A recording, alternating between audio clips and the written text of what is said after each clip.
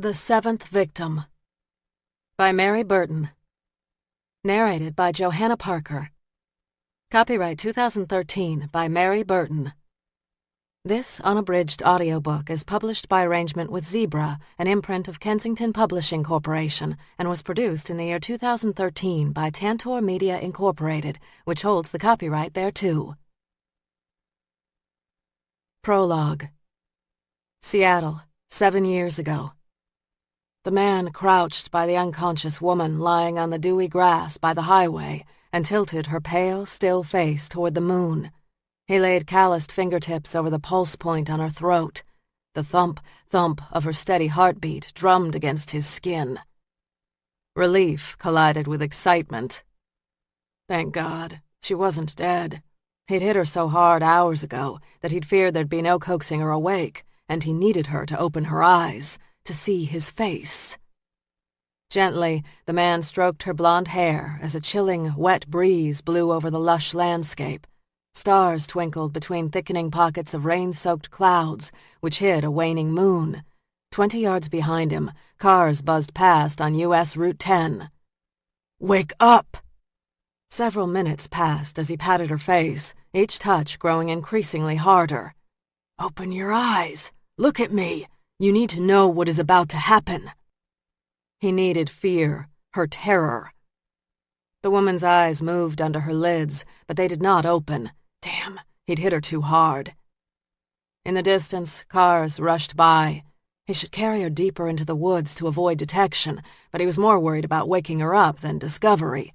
He'd not anticipated heavy traffic. A horn honked. Shit. Frustrated, angry, and worried, he slapped the woman's face hard. This time her eyes fluttered open as she raised a trembling hand to the red-purple bruising on her pale cheek. The bluest of blue gazes stared up at him with sightless confusion. She did not see him. He struck her with his backhand. Her gaze cleared, and the fear he'd so craved blossomed and radiated. "Where am I?" The woman's dry throat and mouth had roughened her voice. "With me," he whispered. "Look at me." "I hurt." Her flickering panic, like flint to tinder, ignited a fire in him that quickly raged bright and strong. Yes, this is what he needed. Her pain, her fear. Saliva pooled at the corners of his mouth. His heart raced. In one swift move, he straddled her and grabbed her slender neck in his strong hands. His erection throbbed painfully in jeans that scraped against the gauzy white dress straining over her belly. He had already taken her twice, and still he craved more sex. He tightened his hold around her slender neck. "Do you know who is going to kill you?" The woman could barely keep her vacant eyes open, but the pressures against her neck fueled a primal need to survive. Blindly, she dug her fingernails into his hands. She screamed, but the wind, paired with the rush of traffic, drowned out her cries. Yes, this is what he wanted. Fear.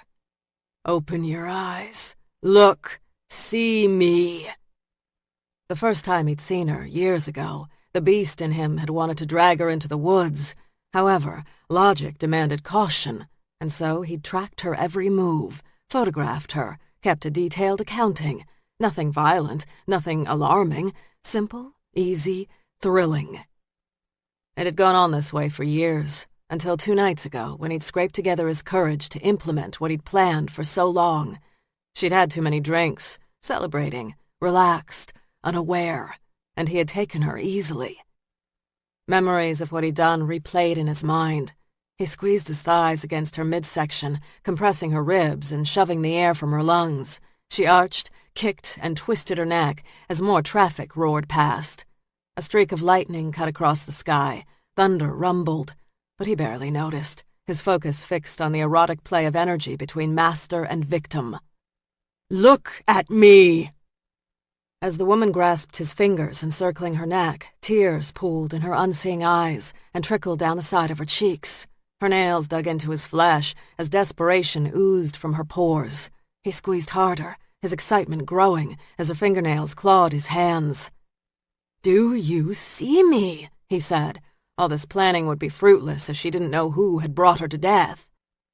She wasn't listening, but channeling her energy into the last moments of her struggle, she clung to life. She kicked and arched, pushing her belly into his erection.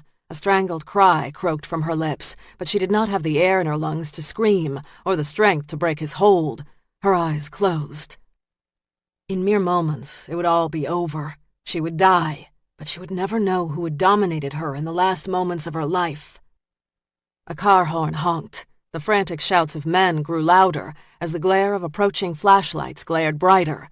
His capture loomed. Seconds separated him from ending her life. Seconds. Tick-tock. His grip slackened. What would be the point of her death if she didn't see her killer's face? Angry and frustrated, he released his grip and stumbled off her limp body and ran into the night, knowing one day he'd see her again. Chapter 1. Austin, Texas, Monday, May 20th, 6:45 a.m. Stop and smell the roses. Texas Ranger James Beck's captain had spoken those last glib words seconds after he'd put Beck on paid administrative leave 3 weeks ago. The words rattled in Beck's head as he parked his black Bronco at a murder scene located 20 miles south of Austin off Interstate 35's Access Road. The day's new sun glowed red over the haze of heat, rising over rolling, dusty western lands, blanketed with rocks, brush, and scrubby trees. On the road's shoulder sat a sidelined truck hauling lumber, a half-dozen county sheriff's cars, and a forensics van. Already, early morning commuter rubberneckers had snarled morning traffic. Oddly, the controlled chaos eased the tightness bunching the muscles in Beck's lower back. He was officially back in the saddle and free of the oppressive slower pace of a forced vacation. The seeds of Beck's trouble began 6 months ago when Misty Gray, a 10-year-old girl, had vanished. The last person to see Misty had been her mother's live-in boyfriend, Matt Dial, who reported to police that the girl had left to play with friends and then vanished. After 3 days and no sign of the child, local authorities had summoned the Texas Rangers, and Beck had been assigned to the case. The Rangers, often relegated to tales of the Old West, were in fact a modern, elite part of the Texas Department of Public Safety, known as DPS. 20 minutes into Beck's interview with Dial, he knew the construction worker was lying, but the more questions Beck fired, the faster Dial shot back denials. Finding Misty became Beck's personal mission, and he stayed on Dial long after media stories shifted from rescue to recovery. When Dial, who turned out to be the black sheep of a well-connected family, complained about Beck's dogged trailing, Beck's boss ordered the ranger to stand down until the political winds eased. Beck disobeyed, using personal time to trail Dial. 2 weeks went by before the out-of-work construction worker made a midnight run to a deserted farm. Beck, trailing close, watched Dial unlock an old shed and drag out a large plastic bag that could easily hold a child's body. Weapon drawn, Beck called out to Dial, who raised a .45 and fired. Dial's shot trailed high, but Beck's shot struck Dial in the chest, dropping him instantly. Misty's decomposing body was in the bag. Forensic investigators found childlike messages scratched on the shed walls, scattered food wrappers, and empty water jugs. They theorized the girl had lasted 3 weeks in the shed before she died of dehydration. When Dial family attorneys attacked the child's character during the ensuing investigation, Beck's temper had blown. He'd spoken words a politically aware man would have avoided, and in the end, Beck's commander had saddled him with paid leave. "Enjoy the next 3 weeks. Lay low. Stop and smell the roses." Shit. Beck's downtime had been spent at his grandfather's garage, getting his hands dirty under the hood of a '67 Mustang. Never once had Beck been plagued by his own actions or his razor-sharp candor to the attorneys. When asked during mandatory counseling sessions if he had any misgivings about the shooting, he'd honestly said he had none. His regrets were for the little girl who'd suffered alone for 3 weeks, the little girl he didn't save. Beck rubbed a calloused hand over tense neck muscles as police lights bounced off the freshly waxed hood of his car and yellow crime scene tape brushed brittle brown grass skirting the access road. He grabbed his white Stetson, standard gear for a Texas Ranger, and got out of the car. His exile had officially ended. Gravel crunched under his polished cowboy boots, and bone-dry dirt dusted the hem of his khakis as he moved down the side of the access road past the truck and the line of cop cars. At 35, he moved with the quick stride of a younger man. When teased about his fast pace, he joked too many hits playing high school quarterback had left him edgy and ready to dodge. Beck nodded to the local deputies, paused to talk to some, shook hands with others. All offered best wishes and hearty welcomes. 100 feet off the road, he spotted fellow Texas Ranger Rick Santos. Tall and lean as gristle, Santos pulled off his own Stetson and wiped a red bandana over his damp brow. As the 30-something Santos glanced toward the morning sky, Beck could almost hear him curse the temperature, which was expected to kick up over 100 degrees. Texans often said the state had 2 seasons, winter and summer. The sun had etched lines around Santos's eyes, tanned his skin golden, and left blue-black highlights in already dark hair. Santos's uniform was similar to Beck's, though he favored string ties over Beck's traditional. Beck glanced toward the forensics van, which blocked the view of the body. The 5 a.m. call from Beck's captain in Austin hadn't supplied Beck with many case details. Female, young, and found midway between the 70-mile stretch between Austin and San Antonio. This crime scene fell smack in the heart of the Texas Rangers' largest division, Company F, which spanned counties south of San Antonio to several north of Austin.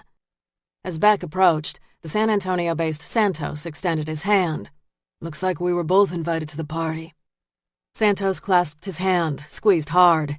"I hear the captain's call pulled you out from under a car engine early this morning. Still working on the piece of crap you call a car?" Too restless to sleep, too early for the first day back arrival, he'd gone to his grandfather's garage at 3 a.m. and tinkered with the Mustang. "Keeps me out of trouble." A muscle twitched once, twice, in the side of Santos's jaw. "No one liked seeing you off the streets."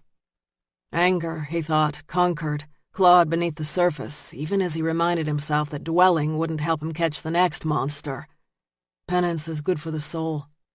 Santos looked as if he wanted to say more, but he let it pass. "You know Deputy Eli Stiles, right?" "Sure, we worked a couple of car theft cases." "Good, I'll let him fill you in on the details." They found Eli standing just outside the crime scene tape, watching his technicians work. He was a tall man with a neatly shaved head and a wide salt-and-pepper mustache. Though he'd been well-muscled in his youth, 30 years in a patrol car had thickened his belly. Deputy Stiles gripped Beck's hand in an iron hold. "Good to see you back in action, boy." His intent was to avoid all inquiries, even the well-meaning ones, about the last 3 weeks. Time to move forward. "I know this isn't a social call." Deputy Stiles tugged his hat forward a fraction. "No, sir, it is not. I have a Jane Doe I want you to see." Beck nodded. "What's special about this one?" "This whole setup is off, which is why I called in the Rangers." Beck rested his hands on his hips. "Why off?" The deputy shook his head. "You tell me." "Have a look at her, Beck," Santos said. "You'll see." The trio ducked under the yellow crime scene tape and came up behind the forensic technician, who for a moment blocked the view of the body. When the tech shifted her stance, Beck got his first real look at the victim. The woman lay on her back, her hands folded over her chest. Blonde hair splayed out onto the ground, mirroring a fully fanned skirt. She looked like some grim angel. "Minute I saw her, I thought about the dead woman they found in San Antonio 3 weeks ago," Deputy Stiles said. Benched at the time, Beck's information on the San Antonio murder had come from the newspaper. There'd been 3 articles about the San Antonio victim, and to his recollection, her picture had not been released. "Why do you say that?" "Not a whole lot left of her after weeks, maybe months outside. What the sun and rain didn't get, the animals dragged off. No identification found on her, but local law determined that she'd been wearing a white dress." "A white dress," Santos said. "Common enough, isn't it?" Deep worry lines were etched into Stiles's forehead and at his temples. "On one victim it might be. On 2, well, call me jaded, but I don't think so," he said. Seeing this victim struck a chord deep in Beck's memory that went farther back than a month, but the harder he tried to wrangle the memory, the faster it pranced out of reach. The 3 men stared at the body, the air around them pulsing. Finally, Santos broke the silence. "When Stiles mentioned the San Antonio murder, I pulled up my computer files on the case. He shifted his stance. According to the report, the local sheriff used approximate characteristics from the medical examiner and matched their victim to a missing persons report. Long story short, her name was Lou Ellen Fisk, age 22. She lived just north of San Antonio. Deputy Stiles hooked his thumbs in his belt. Local boys figured the boyfriend killed her. Fisk and her man had had their share of fights. Santos nodded. He didn't much like the idea that she was graduating from college and moving to Chicago. They haven't pinned the murder on him, but the cops think it's a matter of time. He got an alibi? Beck said. Back of his buddies swore he was drinking with them most of the night. So what does Lou Ellen Fisk have to do with this victim? White dress, young, blonde, Stiles said. Can't speak to the Fisk case, but whoever killed this little gal planned it all out. Beck pulled rubber gloves from his back pocket and moved toward the technician working the site. The cast of his shadow caught the technician's attention. She rose and turned, and he recognized her immediately. Melinda Ashburn. She'd worked the murder of Misty Gray. He'd watched her open the bag and tenderly examine and record what remained of the little girl's body. In her late 20s, Melinda wore dark sunglasses and a wide-brimmed hat that protected a stalk of red hair and pale, freckled skin.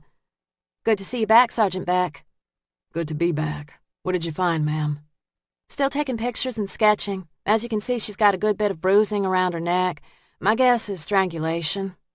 "Yes, ma'am, I do see that." The rising heat of the day beat down on Beck. The body had yet to take on the coiling smells of decay, but that would soon change. Nighttime temperatures had bumped close to 80, and faint, dark patches, the first signs of decomposition, had started to appear on her cheeks. Soon the body would bloat and then split. By sunset, she'd barely be recognizable. If left out here a couple of days, she'd quickly go the way of Lou Ellen Fisk. He crouched and studied the details. Neatly trimmed nails, delicate hands that didn't look like they'd seen hard labor, and smooth skin unmarked by the hard Texas sun. She can't be much more than 20. "That's my guess," Melinda said. "Any identification?"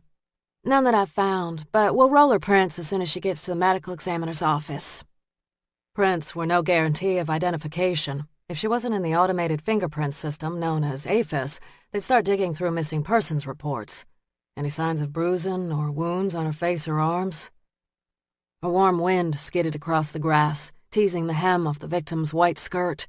Her almost peaceful features mocked what had to have been terrifying last minutes.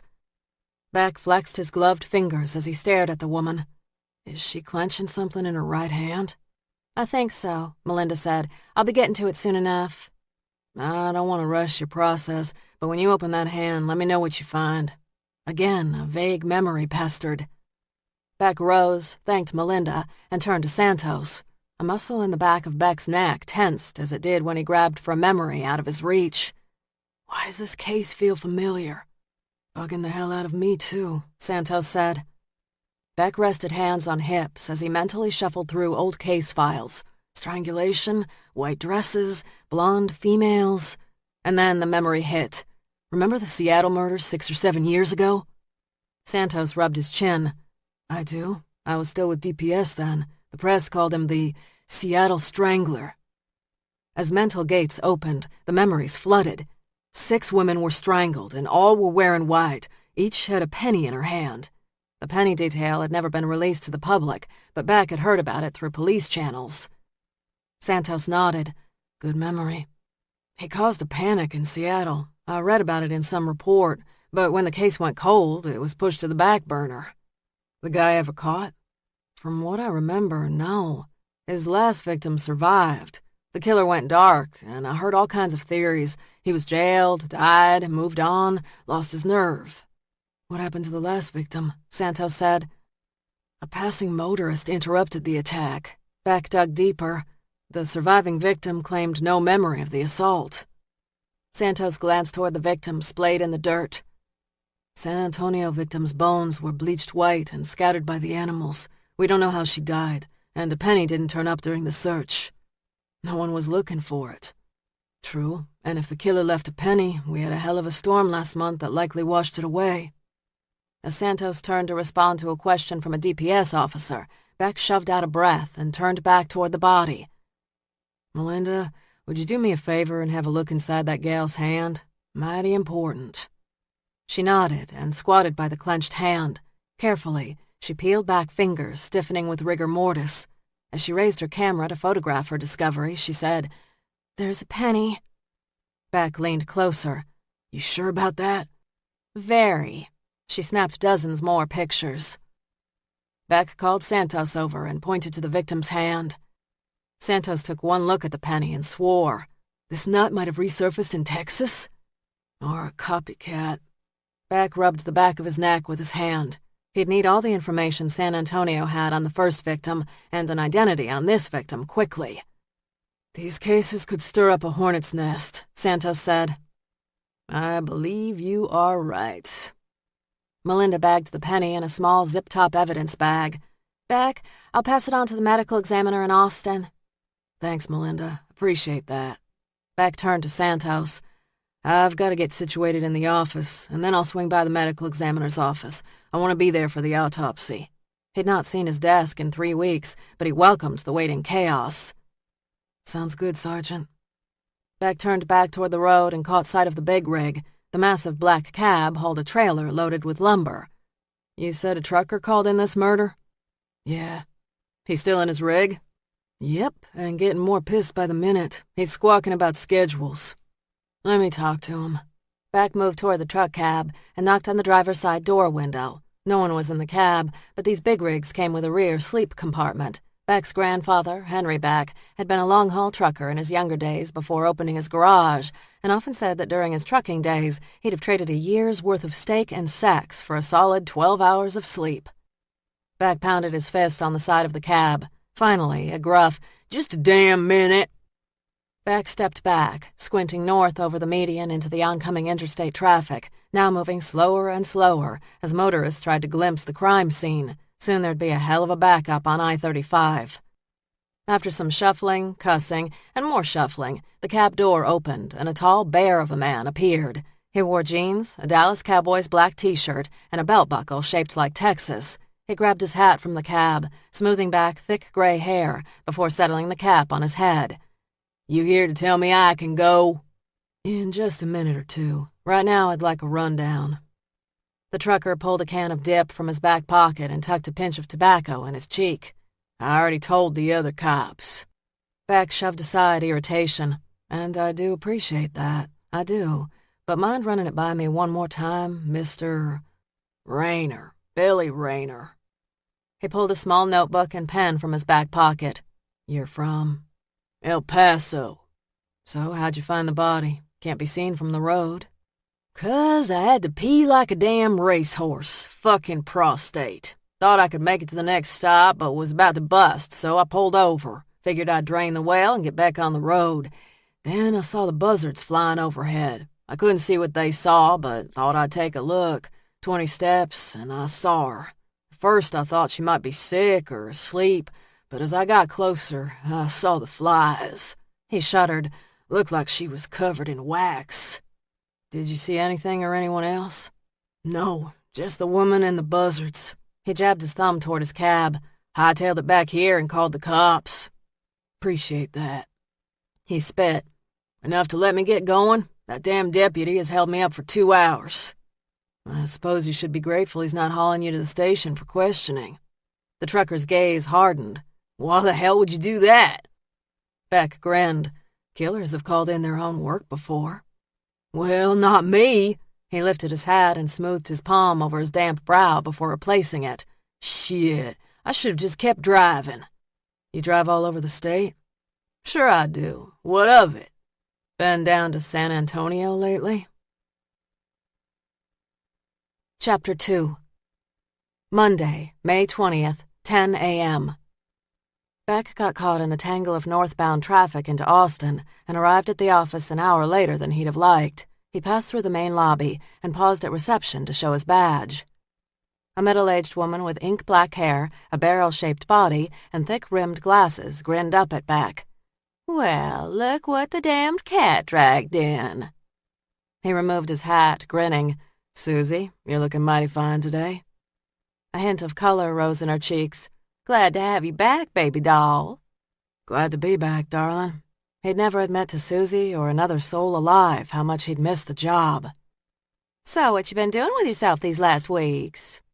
Stirring up trouble, stirring up trouble." As she chuckled, he winked and headed toward the stairs, climbing to the 3rd floor. He pushed through the door and wove his way through the cubicles, finding comfort in the hum of ringing phones, muted conversations, the buzz of fluorescents, and the scent of the worst coffee ever made. He was anxious to get back to the business of being a ranger. He flipped on his office lights and for a moment stood in his office door, silent and still, his gaze roaming over what had been so familiar 21 days ago. Desk piled high with papers, shelves crammed full of books and scattered awards, Texas A&M diploma on the wall, a print of Galveston Island at sunset, Beck standing in front of his grandfather's garage with his mother and brother. His return from leave, barely 2 hours old, he stared at the picture of his family, remembering no matter how much a man wished, hoped, or loved, nothing lasted forever. He'd learned that fact the day his father had walked out. Beck had been 3, his brother 2, his mother 19. His mother, Elena Beck, terrified and desperate, had turned to the very man who had condemned her marriage, her father-in-law, Henry Beck. Beck remembered the fear and rage thundering through his body as he'd stared at his mother's tear-streaked face and his grandfather's stoic, grizzled features. As much as he'd wanted to cry, he'd squeezed his mother's hand and snuggled close to her. Beck shrugged off his suit jacket, carefully hung it up on a hanger dangling from the hook on his office door, and then placed his hat on the edge of his desk. A glance at his overflowing inbox told him a ranger's work went on regardless of his or anyone else's troubles. Flexing his fingers, he sat behind his desk and flipped on his computer. "I figured you'd slither back in here like a rattlesnake." The deep baritone belonged to Captain Ryder Penn. In his late 50s, the captain had been with the Rangers for over 25 years. Tall, lean, with tanned, sun-etched skin, Penn looked as if he'd been plucked out of the American West. At his 25th anniversary party, there'd been jokes circulating that Stephen F. Austin himself had recruited him. Jokes aside, Penn was a crackerjack investigator. Beck rose, kept his tone even. "Giving it my best effort. With luck, I'll slide back into the old routine without anyone noticing." Penn extended his hand to Beck. "Not likely." Beck accepted his hand and shook, burying the heated exchange they'd had when Penn pulled Beck off the job. "I just want to get back to work." Penn stepped back, casting his gaze over the inbox. "Hope you're willing to hit the ground running." "Fast as I can." Penn paused, as if wrangling with unspoken thoughts and maybe an apology. "Santos said you've seen the crime scene on I-35. The victim was a woman, dressed in white, blonde. She appears to have been strangled and posed. Sheriff Stiles suspects the victim is connected to one found in San Antonio about 4 weeks ago. There wasn't much left of the first victim after a month in the open, so it's too early to tell." Penn's gaze narrowed. "How did the first victim die?" "Cause of death was inconclusive." "So what's the connection?" "The first victim appeared to have been wearing a white dress." "A white dress." Penn shook his head. "Slim, and you've got a mighty full plate, Beck." This case had already sunk its teeth into him. "I'll make room. The medical examiner is going to be doing the autopsy this afternoon. I'd like to be there." Penn stared at him hard. "Sure, I'll give you this one. But look at your backlog before you dive in, and no more lone wolf shit." "Will do." Penn studied Beck an extra beat, and then left him alone with his overflowing inbox and an unshakable curiosity for 2 murders that might or might not be related.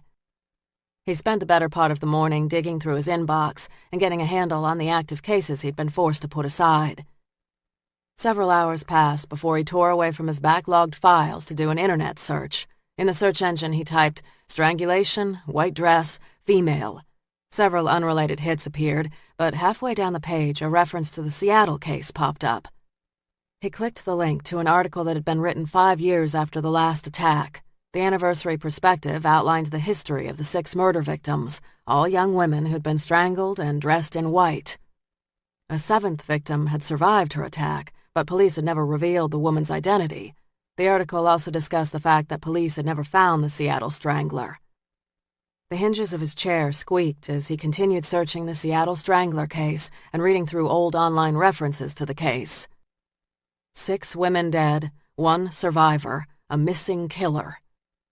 Beck absently tapped his fingers on the keys to his computer and then checked his watch. Seattle would be 2 hours behind, making it about 12 p.m. West Coast time. He picked up his phone and dialed Seattle Police. When he was finally connected to the homicide department and got a Detective Steve Cannon on the phone, he introduced himself. "Well, sir," Beck explained, "we have 2 murders that remind me a bit of a few cases you had some years back." He recapped the details of what he knew about his 2 victims. Detective Cannon hesitated. "I've had calls like yours over the years, cops like you who think a strangled blonde woman is linked to the Seattle Strangler. Your victims have a penny in their hands?" A heavy silence radiated through the lines. "No one has ever mentioned the penny." Cannon hesitated. "We kept that detail close to the vest." Beck doodled a box around Seattle on his desk pad. "The guy was never caught." "No, he was not." Defensiveness sharpened the words. Beck understood that Cannon had to have been frustrated. No cop liked losing one of the bad guys. "Sounds like you were pretty involved in the case." "Spent a lot of hours working with my partner on it. I hated that we couldn't crack the case." "Your partner couldn't have been pleased." "Royally pissed, to put it mildly. Mike was real disappointed." "Mike?" "Mike Raines. He retired 6 years ago, opened his own detective agency here in Seattle. I can tell you that Raines just about drove himself insane trying to find the killer. Shit, we all did." Beck understood that kind of drive, that kind of obsession. He wrote Raines' detective agency on a yellow notepad and circled it. "What about the surviving victim? She's still in Seattle?" "I lost track of her, but I bet Raines might know her whereabouts. Like I said, he fixated on the case. He wanted this guy in the worst way." "Why'd this case get under his skin?" Cannon sighed. "You telling me you haven't had a case that got under your skin?" Beck shoved aside images of Misty Gray's dead body. "Point taken. Do you remember the name of the survivor?"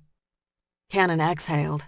"That I do remember. Laura Church. We never released the name publicly to protect her privacy." The name meant nothing to him as he jotted it on the notepad. "I'll keep that in mind."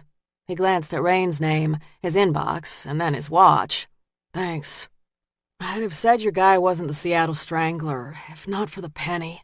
Shit, I can't believe he'd resurface after all this time." Cannon sounded weary. "Keep me posted?"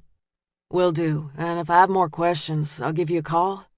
"I'd be mad if you didn't. It's been 7 years, but I still want this guy caught.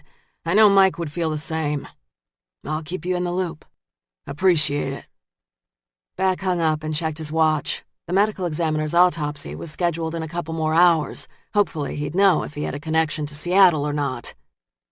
He glanced down at his pad, where he'd written Seattle Strangler, Laura Church. Beck's late afternoon skidded through a haze of case files, welcome backs, meetings, and phone calls. He was knee-deep in securing a warrant when Penn appeared in his doorway, cradling a mug of coffee. "Thought you'd be at the medical examiner's office now." Beck checked his watch. "Delays in the ME's office. Said he'd be starting the autopsy in a half hour or so." "And you still plan to observe?" "As soon as I get this warrant." "Let me worry about the warrant. You get to the ME's office." The uncharacteristic offer no doubt doubled as the only apology Beck would get from Penn on the Gray case. "I've just about got it." "I know, but go on and let me get it taken care of for you." Beck rose, noting the stiffness in his back. "I'll keep you posted." A wall of heat hit Beck as he moved out of the air conditioning of the ranger's offices and moved across the parking lot to his car. Even late in the day, heat thickened the interior, and the leather seats scorched his back as he slid behind the wheel and fired up the engine. Soon the air conditioning hummed, and he was on his way to the ME's office.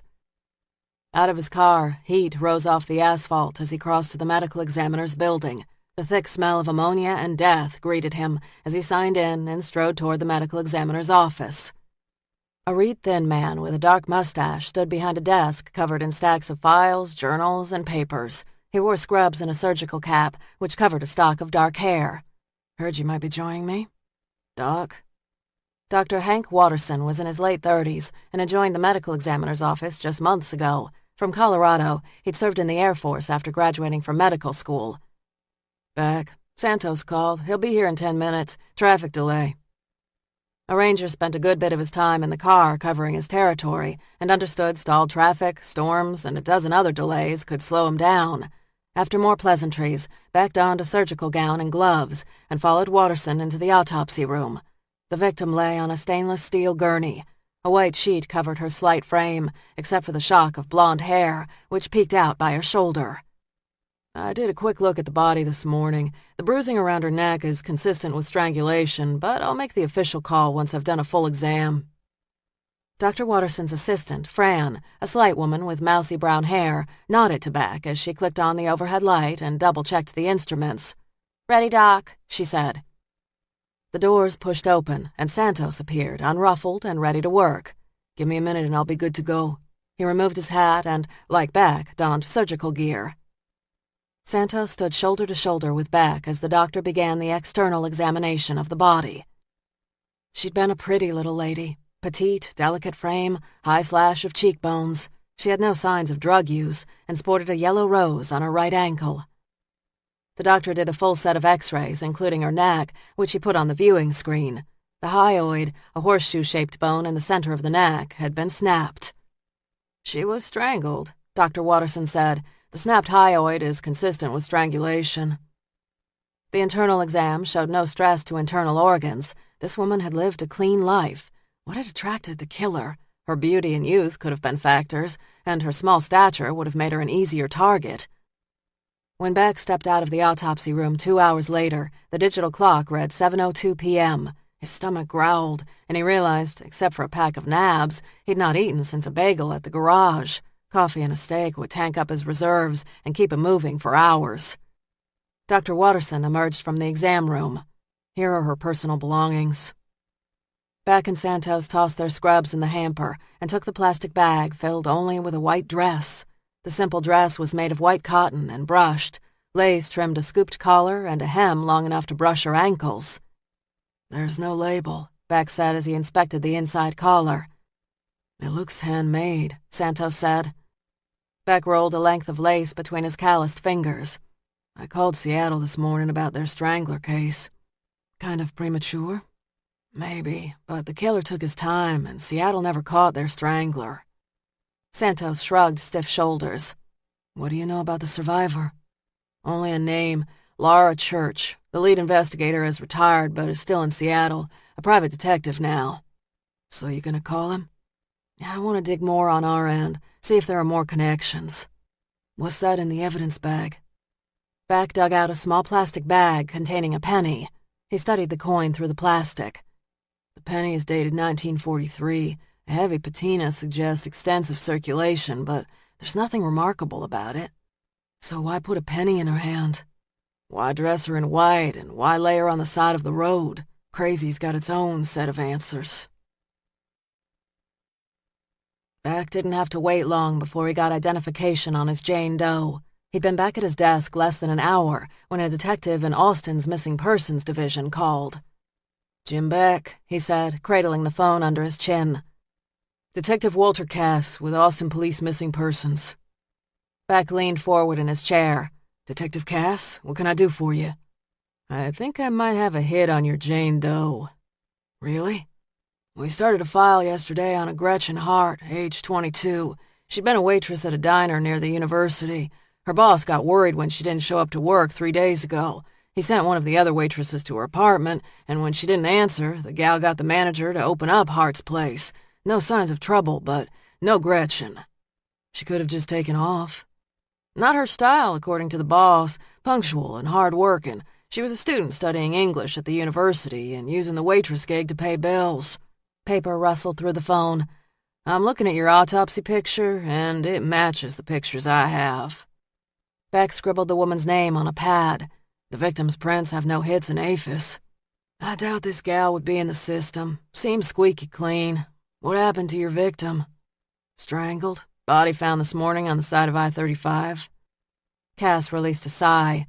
"Sorry to hear that." "What can you tell me about her?"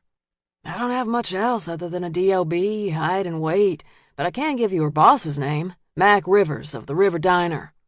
"Can you send me her picture?" "I'll upload it now." "Thanks." Beck hung up and checked his watch. 10:15. Minutes later, the picture arrived in his email. A quick look, and he knew he had his victim. The image featured a bright-eyed young girl who stared directly into the camera.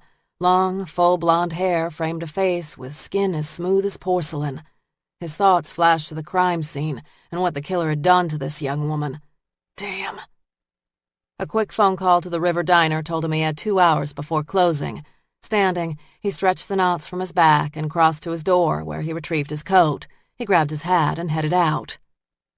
The diner was less than a 10-minute drive from his office, and within 20 minutes he sat in a booth scanning a menu. The place was nice enough, fairly new, but built to resemble a classic 50s diner. The waitresses were young and wore matching pink t-shirts that said The River Diner.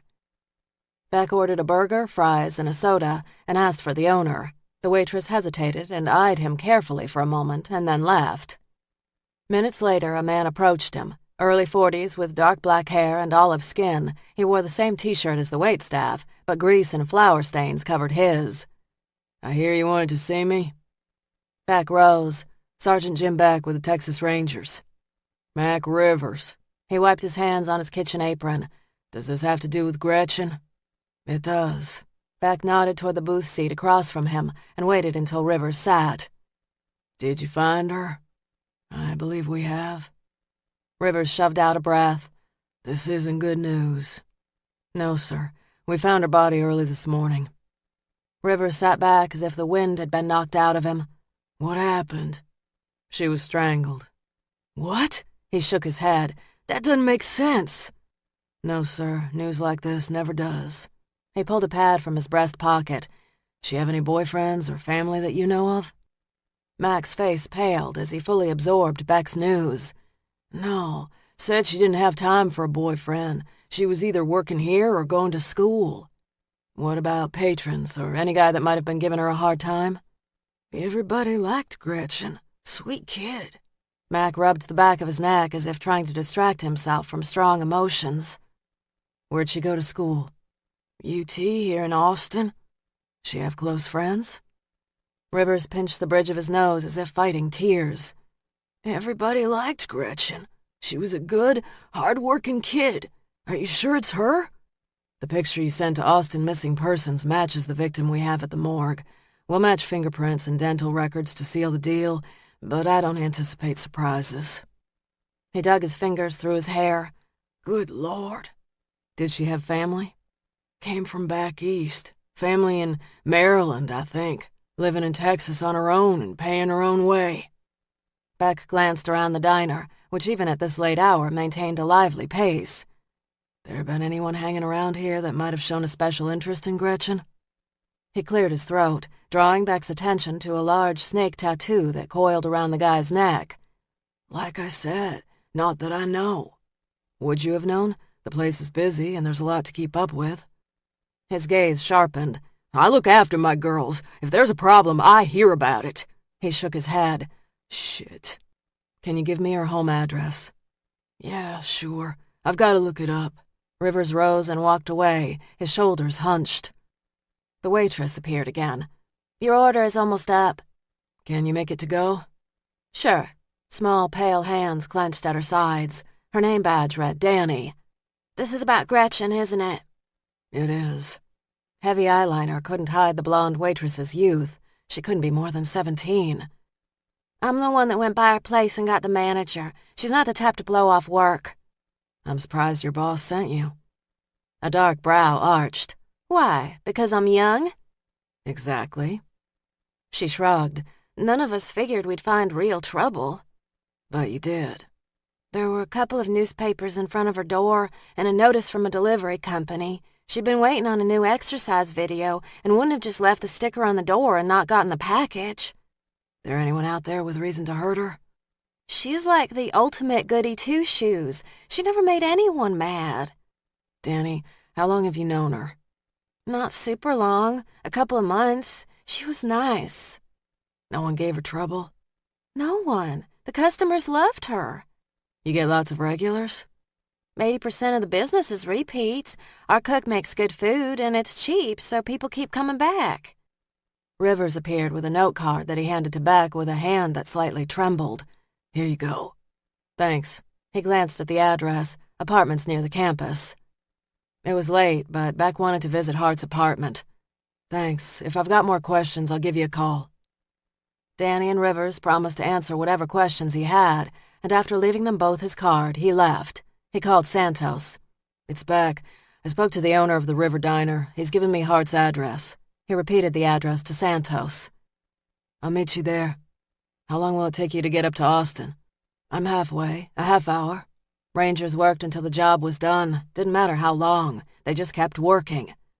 "The diner people give you any idea who might have done this?" "As far as they were concerned, she was an angel." Chapter 3. Monday, May 20th, 11:15 p.m. Beck pulled up to the large apartment complex just after 11. He'd called ahead to the manager, who now waited for Beck outside the 3-floor apartment building. As he got out of his car, Santos rolled up in his Bronco. Santos slid out of his car, a file in his hand. "I brought this for you. It's the Llewellyn Fisk case file." Beck accepted the thin file. "Have you had a chance to read it?" "Yeah, when you read it, we'll compare notes." "Right." He locked the file in his car, and the two men went to the front desk, where the apartment manager met them. Beck and Santos showed her their badges. Yawning, the manager, a heavy-set woman in her late 20s, grabbed her master key and walked toward the steps. Over faded, low-riding jeans, she wore a king-size orange Austin Music Festival t-shirt. The sounds of music and laughter rumbled through the building as they climbed to the 3rd floor. A short walk down an industrial carpeted hallway led them to apartment 306. As the manager opened the door, 2 girls, giggling and dressed for a party, burst out of the apartment next door. The girls took one look at Beck and Santos, and their grins faded. "Hey, what's going on?" The question came from the taller of the 2 girls. She had dark hair that swept over her shoulders and the straps of a red halter. Short jean shorts and heels completed her look. "Is Gretchen okay?" Beck glanced between the tall brunette and her friend, a tall, sturdy blonde who wore dark blue eyeshadow and a pink sundress. "Did you two know Gretchen?" The brunette and blonde nodded. "Yeah," the blonde said. "I mean, we didn't know her super well, but we saw her in the hallway and elevator, and last month she came to the mixer hosted by the apartment management." "And your names?" Beck said. "I'm Janice Davis," the brunette said, "and this is Lindsay Michaels." "When is the last time you saw Gretchen?" Santos said. The girls glanced at each other as if stumped by the question, before nodding. "At the mixer last Thursday," Lindsay said. "She was drinking a margarita and talking to Sam." "Who's Sam?" Santos said. The manager answered. "Sam Perkins. He lives on the 3rd floor. They often talk to each other at property-sponsored events." Beck wrote the name down. "They were dating?" The girls shook their heads. "No," Janice said. "They just kind of flirted a lot. Sam knows that after graduation, Gretchen is going to move to New York." "She was planning to leave," Beck said. "Yeah," Lindsay said. "She was going to work for some PR firm. She was super thrilled to be going and couldn't wait. But don't think Sam had a problem with that, 'cause he didn't. They were just good friends. Fact, I don't think they ever even hooked up." "She date anyone?" Beck said. "No, she was all about the job and getting to New York," Janice said. "She even started wearing lots of black because she said everyone in New York wears black." "She's not had any trouble, and I mean anything," Beck said. "No." Janice fingered a dangling silver earring. Lindsay chewed her bottom lip. "She got along with everyone." Not everyone, Beck thought. "Thanks, ladies. We do appreciate your time." He took down their contact information and gave them his card, instructing them to contact him if anything new came to mind. Lindsay stared at Beck's card. "Texas Rangers. What happened to Gretchen?" "We're just asking questions right now. Nothing to report." The girls frowned, clearly worried by his presence, but neither pressed the issue, and they hurried down the hallway. When the manager opened the door, she stood back, all traces of annoyance replaced with curiosity and worry. "So what is going on?" Beck smiled. "Did she have a roommate?" "Each room is rented individually. The other gal in the apartment gave up her room in February when she dropped out of school. It being mid-semester, she was still on the hook for rent, so we've not bothered to re-rent it. I heard she was trying to sublease, but it never happened." "So Gretchen lived alone?" "For the last 10 weeks or so, yes." "I'm gonna need all of Gretchen's contact information. Parents, family, emergency contact."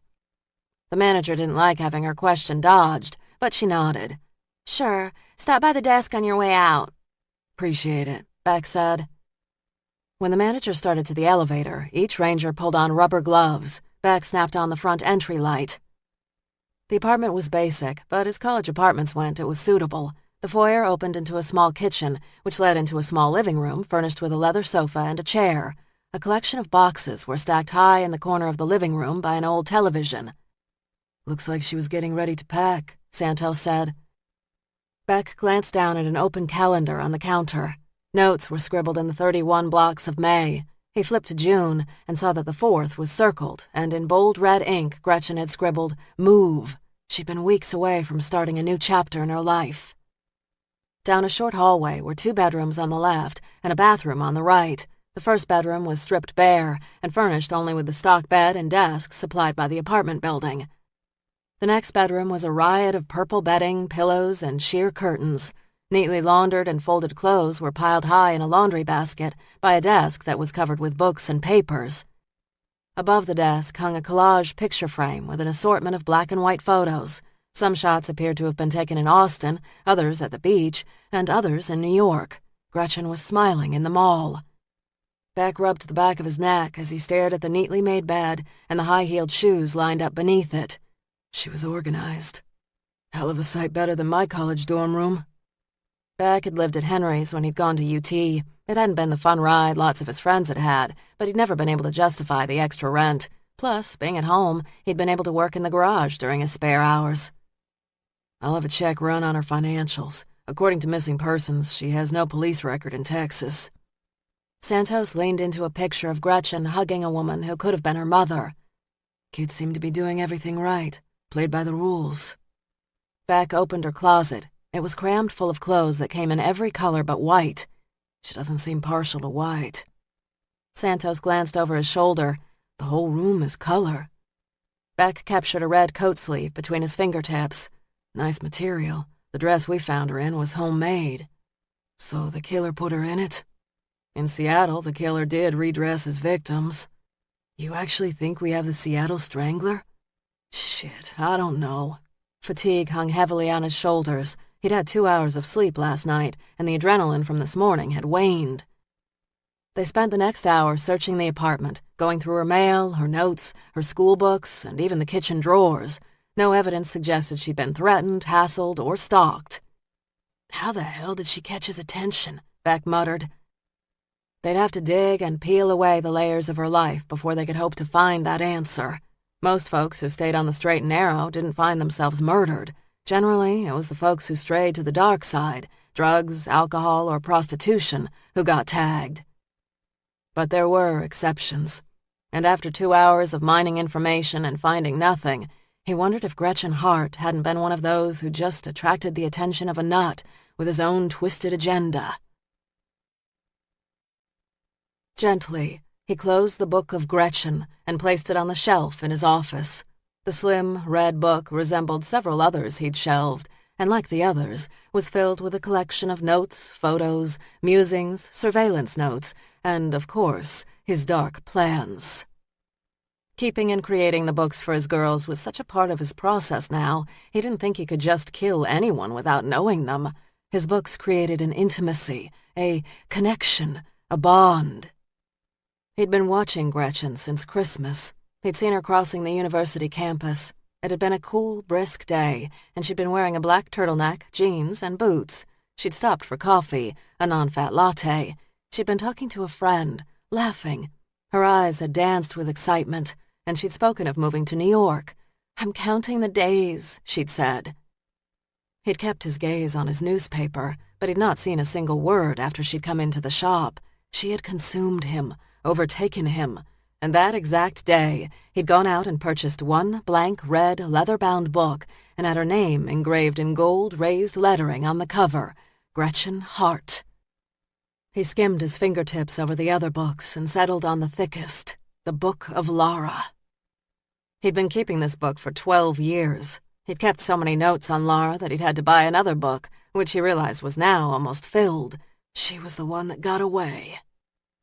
After Seattle, he'd lost track of her. He'd felt lost, empty. But then circumstance had brought her back to him. The instant he'd seen her, he'd begun taking more notes on her.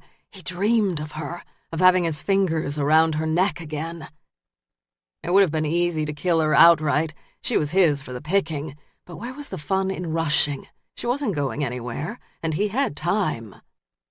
Carefully, he pulled the book from the shelf and thumbed through the full pages stuffed with pictures and more notes. He flipped to one of the first pages, dated June 1st, 12 years ago. When I saw her, I just about tripped over my own feet. She looked so sweet, so lovely, and so sad. I couldn't find the right words to speak when she said hello, so I fumbled a quick, awkward greeting. Immediately, a keen stirring inside me made me sit a little straighter. I stretched my arms as if awaking from a slumber. When I slept, it was not a restful time. I dreamed more than I had in years, and all my dreams focused completely on Laura.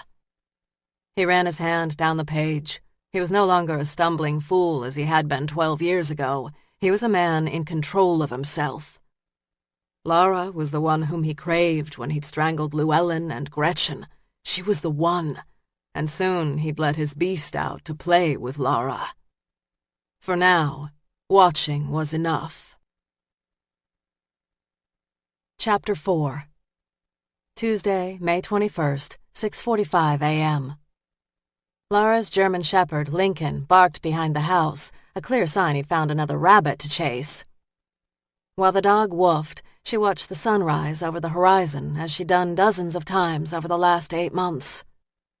Daybreak never failed to awe and calm. A new sunrise, a new day, a gift, a victory. Most folks missed moments like this. Too busy, still sleeping, or just not interested. Many people never paused to watch the sunrise. Not Laura.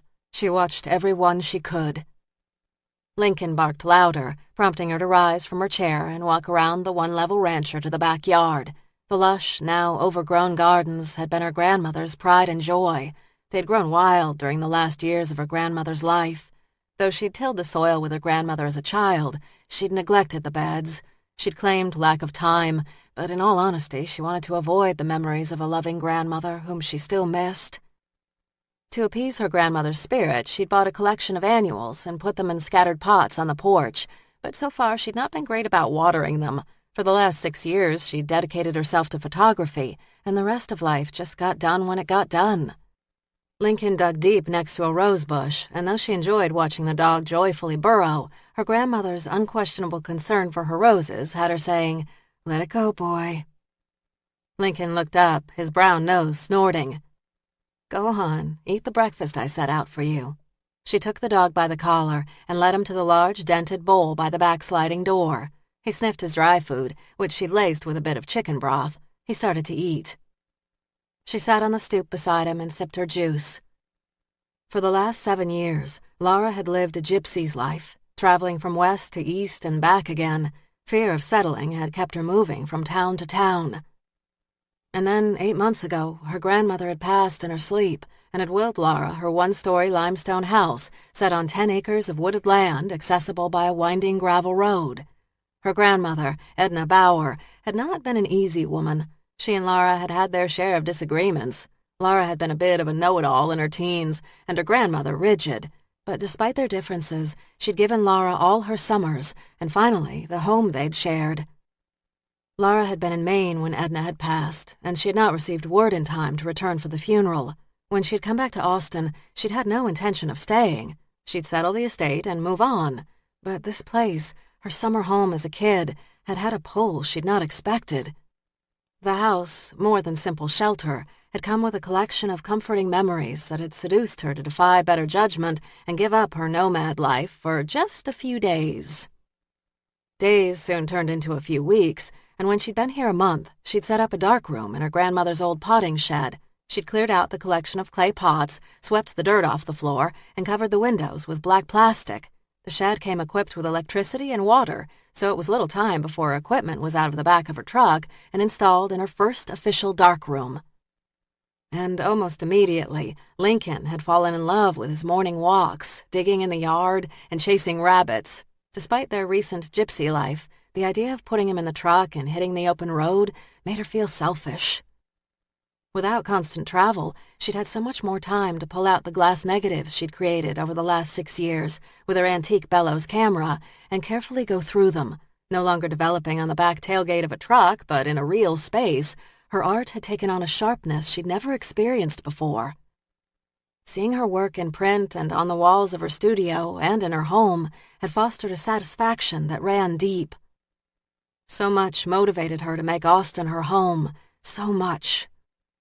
And yet, offsetting the many was the one important reason why remaining so endangered her life. Her neck muscles tensed as she raised a tentative hand to her throat's tender skin.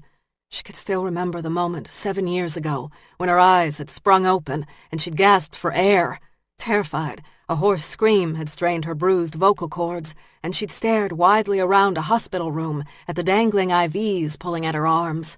As the heat in her throat burned hotter, her panic heightened. She'd screamed. Nurses and orderlies had come rushing. There'd been swift assurances that she was safe.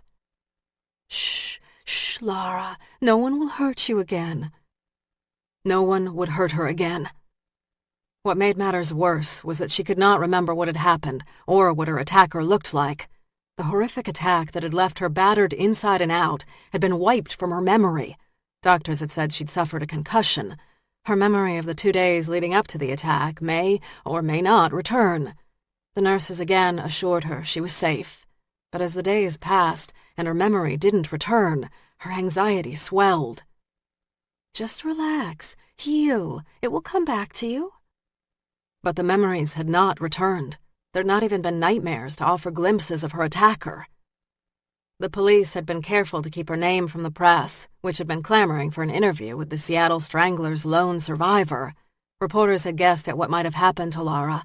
They'd done piece after piece on amnesia. Experts had said how lucky she was that she could not remember such an appalling attack. But she didn't feel the least bit lucky. She wanted to remember. She wanted to know who had raped, beaten, and strangled her so that she could look him in the eye when police slapped on cuffs. She wanted to see him locked away behind bars, his whole future taken away. Police had theorized her attacker would strike again, and when he did attack, they'd catch him, they said. But the Seattle Strangler had never struck again. He had vanished, leaving Lara to wonder if he was dead, in prison, or simply passing by her on the street. Realizing he could be so close and she'd never know it, it started to play on her mind. And as the days and weeks passed, she'd freaked out at the oddest sounds at night, the lingering look of a stranger, wrong numbers on her cell, or the odd email. No one could reason with her, not her grandmother, not her cousin, not even her friend from Texas who'd come to take care of her. None had the magic words to ease her fears. 2 months after the attack, she dyed her blonde hair brown, packed her bags, and left Seattle forever. The last 7 years had been a collection of odd jobs, endless new towns, and a sea of faces that all left her rattled and questioning. Through that entire time, the one constant had been her photography. It had been her home, her sanctuary, and it had kept her sane. Her grandmother's neighbor to the east had heard she might be staying and had offered her a job at the university teaching photography. He'd explained she'd be an adjunct and wouldn't make a fortune, but it was a start. Her gut had told her to keep her ties to a minimum. A real job meant roots, even responsibility. But she'd gone against grain and agreed to teach a class this semester. So these days, her time was split between her photography and the university classroom where she taught an intro class. The move to teaching had been happenstance, but so far it worked. This week marked yet another milestone. She was introducing her photography to the world in an Austin gallery. The show opened in 5 days, this Friday, and she was excited, not only for the show, but the future. Lincoln's barking pulled her back to the moment, and she glanced over her juice glass toward her 1-year-old German Shepherd. She'd found the large black and tan dog in an animal shelter when he was 8 weeks old.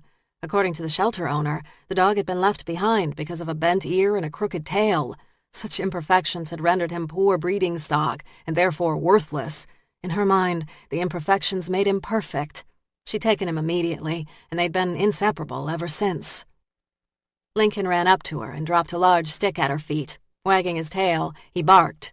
She picked up the stick and heaved it across the back lawn. Lincoln ran, pounced, and immediately brought the stick back to her. He could play this game for hours. She tossed the stick a second time. "Catch it quick, boy. We've got to get to our morning hike so I can get into town and check on the displays." Restlessness stirred in her bones as she finished off her juice. There were papers to be graded and prints to be made, but those were jobs for the heat of the day. Now she'd enjoy the precious, cool morning. She grabbed her grandmother's well-oiled rifle and locked up the house. Ready to go for a walk? Lincoln barked and wagged his tail, dashing toward the trails that led into the foothills. As she followed behind him, she dared to smile. She had a home, a car, a job, a show opening. Had her life finally turned normal? Beck could get by on a couple of hours' sleep a night for weeks on end. The trait, which had confounded his mother when he was a kid, served him well now. Last night, still jazzed from returning to work, Beck read the Llewellyn Fisk file. The San Antonio woman had also been a student, working 2 jobs on top of 15 credit hours. Liked by friends and other students, no one, according to the statements, could believe anyone would want to hurt Llewellyn. There'd been mention of her boyfriend, but local police had cleared him. She'd been scheduled to leave Texas at the end of the semester. So far, the 2 victims had more in common than he'd have liked. Young, blonde, leaving Texas, white dress. He still didn't know enough about Fisk to draw a firm link between the 2 cases, but the connecting threads were weaving together faster than he'd have imagined. Now, as he crossed the lot toward his office, balancing a cup of coffee in the Fisk case file, his cell phone rang. "Beck, I hear you're looking for me." He squinted against the sun, already bright and hot. "And who might you be?" "I'm Mike Raines. I was the investigating officer into the Seattle Strangler cases."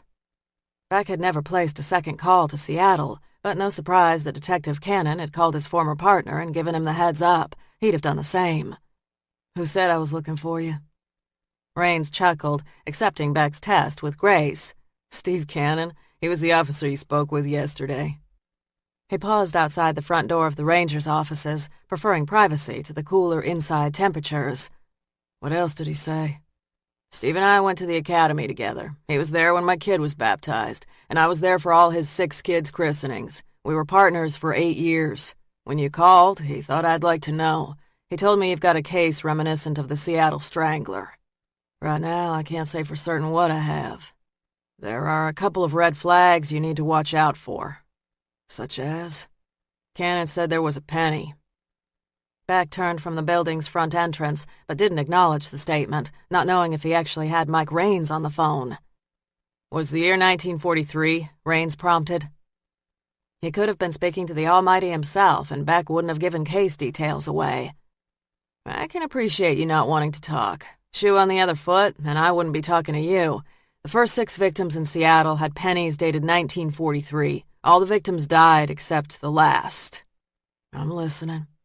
"Her name is Laura Church." And according to Cannon, only a handful of cops knew the name of the survivor. "I spent many a long hour trying to crack this case. More sleepless nights than I could count." He hesitated for a moment. "In the end, it was too much. I retired from the force." "Yes." After a pause, Raines said, "I'm a private detective now, and I make my own hours. I'd like to come down to Texas and help you with the case. Unofficially, of course. Before I die, I want to see this guy caught." "That's mighty generous of you, Mr. Raines, and if I need you, I'll be sure to call, but we got the resources here in Texas to catch this guy." "He's a smart one, Sergeant Beck. I can help you." "Well, sir, no disrespect, but you had a couple of years to catch this guy, and you didn't. Now it's my turn." Another hesitation. "I've got information that might help." "Such as?" "Count me in and I'll tell you." Laughter rumbled in Beck's chest. "Why don't you let me have a crack at the case, and I'll be sure to call if I need you." "I want to help." "I'll call if I have a question." He hung up. Raines could be a resource, or he could be a liability, and until Beck got to know his cases and the Seattle cases, he had no intention of reaching out blind to Raines.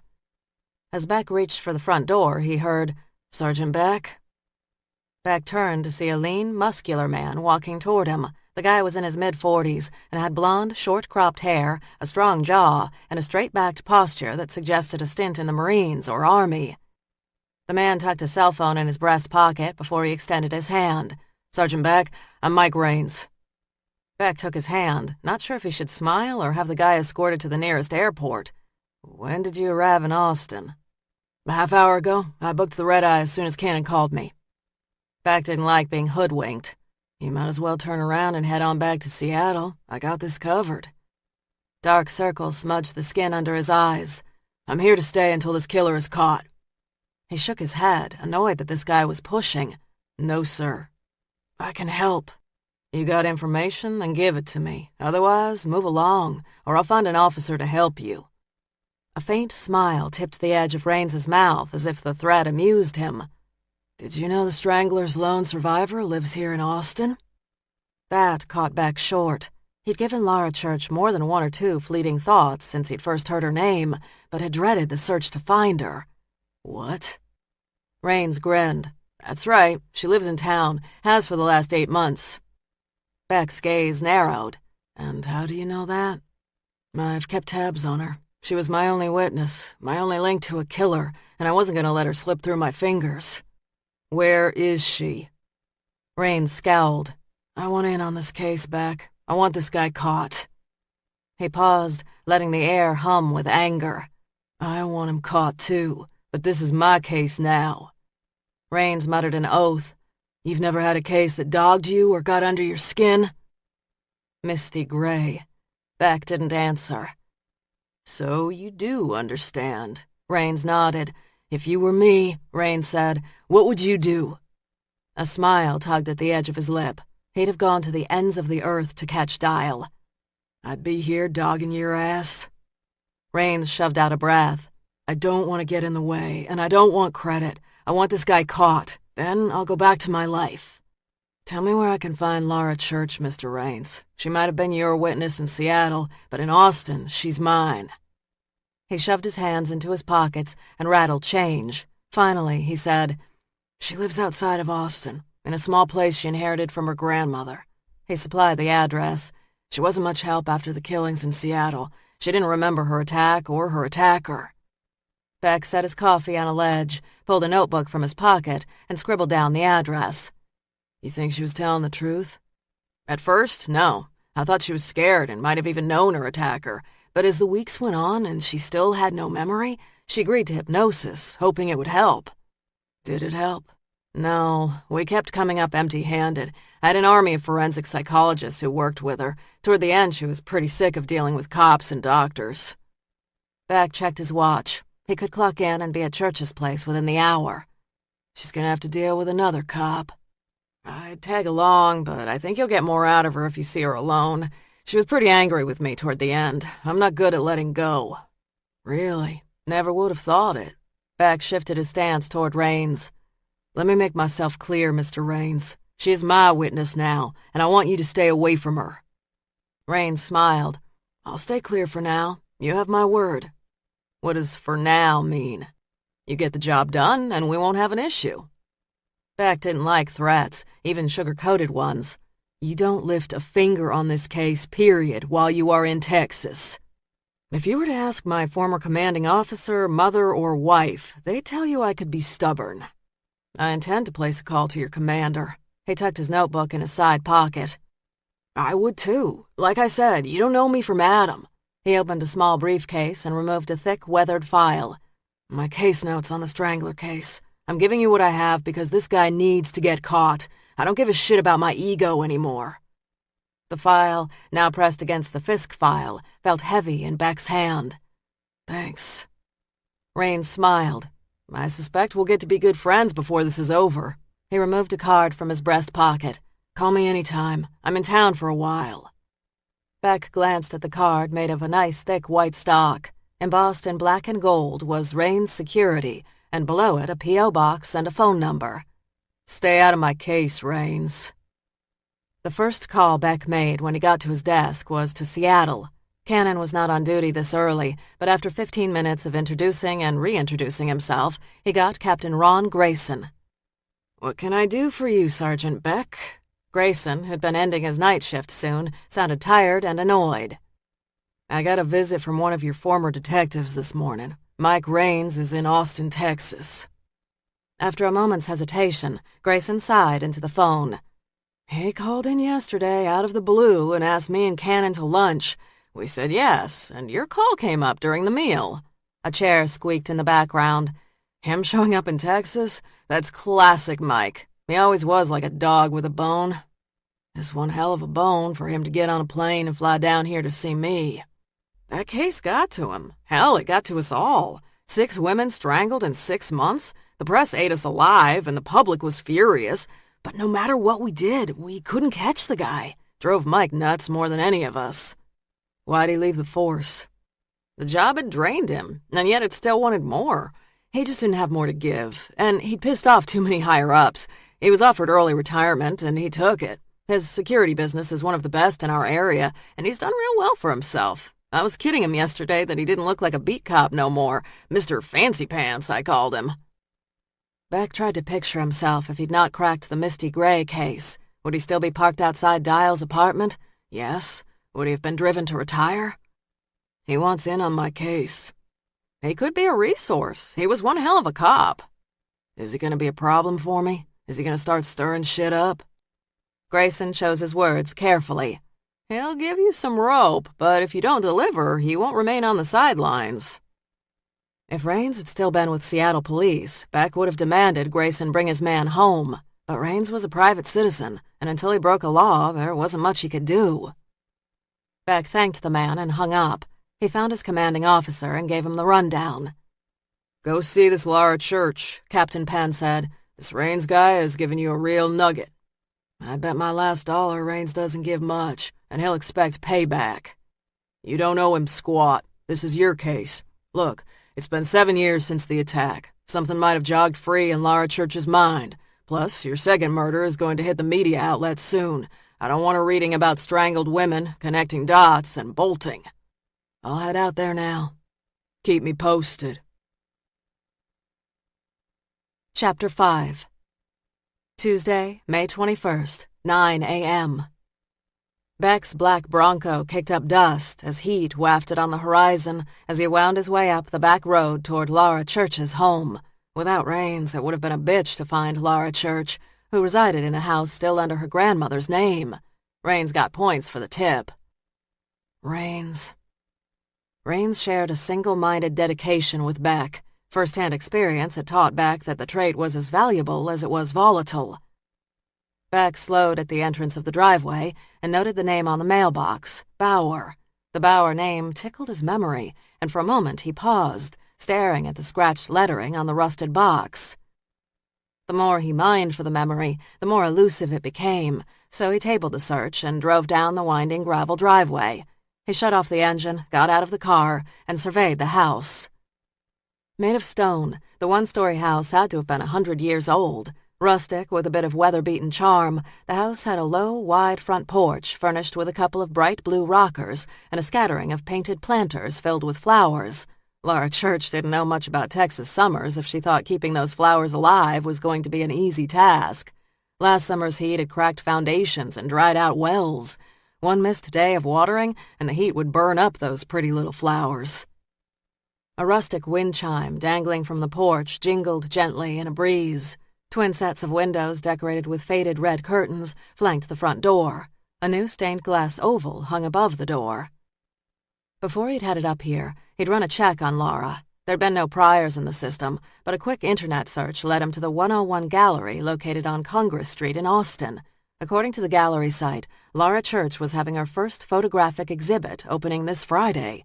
It was entitled Mark of Death. It didn't take a shrink to figure out what lurked behind her subject matter. The gallery site included several of Laura's black and white images, but there'd been no picture of the artist herself.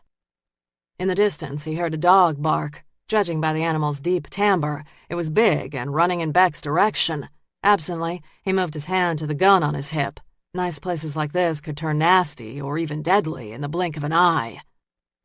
The dog's barking grew louder. Tightening his hand on the gun's grip, he scanned the wooded area around the cabin until his gaze settled on a path that cut into the woods. In a flash, a large black and tan shepherd emerged from the woods, its hair standing on end. The animal glared at Beck, barking and growling. The animal was a beauty, but he'd shoot if it attacked. Seconds later, a woman emerged from the woods. She carried a shotgun in her hands, and the instant she saw Beck, she raised the barrel. Beck didn't hesitate. He drew his gun and pointed it directly at the woman. "Texas Ranger, drop the gun now." The woman stared at him, her gaze a blend of surprise and wariness.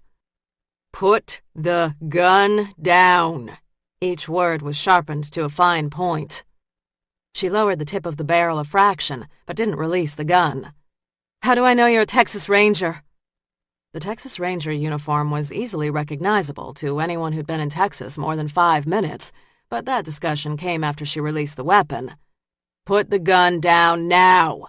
He all but shouted the command over the dog's barking. "Now!" Carefully, she laid the barrel down and took a step back as if she was ready to bolt into the woods. The dog bared its teeth, but she made no move to calm the animal. She might have surrendered the gun, but the dog remained a threat. He braced his feet. "If your dog lunges at me, I will shoot him." Her gaze flickered quickly between the dog and his gun. She understood he'd meant it. "Okay."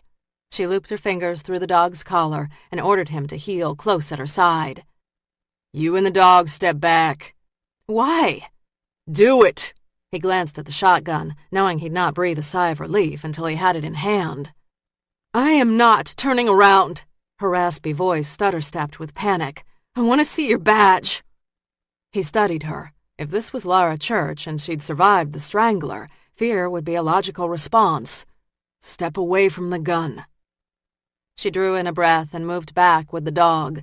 He picked up the shotgun and holstered his gun. Slowly, he pulled his badge from his breast pocket and held it up to her. "Sergeant James Beck," he said. "Okay, Sergeant." He opened the break-action shotgun and found 2 shells in the double-barreled chamber. The safety was off. He removed the shells. "You always greet people with a shotgun?" He glanced from her to the growling dog. "When I'm alone, yes. And it is registered, and I am on my land, so I'm well within my rights to carry a weapon." As he held a rifle, he glared at her and the barking shepherd. "You know how to shoot it?" Blue eyes held his. "I sure do." As the adrenaline ebbed from his veins, his brain processed the details he'd only skimmed over moments ago when she'd been holding the gun. She was a slight woman, not much more than 5 feet tall. Long, light brown hair gathered in a loose ponytail that left strands of hair free to frame a narrow face. Peaches and cream skin, a high slash of cheekbones, and blue eyes combined to create a face that would have made any man look twice. "Why are you here?" Her raspy voice, seductive in quieter tones, was powerful when rising above the dog's barking. "Quiet that dog." She tugged gently on the shepherd's collar, and he stopped barking. "What can I do for you, Sergeant Beck?" "You are Miss Laura Church?" Her slim frame tensed as she released the dog's collar and scratched him between the ears. "That is correct. Can I have my gun back?" He ignored the question. "I came to ask you a few questions." Her lips flattened as if she already sensed where this conversation was headed. "About?" "We had a murder outside of Austin yesterday. A woman was strangled to death." She stopped, stroking the dog between its ears. "What does that have to do with me?" He snapped the shotgun barrel closed with a firm click. "I think you know why, ma'am." Her jaw tensed, but as if the words refused to be voiced. "You were attacked in Seattle about 7 years ago, strangled nearly to death by a man police believe was the Seattle Strangler, and you are the lone survivor." Lips compressed into a fine line. "Seattle's over 2,000 miles from here, and 7 years is a long time ago." He took a step toward her. The dog growled. Beck met the animal's gaze and held it until the dog looked away. "This woman was wearing a white dress, and there was a penny in her hand." Absently, she curled the fingers of her right hand closed. Drawing in a careful breath, she released it slowly. "I still don't know how I can help you." He wondered what shrink had taught her the self-calming trick. "Tell me what you know about the man that attacked you." The involuntary shake of her head told him she did not want to revisit the past, even for a second. "If you found me here, then you know people in the Seattle Police Department. Did they also tell you that I don't remember my attack?" "It's been 7 years, ma'am. Something's got to have stirred up over that time." She cocked a brow. "Yeah, you'd think, wouldn't you? But I've remembered nothing." Reading his doubt, she added, "I know you don't believe this, but I'd actually want to remember, even the dark and scary stuff. At least if I remembered this guy, I'd know if he was standing in front of me. Maybe then I could take a walk in the woods without a shotgun." You always carry it? I walk with it. It's close by when I eat, and it sits by my bed when I sleep. You said yourself you were 2,000 miles and 7 years away from Seattle.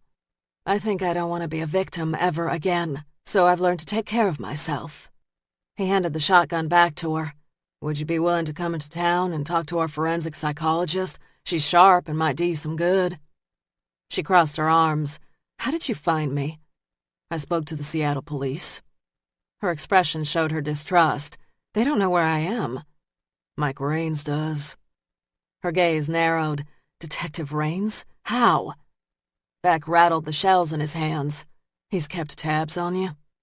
She tightened her fingers around the gun barrel. If you talk to Raines, then you know he had me speak to every doctor he could find. What Raines had done was of no interest to him now. My doctor is top-notch. A cynical smile curved the edge of full lips. This doctor might be good, and she might think she's different and smarter than the rest, but she's not. I've seen more doctors than I can count, and I've talked to countless cops. I suffered a concussion during the attack, and don't have memories to share. Otherwise, I'd have shared them years ago. A dozen questions condensed to one. What's the last image you do remember before the attack? She slowly shook her head from side to side. I don't want to answer your questions. Now get off my property, Sergeant Beck. The abrasive clip in her voice thinned his patience. Deliberately, he kept his voice even and precise. I came all this way to see you. You've wasted a trip, Sergeant Beck. He managed a smile that didn't feel the least bit friendly. This visit was a courtesy because I did not want to put you out, ma'am, but I've come here for answers. Her hand tightened around the gun barrel. You have come to the wrong place. I can't give you what I don't have. I could detain you and drive you into Austin, where we could have a more formal chat. Cops, so predictable, she muttered as she rubbed her temple with her fingertips. You've no cause to take me anywhere. Ma'am, you are a material witness in an active murder case, and I have every right to take you into Austin. I don't remember. She sounded weary. Appears to me you haven't even tried that hard. She tipped her head back as if struggling for patience and control. If I had any detail, I would tell you. I really would, but I don't. It's in this morning's paper. I haven't had the chance to read it. Then I suppose you haven't read about the woman in San Antonio? The paper never said how she died. And at his questioning look, she added, I do read the papers, Sergeant. The Austin paper and television stations had spent several days covering the unknown San Antonio body, trailing the story through the discovery and the identification. When the leads had run dry, the articles had stopped. We don't know how she died, but believe she was dressed in white. He rested his hands on his belt, the heavy leather creaking. She'd been exposed to the elements. Sun and animals took most of her away. Tension flattened her lips. There was no mention of any of that in the paper. That was deliberate on the part of the local police. They don't want to show their cards until they have to. The pink he'd seen in her cheeks when she'd come out of the woods had faded. The first woman's name was Lou Ellen Fisk. Mean anything to you? No. What about Gretchen Hart? She's the one that died yesterday morning. No. Her clipped, almost defiant answers shortened his temper to breaking. She wanted to stay out of this game, wanted him to walk away. Not happening. You remember having that man's hands around your neck? Remember what it's like to have your wind slowly cut off? Her eyes widened. Fear and then anger shot back. Is that supposed to shock a memory from me? Or make me go rushing to your doctor? Because if it is, you'll have to do better than that. I got 2 dead women, and I expect a little help from you. She sighed her frustration. All I remember is waking up in a hospital room. My throat burned, and I could barely talk. I remember my face and neck were bruised, and my eyes were so bloodshot it was hard to see my pupils when I looked in the mirror. The doctor said the strangler just about crushed my windpipe. My voice is still hoarse today because of the attack. Imagining her face battered and bruised cooled the fire in his belly. Any idea how you got away? I was told someone passed by and saw what was happening. I must have blacked out by then, but I'm told the guy and his girlfriend called the cops and my attacker ran away. Where were you attacked? If you've spoken to Mike Raines, then you have more details than me. Impatience nipped at each word. When he had a spare moment, he'd read the Raines files cover to cover. "I want to hear what you have to say, ma'am." His tone remained cool, even. "There'd been a party, and I'd had too many drinks. I took a cab to my apartment, and I remember putting my key in the lock, and then my next memory starts in the hospital. The other Seattle victims were killed by the highway. It was in all the papers at the time. All women, including me, were thinking twice before heading out on Route 10. It never occurred to me that he'd be in my apartment building." He dug into his own memories of the crime. "The other victims had police records." She rubbed the side of her neck with her hand. "And I did not. Yes, I know. Some of the cops were certain I was lying and went to great lengths to dig into my past. In the end, they found out what I told them they'd find. One speeding ticket, which I got when I was 16. What I know is in Detective Raines's files." "Except who attacked you. That detail is locked in your head, Miss Church." She wiped a bead of sweat from her forehead with the back of her hand. "The key is gone, sir. There is no way to reach the memories. Now I need to ask you to leave. I've got to be in town in less than an hour. You have a show opening, don't you?" "That's right." "Photographs?" "Yes." He dropped the shells in his jacket pocket and pulled out a couple of Polaroids taken of the body at yesterday's crime scene. "They look like this." She took the pictures and glanced at crime scene images of Gretchen Hart. Immediately, her face paled, and she swayed before she handed him back the images. "You're full of nasty questions and tricks." He suffered no remorse. "Thought if you could see firsthand what I'm dealing with, you might be more open to helping me." "Get off my land, Ranger. I have no more to say to you." He slowly tucked the pictures back in his breast pocket. "I'll leave for now, Miss Church, but you're going to see me again. That I do promise you." Gripping the shotgun by the stock, she turned toward the house, her dog following. As she reached for the front door, he said, "If the Seattle Strangler is active again, don't you find it a bit odd that he'd take up his work only 20 or 30 miles from where his last victim lives? I don't know about you, but I've never put much stock in coincidence." She turned partway toward him, unwittingly giving him a view of her slim neck. "You're assuming it is the Seattle Strangler. I am not." Tension rippled through his body. "It's a solid assumption." She hesitated as if a blast of frigid air cut up her spine, and then vanished with her dog into her house. Lara Church wasn't the timid, artsy type he'd expected. She had steel running down her spine. Getting her help wouldn't be as easy as he'd hoped, but in the end, he would get it. Raines had been on Texas soil not more than 4 hours, and he already hated the heat and the dry dust. He blotted a handkerchief on the back of his neck as he pulled up in front of the hotel. He'd been working a surveillance gig in Washington for 5 days straight. The case, a woman cheating on her husband, had been a lucrative gig. Ferreting out adultery paid the light bill, but it didn't offer the same rush of police work. Raines glanced at his watch. It would take Beck several hours to check his story out and to track down Lara Church. That would give him time to scrounge up a gun dealer open to a cash sale and find a criminal attorney willing to defend. Sleep would have to come later. He crossed the parking lot quickly, hating the heat beating down on his back and head. He pushed through the front glass doors and moved to the front desk. A 20-something girl wearing a maroon vest, white shirt, and black skirt smiled up at him. "Welcome." The genuine energy behind the words softened his mood. "Thanks. Hoping you got a room to spare." "We sure do. How long will you be staying?" "Can't say, but at least a week." He fished out his wallet and credit card. She tapped in information into her computer keyboard, swiped his credit card, before handing over the card and room key. "I've got a nice room facing the pool. Top floor, quiet." He slid his credit card into his wallet. "I appreciate that." "And we offer breakfast every morning from 6 to 9. It's good, hearty fare." He smiled. "Stick to my ribs, as you Texans say." A faint blush rose in her cheeks.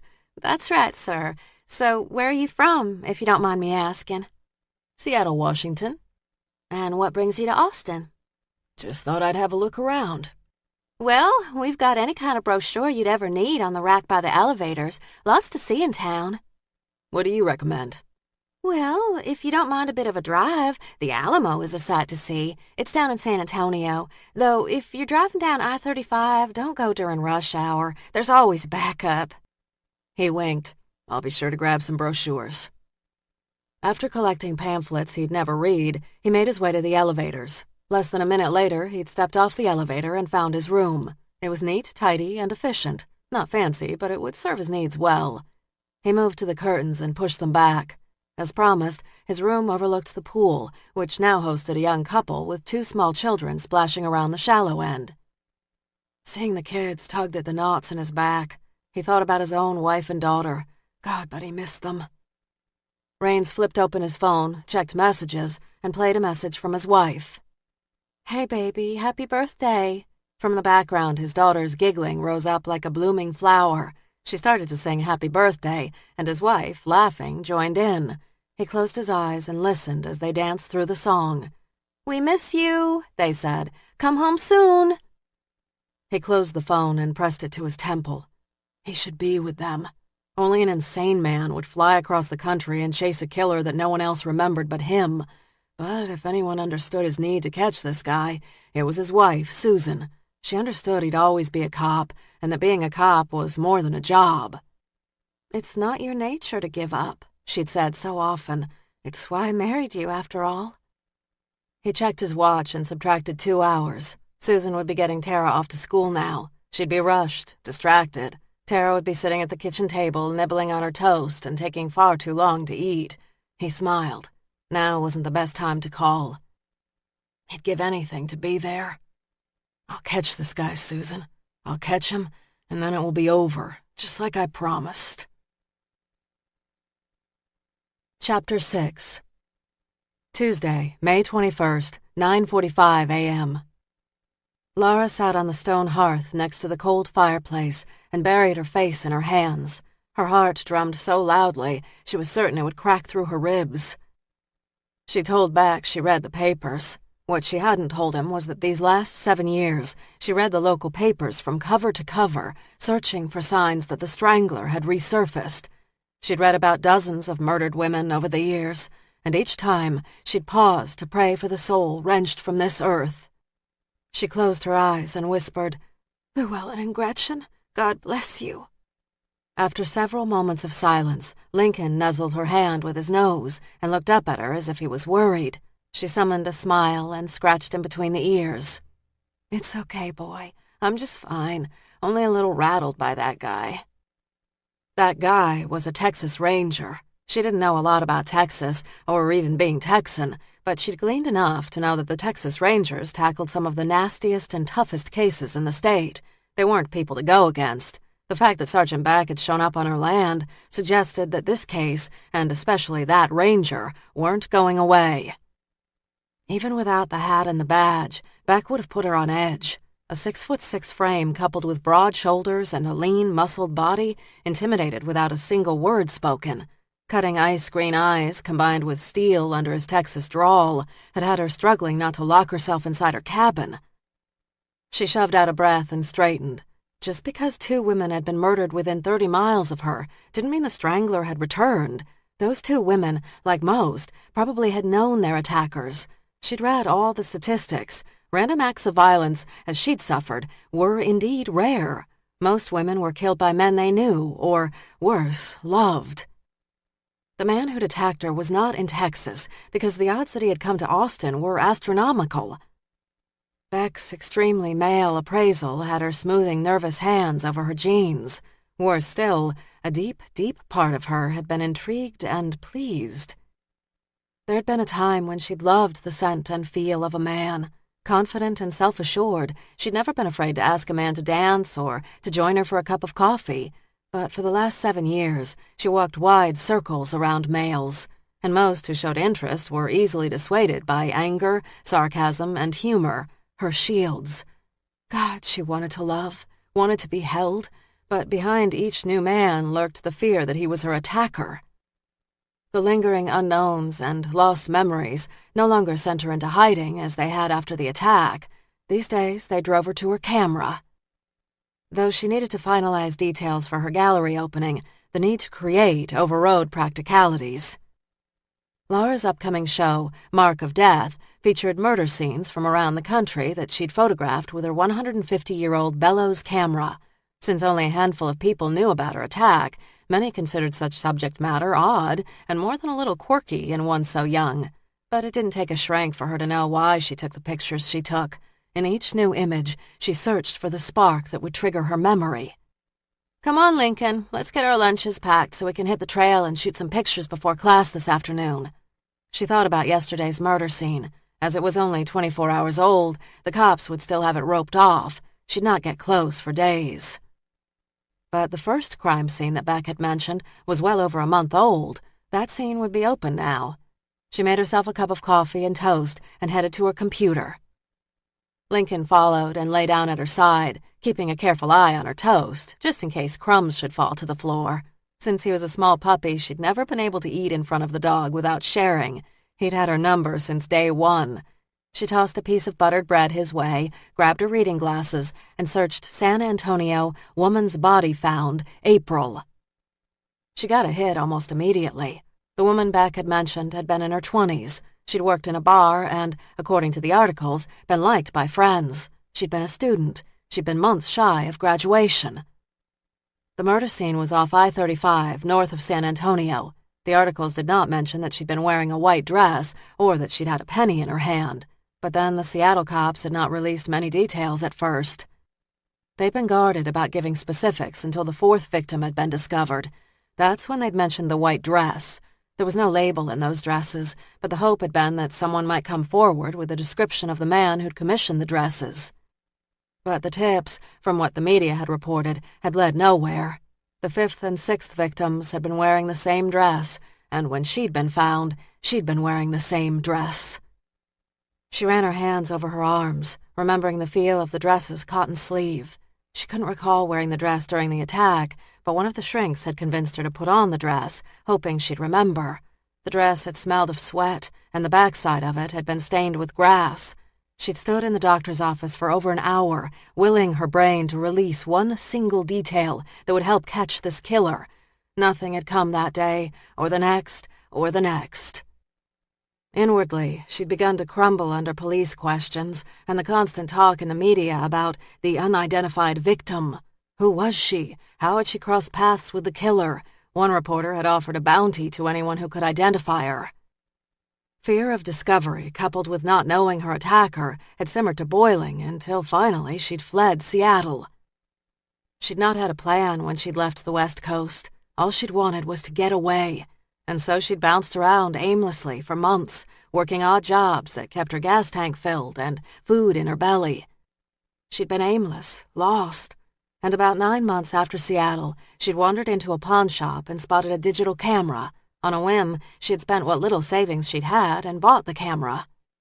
That precise day, she'd started snapping pictures, and almost immediately a sense of peace had eased the tension gripping her body.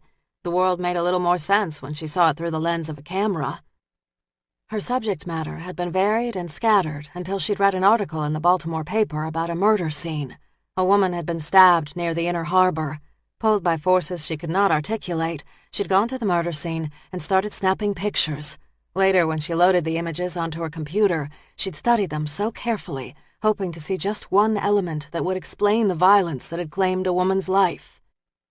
No answers had surfaced that night, or the next, but the need to keep shooting remained.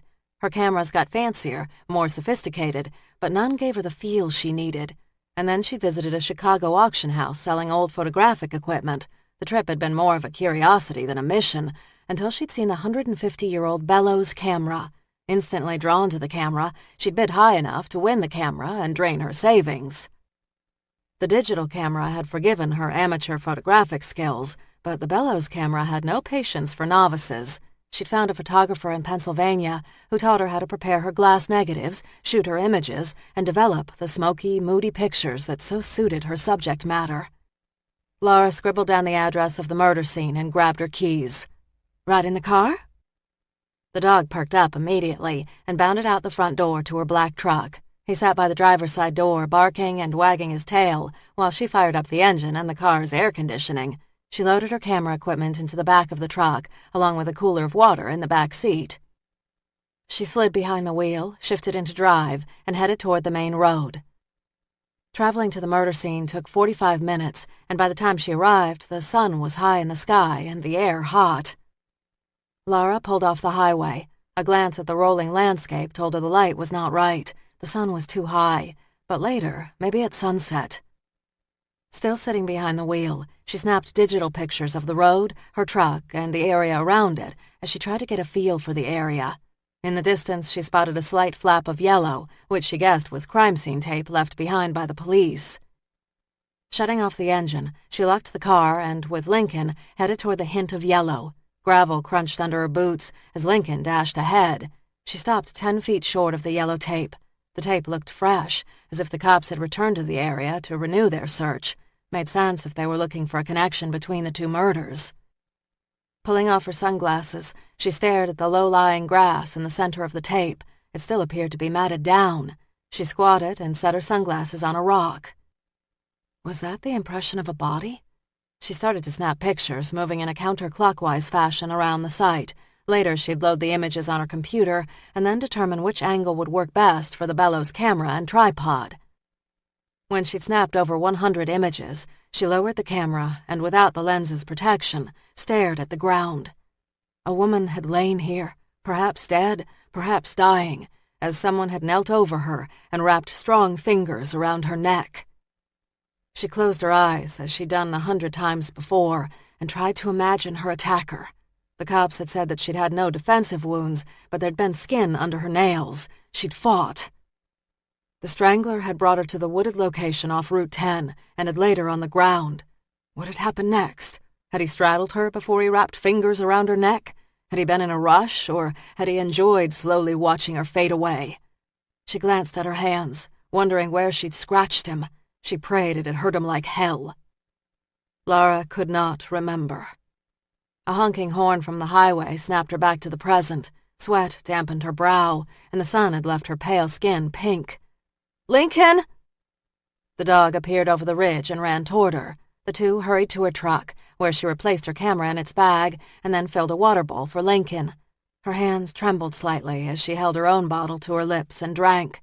The liquid cooled her body temperature, but did little to ease her nerves. She did not like this place, though at dusk she would return to shoot the same scene in the fading light. And so here she was, trying to put down roots, let go of the past, and live. She glanced toward the yellow tape and the grass that looked a little matted. Here she was. But where was he? Beck spent the better part of the day reading the Raines file on the Seattle Strangler. The case files were detailed and precise. The observations were thoughtful. Raines had not taken any shortcuts. There was no doubt that Raines had been one hell of a cop. As he'd sipped a fresh cup of coffee, he studied a 7-year-old picture of Laura that had been taken right after the attack. It was rough. Not only was her neck black and blue, but also her eyes were so bloodshot their vivid blue was lost.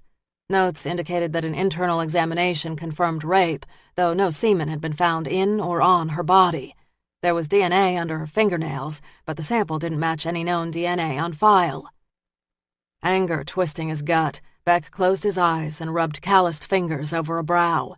He willed memories of the gun-toting Laura Church to elbow aside images of the sad, broken woman in these police photos. Seeing any woman hurt bothered him. Seeing Laura Church bruised and battered cut deep. His phone rang, pulling his thoughts back. "Beck." It was the officer at the front desk. "There's a guy named Raines out here to see you." Beck pinched the bridge of his nose. He did not have time for this guy. However, to ignore him invited trouble. "I'll be right down." He rose, rolled down the sleeves of his white shirt and fastened the cuffs, and slid on his coat. He took the elevator down to the lobby and found Raines talking to the officer on duty. Raines was relaxed as he and the duty officer shared a joke. "Raines," Beck said. The detective looked up, wished the officer behind the desk a good day, and moved toward Beck with a confident stride. He'd showered and shaved and was alert. Beck extended his hand toward a bank of chairs in the lobby. "Raines, caught any sleep?" He eased into a chair as if he owned the place. "You get caught up on your rest while you were on leave?" Beck sat down, irritation snapping. "Been doing a little homework." Raines grinned. "For what it's worth, I'd have done the same if I were in your shoes. You shouldn't have been benched. I'd have kept trailing dial." Beck didn't need Raines' approval. "Others didn't see it that way." Raines was relaxed, as if they were old friends. Fuck the rest. You got justice for that kid and put that piece of garbage in the ground. That's what counts, not the shit the media spins. You've had your issues with the media? The statement didn't require research. If he'd been lead investigator on a serial murder case, the press would have been all over him. I have. He shook his head. And if you end up with more strangled bodies, you'll learn how hellish the press can make your life. What's the point of this chit-chat? Raines chuckled. Direct. Good. Saves time. Did you go and see Laura Church? His voice sounded crisper, stronger, and all business. I did. And? Raines spoke to him as if they were partners. And nothing I can discuss. Ah, come on, Beck. I gave you Laura. I didn't have to, but I did. At least tell me if she remembers. When Beck didn't answer right away, he added, I'd ask her myself, but I'm afraid she's shooting me on sight. I made her life tough in Seattle. In fact, I blame myself for her leaving town. I pushed too hard, and she couldn't take it. She's no wilting flower now. She's grown some steel in her back. Raines cocked a brow and nodded. Good, I'm glad. She's gonna need it if the Strangler is back. She might not believe it, but I liked her. She's talented and didn't deserve what happened to her. No. Was she of help to you? Same question, asked differently, just like a good homicide detective. She told me to get lost. Raines shrugged. She was anti-cop by the time she left Seattle. That hasn't changed. If you keep at her, she'll come around. Not remembering plagued her. I'll bet that her curiosity will get the better of her, and she's gonna want to figure this out. I've every intention of visiting her again. If she's got any memory locked in that head of hers, then I want at it. Go easy, or she'll spook. Beck shook his head. I did a little reading up on her. She's put down roots in Austin. She's teaching photography at the university, and she's got an art show opening this Friday. I saw the notice in the morning paper. The show's called Mark of Death. Interesting topic. Raines tugged at a loose thread on his cuff. She might not remember Seattle, but it made an impression. Beck leaned forward. Stay away from her. I don't need you mucking up this investigation. I'm not making that promise. If the Strangler is back and you can't make headway with her, I will be paying her a visit. Beck bristled. Stay away. Find the Strangler, and I will. Raines rose. I hear you've got good food here in Austin. Looking forward to trying it. See you soon, Beck. Stay out of my case, Raines. Solve it, and I will.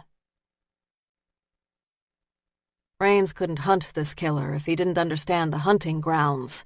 Austin, like all towns, had its quirks with streets and traffic. After reading a collection of street maps, he got in his rental car and drove around the city. When he saw the off-ramp to Interstate 35, he took it, knowing that the killer had left the two bodies near the southbound side of I-35. He barely noticed much of the landscape. Instead, his gaze was searching for signs of a crime scene, yellow tape, burned flares, a stray cone. Finally, 35 minutes outside of Austin, he found the spot where the San Antonio paper had reported the first murder. He'd been getting both the San Antonio and Austin papers since Laura had settled in town. Though tempted to walk over to the scene, he didn't. His vehicle would stick out here, and he didn't need to explain himself to a highway patrolman. Spotting the access road, he drove a little farther south until he found the exit that gave him access to the secondary road that ran parallel to the interstate. Backtracking, he searched for the signs of a crime scene. Years of stringing yellow tape made it easy to spot the tattered strip left behind by the technicians. He parked and got out, cursing the heat as he moved over the rough terrain toward the site. He reached the site, wiped the sweat from his brow, and then turned his attention to the land around him. He could see why the killer had chosen it. Isolated, quiet, it would be easy to leave a body here in the middle of the night without being seen, and this kind of heat would quickly decimate a body in days. He glanced at the highway. But you don't want them to vanish and go unnoticed, do you, sport? He said. You want them found. That's why you take the time to dress them and leave them out in the open. Probably why the second body was closer to the road. The initial one took too damn long to be noticed.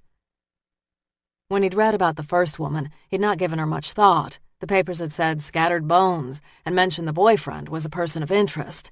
Now, with this latest victim, he needed to take a real look at the forgotten first. The first 6 Seattle killings had been different. Yes, the women had been dressed, but they'd been left in a remote section of woods. In those days, the strangler had not wanted to be caught.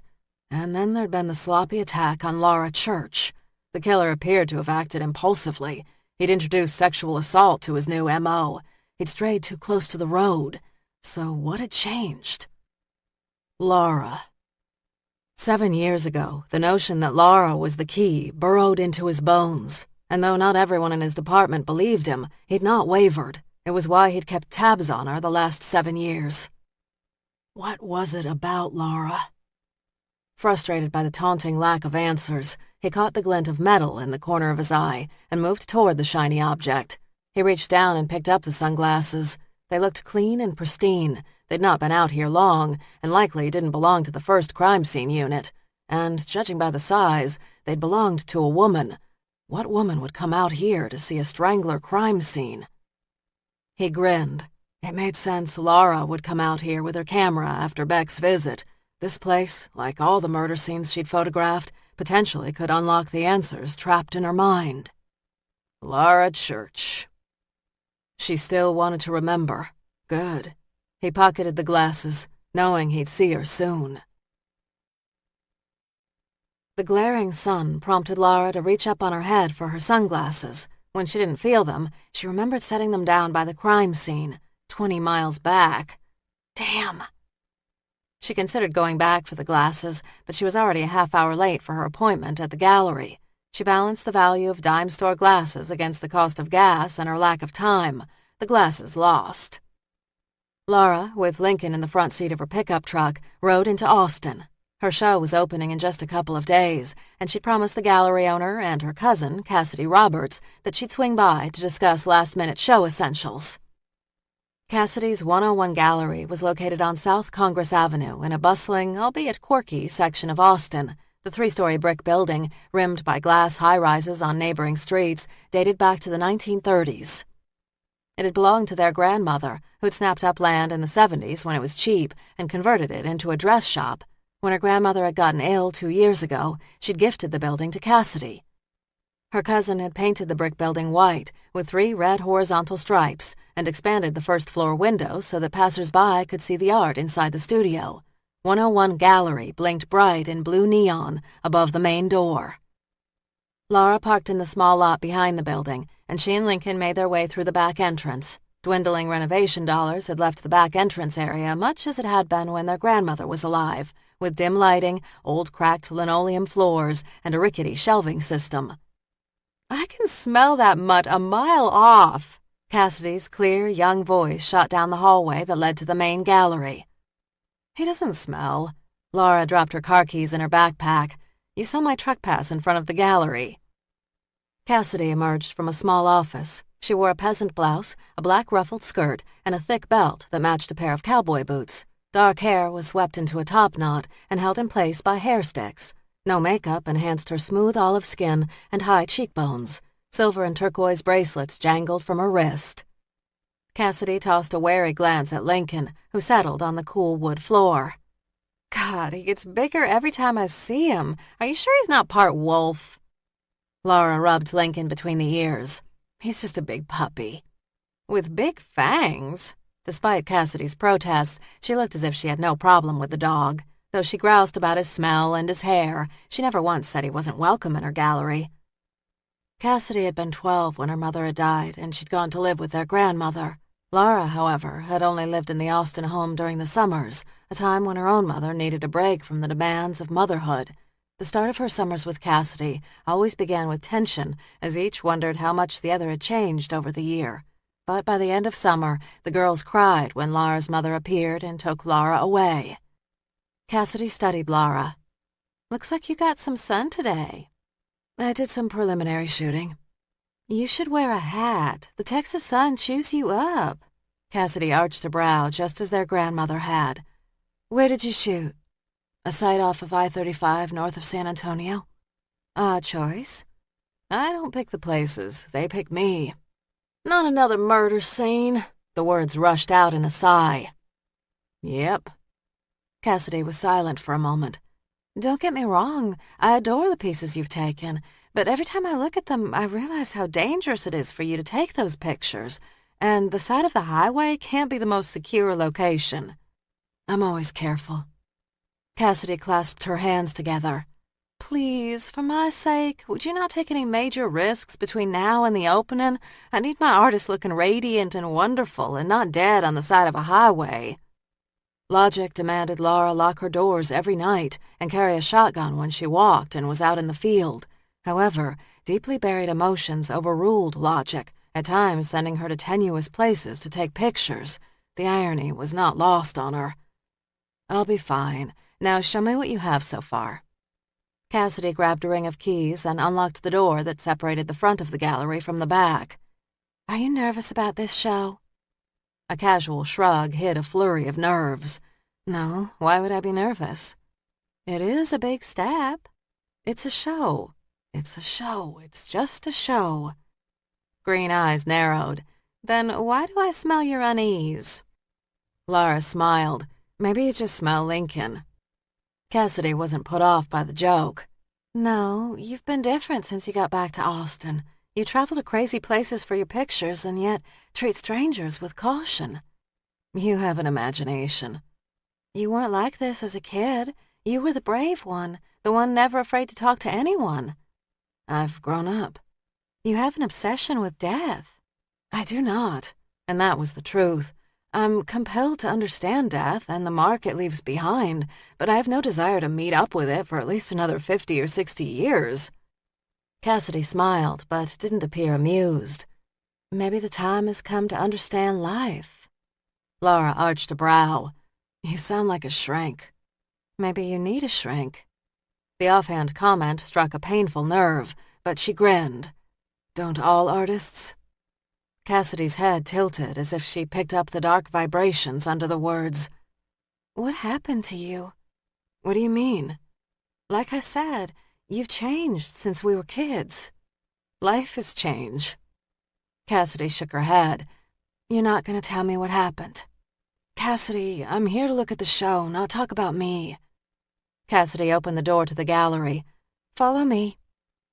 The front side of the building had been completely refurbished, the old linoleum replaced with polished wood floors, whitewashed walls, and bright lights. Relieved to be off the topic of Laura Church, she told Lincoln to stay in the back.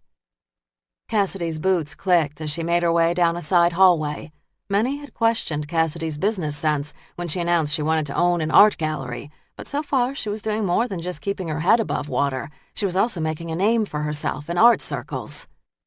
This opening is going to be good for you, Laura. Your pieces are stunning, and you're going to end up on the map. On the map. She'd done her best to stay off the map for the last 7 years. Be nice to sell a piece or two and put some money away in the bank. The idea of not living hand to mouth is refreshing. With luck, we will both make money. There's so much I want to do with this place. You've done well for yourself, Cass. You've much to be proud of. She grinned. And everyone thought the former cheerleader would piss away her inheritance. I can only imagine what everyone says when my name comes up in conversation. Mimicking a Central Texas drawl, she added, Used to be so normal. Now wanders the country taking pictures of death scenes. Odd little lady. Both women laughed. Now I want you to close your eyes, Cassidy said before they rounded the corner into the main gallery. I want you to get the full effect when you see your work on the walls. Laura smiled even as butterflies chewed at her stomach. Do I need to close my eyes? Kind of dramatic, don't you think? This show is dramatic, she said, her tone growing serious. This show is going to put you on the map in the art world. How far on the map? I kind of like being the unknown. Right smack dab in the middle of the map. Now close your eyes. Laura grinned, but did as she was told. Cassidy took Laura by the hand. By the way, Cassidy said, get a manicure before Friday. Those photochemicals you use, which create such magic on film, make your hands look as if they belong to a sharecropper. Don't want customers distracted by the nails. I'm an artist, Laura said, opening one eye. People expect me to be quirky. Quirky with nice nails, if you please. Laura glanced at her nails, darkened by photochemicals, and then slid her hands in her pockets. I haven't had a manicure in so long I don't even know where to go. Closing her eyes, she moved slowly down the hallway, worried she'd trip. Cassidy laid her hands on Laura's shoulders and turned her toward the right. I'll set up an appointment for you with my girl." A protest danced on the tip of Lara's lips, but Cassidy cut her off. "Open your eyes." Lara drew in a breath and then opened her eyes. Every bit of wall space in the large, whitewashed room sported a Lara Church original. The black and whites, all taken with her bellows camera, were of murder scenes she'd seen over the last 5 years. Drawing in a breath, she moved into the room, studying each picture with care. There was the double homicide in the Atlanta back alley. In that case, the killer had used Molotov cocktails to incinerate 3 rival gang members. There was the stabbing on the Memphis playground, the shooting on Main Street in the small Utah town. All the places had seen death, and in her view were changed by the violence. The Atlanta back alley still bore the scorch marks of the flames. A local women's group had totally refurbished the playground, save for one old swing, as a memorial to the dead, and the business on Main Street in the small Utah town had added bars to its windows. She'd photographed the sites at the times of the victims' deaths, at night, dusk, noon before a rainstorm. The images had been powerful when she'd seen them developed in the darkroom, but seeing them collected and presented together took her breath away. Lara's throat tightened. "You've done a great job, Cassidy." Cassidy smiled. "No, you've done a great job. I just hung the pictures on the walls." "It's more than that. You had a vision to put all this together. I'm not sure I'd have been brave enough to do it." "Sure you would, honey. I could tell when I first drove out to Grandma's house that there was a hunger in your eyes. And as I remember, it didn't take too much arm twisting to get you to say yes." She rescanned the images a second time. "I love the way you arranged them. I would have expected chronological." "I tried it that way, but it didn't feel right. I opted to arrange by mood, from light to dark, back to the light." Indeed, the last print in the collection had been taken at sunset, as the sun had cut through clouds and shone down on a tiny cross left at the site of a New York murder. "I sent out press releases again today and followed up with calls. There's a good bit of buzz, and I think we're going to get some decent coverage." Yesterday, those words would have given her pause, but today they sent a cold shiver down her spine. There was a strangler in the area. Was it the man who'd attacked her? And did he know that she was in town? Beck had said coincidences were bull. "Why are you frowning?" Cassidy said. She shook her head and smiled. "I guess I'm a little nervous about being in the spotlight." Even on the worst days after the attack in Seattle, the cops had mercifully kept her name from the public. Not even Cassidy knew what had happened to her in Seattle. So it would be impossible for a reporter to connect this show to that past, right? Cassidy laughed and hugged her. "'Cause you better get used to the spotlight, because it's going to be on you for years to come." Chapter 7. Tuesday, May 21st, 2:46 p.m. Beck sat at his desk staring at the notes he'd made on Lara Church. As soon as he'd gotten back to his office, he'd run any check he could on her. From the Seattle files, he had her social security number and date of birth, so he'd plugged both into the database. He'd discovered she'd had driver's licenses in 3 states in the last 7 years: Maine, Florida, and most recently, Texas. There were no outstanding warrants against her, and she owned her black 10-year-old truck outright. He'd even visited a website set up for students to rate their professors. She'd received comments like, "tough but fair, likes pop quizzes," and "hot." Looking locally, he searched the name Bauer and found that she'd inherited her house from her grandmother, Edna Bauer, 8 months ago. Edna Bauer had lived in Austin all her life and had had 2 daughters, Barbara and Leslie. Barbara had been Lara's mother, and according to records, she had died 11 years ago of a drug overdose. Her sister, Leslie, was also deceased. Leslie had shot herself in the head in a local motel 16 years ago. Seattle wasn't the first time Lara had seen trouble. He tapped his finger on the side of the notes he'd written on a pad by his blotter. His phone buzzed, and he snapped it up. "Beck." "Sergeant," the receptionist said, "I've got Gretchen Hart's uncle on the phone, line 2. He pinched the bridge of his nose and nodded. "Thanks, Susie." After a moment's hesitation, he punched line 2. "Mr. Hart, this is Sergeant James Beck." A grim silence. "Sergeant, you called me this morning about my niece, Gretchen?" His voice was tight, tense. "Yes, sir," he said, softening his voice. "I'm sorry this has to be done over the phone, but I've got some bad news." He remembered when he'd faced Misty Gray's mother and told the woman her daughter was dead. For the next 3 nights, the woman's cries had echoed continuously in his head. Gretchen was murdered. An anguished sob cut through the lines. Jesus, what happened? We're still putting the pieces together, but she was strangled to death. The man started to sob. Are you sure it was Gretchen? Yes, sir. We're sure. The next 10 minutes was a painful loop of Beck repeating the news and Mr. Hart searching for some kind of way that the news could be wrong. When Beck finally hung up the line, tight bands of muscles gripped his lower back. He rose and stretched, hoping he could ease the muscles and the heaviness weighting his shoulders. He glanced down at his blotter and zeroed in on Laura Church's name. If you think I'm letting you off the hook, you are a damn fool. Raines had been in Texas less than 12 hours, and he could safely say he hated it. The heat was brutal, the air dry, and the coffee sucked. He glanced down into the dark mud that the river diner called coffee and wished he still had the power to arrest. But he wasn't here for the coffee. He was here to find out what he could about the second victim, Gretchen Hart, whose identity had been released this afternoon. It wasn't lost on him that the 2 Texas victims had been students, like Laura had been.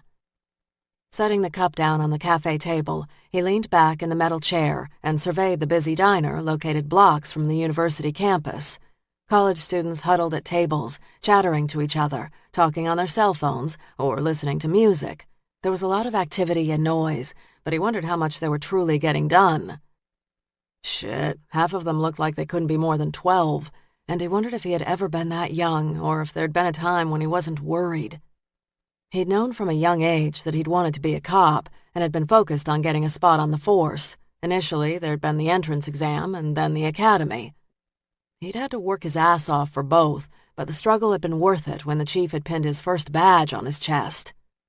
He'd been settled in a patrol car less than 2 months when he'd realized a college degree would take him further on the force, so he'd set his sights on college and the homicide division. It had taken another 12 years of hard work, but he'd managed both. He checked his watch. According to the online class schedule, Laura Church was slated to hold her class from 7 to 9 today. Monday and Wednesday were lab days, and Thursday was another classroom day. God, how many times had he dragged himself into a night class after a 12-hour shift? He drunk gallons of coffee and eaten candy bars to juice up his system for the 90-minute classes. He'd made straight A's in college, and he was damn glad he had done the work. However, life had given him new goals, and another advanced degree no longer made the list. His number one goal now was to see Laura Church. He understood speaking to her wouldn't help matters, but it wouldn't hurt to get a visual. You gonna drink that coffee, or are you just gonna swirl it around and stare at the kids? The crisp feminine voice had him raising his gaze to a petite young woman who wore a red River Diner staff t-shirt, jeans, and a name tag that read Danny. She had ice blonde hair, gold hoop earrings, and black nail polish. Her attire was strictly punk rocker, but the tough choice of clothes didn't jibe with the young face and clear green eyes. She couldn't be more than 16 or 17. He glanced down at his cup. I was thinking I'd swirl it around a couple hundred more times. I like the way the sludge moves. A half smile tweaked the edge of her lips. It does have its own ballet, doesn't it? I just brewed a fresh pot. Care to give it a try? He pushed the cup away from him. I'm not sure how much more Texas coffee I can stomach. I made this latest batch. It will be good. Good coffee in Texas? I don't think so. She cocked a brow. Be right back. Before he could answer, Danny vanished behind the counter. She grabbed a new cup and carefully poured coffee into a mug. She moved toward him with quick, purposeful steps and then set the mug in front of him. That's good coffee. Really? I can't write legibly and I can't cook a lick, but I can make coffee. He took a sip and found he was pleasantly surprised. Good. Please, it's the best. I'm from Seattle. We are ground zero for coffee. As long as I'm on duty, the coffee will be good. She took the half-full cup and set it on her tray. Enjoy. Thanks, Danny. As she turned, he said, Hey, didn't that girl that was killed work here? Danny's eyes grew suspicious. Yeah, you a reporter? Raines shook his head. God, no. Cop? Do I look like a cop? Danny arched a brow. Yeah. Nice to see I haven't lost that. At her confusion, he added, "I used to be a cop, long time ago. I guess the case caught my eye. Hard not to ask questions. Sorry." His honesty appeared to disarm her. "No harm. And for the record, I didn't like what they said about her in the news today." Straightforward enough. "I guess I just didn't like the way they boiled her life down to bare facts. She was so much more than that." Anger hardened her face, but there was no hint of tears. "Her uncle is flying in tomorrow to claim her." "I feel for them. I wouldn't wish losing a child on my worst enemy." "Yeah, well." "What can you tell me about her, so I'll remember more than the basic newscast?" Danny's voice grew softer. "She was kind of corny, liked Pink and singing Lady Gaga in the kitchen. She was moving to New York. I was kind of jealous of her."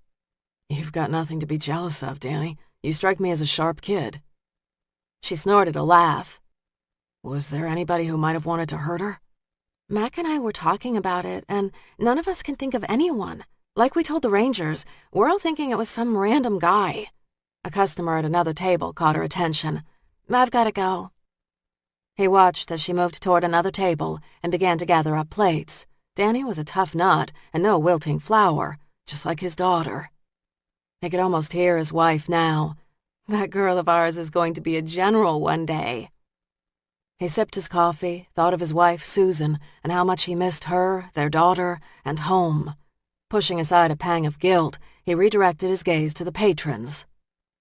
Within seconds, he spotted a slight blonde woman enter the cafe. She wore jeans, a t-shirt, and sandals, and had a backpack slung over her shoulder. She was as slight as a teenager, but she moved with a confidence that only came with maturity. Laura Church. Beck had been right. She wasn't the meek girl who'd fled Seattle 7 years ago. As a man approached her, Raines noted slight stiffening in her back as she extended her hand. Her handshake was firm and her gaze direct. She laughed as the graying gentleman in his 50s spoke. After what looked to be a question, she pulled out a notebook and made a note. They chatted another half-minute, and then she made her way to the diner register, where she ordered a coffee. Just as quickly as she came, she was gone. Laura Church, the Seattle Strangler's last victim, had managed to rebuild her life. But she would have to remember this time. Lives depended on it. He might not be a cop now, but his cop's instincts burned strong. 2 strangled women, both dressed in white, one with a penny and the other's bones too scattered to be determined. He'd spent a lifetime studying killers and their motivations, and the Seattle Strangler, like nearly all serial killers, enjoyed the ritual of death. He enjoyed the planning, the fantasizing, the hunt, and, of course, the kill. "So why haven't you gone after Laura?" Raines whispered. "I'll bet there were a dozen times you could have killed her by now. Why are you waiting? Why the new victims?" He traced the rim of his cup. Raines would bet his left nut that the killer had attacked Laura last in Seattle for a reason. He'd likely been dreaming about killing her long before he wrapped his hands around her neck. He had an obsession with her.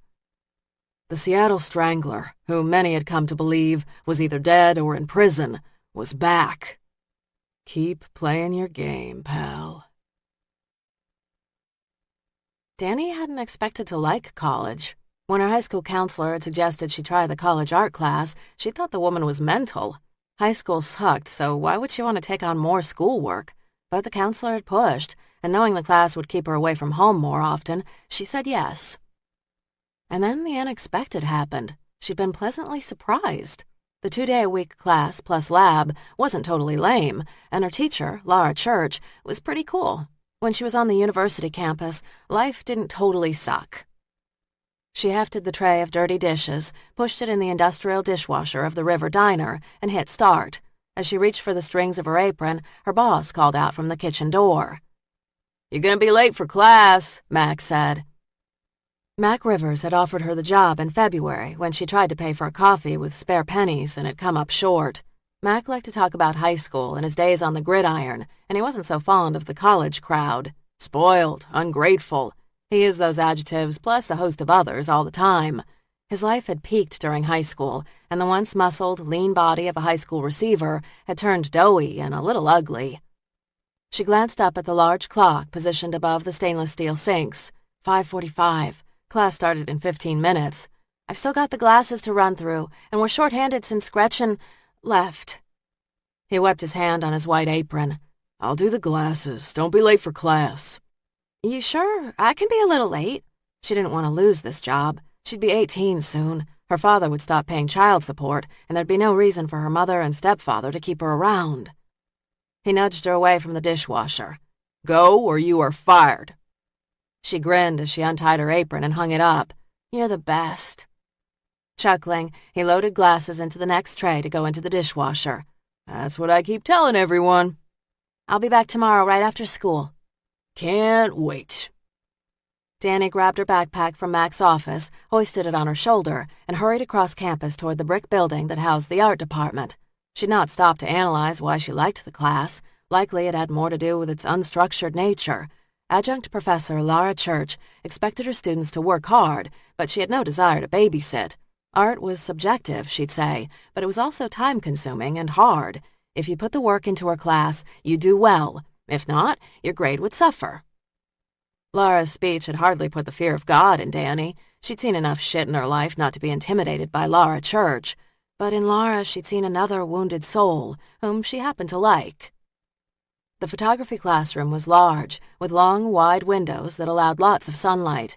It was furnished with 10 big wooden work tables that each could seat 4 students. There were 25 students in the class, which often meant she could claim an entire table for herself. She liked working alone. Other than a couple of other kids, most were jerk-offs, jocks, cheerleaders, deadheads looking for that easy A from the school's greenest professor. So far, most of the kids were just getting by and would be hard-pressed to finish their portfolios in the next week and a half. Danny had had to pawn several bracelets to get the money for her digital camera, but she'd more than gotten her money's worth. She'd snapped thousands of pictures over the semester and was kind of pleased at the way her own portfolio was coming along. Who'd have thought Danny Smith, the kid who hated high school, would ever be thriving in college? The kids ambled into the classroom and took their seats. The jocks tended to stick together, and they always sat close to the cheerleaders' table. Everybody was always looking to score. At exactly 7 o'clock, Laura Church breezed into the classroom, a coffee in one hand, backpack on her shoulder, and her dog, Lincoln, in tow. Danny was pretty sure that dogs weren't allowed in the classroom, but Laura had not cared about rules. Lincoln stayed with her. Today in the darkroom, I'll be looking at edging and burning techniques. She set her coffee on her lectern and her backpack on the floor beside her. Lincoln stretched out and went to sleep. But before we head into the darkroom, I wanted to toss out a word of caution. I was having a look at the photos some of you downloaded to the class site, and I see you're having a little trouble with mood. Too much light, flat photos, washed-out images. Many of the photos will need to be redone, but I'm on hand as always to answer questions. A bit of sniggering from the cheerleaders had Laura tensing. You are all adults and can use your time this evening as you wish, but I'll expect you to upload your pictures to me by 8 tomorrow night. No photos means an F. And please, no photos taken earlier in the semester. This last portfolio is about applying what you've learned. A tall jock named Tim yawned and checked his watch. If you need to leave, Mr. Gregory, go right ahead, but I should remind you that you've got a lot of work to do. Tim winked at a cheerleader. Whatever. Your failing grade, not mine. The football jock leaned back in his chair, narrowed eyes glaring at Laura, who appeared unconcerned by his angry stare. Instead of backing down, she tossed out 1 or 2 more instructions and dismissed the group to the photo lab. Danny grinned, not sure if Laura's dismissal of Tim was super brave or just crazy. Beck arrived down in San Antonio just after 7, parked at the ranger offices, and climbed the steps to Santos's office. He found Santos at his desk, leaning forward and frowning over paperwork. That bad? Beck said. Santos glanced up and shrugged. I hate paperwork. Hate it. Beck laughed. What cop doesn't? You'd think it would get easier with time. He eased into the chair in front of Santos's desk. I had an interesting visitor, Beck said. He updated Santos on Raines's arrival and his own visit to Laura Church. Santos leaned back in his chair. What's Laura Church like? She's wound a little tight when she's approached by a stranger. She held a shotgun on me. Santos raised a brow. And? I convinced her to put it down. And you didn't arrest her? Having read her file, I'm not surprised by her reaction. The strangler left her in bad shape. He listed key details related to the 7-year-old attack. The Texas victims fit a profile that is more like Lara than the Seattle victims. Students ready to move out of state. Santos nodded. The killer's tastes changed. Seems so. He flexed his fingers. Did you go back to the first victim's site and look for the penny? We looked, took metal detectors, but we didn't find it. He tapped his index finger on his desk. But we got a lot of rain last month. Gully washers. Could have washed away. Send more officers out there. Work the area like an archaeological dig. I need to know if the first murder is connected to the second. Santos nodded. I'll have another team out there tomorrow. Good. So what is the deal with Rains? First stab, I'd say he's a lot like us. A cop with a case that got under his skin that he can't forget. He came a long way to follow up. How far would you go to track down a killer? A guy who kills women? Santos's expression turned pensive. Damn far. He's not the kind of guy that will sit and wait for my report. He believes this is his case. Beck flexed his fingers. Escort him to the border. Beck rubbed the back of his neck. He might be of help. Odds are he's going to be more trouble than he's worth. Lara nodded to the students as they filed out of the darkroom and back through the classroom. Danny, the girl who usually sat alone in the back, hefted her backpack on her shoulder, eyes downcast, left the room without a word. The kid was a bit of an odd duck, but perhaps that was just being a high school kid in a college setting. She didn't say much, could get hostile if approached by other students, and had disaster written all over her. Yet she was brilliant when it came to photography. She had an eye for setting and detail that none of her other students had. Sure, some had the techniques mastered, but they failed to inject emotion into their work like Danny. And considering the girl had not even known how to use her camera when she'd arrived 10 weeks ago, her progress amazed Lara. Teachers at the university often talked about students. There were always a handful that made the grades without effort, and then there were the kids who didn't quite care. But the kids who kept the teachers returning to the classroom were the rare ones who worked hard and wanted to learn. Danny was one of those students. A knock on her door had her lifting her head to a friendly face. Jonathan. Jonathan Matthews's family had lived on the land that adjoined her grandmother's. There was an 8-year age difference between them, but he'd always been kind. The summer before her senior year of high school, they'd become friends when he'd hired her to work part-time in his woodworking shop. After her attack, her grandmother, too ill to travel, had sent Jonathan to check on Lara. When he'd arrived at the Seattle hospital, she'd been sitting up in her bed, stiff and so afraid. She could still remember him lingering in her doorway, as if he just didn't know what to do, his large hands gripping the umbrella in his hands. She held out her arms to him, and he'd gone to her immediately, holding her close and enveloping her in his scent, a combination of fresh pine and linseed oil. Lara, I'm so sorry, he whispered in her ear. I should have been there for you. Her voice caught in her ragged throat. Jonathan, how did you know? Your grandmother called me. She wept, letting loose of the grief and hurt. Thank you. Who did this to you? His breath rushed hot against her cheek. She pulled back. I can't remember. You don't remember? Tears streamed down her face as she shook her head. Nothing. He'd been patient and loving and attended to her every need, taking leave from work in his woodworking business for weeks. He told her over and over again that he'd protect her and care for her, but the specter of not knowing had lingered over her like Damocles' sword. After 8 weeks of police questions, sleepless nights, and jumping at every shadow, she'd left Jonathan and Seattle behind. When she'd returned to Austin, he'd been thrilled to see her and had offered to take her to dinner. To her relief, he'd not brought up Seattle, and when he told her about the teaching job, she'd gladly accepted. So, how were the kids today? He asked. Jonathan had a long, lean body, accentuated by loose-fitting jeans and the V-neck sweaters that he favored. He wore his light brown hair long and tied back at the nape of his neck. Just like you warned me, some love it, most tolerate it, and some hate it. How are your kids? Mine aren't kids. It's a master's class, but like you, I've got some that don't love it. Some even think they know more than me, and they can be real challenging. She shut off her computer. Nice to know it's not just me. I've been at this for 10 years. Believe me, most teachers share the same frustrations. He shifted his stance from side to side. Any pieces you think will work for the student art show? As a matter of fact, yes. I've got one student who's doing some amazing work. I'll be sure to talk to her on Thursday and ask her if I can use one of her pieces. What about you? A stunning cherry chest and an ornate desk. Both students outdid themselves. Great. The president of the university plans to attend the opening reception, and he's bringing board members. Rumors are again flying about budget cuts, so we've got to put on a show to hold on to what we have. You are going to submit a piece, aren't you? A faint smile tugged at the edge of her lips. Are you sure you want my work? Kinda dark.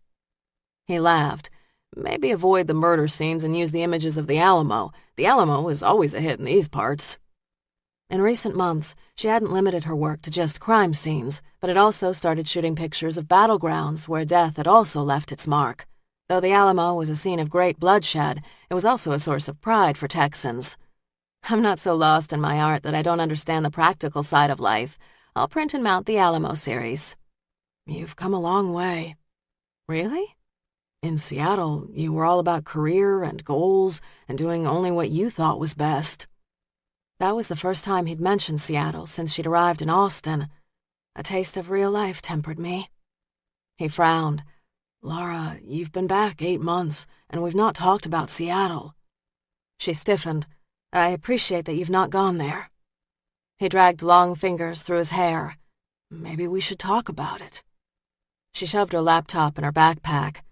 You were great to me while we were in Seattle. I wish I could have held my act together, but I don't want to talk about it. He nodded. Deal. Relief washed over her. He kissed her on the cheek. Friends? Yes, and you'll come to my opening this Friday? He winked. Wouldn't miss it for the world. It was past 10, and his coffee sat cold and virtually untouched as he leafed through the pages of the newspaper one more time. He'd started with the crime section and found a small article. Of course, he understood why his first victim had gotten so little play. He'd left her too far off the road, so it had been over a month before she was discovered. There'd been little to find, thanks to the elements and animals. It made sense that no one would realize who had arrived in town. But the second victim was different. He'd left her close to the road, and she'd been found quickly. He'd seen the cops and the crime scene roped off with yellow tape as he'd driven by on the interstate. Didn't the cops see that this murder was different from most? No crime of passion. It had been a cold, calculated staging to get their attention. Frustration gnawed at his gut as he drummed his fingers over the newspaper. Where was the coverage? How many bodies would it take for the cops to connect the dots? 2 wasn't enough? He shoved out a sigh and sat back in the chair. In the entertainment section, there'd been an ad placed by the gallery featuring Laura's show. It was a small ad, just 2 by 2, but he reread the details a half-dozen times. The opening would be a fun affair, and he looked forward to it. Anticipation had the tips of his fingers burning as he reached for the red book embossed with the gold letters, the Book of Blair.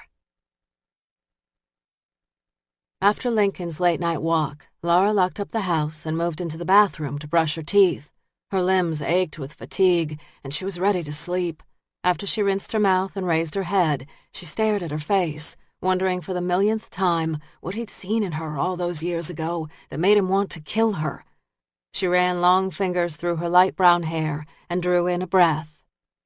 He didn't see you as a person. She repeated the words Seattle's forensic psychologist had told her over and over again. You were just an object, a means to one of his sick ends. For him, it wasn't personal. Well, it felt pretty damn personal. After brushing her hair, she stripped off her clothes, hauled on an oversized t-shirt, and then climbed into bed. Lincoln jumped on the bed and curled up at the edge. She shut off the light and closed her eyes, listening for any kind of sound that might make her jump. Outside, a breeze blew, and the branches from a tree by the house scraped against the windows. She pulled her blankets up close to her chin. She thought about the front door lock and wondered if she should recheck it. Damn, it had been years since she'd been hung up on locks and outdoor sounds, and she knew she worried tonight because of James Beck's visit. He was doing his best to drag her back into that old, dark world of shrinks and crime scene photos that had nearly driven her insane. Laura had barely gotten out of that world with her sanity. It had taken nearly 7 years in exile, but she was finally healthy and whole again, and she'd be damned if she'd go back. Beck would not take her back to hell. Healthy and whole. Her laughter echoed in the dark room. Lincoln perked up his ears and grunted in response. "And what are you doing, Miss Laura Church, at the crack of dawn in the morning?" She hesitated and then answered herself. "You're taking pictures of a murder scene." She rolled on her side and curled her body around her pillow. "Yeah, that's healthy."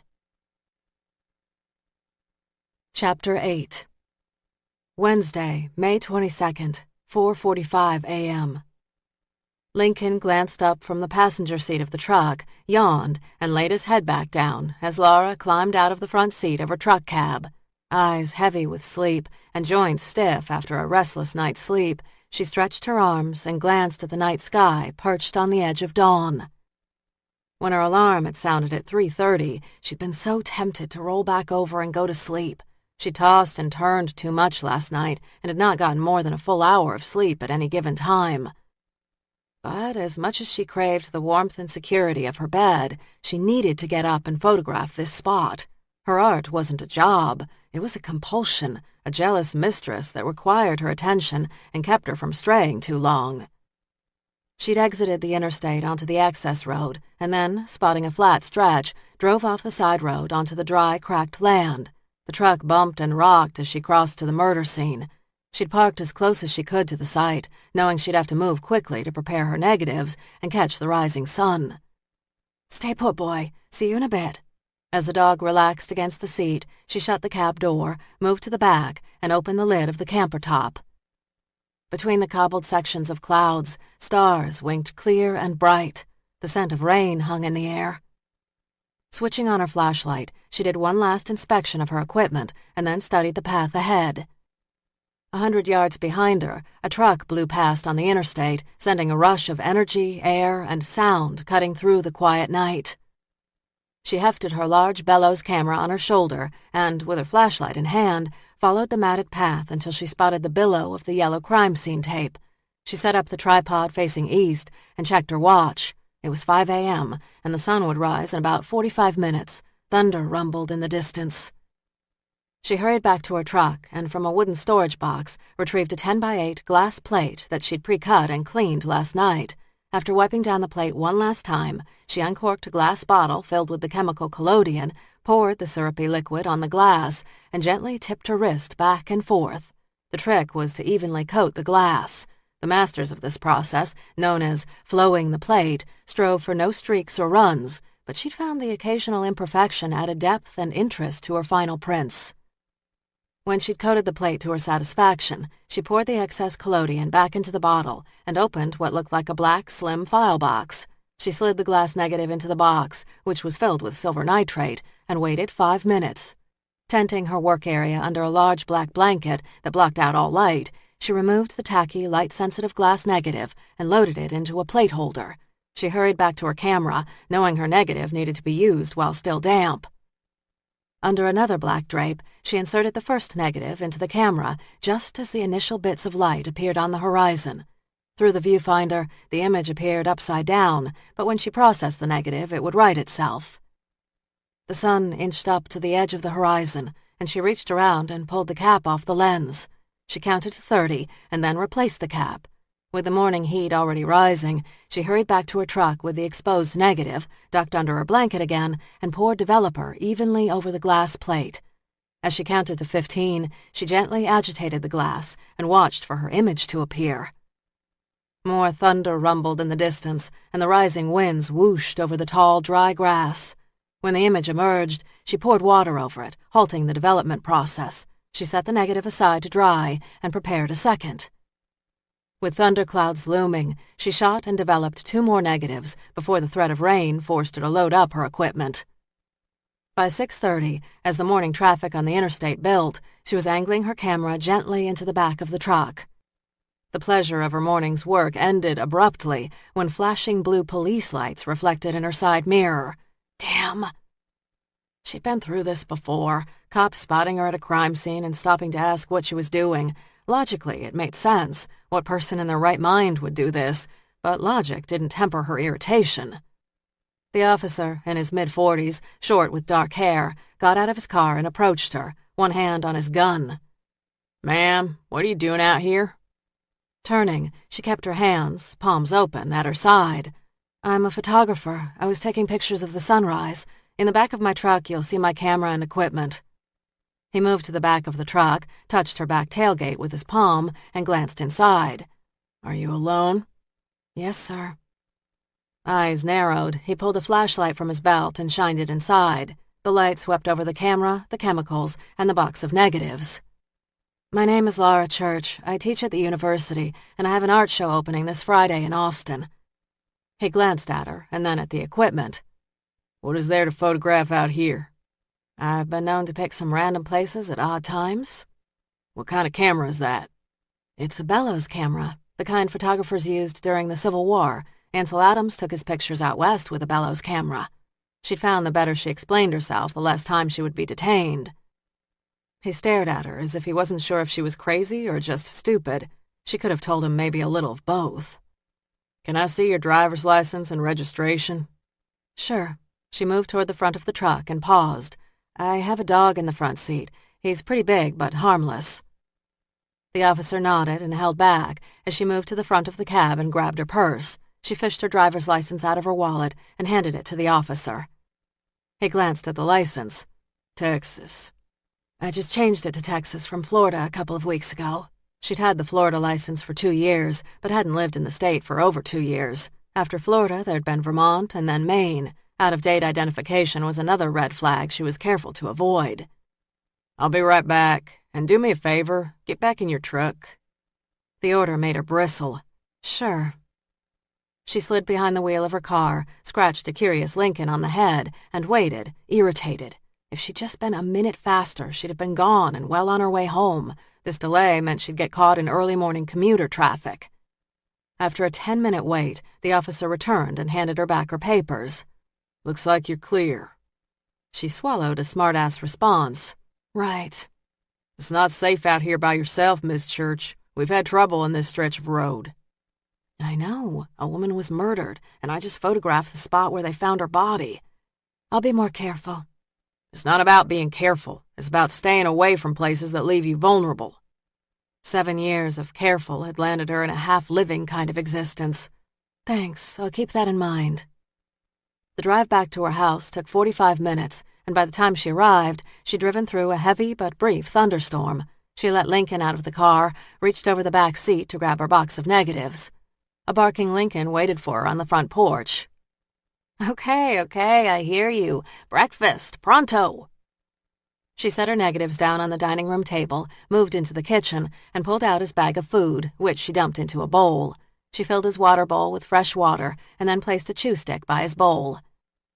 Her stomach grumbled, but instead of taking the time to eat, she grabbed a piece of cheese from the refrigerator and her negatives. She'd eat a real meal later. She closed the shed door and moved to the table where she had her chemical trays and light source set up. As soon as Laura opened the box of glass negatives, she lost track of time. When she worked with the negatives and the images, the outside world melted away, along with worries and fears. When Lincoln started barking, she glanced at her wristwatch and realized that 5 hours had passed. Knowing she had to wrap for the day, she still took one last glance at the images she'd created. She was pleased. On one negative, the chemicals had not reached the edges of the glass, so when the image developed, her imperfect technique created a jagged frame that wrapped around thunderous clouds backlit by a rising sun and the strip of crime scene tape that flapped in the wind. She held the image up. At first, she stared at it with an artist's critical eye, but as the seconds ticked, she found herself searching beyond the physical elements to the dark mind of the killer. Why did you kill her? Lincoln barked louder, dragging her from her unanswered questions. I'm sorry, Lincoln. I didn't mean to lose track of the time. She opened the shed door and found herself face to face with Sergeant James Beck. Lincoln barked from the kitchen window, clearly frustrated that he wasn't free. As the dog barked, she took a step back. What are you doing here? He glared at her and then back at the dog. Your dog needs to be let out. Torn between arguing and Lincoln's needs, she brushed past him as she dug the key from her pocket.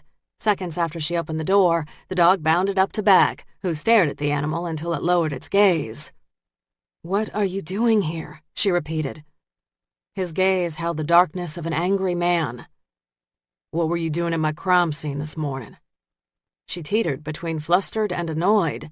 "How did you know where I was this morning? The DPS trooper took your identification, called my office, and mentioned your name?" She folded her arms over her chest. "Big state, small world." He raised his brow. "I put the word out that if your name came up, I wanted to hear about it." Annoyance snapped. "You've had people spying on me?" "Not spying, just on the lookout." He towered over her by nearly a foot. "Why were you there?" His commanding tone had her muscles bristling. "I wasn't aware that it belonged to you." His jaw tightened. "What were you doing there?" She danced with the devil. "I didn't see any no trespassing signs." He leaned so close she smelled hints of his soap. "Do you really want to get into a pissing match with me, Miss Church? Do you?" Anger pushed aside the fear pounding in her throat. "Sure, why not? I haven't had a good workout this morning." His gaze narrowed. "You can tell me what you were doing this morning now or downtown in my office. I've got time to kill, and it would give me great pleasure to drag you into headquarters and waste your day." Beck didn't make idle threats. Of that she was certain. She could dig in her heels and win a trip into Austin, or she could talk and get on with her day. "Detective Raines was like you. He didn't think twice about screwing with my day if he didn't like the answers I gave him." Beck's brows knotted. "What were you doing at my crime scene?" She folded her arms over her chest, wondering why he drove her to be so childish. "I was taking pictures. I am a photographer." "What's out there worth photographing? It's the side of the interstate." "It's a crime scene. That's what I photograph." He shook his head, his disapproval evident. "Does the world need to see more violence?" She brushed her bangs out of her face with the back of her hand. "Good art makes people think." Beck glanced at her fingertips, darkened by chemicals. "What were you doing in the shed?" "It's my dark room. I was developing the prints I took this morning." "You must have been pretty absorbed. You didn't hear me call. Hell, the damn dog was about to bark its head off." "I get lost when I'm working. I never heard you, but I did hear Lincoln barking." Absently, he rested a hand on his hip. The butt of a gun peeked out from under his jacket. "Mind showing me those pictures?" At this stage, the work remained too raw to show. The idea that anyone, especially Beck, would scrutinize her work left her feeling vulnerable. "Come to my show on Friday. It will give you a good idea of what my work is about." His smile held no hint of humor or warmth.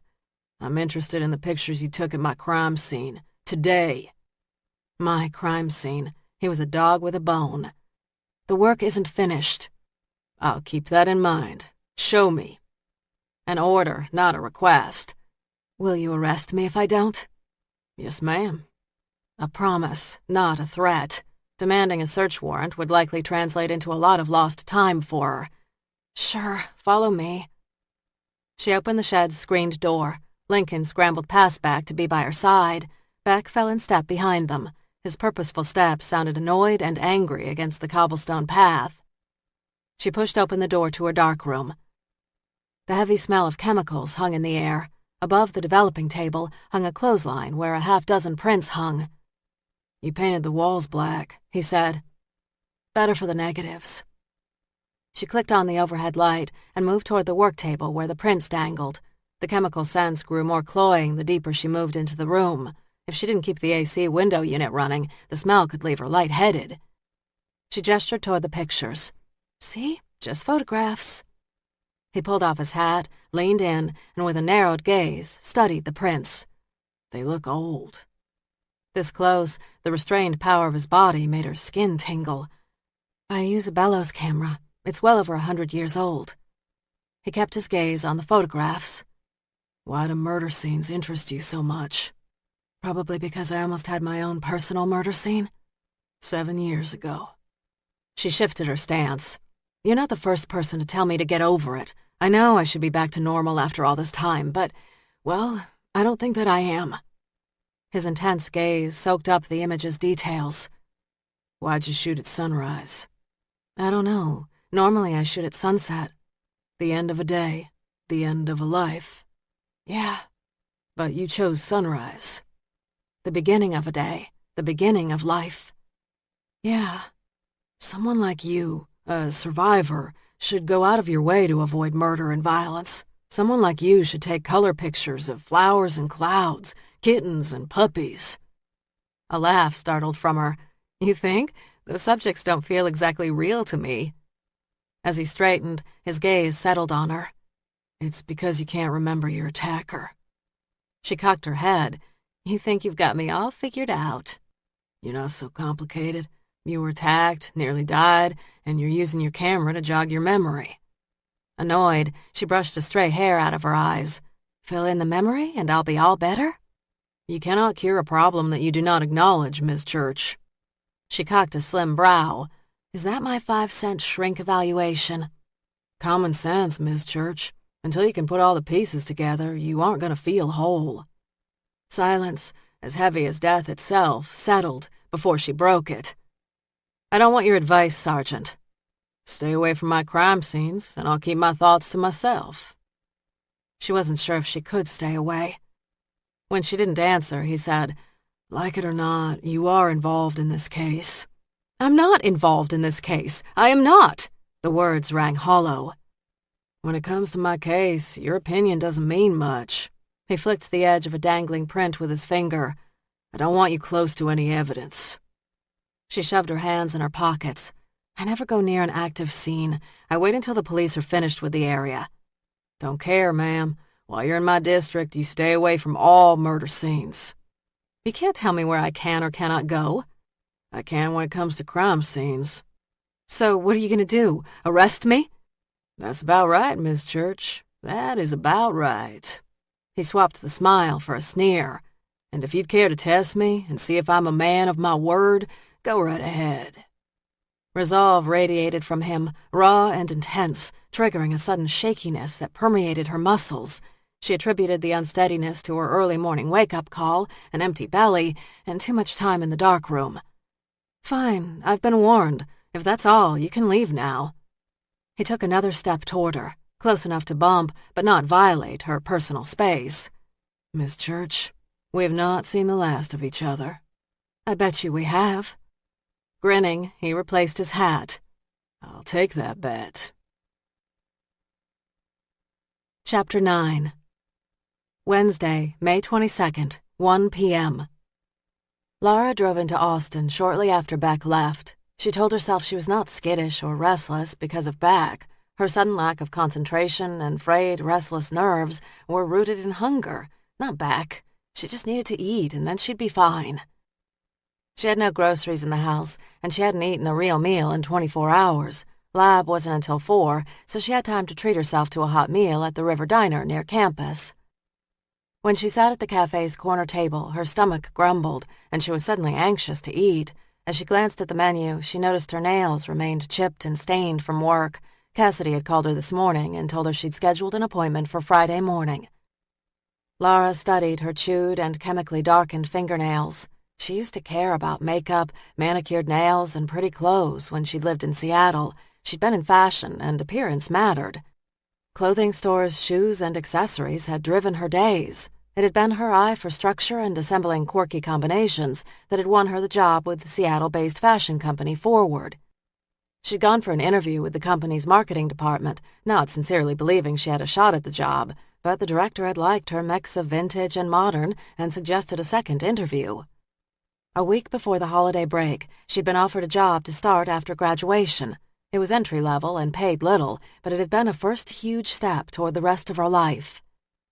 Her life had all been blue skies in those days. Danger and death were reserved for movies and novels. She'd been such a different person then. "What can I get you, Miss Church?" Danny said. Laura glanced up at her student. "Danny, I didn't know you worked here." "Almost 4 months now." "Aren't you supposed to be in school this morning?" "I get out at 11 on Wednesdays. That gives me time to work the lunch rush here." "When do you graduate?" "A couple of weeks." "And what's after that?" She shrugged. "I'll know when I get there." Patrons at other tables were already vying for Danny's attention, and the diner's owner was watching them. As Laura stared at Danny, she saw her younger self and couldn't help but remember her high school days. Transient, uncertain, lonely. She'd make a point to talk to the kid more in the coming days and see if she could find out more. "What's the vegetarian special today?" Danny shook her head. "If you weren't in Austin, you'd get laughed out of any self-respecting Texas eatery." Lara grinned. "You might be right. Does that mean there's no special today?" "Nope. Mac has done a black beans and rice. He's also stuffed zucchini with white beans, and it's decent." "I'll have the beans and rice, a side of bread, and a tossed salad." "That's a lot of food." "I've been working in the darkroom and haven't had time to stop and eat. I didn't realize I was starving until about an hour ago." "Well, I'll get that bread and salad right up." "Thanks." Danny returned minutes later with a side of hot bread and a garden salad with dressing on the side. "Anything else I can get you?" She picked up a chunk of bread and tore it.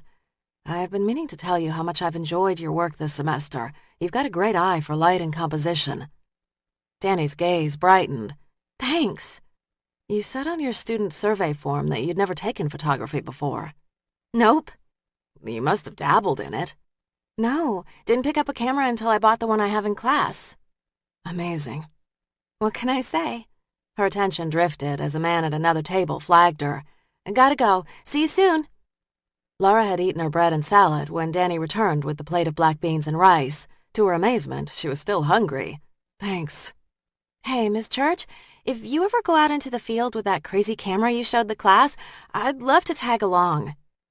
She'd never taken anyone along before, but she liked Danny and wanted to encourage her. "How old are you?" Without blinking, Danny said, 18. Lara smiled. "I've got access to my students' birth dates." Danny shrugged. "So I'm weeks away from 18. "Can you get written permission from your mother to work with me in the field?" "Sure," Danny said easily. "Mom loves that I'm taking the class." Lara searched her gaze, wondering if she should take the kid with her. "I'm working on a series of photographs." An image of Beck's grim face flashed in her mind. He'd be pissed if he knew she planned to return to the site. "The set I took this morning were good, but I wanted to shoot it at sunset." Danny shrugged, but there was a spark of interest in her eyes. "Where?" "It's a site off the interstate. If we leave after lab today and make a quick stop at my house for the equipment, we could get the shot. If caught, Beck would hang her out to dry, but she was certain he'd leave Danny alone." "Sure, see you then." "Great, but you've got to get a note from your mother." "No worries. I'll see her right after my shift today." The pictures Lara had taken this morning had turned out better than she'd expected. There was no need to return to the site. So why return? Maybe she wanted to encourage a bright student. Maybe it was because Beck had told her to stay clear. Or maybe, just maybe, there was a key that could unlock her memory. The drive to San Antonio took Beck just over an hour. He arrived at the small rancher-style house that Lou Ellen Fisk had rented the last 6 months of her life. The front yard was mostly dried weeds, and last summer's heat had cracked the cement sidewalk in a couple of places. Yellow crime scene tape still sealed the front door. Beck had requested financial information from Fisk's and Hart's banks, but didn't expect a report until later today or tomorrow. When he'd called Santos and asked to see Lou Ellen Fisk's place, he'd learned that the local cops had kept the apartment sealed. He still didn't have a solid link between the two victims, but the more he learned about them, the more he hoped to learn about their killer. Minutes later, Deputy Santos pulled up behind his vehicle. He slid out of his black SUV, squinting against the afternoon sun as he put on his hat. The men nodded a greeting as both moved toward the front door. Santos fished keys out of his pockets. "The locals went over the Fisk site with a fine-tooth comb and didn't find anything." "No penny?" "Nothing, though it was clear someone had been to the site, footprints everywhere." "Lara Church was there early this morning." Irritation rumbled under the words. "Really?" "DPS officer spotted her parked by the murder scene and called me. She was loading up camera equipment. Got a 16-year-old sister who's into art. She was talking about Lara Church's show this morning. Mark of Death. Hell of a theme." I said no. "You don't want to go to an art exhibit?" Beck teased. "No way in hell, and I'm sure not letting Maria drive up to Austin alone to see the show." "Good call." Santos searched the ring of keys. "A part of me hopes the cases aren't linked. A serial killer opens a whole new can of worms." Beck pulled down the crime scene tape. "Let's see what we can learn about Ms. Fisk." Santos nodded toward the house. "Miss Fisk moved in here about 4 months ago." Did she have roommates? There was a gal scheduled to move in this month, but when Fisk was found dead, she changed her mind. In fact, she moved back to Oklahoma. When the door swung open, Beck and Santos pulled on rubber gloves. He found the light switch controlled an overhead bulb that spit out enough light to illuminate the main room. From what he could see, the place was a mess. Clothes, blankets, pizza boxes, and magazines littered the floor. A couch in the center of the 10 by 15 room was stained and covered in more junk. To the left was a small kitchenette, and to the right, a small bathroom. This place reminds me a lot of the first apartment I shared with a couple of guys after basic, Santos said. Hell of a mess. Beck moved into the kitchen and glanced at the dirty dishes piled in the sink. He opened the refrigerator, winced at the smell, and discovered 10 beers, a couple of yogurts, and a half-eaten pizza. I read the Seattle case files, Beck said. The Seattle victims' profiles were different than Fisk and Hart. None were in college. In fact, several never graduated high school, and a couple had arrest records for prostitution. They didn't have much in the way of a future. Laura Church had a future. That changed after the attack. Violence had stripped away her dreams. Beck turned his attention to a round table covered with papers and bills. From what Laura's police file says, she wasn't the ghoul she is today. Before her attack, she wasn't obsessed with death. She was in fashion design and had plans to work with a Seattle design firm. After the attack, she gave up fashion and turned to photography, left the Pacific Northwest for good. Understandable? He picked up an envelope marked overdue. Raines's initial notes theorized Laura faked amnesia. Later, his notes are less sure. What do you think? I don't know. She's done a good job over the last 7 years of running. She's been all but invisible. Running from shadows or a real man? She says shadows. Beck frowned. Now she's coming back into the spotlight and there are more murders. That can't be a coincidence. Beck forged through the papers on the table. They looked like a collection of worksheets from class. She was taking a biology class. Santos nodded as he checked his notes scribbled on a pad. She was also taking accounting, had an A in both classes. Both her teachers considered her a solid student. Buried under the papers was a laptop. Beck opened it and hit the power button. Seconds later, the screen popped up. The screensaver was a photo snapped of Llewellyn and several other smiling young girls. Crystal blue skies, fall leaves covering the university grounds, the girls wearing sweatshirts. She was Laura Church at the time of her attack.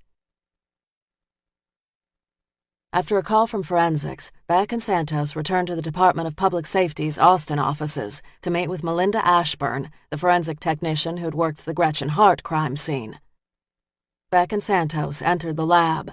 The large white room had a single window on the far side and 5 gray lab tables, each manned by a forensic technician. Some technicians stared into microscopes, while others sat at computer screens. They found Melinda hunched over a computer typing notes. She wore khakis, a green polo, and a white lab coat, and had her red hair tied back. She looked pale, tired. Beck cleared his throat. Miss Ashburn? Melinda Ashburn peered over the edge of dark-framed glasses. Sergeant Beck and Santos, glad you could make it. You said you had an update for us? She rose, stretched the kinks from her neck. Let's go to the conference room. She snatched a file from her workstation and led the 2 rangers down the hall to a small meeting room. The 3 sat at a mid-sized round conference table. I don't have much, but I do have 1 or 2 tidbits. We'll take whatever you got, Beck said. Let's start with the coin, she said. It was the one piece of evidence not released to the Seattle press and then repeated at the Hart crime scene. Melinda opened her file and removed front and back pictures of the penny. A 1943 wheat penny made of steel. Santos pulled a notebook and pen from his jacket breast pocket. What does that mean?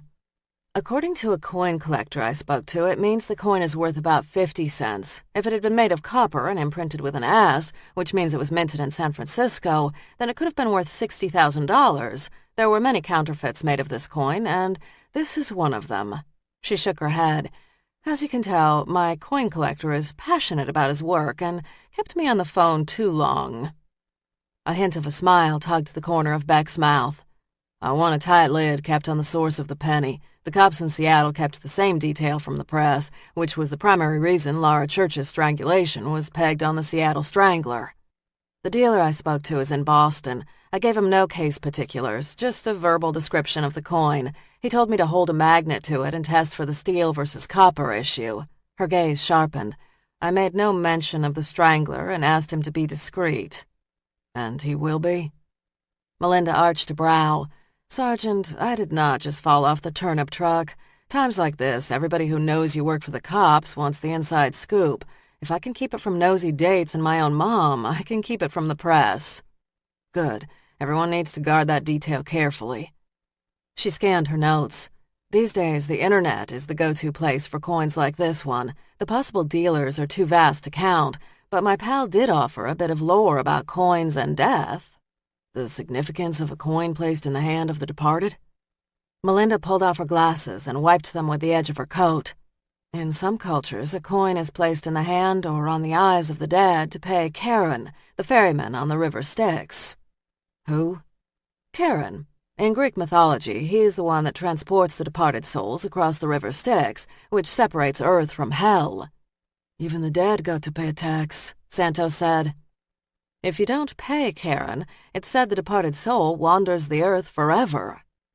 Beck stared at the photo of the penny. So placing the coins on the body is a sign of kindness? Yes, I would say so. The killer cared for the well-being of the dead person's soul. Beck rubbed the back of his neck. Hell of a way to show that he cares. Beck drew in a breath. Melinda, what else do you have? She glanced at her notes. No traces of blood, no defensive wounds. The dress isn't remarkable. It appears handmade. It's cotton with machine-made lace. It hit the victim below the knees and fit her well, as if made for her. I went over it millimeter by millimeter. I pulled blonde hair samples that belonged to the victim and a couple of dark hair samples that could belong to the killer. I'm testing DNA, but it will take weeks to get results. Seattle pulled DNA from Laura. A match would tell us if the Strangler came south. Beck rarely had the puzzle pieces of a crime fit together so neatly. What about DNA under her nail beds or vaginal area? None in either location. She didn't fight, and he wore a condom when he raped her. She scanned her notes. I did find several footprints at the crime scene that do not match any of the people I know that walked the area. The truck driver who found her has a size 13 shoe, whereas the unknown print is a 10. Appears to be a work boot, and I'm working to identify it. Where were the prints? Santos said. One partial at the top of the body and one full at the foot of the body. He was admiring his handiwork, Beck said. I did take samples of the dirt, so if you find him, get me all his shoes, Melinda said. I can analyze his boots, and if there are any trace soil samples on it, I can put him at the scene. That's the trick, isn't it? Finding the killer. During lab, while the students worked at stations equipped with enlargers, Laura moved behind them, offering advice and words of encouragement. Burn in, edge, exposure. This was her chance not to just talk about theories, but to put them into action. In the classroom, awkwardness and discomfort still shadowed her, but in the darkroom, all doubts vanished. The session wrapped by 5:15. Danny gave Laura a note from her mother, and they got in the truck and headed toward her house, where Lincoln waited, barking in the house. While he took a quick break, Laura and Danny hauled out her equipment from the house and loaded the truck. Danny studied Laura's house. So how did you end up here? The place belonged to my grandmother, Laura said. I spent a lot of my summers with her when I was a kid. I can think of a lot better places to be during the summer than Texas. Laura smiled as she closed the camper top. I loved it here. Would have loved to have lived here. She opened her passenger door, and Lincoln hopped up on the front seat. When the two had slid into the front cab of the truck, Danny snapped her seatbelt as she glanced down at the dog already drifting off to sleep. Where did you live? All over. My mother got married several times when I was a kid, so we were either moving in with a new stepfather or running away from one. Danny fiddled with the silver and bead bangles dangling from her wrist. We moved here for my stepfather. Laura backed up the truck and drove down the gravel driveway toward the road. How's that going? He's a douche, but he's manageable. The faintest hitch in her voice caught Laura's attention. Has he hurt you? Danny's exaggerated laugh rang false. "No, he's just a blowhard." Lara sensed a retreat in the girl and suspected if she pushed, she'd sever whatever fragile communication the two might build. "You've got my number if you ever need anything." "Please, I'm fine." Danny shifted her gaze out the passenger side door. "So what are we taking a picture of?" Lara glanced at the sleeping dog between them. "A crime scene. My work lately focuses on crime and death and the land." Danny nodded. "You don't look like the dark and scary type." Lara smiled. "Really?" Absently, Danny scratched Lincoln's head. "Yeah, I see you photographing babies and puppies." Lara laughed. "I've gotten a lot of that lately." "No worries. We all have the dark and creepy best left in the past." Lara glanced at the girl again, tempted to ask questions, but having been on the receiving end of too many personal questions, she understood curiosity could breed anger. Why did he choose you? What did you do to attract him? If you'd been a little smarter, do you think it would have happened? "So you aren't from Texas, are you?" Lara already knew the answer. The silver bracelets jangled on Danny's wrist as she smoothed her hand over her faded jeans. "Did the accent give me away?" "Or lack thereof." "I'm from the Washington, D.C. area. I moved here about a year ago when my mom married my stepdad." "Long way from family and friends." She shrugged. "I Skype my friends when I can." "What about family?" Lara glanced in the rearview mirror and noticed a car coming up behind her fast. She moved to the right lane. "Dad works a lot. He's good for the monthly child support payment, and he bought me my car, but that's about it." As the speeding car passed, Lara mulled Danny's statement. "I didn't know my dad growing up. Mom never would talk about him." Danny's gaze shifted to Lara and lingered a moment before she said, "I think my dad was a little relieved when Mom told him she and I were moving to Texas. We never got along great. I guess I drive him nuts." "You're a teenager. I think it's written in your job description to drive your parents nuts. That doesn't mean he doesn't love you." A heavy silence hung between them as Danny stared ahead, her fingers still rubbing Lincoln's head. Lara liked the kid and wanted her to feel like they could talk, but Lara's people skills were rusty at best. "So you move around a lot?" Danny said. "Yeah, you'd think after a childhood of being on the move I'd find a place to settle, but I've been a Rolling Stone since college." Shifting the focus back on Lara, relaxed the lines furrowing the kid's forehead. "Should I ask why?" "I just couldn't stay still." Danny grinned. "And maybe one day you'll tell me why, and I'll share my sordid story." She hesitated. "Or maybe we won't." Lara tightened her grip on the steering wheel. "Being closed off is safe, but it can be lonely." "I've always opted for safe." Lara nodded. "Me too." Traffic slowed, and they didn't reach the right mile marker until about 6:45. Lara checked her watch. "We've got a half hour before sunset. We're gonna have to hustle to set up in time." "I am here to serve." The two got out of the car. Danny hauled the developing table, and Lara carried the camera along with the chemicals in a backpack. As they approached the scene, Lara noticed that fresh yellow tape had been strung. The cops had been back to this location today. Was it because she'd been here today, or were they searching for new evidence? "A crime scene, Lara?" Danny said. "Where's the art?" "I know it's different. I shoot crime scenes." She blew a stray strand of hair from her eyes. Danny stilled. "You shoot what?" Her truthful answers put most on edge. "I shoot places where people have been murdered." Interest, not fear, sparked in Danny's gaze. "So did someone get murdered here?" "A woman, just over that rise, about a month ago." Danny glanced around as if trying to find the spot. "How did she die?" "Strangled." She shook her head. "What a way to go." "Yeah, it's bad." She offered a smile to Danny. "Are you still up for helping? If you feel weird about it, I understand." "It takes a lot to rattle me, Ms. Church," Danny said. "This is low on my weirdo meter." Relieved, Lara lowered her backpack to the ground and kicked out the 3 legs of the camera tripod, holding firmly onto the camera until the legs were firm and rooted into the ground. Danny's gaze scanned the horizon. "So why are you reshooting? Did the photos not work out?" "No, they were great. I shot them at sunrise, and now I want to see sunset. Death is an ending, not a beginning. Plus, James Beck had told her not to return, so a repeat trip bumped up to the top of her priority list. Danny shaded her gaze with her hand as she stared into the sun, which hovered above the horizon. Light changes perspective. Laura grinned. It does my heart good to know someone is listening in class. There are days when I feel like I'm talking to myself. Most of the kids are about the easy A in art. They were expecting to snap a dozen pictures and be done. No one figured the teacher would be a ball buster. Laura laughed. I've never been called a ball buster. Danny's eyes twinkled with a humor Laura had never seen before. I meant it in the nicest way. Oh, I'm taking it as a compliment. Maybe I'll have new cards made. Laura Church, photographer, teacher, ball buster. Both had a good laugh as they pulled out the 4 legs from under the table, and together they set it up.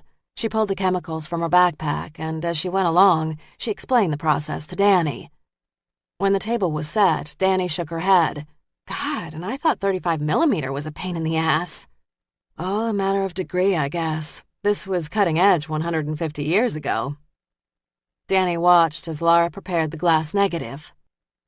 In the next several minutes, Laura and Danny barely spoke as she treated the negatives and then exposed them to light. By the time Laura replaced the cap on the last shot, the sun was all but gone.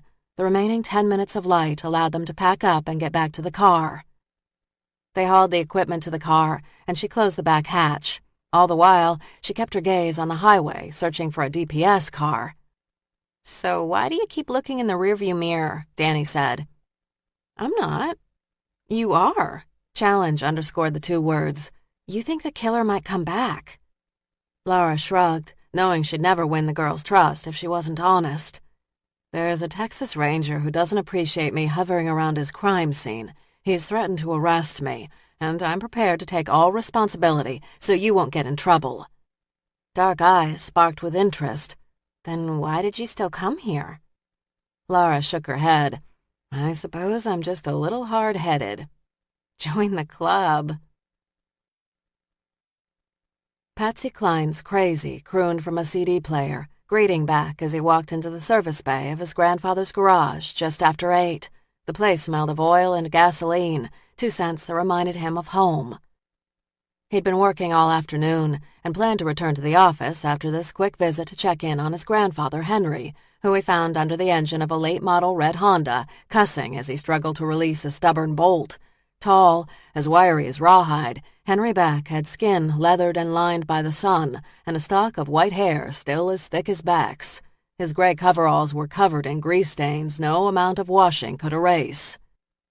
When Beck had been a kid, Henry had been a force larger than life. Big, bold, strong as an ox, and loyal to his grandsons, Henry could have tackled any challenge, Beck believed. In those days, hell, even 5 years ago, Henry would have loosened that bolt without breaking a sweat. Beck considered helping the old man, but understood his pride went bone deep. Kinda late to be working. Couldn't stand to watch another minute of television, Henry said.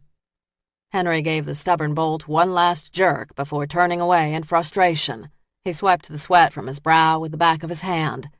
What the hell are you doing here? Doesn't a guy like you got better things to do than visit an old man? Beck wasn't put off by Henry's gruffness. The old man took pride that his oldest grandson was a Texas Ranger. Just thought I'd check in.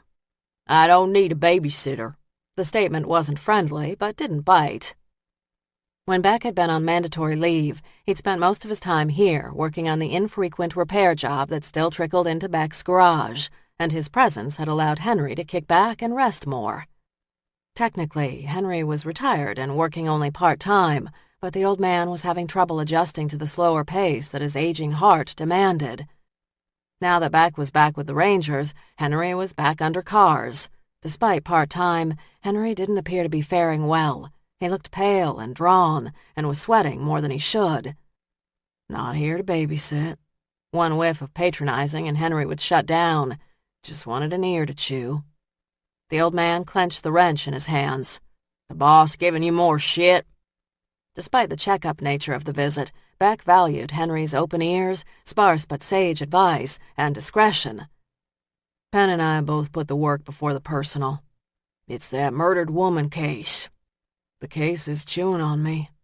Girl strangled, the paper said. Henry, for as long as Beck could remember, had read the paper from cover to cover every day.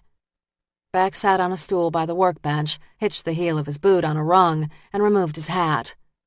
There might be a second victim, but we haven't made a solid connection yet. Henry set his wrench on the bench. Instinctively, he understood Beck had more to say, so he waited. Beck's hat dangled from his forefinger as he toyed with a concha on his leather hatband. Got a woman who survived a brutal attack a while back. I think it's the same killer. She says she doesn't remember her attacker. Henry wiped grease from his hands with an old rag. And you don't believe her? Says she wants to, but can't. Can't or won't. I think whatever's locked in her head is so bad she just can't bring herself to retrieve it. They got fancy doctors to help with that. She says she's seen 'em all. Nobody helped. Challenge glistened from gray eyes. Since when do you take no for an answer? Beck smiled. Since never. Chapter 10. Friday, May 24th, 10 a.m. Most women relaxed when they walked into a beauty salon. It was their time to sit back and enjoy, but for reasons Laura could not explain, the shop set her nerves on edge. She wasn't sure if it was the smell of the polishes, the searching eyes of the technicians, or the simple fact that this was a reminder of a world she'd left behind. In Seattle, she'd adored being fussed over. She'd worried about her hair, her makeup, and her nails. She had looked good in those days, and known men always gave her a second look, which had stoked her feminine pride. Maybe that was at the heart of her unease today. She didn't want to be noticed by anyone, especially men, and primping would make her more noticeable. Cassidy came through the door seconds after her and laid her hands on her shoulders. You look ready to bolt. Laura glanced into the line of chairs and mirrors in the salon. I am. Good Lord, Laura, Cassidy said, laughing. This is supposed to be fun. You look like you're about to be shot. Laura dragged fingers through her hair. It's been a long time since I came to a salon. Cassidy arched a brow. My point exactly? You need a clean-up before tonight. Laura huffed out a breath. It's not about me. It's about the art. Cassidy laughed as she rolled her eyes. You are the art. You are the brand. You need to be someone that people remember. Please, you make me sound like a pair of jeans or a car. Marketing is marketing. Cassidy spoke to a red-headed receptionist wearing cat glasses and a sleek, asymmetrical haircut, and turned back to Laura. They'll take us in 5 minutes. When Laura opened her mouth to argue, Cassidy shook her head.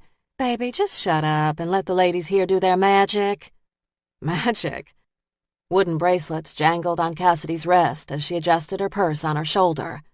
You know photography, and these girls know color and cut, and they are artists. Laura glanced toward the exit. Will there be time for me to visit my studio before the show opening tonight? No. If you go to that studio, you will pull out the nasty chemicals and mess up all the good work we're doing here today. She grabbed a strand of Laura's hair. Maybe they can brighten up your hair as well. It still is a bit drab from that terrible dye job you attempted. Why you'd go brown is beyond me. It's almost as if you didn't want people to see you. That had been exactly the plan. That's not so bad.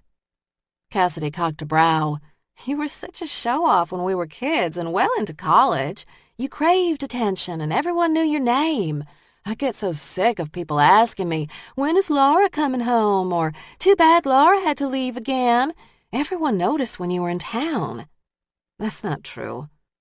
The light in Cassidy's eyes never dimmed. Of course it was. The house came alive when you arrived for your summer visit. I thought by now you'd be a fashion superstar, but then you dropped off the face of the earth. I started traveling and taking pictures, which was true. Cassidy caught the attention of her stylist and smiled. I've never understood why.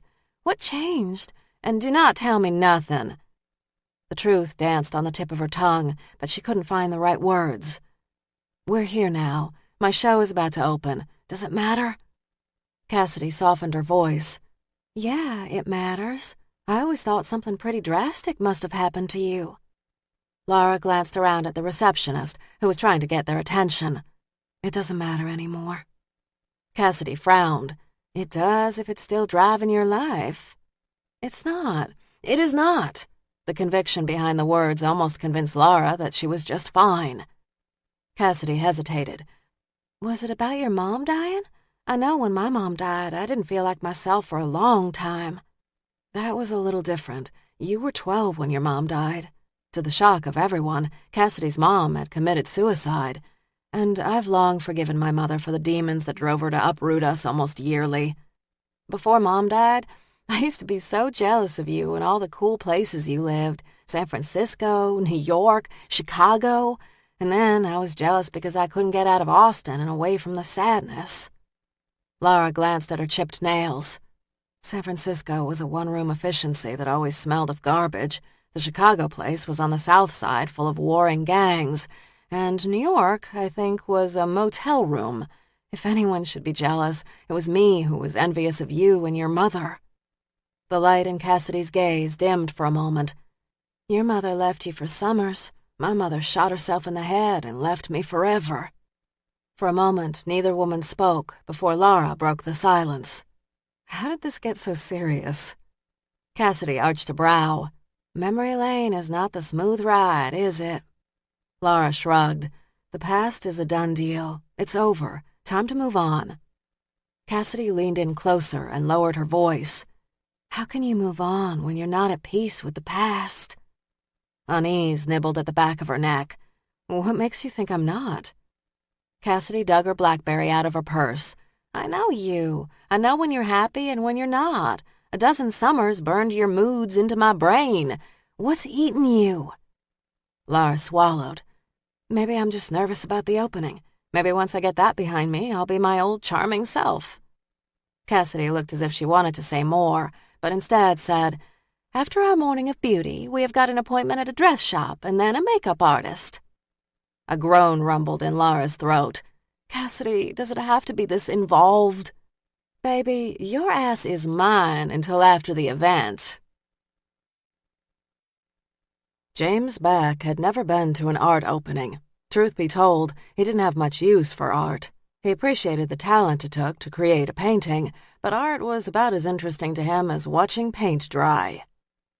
The 101 Gallery was a good-sized piece of property in Austin. 3 stories, the building had been around for 60 years, but it hadn't always been a gallery. There'd been a time when it was a dress shop, and before that, a butcher shop. Henry said when he was a kid, he and his dad had shopped here for steaks, and later, when it was a dress shop, his mother had shopped here, though he suspected she'd done more looking than buying in the high-end shop. And now it was all cleaned up and painted white. Hanging in the window was a sign that read, Mark of Death. The invitation had said the reception ran from 6 to 9, but he'd made a point to show up early, hoping to get a glimpse of the show and Ms. Church before the crowd started to appear. He removed his hat as he stepped into the gallery. Soft harp music greeted him. Small candles lined the center of a long, rectangular table in the center of the room. The table was filled with displays of dainty, well-garnished finger foods, too pretty to eat. He supposed that was the kind of food the fans of art ate. Delicate and not nearly enough to stick to your ribs. Beyond the food were Miss Church's photographic images. One more step into the gallery caught the attention of a woman at the food table. She had dark hair, lots of makeup, and she wore a blue ruffled dress that reminded him of a cartoon character. A plucked brow arched as she moved toward him. Now, what brings a Texas Ranger to my doorstep? Are you a fan of the arts? I met Miss Church earlier this week. Thought I'd stop by and have a look. She here? The woman had assessed him in a blink. She'd be polite, but knowing he'd not buy one of the pieces shifted him into a different, less important category. And your name? James Beck. And you? A slightly pointed chin tilted up. Cassidy Roberts. This is my gallery. I don't plan to stay too long. Mind telling me where Miss Church can be found? Though formed as a question, the word sounded like an order. Ms. Roberts studied him, as if considering whether tangling with him was worth the trouble. She's in the back of the gallery getting herself centered before the show. Centered wasn't the kind of word a gun-toting woman used. Thank you, ma'am. As he started to move past her, she blocked his path. This is not the best time. She's got to be on tonight, all smiles, if you know what I mean. It would be nice if she's not distracted in any way. I've got no intention of distracting her. Though, in fact, that was exactly his plan. He wanted her to know he'd not forgotten about her, or his need for her to remember. Her gaze narrowed. See that you don't. When he entered the back room, he was looking for a jean-clad gal who was wearing a worn t-shirt and had her hair twisted on top of her head. Instead, he found a woman who could have stepped off a fashion magazine page. Laura's hair, restored to natural blonde, was down, gently curled, and skimming the middle of her back. She wore heels that added several inches to her height and a sleek black dress that hugged her curves, which had been almost hidden days earlier with loose jeans and a boxy t-shirt. 4 slim gold bracelets dangled from her right wrist. Damn. Miss Church. She turned, and immediately her quizzical look became suspicious. Ranger Beck, what brings you here? His gaze held hers. Thought I'd come by and have a look. She arched a brow. Why? You interest me. He moved close to her, knowing his height would invade the space around her. He'd half expected her to take a step back, but she held her ground in her high heels.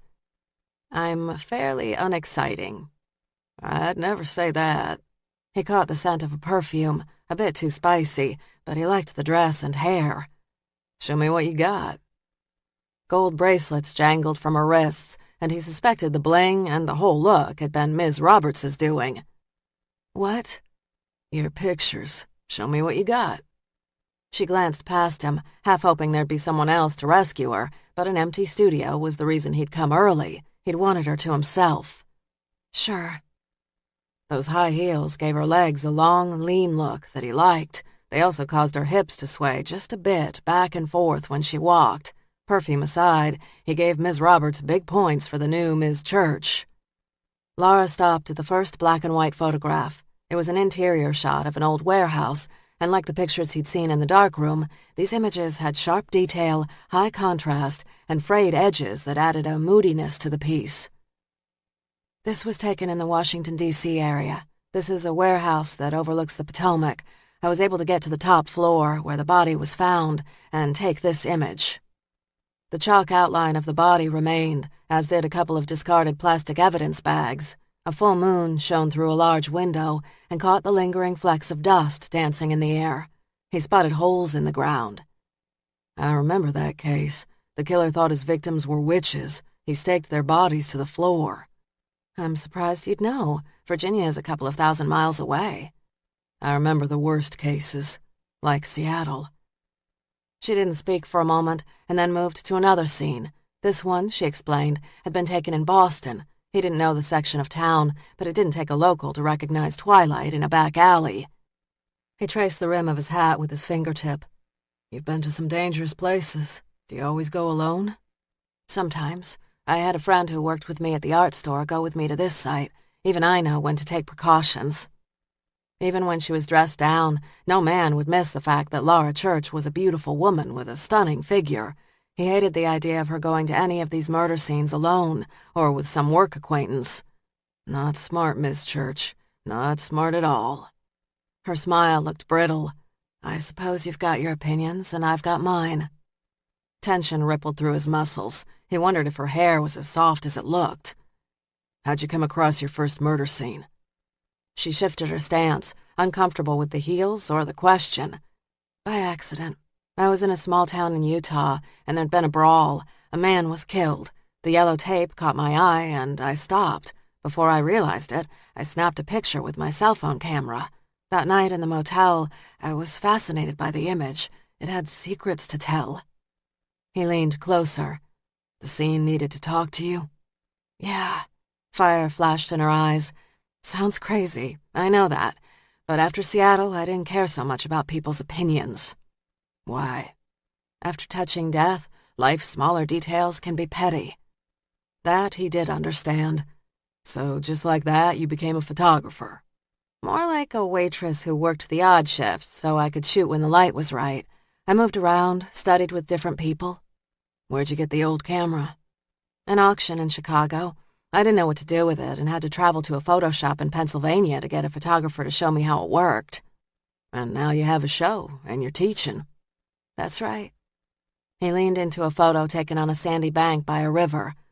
Want to know what I think? Her gaze trailed his. I suspect you'll tell me either way. I think your memories are stowed away in a dark, shadowy corner of your mind. She shook her head. You think too much. That's what I'm paid to do, ma'am. He leaned in, nudging her personal space. Do you remember the coin in your hand? Her face paled, and without realizing, she curled the fingers of her right hand into a fist. I don't remember it. Raines told me about it. A penny. He studied her gaze, searching for hints of a lie. He was good at reading body language, and all he was reading off her now was fear and nerves. What are you afraid of? A delicate chin lifted. I'm not afraid. You are. Seeing her fear fueled his protective instincts. She gestured toward the wall of photos. The show. It has my nerves on end. I'm not used to so much attention. This is your first time out of hiding since Seattle? Yes. Sorrow lurked behind the word, but she smiled as if forcibly embracing joy. But it had to happen. I can't live a gypsy's life forever. Have you ever considered going public about what happened in Seattle? She stiffened, and in a half-second he glimpsed fear in her eyes. No. If the killer is out there, he can find you. I don't need to paint a bullseye on my head. Laura! Cassidy called to Ms. Church from across the room. She had two folks in tow. One was a spindly woman who wore all black and had a short, dark bob, and the other was a short man with tight jeans and a crisp white shirt. I have two people out a door for you to meet. Beck straightened, frustration clawing at him. Given more time, he thought he might have reached her. Now, Ms. Roberts would sweep her away into the glitter of the evening. Laura's smile was bright, but he imagined her visibly bracing. If you will excuse me, Ranger Beck. Looks like you're headed to a firing squad. Her smile softened. Close. Art critics. He didn't need more time with her, but he wanted it. He had no business wanting her. The case always took priority. He was a Texas Ranger, but for the first time, he almost resented the Silver Star's weight. Been a pleasure, Ms. Church. Without responding, she moved across the room toward the art critics. She extended her hand, demonstrating a poise that reflected the life she'd lived before the attack. Cassidy moved toward him, a look of irritation flashing in her green eyes. You were nice to Laura, I trust. No reason not to be. He had the sense they were burning time. As much as he wanted to play nice, he knew in his gut he didn't have the luxury. Laura had trouble concentrating as she talked to Ms. Vera Jones, a writer for the Austin Chronicle. Ms. Jones was expounding on her theories of modern photography. She'd not seen Beck in a half hour, but she sensed his presence, and at times his gaze burrowing into her back. Tonight he'd set her off balance. When she'd seen him, she'd expected him to be pissed off. She'd expected him to be frustrated. Instead, he'd been almost charming. He was a chameleon, able to adapt, be what the situation dictated, and that made him dangerous. Why does such a lovely young woman choose such a dark subject? Vera's question pulled Laura's attention back to the slim woman standing in front of her. Darkness brings conflict, and conflict is interesting.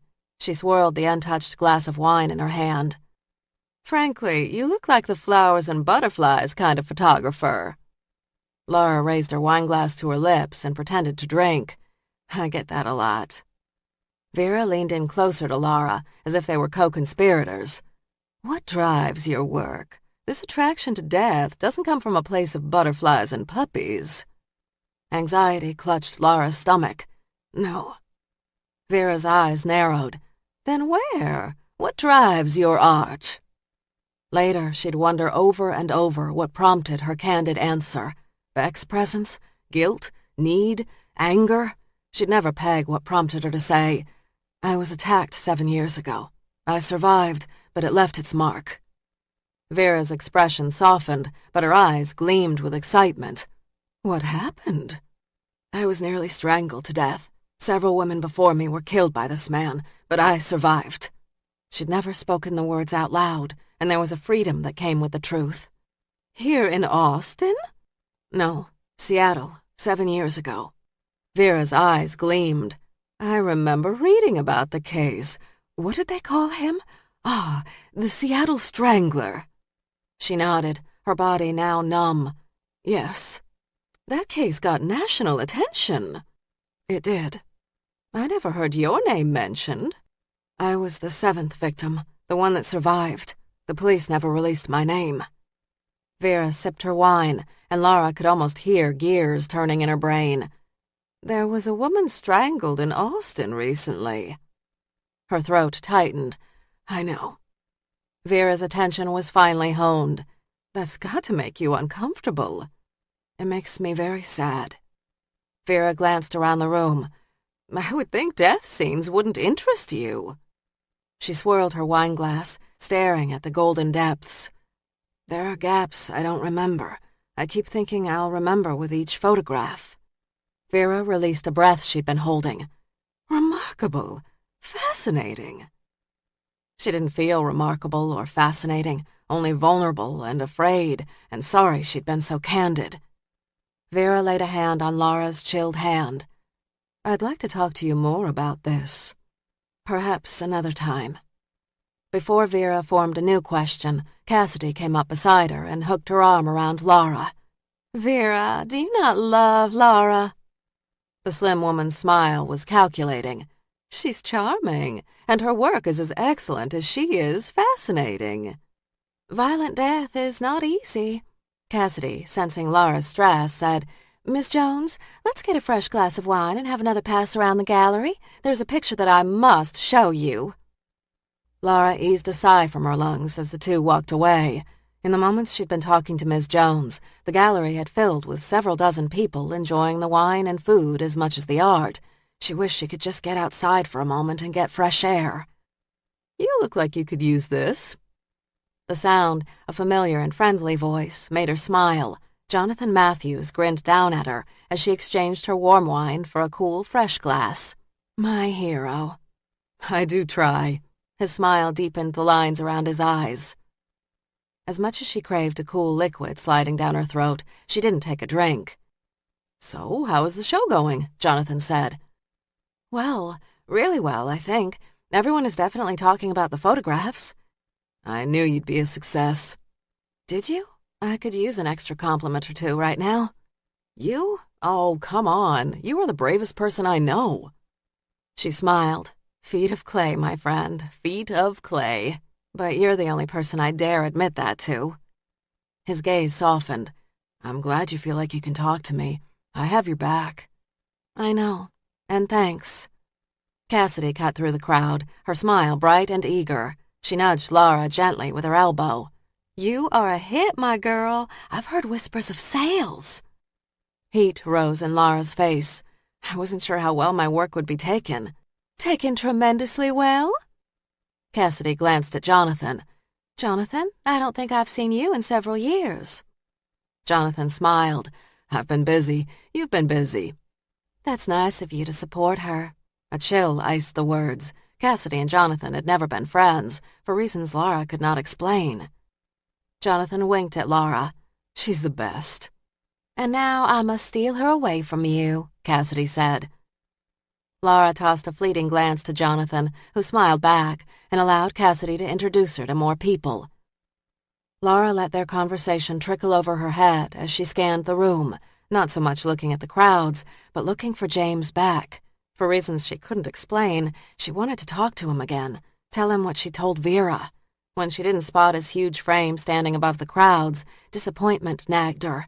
Odd. Yesterday she couldn't wait to get rid of the guy. Beck's warnings and his concerns replayed in her head.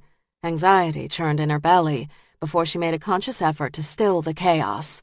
Good or bad, Vera would write up her interview with Laura, and the residents of Austin would know about her past.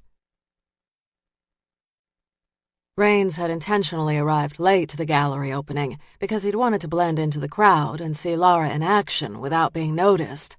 As he glanced toward the gallery's large picture window, he spotted the petite blonde staring into the gallery's display window. He recognized the girl instantly from the diner, Danny. Most would have hustled right past the kid, but he couldn't. Her fear and anxiety blinked bright like the gallery's neon sign.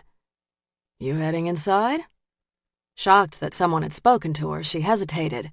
I know you from the diner, Mr. Pancakes. My friends call me Mike Raines, but for you, kid, I'd answer to Mr. Pancakes. A smile teased tense lips. Raines suits you better. And you're Danny, right? Good memory. I do try. He glanced through the window at the nicely dressed people milling around the framed photographs. So, are you going inside? I'm considering it. Her black shirt and jeans made her blonde hair and pale skin look almost translucent. What's to consider? It looks like a great party. Her chin lifted a fraction, as she did her best to look disinterested, when he would have guessed she was actually the opposite. It looks a little stuffy. For whatever reason, he liked the girl. She'd been friendly to him from the moment she'd poured him fresh coffee. She was in her late teens at most, and her attempt to look so self-assured made him wonder what had toughened her veneer. I'm about to head inside. Why don't you come with me? She arched a brow. Are you hitting on me? His laugh was genuine and clear. You're young enough to be my kid. She folded slim arms over her chest, her eyebrow arched. And your point is? He shook his head, genuinely amused. Kid, he said, adding emphasis to the word. I want to look at some art and have a beer. Underage kids are not on the menu. I'm not underage. If you're not now, you were last week. His laughter eased her anxiety, and he stayed clear of her personal space, knowing a violation would fortify her defenses. She pushed back her hair with an agitated hand. Her fingernails were painted black. So why do you want to see this exhibit? No offense, but you don't look like the artsy type. I'm not, but I know the artist, and I'm just being supportive. You know Laura Church? He slid his hands into his pockets. From the days we both lived in Seattle. And you? I'm one of her students. I'll bet she's a good teacher. Yeah, takes no crap, but can make the most complicated techniques sound easy. That's a gift. I guess. He held out his hand. Danny, you got a last name? She glanced down at his hand and then took it. Danny Rome. Her grip was firm, but he released her hand quickly. She was looking for an excuse to bolt, and he didn't want to be the one to give it to her. So, are you coming inside, Ms. Danny Rome, or are you going to stand out here and dream and wish? She straightened. Dreaming and wishing are for saps. I couldn't agree more, and you don't strike me as a sap. So what do you say? You want to come inside with me?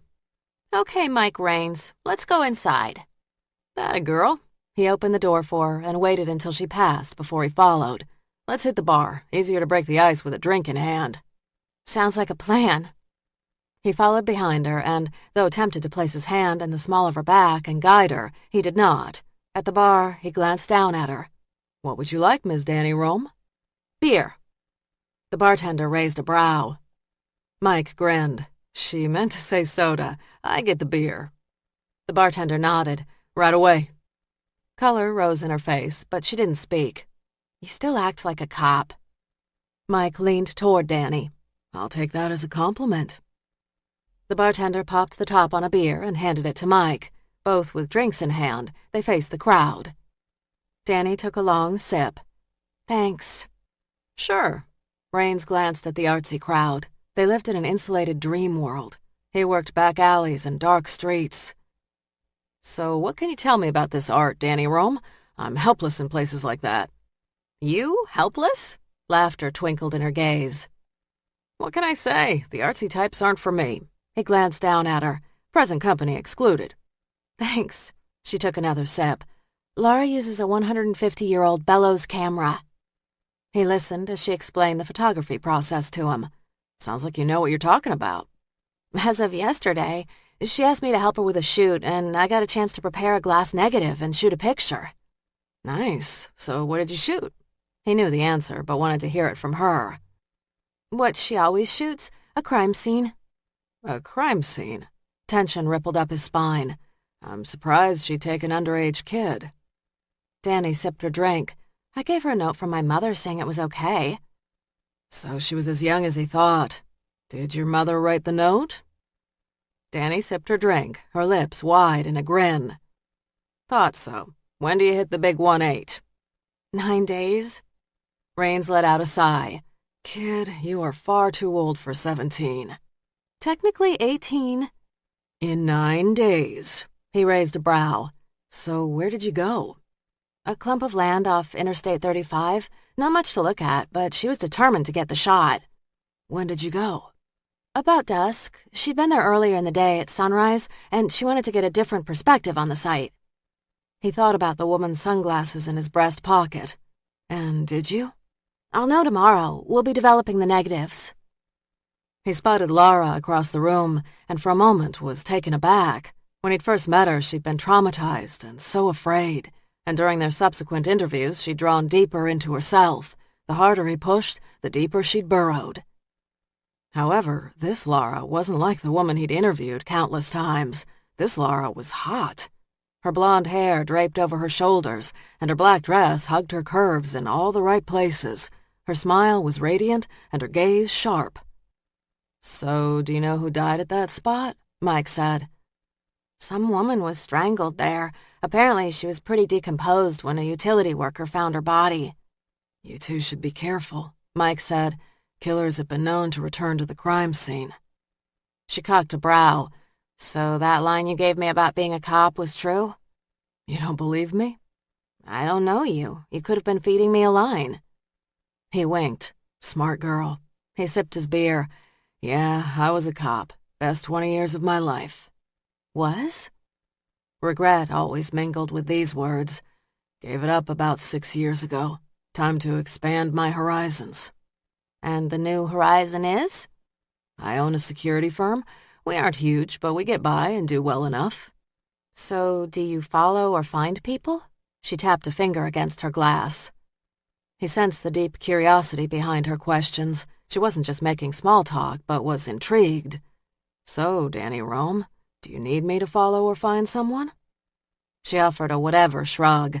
Just making conversation. I hear interest. There a boss, neighbor, or boyfriend out there giving you a hard time? No, she said quickly. No one. His cop radar said differently, but he let it pass. Not only did he like her, but she was close to Laura, and that connection might prove beneficial. Danny Rome, let's have a look around this place. She stopped tapping her glass. Sounds like a plan. Chapter 11. Friday, May 24th, 11:15 p.m. By the time the evening ended, Laura's feet ached from the heels, and her face hurt from so much smiling. Cassidy waved goodbye to the last guest and locked the front door behind her. A wide grin softened her face. You, my dear, were a huge hit tonight. Huge! This is just the beginning. Laura shrugged, trying to shake loose the knot between her shoulder blades. It's been a long time since I've talked to so many people. Cassidy walked to the bar and poured them each a glass of wine. She handed one to Laura as she took a sip from the other. You were great, a natural, and you looked stunning. Thanks. It's almost as if I was looking at a different person tonight. The first time I proposed the show, you looked as if you wanted to run and hide. Laura swirled her wine in her glass. That's not too far from the truth. Cassidy tipped her glass toward Laura. But you did not run. You were like your old self tonight. Laura recognized seeds of change growing. You're right. Cassidy sipped her wine, her eyes keen and sharp. Why didn't you run? What made you say yes? Laura stared into the gold depths of her wine, wishing she could drink, knowing she wouldn't. I was tired of hiding. Cassidy cocked her head to the side. And what were you hiding from? Laura's secrets rose up again, begging to be spoken. You need to know this because I shared it with Vera tonight. Cassidy stilled her entire attention and fixated on Laura. I had a trauma in Seattle about 7 years ago. It sent me inward. Cassidy's glass paused inches from her lips. What kind of trauma? Her cousin always drove straight to the heart of the matter. I was sexually assaulted and nearly strangled to death by an attacker. Cassidy's grip on her glass tightened. What? I don't remember what happened. She recapped what she did remember. Cassidy set down her glass. So you don't remember who did this to you? Fatigue rushed over her. No, I have no memory of the attack. How can that be? Doctors said it was the trauma of the concussion. Some even thought I was lying so that I could avoid the police investigation. You weren't lying. She shook her head as if pieces of a puzzle fell together. Grandma was upset around that time. I thought it was because she was sick and couldn't attend your graduation. I called her and told her what had happened. I begged her not to tell anyone, but she asked Jonathan to come and be with me. Cassidy's lips thinned. I would have come. You were in New York. Life was going so well for you. I wouldn't have wanted to drag you into my mess. I would have come, she said softly. I know. After a heavy silence, Cassidy said, Jonathan always liked you. He was great after the attack, and so good to me, but I couldn't stand being in a town where my attacker lived. I've been on the move until 8 months ago. And that explains why you take pictures of so many crime scenes. Laura set her glass down.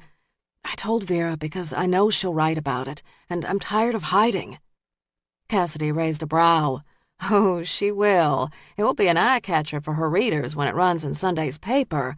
That kind of news could take the exhibit national. That wasn't my intent. Cassidy tugged off a clip-on earring and rubbed her earlobe. Then why talk to Vera? I've been hiding for 7 years, and I'm tired of it. I want my life back. Cassidy nodded with approval. Well, after that article hits, you will have a different, and I hope a very lucrative life. She took one last sip and set her glass down. You want to stay the night here? No, I'm fine. But do you need help cleaning up?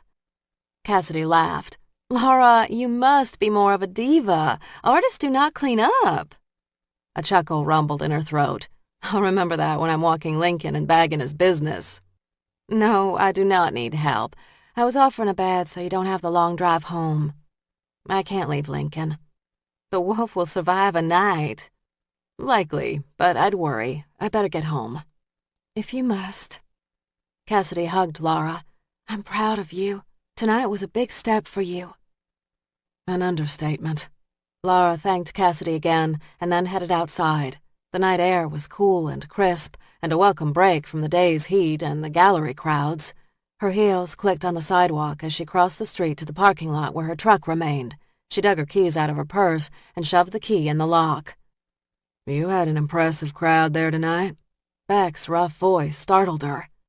She turned, surprised to see him stepping out of the shadows. What are you doing here? Working late at the office. Thought I'd swing by and see how the show was going. It's over. I can see that. He moved closer, his steps purposeful. You should have had your keys in your hand when you came out of the gallery. The street is well lit, and this is a good part of town. A wry smile lifted the edge of his mouth. You, more than anyone, should know that the safe part of town is never really safe. She bristled, annoyed because he was right. Is this some kind of safety lecture? His white hat shadowed his face, making it hard for her to read his expression. Friendly advice. Duly noted. Is that all? See anyone in there tonight that might have set off alarm bells? Not so much in your memory, but your gut. Fear slithered down her spine as she imagined the strangler close and watching. No, why? Bit of a coming-out party for you tonight. If I were the strangler and I were back in Austin, I'd have made a point to be at that opening. Beck's observations ratcheted up her worries about Vera's coming article. Someone like that would stick out in the crowd. Don't you believe it for 1 minute, Miss Church. Those kinds of killers can blend in real well, can be as charming as the best. Fact is, their charm can be as smooth as a magician's sleight of hand. I don't understand. When a magician wants you to look away from his hand while he makes a switch, he'll move his other hand to distract your attention. A killer is all nice and charming, and that's all you see until he attacks. Had her attacker been a charming guy who'd simply fooled her before he'd placed the rag over her face? Sergeant, I have the chance to really rebuild my life and start fresh. Stop digging up all the dark and scary. I didn't go looking for the dark and scary. It found me, and now you. Menace lurked behind the words. Her heartbeat quickened despite her mind's demand for calm. I'm tired of living in fear. I won't live in fear. I don't expect you to live in fear, he said clearly. I want you to remember so we can put this guy away forever. I have no memories to give. The words sounded defeated even to her ears. And you might as well hear this from me. I told Vera about my past. The subtle tightening of his jaw, coupled with a slowly drawn-in breath, had her anticipating a sharp response. "You told her about Seattle?" "Yes." Beck stood silent as he stared at her. "I'm tired of being afraid. If he knows I'm in Austin, there's no point in hiding." His eyes narrowed. "Your timing is fortunate. You and your show will get a lot of publicity." Frustration had her taking a step back. "That's not why I did it." "That's so." Her fingers clenched into fists. "That is so." He took one step, reclaiming the distance she tried to put between them, and more. "You shouldn't be talking to reporters, but to a psychologist." "I don't want any more shrinks poking in my head." "Talk to my gal once. If it doesn't work, I'll back off." That made her smile. "You would really back off completely if the doc and I came up empty-handed? Really?" He frowned. She shook her head. "Don't kid yourself, and don't kid me. Once would not be enough. You'll hound me until this case is closed." He didn't address her statement. "An article like that is going to bring a lot of nuts out of the woodwork." In the rush of emotions, she hadn't thought beyond the telling. "There's only one nut I fear right now." Beck rubbed the back of his neck. "I'm going to have DPS step up patrols near your house." "I don't regret what I said." A half-truth. He shook his head.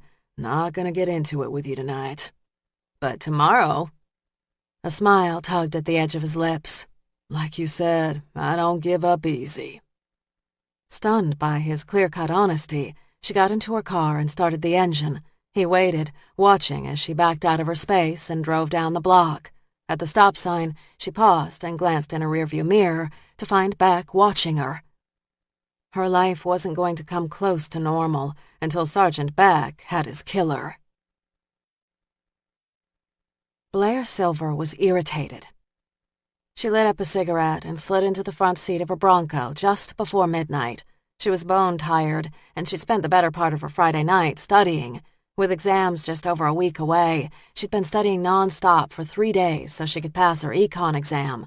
Her grade hovered between a C and a D, and she needed a C to graduate and leave Austin. On top of school pressures, her mom had called 3 times today, nagging her about AA meetings. Blair had been polite the first time her mother had called, promising that she'd attend and that, yes, she was still clean and sober, 490 days sober. She told her mother to stop worrying, but her mother had called a second time while Blair had been in the middle of a class. Her phone had vibrated loudly and caught the attention of the teacher. A call back to her mom had been a replay of the earlier conversation. "Are you going to AA? Are you all right?" "Yes." "Are you sure?" Shit. She loved her mother, was trying to be patient, but the woman was smothering her. Smoke swirled around her head as she pulled in a long drag, held the smoke in her lungs for a moment, and then slowly released it. "I am going to pass econ, and Mom is going to chill. I can do this. I can do this." It had been a long road for Blair the last couple of years, and she could acknowledge that she'd created her own problems. No one had forced her to start drinking or using. Her shitty choices had not only jeopardized school, but they'd nearly killed her. Her hands trembled as she dug a slender hand through her blonde hair. "Don't go there. You screwed up, but you fixed it. Life is better. Even Mom is more chill than she was 6 months ago." She started the engine and prepared to back out of her space when there was a knock on her driver's side window. She jumped. Shit! Her heart racing, she turned to see a guy standing there, smiling in an embarrassed sort of way. "You scared the shit out of me." "Sorry," he said loud enough to penetrate the glass. "I was hoping you had a cell phone I could use. My battery is dead, and so is my car engine. I just need to call my wife so she can come and get me." Blair glanced at his left hand holding the cell and noted the wedding ring. He had an easy smile, looked nice enough, and she could have sworn she'd seen him on campus. Sure, why not? Holding her cigarette between her teeth, she fished her phone off the bottom of her purse and then lowered her window halfway and handed it to him. "Here you go." "I won't be more than a couple of seconds, and the call is local." "Sure, whatever." She drew on her cigarette and watched as he dialed, waited as the phone rang. "Hey, baby, it's me," he said, turning away. "The car is doing that thing again. It won't start." He nodded, listened. Yeah, I'm near the Econ building, but just pick me up at the River Diner. He grinned. Thanks, baby. He ended the call. Hey, thanks a lot. You saved me from a long walk. She accepted the phone. Sure, no worries. So your wife is on her way? Yeah, it'll take her about an hour, so I'm gonna hoof it over to the cafe. Hey, thanks again. I'm Bill, by the way. Blair. Aren't you in Roger's econ class? Yeah. He can be tough. How's it going? She smiled. He's killing me. He's littered the halls of the econ building with lots of failed students. She stubbed her cigarette in the ashtray. Ugh, don't say that. I need to pass so I can graduate. You look like a smart cookie. Let's hope. He shoved his hands in his pockets. Well, take care, Blair, and I'll be pulling for you in a passing grade. Thanks, Bill. She put the car in reverse and started to back up as he walked across the parking lot. A part of her wanted to give the guy a lift, and another chided her for being reckless. Yeah, she'd seen him around campus, but that didn't mean much. He could be trouble. But he'd been nice. He'd called his wife baby, and he wasn't asking for favors. If he'd wanted to cause trouble, he'd have stirred it up by now. She pulled up beside him and rolled down the passenger window. Hey, isn't the River Diner about a mile or two from here? He slowed his pace. Thereabouts. That's a long walk. Good for me. Builds character. She stopped. Hop in. I'll give you a lift. He shook his head. That's nice, but you don't have to. Okay, he had to be a nice guy. He didn't pounce on her offer like a crazed guy would. No, really, I'm going that way, and it'll save you a few steps. He cocked his head. Sure? Yes. She unlocked the automatic door locks. He opened the door and slid into the seat. Inside the car, he appeared much bigger. His smile didn't fade, but this close he had an odd vibe. 1 mile or two, and he'd be out of her life for good. The River Diner, next stop. Bill grinned the devil's grin, and before she could blink, he pulled a long butcher knife from his pocket and poked it in her side hard enough to make her flinch. I have a better idea. What the hell? She said. He poked the knife tip harder into her side. I've been watching you. He inhaled the remains of her cigarette smoke. Light me up one. When she didn't move, the knife tip cut through her blouse and into her side.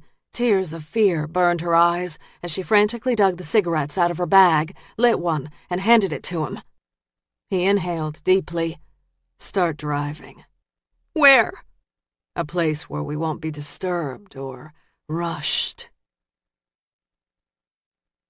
5 hours later, Blair huddled naked in the corner of the dank, dark room and stared at the man who'd held and brutalized her for hours.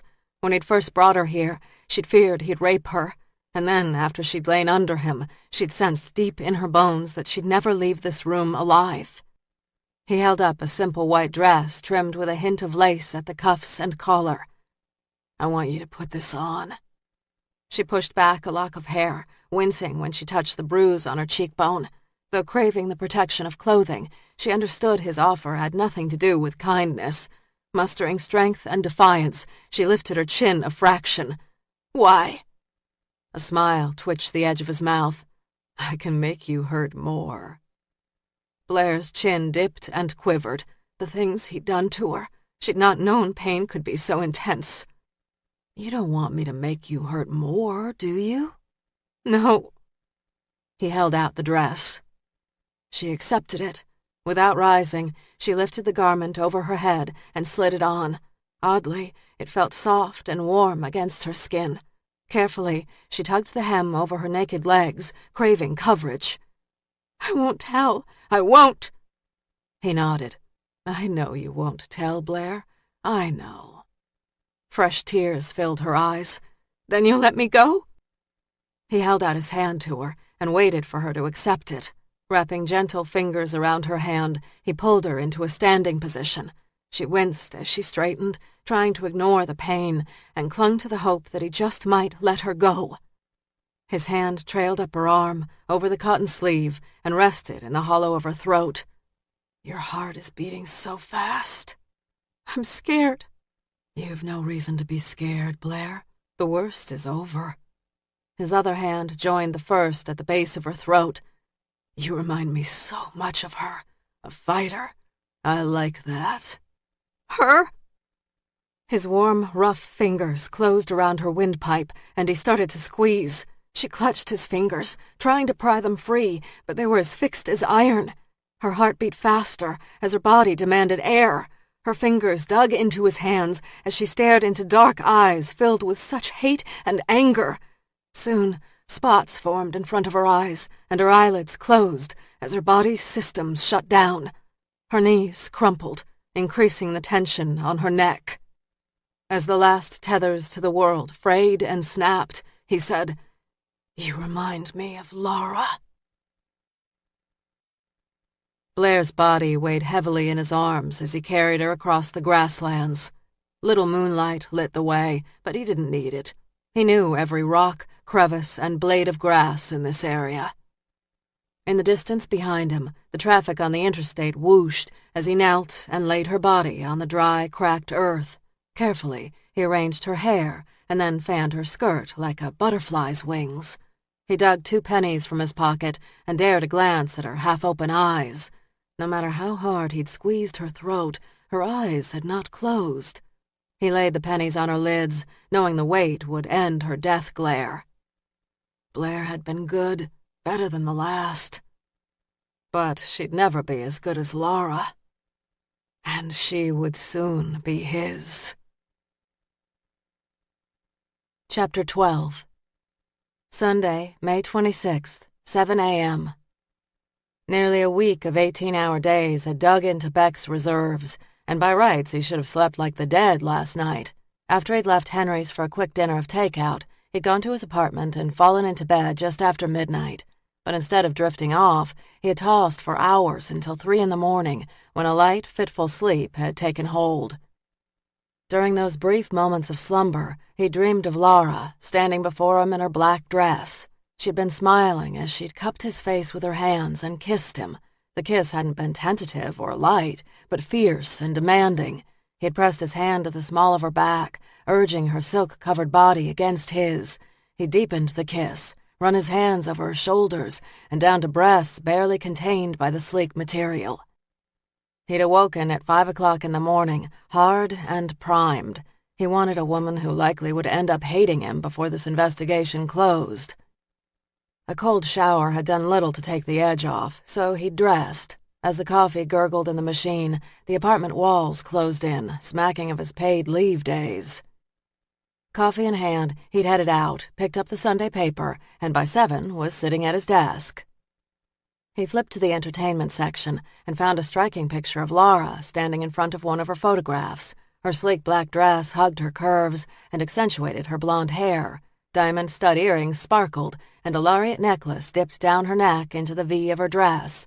Her smile was radiant. Her eyes looked bright. Absently, he traced her jawline and wondered if her skin was as smooth as it looked. Shaking off the thought, he shifted his attention to the article and stopped dead. Art imitates life. Local artist Laura Church opened her exhibition Friday night at 101 Gallery. The show, Mark of Death, featured landscapes that had all witnessed murders. The images were stark and striking and caught the attention of many who attended the opening Friday night. When I first met the radiant artist, I could not help but wonder why such a bright young woman would tap into such a dark subject. And then Ms. Church disclosed that she had been nearly murdered herself 7 years ago. She'd been a young fashion merchandising student in Seattle when she was viciously attacked and left for dead. Police believed her attacker was the Seattle Strangler, the mysterious serial killer who vanished after the failed attack on Church. Beck sat back in his chair, continuing to read. The article went on to praise Ms. Church's work and draw parallels between her attack and her art. With nearly a day and a half to ease the euphoria of her opening, he wondered if she'd be so pleased with her decision to reveal her past for all to see. The muscles in his shoulders and neck stiffened as he thought about someone watching Laura. Until now, isolated by her secrets, she'd been the killer's own personal toy. Now that everyone knew about Laura's past, there'd be lots of eyes on her. His phone rang and he snapped it up. "Beck?" "Bill Fields here with DPS. We got another body on the side of Interstate 35. Another woman strangled. White dress, pennies." Beck tensed and glanced down at the article and Laura's shining face. "Do you have an ID on the woman?" What I just gave you is all I've got now. Where are you? Beck took note of the location. Thanks. Got more information on the Fisk case. The ominous tone of the officer's voice tightened his muscles. What? Officers found a penny at the Fisk murder site, 1943. Found it about 15 feet from the body site and under an inch of silt. They reckon it washed away after the rains in April. Beck sat back in his chair. Thanks. Shit. 3 Austin murders were now linked. The killer that had hunted in Seattle 7 years ago was in Austin, and Laura had put herself in the crosshairs. He dialed her home number and cursed when he got the answering machine. He was out the door in seconds, praying like hell Laura wasn't the latest victim. 30 minutes later, he arrived at the crime scene, roped off by hundreds of yards of tape. The traffic leading up to the crime scene had been slow on the interstate, and as he got closer, he could see that DPS had closed 2 lanes of traffic. At the scene, a half-dozen squad cars, lights flashing, were parked on the side of the highway. The forensics van had arrived, as had the medical examiner. In the distance, he could see a tent had been erected over what must be the body. 2 officers with canines were searching the area around the body. Beck parked his car, donned his hat, and moved down the shoulder of the road past the squad cars without stopping to speak to Santos or any of the DPS officers as he normally did. He followed the access path to the crime scene, his boots crunching on the uneven, bone-dry terrain. Thoughts of Laura stabbed at Beck as he made his way to the body. Hands clenched at his side, he studied the swollen, bloated body, dressed in white and ravaged by the Texas heat. As bad as the body looked, he'd learned one critical fact. It wasn't Laura. Relief washed over him, taking with it the gnawing worry that had hunted him since the DPS phone call less than an hour ago. As Santos approached, Beck sensed the other ranger's honed eye for detail had shifted to him. It wasn't like Beck to rush into a crime scene as a loved one of a victim might. Santos tipped his hat back. Pull you away from anything interesting? Paperwork. If Santos had questions about Beck's behavior, he didn't air them, and Beck was glad of it. At this point, he didn't understand it himself. There'll be a mountain of paperwork on this one, Santos said. Beck turned from the body. She's like the others. Yeah. He rested his hands on his hips. No identification yet, but if she's like the other 2, she'll be a student. You heard about Fisk? Found the penny. Yeah. They watched as Melinda snapped pictures of the entire scene, and Eliza Rio, a medical examiner technician, examined the victim's neck. Without glancing up, the olive-skinned Rio said, She appears to have been strangled. Her body dumped at least 24 hours ago. No good morning, no how's it going. Bruising around the neck suggests that he may have strangled her several times. The killer had been playing with his victim. Other injuries? Sexual assault? No visible bruising on her body, and I'll need to get her back to the lab to determine sexual assault. Beck stared at the blonde woman dressed in the white dress made of soft cotton and lace. What about the pennies? 1 in each hand, Melinda said. Santos glanced at Beck. That Raines fellow still in town? I think so. Santos looked like a man about to swallow a bitter pill. As much as I hate to say this, might be time to call him, bring him into this. Beck hesitated, his first instinct to handle this case internally, and then the image of Misty Gray's decomposed body flashed in his mind. Yes, he'd caught Dial, but the kid had died, a hollow victory. He nodded. I'll call him. Raines read the article on Laura Church 3 times. 7 years of silence had ended, and now the world knew the secret he'd worked so hard to guard in Seattle. He never would have guessed Laura Church would tell the media. He sat back and sipped his coffee. Its bitter taste said that Danny wasn't working today. He liked seeing Danny. She was a good kid, and he was a creature of habit. When he found a restaurant, a clothing item, even a style of car, he stuck with it. His wife joked often enough that they'd go on vacation to get away from it all, and within 24 hours he'd create a brand new rut.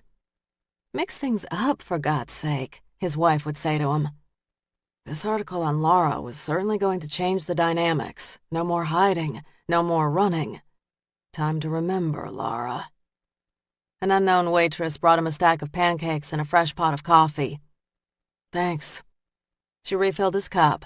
Hope you like the coffee. Danny says you like a fresh cup, not too bitter. He smiled, gratified the kid had remembered him. He held up his cup. Thanks, to both of you.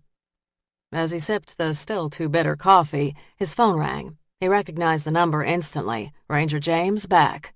Wiping his hands, he wondered if Beck had seen the article as he picked up the phone. Ranger Beck. Detective Rains. Do you have a minute this morning? Liking the sound of detective, he relaxed back in the booth. For what?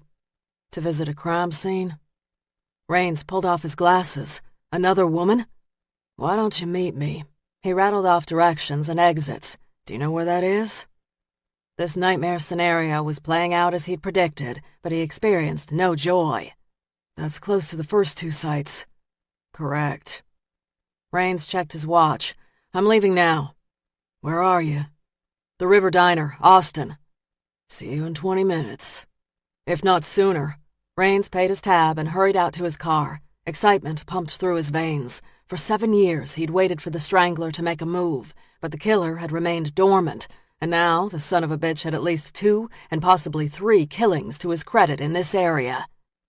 He didn't care why the killer had awoken after 7 years of slumber. Theories about the killer being hurt, jailed, or dead never meant much to him. All that mattered was that he was active again. Keep it up, you son of a bitch. Keep it up, and I will nail your ass. Maneuvering out of town proved to be more frustrating than he'd expected, but he soon found access to the interstate, and within minutes parked behind a parade of cop cars with flashing lights. He moved toward a uniform. I'm Mike Rains. Sergeant James Beck called me. May I see your ID? For 20 years, he had been the insider. The Seattle cops had looked on him with respect. When he entered a crime scene, people got out of his way. Now, he was nobody, accountable to a uniform who looked 12 years old. Rains shoved aside irritation and pulled out his Seattle driver's license, conscious of the fact that it didn't carry the weight of a badge. The DPS officer inspected the license and then Rains a couple of times. He handed the ID back. Thank you, sir. Sergeant Beck is just over the rise. I'll show you the way. Rains inhaled pride and a renewed sense of purpose. He'd convinced himself over the last 6 years that money and regular hours could take the place of the job, but he'd been kidding himself. He'd fucking missed the job. Not necessary. I see Sergeant Beck. Should I follow the path marked by the tape? Yes, sir. Sir, he liked that. Dust and dirt kicked up on shoes that he'd had polished in Denver's airport nearly a week ago while waiting for his connection. He almost laughed at his blunder. He had lost his touch. No smart cop wore his good shoes to a crime scene. As he moved closer to Beck, he gave the ranger credit. He wasn't sure if he'd have put his ego aside and relied on a cop from the outside. Sergeant Beck. Beck turned and extended his hand. Mr. Rains, I appreciate you coming down here. He wouldn't have missed it for the world. Glad to help. I'd like you to meet fellow Ranger Sergeant Rick Santos from the San Antonio office. These crimes have fallen right between our jurisdictions. Santos's ice-blue eyes projected distrust. Mr. Rains? Rains didn't miss the tension ripping through Santos. I would have been pissed if I had to deal with an outsider at my crime scene. Santos offered no apology. I'll do what it takes to solve this crime, but understand that I do not trust you. I'd worry if you did. Rains glanced at the white-hot sun. I swear I'll never bitch about the rain in Seattle again. Santos's expression remained neutral. So much for humor. Can I see the body? Beck held out his hand. This way. We kept her here so you could see the positioning, but we're gonna have to move her soon. The heat's not helping. Rains stared out across the grassy field. Let's get to it. He accepted rubber gloves from Beck, donning them as he had thousands of times in the past. Death's sick, sweet scent trailed out toward him even before he reached the body. Automatically, he blocked out the stench. The woman lay on her back, her hands crossed over her chest. She wore a white dress and no shoes, and her blonde hair was strewn out on the ground behind her. There were blue and purple fingerprint marks around her neck. Take away this damn heat, and I could be back in Seattle at one of my old crime scenes. He squatted by the body. The skin under the victim's arms and the back of her legs had darkened. Once the heart stopped pumping, the blood settled to the lowest points of the body. In her case, it would be the back side of her body. You have any theories on your killer? Beck said. You've read my files. He studied the marks on the woman's neck. I did, twice, but I'm looking for the ideas you had in your head but never wrote down. All cops had theories that they weren't willing to make a matter of record. I wrote down all my theories until Laura Church was attacked. After her attack and survival, I suspected a shift in the killer. Elaborate, Santos said. She was not only raped, Rain said, but she was beaten, and she survived. No other victim was assaulted or left alive. Killers change, Santos said. I know, they have stressors just like we do, but this guy was 100% consistent. He didn't rape the first 6 women, and he didn't make a mistake. Suddenly, he rapes and nearly gets caught. I'd have said he was a copycat if not for the penny. Laura could have been his target all along, Beck said. The first 6 could have been a warm-up. That was my thought. I kept thinking this guy must know her, but I couldn't prove it, and of course she couldn't remember. What about the men in her life? A hard edge sharpened Beck's words. I checked them all out. Her boss at the department store where she worked was clean, as was her landlord. Her professors, the men she dated casually, all had alibis the night of her attack. Tell me about the men she dated, Beck said. As you know from the files, there were 3. I leaned on them hard, but all 3 had alibis for Laura's attack and the first 6 murders. He glanced toward the highway and then at the body. He's playing his game all over again, practicing and playing with others before he goes after Laura. Tension clawed at the muscles in Beck's back. He's playing before he strikes. It's my theory. Rain stood. You behind Laura talking to the press? Santos's gaze shifted to Beck. No, Beck said. She did that all on her own. Gotta give her credit, Rain said, nodding his approval. She's not hiding this time, taking the bull by the horns, so to speak. Beck shook his head, wishing he'd never suggested she go public. Chapter 13. Sunday, May 26th, 4 p.m. Beck, Santos, and Rains spent the afternoon in the autopsy room with the medical examiner. The exam had been eerily similar to the last. Bruising around the neck, signs of sexual assault. When the exam had concluded, the 3 had tossed their scrub gowns in a hamper and convened in Dr. Watterson's office. The doctor kept his space neat and organized. Books on the shelves were in alphabetical order, and the stacks on the desk were precise. Dr. Watterson was obsessive about all the details of an autopsy and his life. The medical examiner eased into a chair behind his desk. Santos and Rains took the seats on the opposite side of the desk, while Beck remained standing by the door. Rains removed a clean handkerchief from his coat pocket and dabbed the sweat on his forehead. These killings are more violent than Seattle. Time has made them more brutal. For a moment, the air hung heavy with tension. I'd be willing to bet that the killer lives or works near the exit on I-35, Rain said. I always thought he knew that stretch of Route 10 in Washington well. Why do you say that? The doctor said. Most of us are creatures of habit, and we stick to the same routines. Beck had stuck to what he'd known in the Misty Gray case. Long hours and dogged determination had added up to failure. Santos stared at the tip of his scuffed cowboy boot. Insane habits make sense to the insane. Rains nodded. Exactly. Just like you and I tend to shop for food, shoes, or clothes at the same stores, this nut shops for his victims in the same way. So how do we find him? Santos said.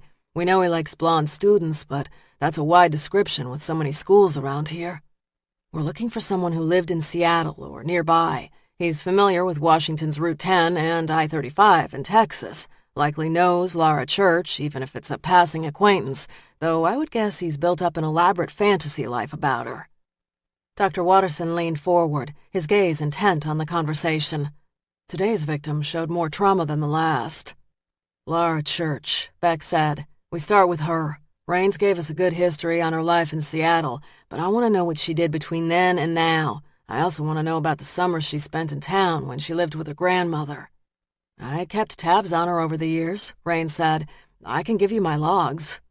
You kept tabs on her for 7 years? Beck said. Rains remained relaxed, as if his brand of intensity was normal. I tracked her through her social, DMV, and the one credit card she carried. Did you follow her? Rains nodded. Not always, but I checked in on her from time to time. I also monitored crime stats wherever she lived. No strangler-like cases until Austin. Beck studied the former detective, wondering if he was capable of such obsession. Your notes would be helpful. He shifted his attention to Santos. Can you dig into her past in Texas? Her grandmother's name is Bauer. Be glad to. You had her talk to Dr. Granger? Dr. Watterson said. She won't consider it, Beck said. She saw an army of shrinks in Seattle. Rain's deep voice held no censure. The lady developed an intense dislike for psychologists. Beck would keep stoking the fire until the heat forced her to cooperate. Remind DPS again that if any report comes up with her name on it, I want to know about it. Santos rose. Will do. Until this was over, Laura was a marked woman. After Laura glanced at her watch and realized how long she'd left Lincoln alone, guilt chased her the last mile home. She'd not intended to stay in town for so long, but a visit to the grocer had turned into a marathon of questions and answers from strangers and acquaintances. Everyone had read the article, and questions ranged from kind to downright rude. Her stand had cost her privacy. She'd only read the article through once. Vera had quoted her several times, and clearly she'd done some digging on the Seattle cases, but Laura had no desire to read it again or to dissect her past. Hopefully, her 15 minutes of fame would pass quickly. Gravel crunched under the tires of her car as she pulled in front of the house. Keys jangling in her hand, she got out, expecting to hear Lincoln's welcoming bark. The dog had a deep woof that could carry for miles. But Lincoln didn't greet her with his barks. Instead, there was only silence, coupled with the hissing and rattling of her truck engine as it cooled. Worry rippled up her back, tightening around the back of her head.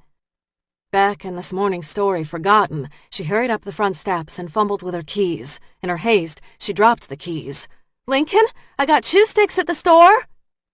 She scraped the keys off the porch floor, found her house key, and shoved it in the lock. The lock turned, and the front door swung open.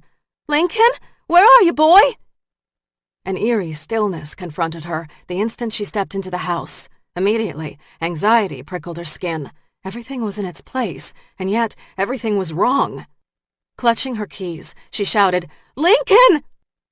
As the silence grew louder and louder, her worry simmered hotter and hotter. She moved from room to room, calling the dog's name, but there was no sign of him in the house. What had happened to him? She rattled the knob on the back door and found it secure. With today's heat forecast, she had been adamant about keeping him inside, even as he whined to go back out. Could he have slipped out as she was locking up this morning? She closed her eyes, replaying each moment of the morning, step by step. Lincoln had been on the living room sofa when she'd left, giving her his best, doe-eyed, don't-leave-me look. Where was he? She moved out of the air-conditioned house into the dry heat. She stood on the small brick patio and called the dog's name again and again. Nothing. She glanced back at the door. No sign of break-in there or on the front door. And then, beyond the potted herb planters and flower pots, she spotted a tuft of hair in the brush. She raced across the yard to the woods, her heart thundering and her stomach tightening with spasms. Her worst fears were realized when she saw Lincoln lying in the dried shrubs. She dropped to her knees and carefully ran trembling hands over his head. "Lincoln?" He didn't respond to her voice. Dear God, he was dead. Tears welled and spilled down her cheeks, and then she noted the slight rise and fall of his belly. "Lincoln!" She touched his warm nose, panting out jagged breaths, in and out, in and out. The cadence was sluggish, but he was breathing. His tongue and gums were pink, a sign that he was getting enough oxygen, but she wondered for how long. She inspected every inch of his body and found no signs of blood, wounds, or broken bones. Fearing he might have been poisoned, she knew she had to get him to an emergency vet as soon as possible. For a heart-stopping moment, she panicked. Who should she call? It was Sunday afternoon. Shit! Think, Laura! Think! Quickly, she raced back into the house and opened her laptop. Her hands trembled so that she mistyped emergency and veterinarian so badly she wasn't sure if the search engine would turn up anything. However, it spit out the name of a 24-hour service in northwest Austin. She grabbed her keys and hustled through the house to her truck. She fired up the engine and drove the truck around the side of the house, unmindful of the wilting flower beds her grandmother planted years ago. She parked her truck right next to Lincoln. The dog weighed 70 pounds, and unconscious, his body would be unwieldy. Later, she'd never know how she got Lincoln in the bed of the truck, but she'd managed it. She covered the shepherd with a quilt from her living room couch and kissed him on the muzzle. "Hang on, boy." Laura slid behind the wheel, ground the gear into reverse, and backed out the path she just dug in the yard. A quick spin of the wheel and a gear change, and she was headed down the dirt road back toward town. The twisty, winding roads didn't allow for top speeds, and she didn't want to jostle Lincoln too much, but she kept the pace faster than reason dictated. When she hit the main road, she floored it. The speedometer nudged 90 more than a couple of times as she wove in and out of traffic. As she skidded around Austin and headed north, the stress and panic that had first gripped her melted to a laser-sharp resolve. Just get him to the doctor. As she took her last exit, she glanced in her rearview mirror and saw the flashing lights of a police vehicle. "You're gonna have to wait, pal." She didn't break speed, and the cop stayed on her tail. Up ahead, she spotted the vet hospital and slowed to make her final right turn. Brakes squealed to a halt as she stopped in front of the main door. She slid out the door and ran inside the vet hospital before the cop could react. She dashed to the receptionist's desk. "I've got my dog in the car. I think he's been poisoned. He's a shepherd and he weighs at least 70 pounds. The girl nodded and reached for the intercom just as the cop burst into the vet hospital. His hand was on his gun grip, his dark eyes sparked with adrenaline and anger. Laura held up her hands in front. "Let me get my dog to the doctor and then I'll do whatever you want." Mid-sized, with dark hair, gray eyes, and a thick black mustache, the cop shook his head. "Outside, now." Laura glanced back at the startled receptionist. "Are you going to help my dog?" The young girl nodded. "Someone is coming up to get him right now." Laura nodded and followed the cop outside. "He's in the back of the truck. My dog, Lincoln." She'd been so focused on the trip here, but now her brain unraveled with emotion and fear. The cop directed her to the back of the truck and glanced inside at Lincoln. The dog was still breathing, but painfully still. "What's wrong with him?" "I think he was poisoned." "Do you know how fast you were going?" She kept her gaze on Lincoln. "I didn't care. Too fast. I don't know." "I need for you to sit in the front of your truck." "Can't I stay with Lincoln?" The front door of the hospital burst open, and two young men appeared with a gurney. "There's nothing you can do for him now. They've got him." The sharp edges of the cop's voice eased. "I need to see your driver's license."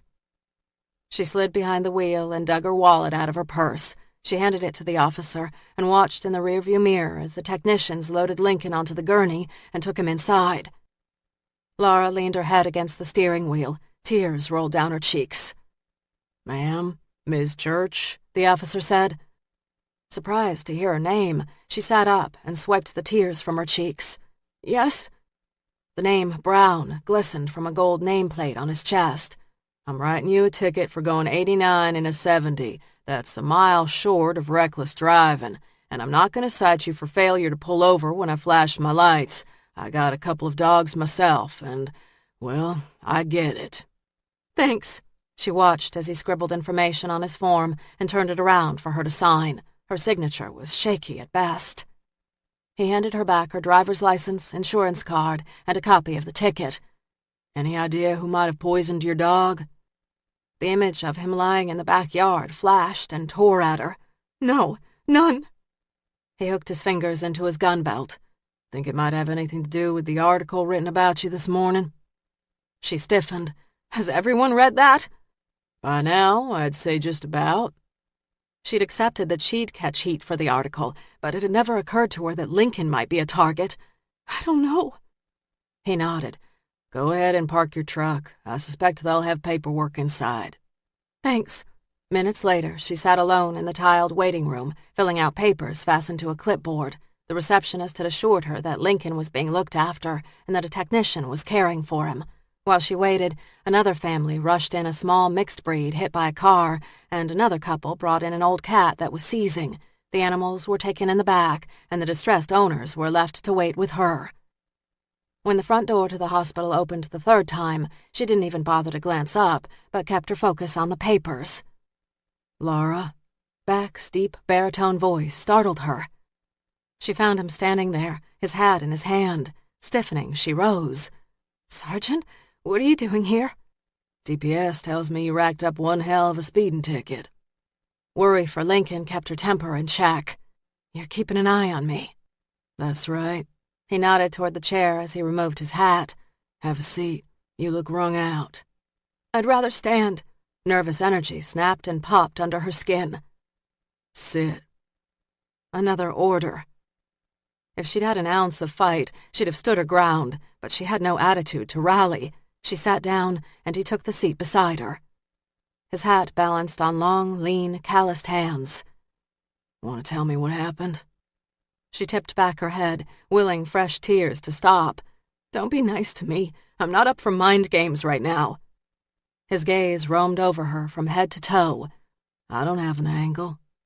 A bitter smile twisted her lips, even as she fought back tears. Of course you do. I want to know.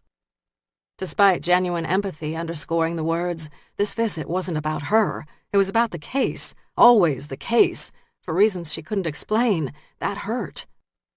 She centered the papers on her clipboard, hoping her thoughts would do the same. I don't know what happened. I came home and found him in the backyard. He wasn't moving. She scribbled her name, but the ink went dry. Shaking the pen, she resisted more tears. Beck removed a pen from his pocket and handed it to her. Without looking up, she nodded her thanks, but didn't speak as she filled in the vitals. His presence gave her an odd, quiet strength that softened the edges of her nerves. Only when she'd finished the forms and turned the clipboard back into the receptionist did he speak. Did you leave him outside? She shook her head. That's the thing. I left him on the couch in my house. I clearly remember that. You're sure? That part of my memory is crystal clear. And you locked the house?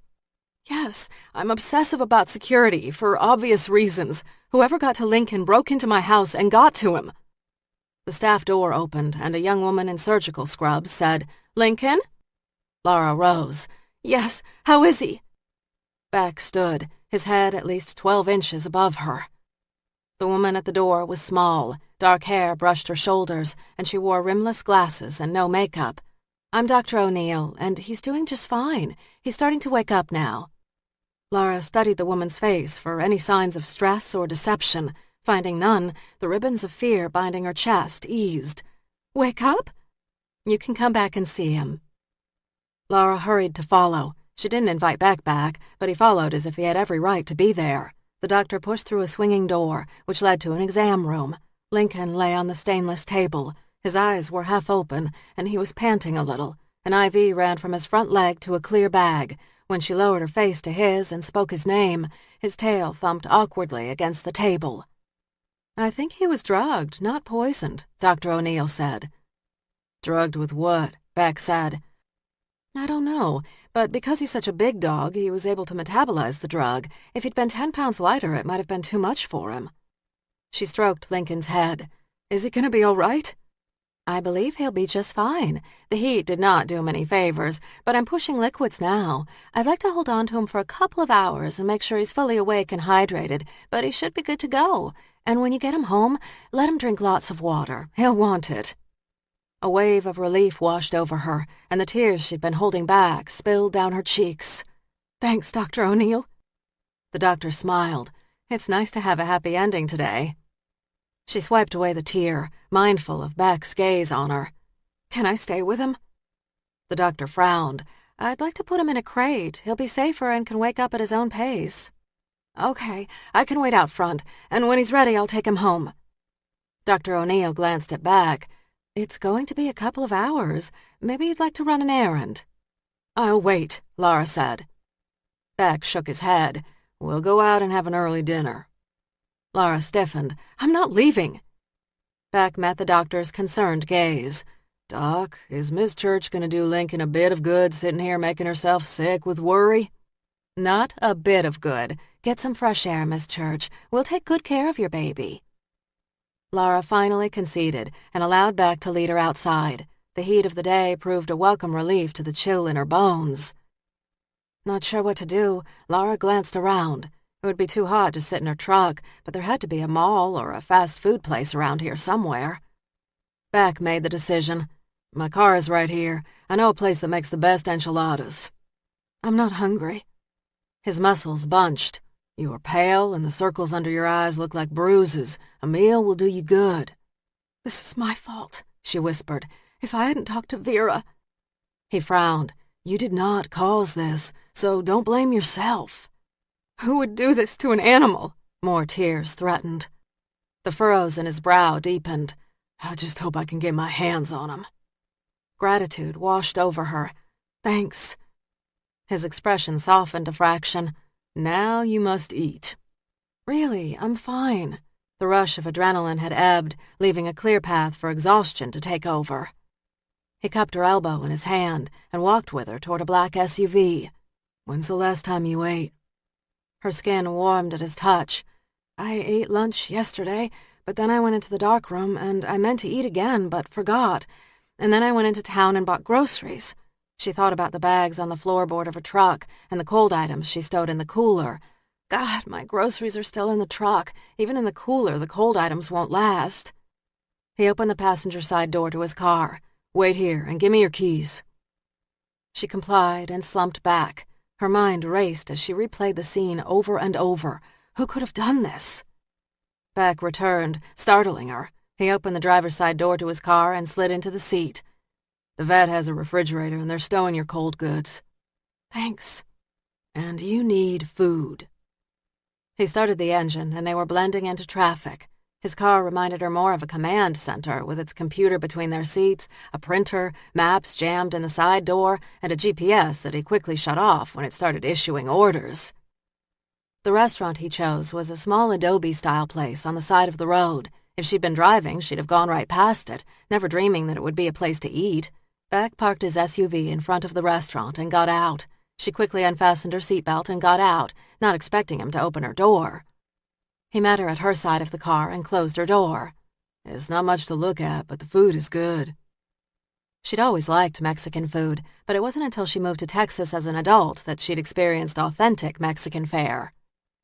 They moved out of the heat into 70-degree temps and up to a counter that had no menu posted. A young, wiry boy behind the register grinned at Beck. "Mama is going to be sorry that she missed you. She says you don't come by enough." "I got no good excuses for your mama, but I'll be sure to do better." Beck nodded. "Manny, this is Laura, and she's mighty hungry." The boy nodded. "Should I get your usual ×2?" "Perfect." "I'll take the usual without meat," Laura said. Beck raised an amused eyebrow. "You don't eat meat?" It was a concept that often didn't fly well in Texas. "No, but I will eat cheese." He shook his head. "Manny, you heard the lady." Laura didn't know what the usual entailed, but the place smelled of cumin, stewed tomatoes, and pepper, and if it didn't have meat, she'd be fine. She reached in her purse for her wallet, expecting to split the tab. Beck shook his head. "Your money is no good here." She continued to count out bills. "I can pay for myself." "I bet you can, but you won't be doing it here today with me standing at your side. Manny, if you take her money, I'm going to arrest you." Manny laughed. "Yes, sir." Annoyed, Laura tried to hand her bills to Manny, who would not touch them. Finally, she tucked them back in her wallet. "Don't you think that's a little old-fashioned? People split the bills all the time." "And if you were a man, I'd agree. But I've never split a bill with a lady, and I never will." "You have got to be kidding." Laura adjusted her purse strap on her shoulder. He handed the amused kid a 20. "There are 3 things I never kid about. The first 2 are food and good manners."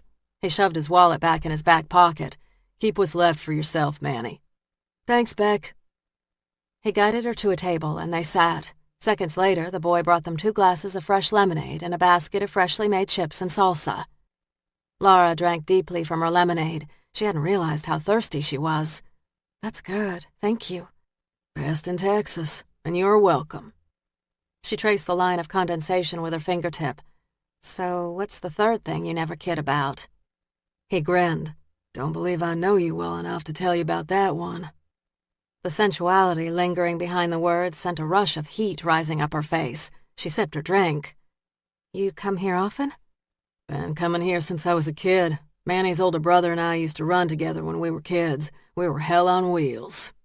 "I can't imagine you causing any trouble. I picture you born with that star on your chest." He laughed. "Far from it. I was raised in East Austin." "Near the river?" "Yes." His eyes narrowed, and then he nodded. "You said you grew up in the area." I visited Austin when I was a kid during the summer. The house I live in now belonged to my grandmother. She left it to me in her will. Did you enjoy your Texas summers? I did. Cassidy and I were like sisters, especially after her mom died. How'd her mother pass? Laura released a slow breath. Suicide? She shot herself. His gaze sharpened. That had to have been rough. It was awful. Cassidy and her mom were very close, and she was devastated. I tried to help, but I wasn't so close to my own mother, so it was hard for me to ever find the right words. Under his direct gaze, this close, she found her unease rising. You got that cop expression happening again. He sat back in his chair and made an effort to relax. Do I? Yeah. A wry grin tipped the edge of his mouth. I suppose I never really leave the job behind. She shifted in her seat. So what did you and Manny's brother do to stir up trouble? Typical trouble teenaged boys find. General raising hell. And what is that? He chuckled. Let's just say we gave our mamas a good bit of gray hair. He was just as unwilling to talk about himself as she was herself. So what changed you? He sipped his lemonade and carefully set his glass down. Finally grew up, I suppose. Manny arrived with 2 steaming plates of food. Tamales, rice, beans, avocados, and fresh salsa filled the turquoise plate. The queso fresco cheese looked like melted velvet. This looks wonderful. Manny's chest puffed with pride. It'll taste better than it looks.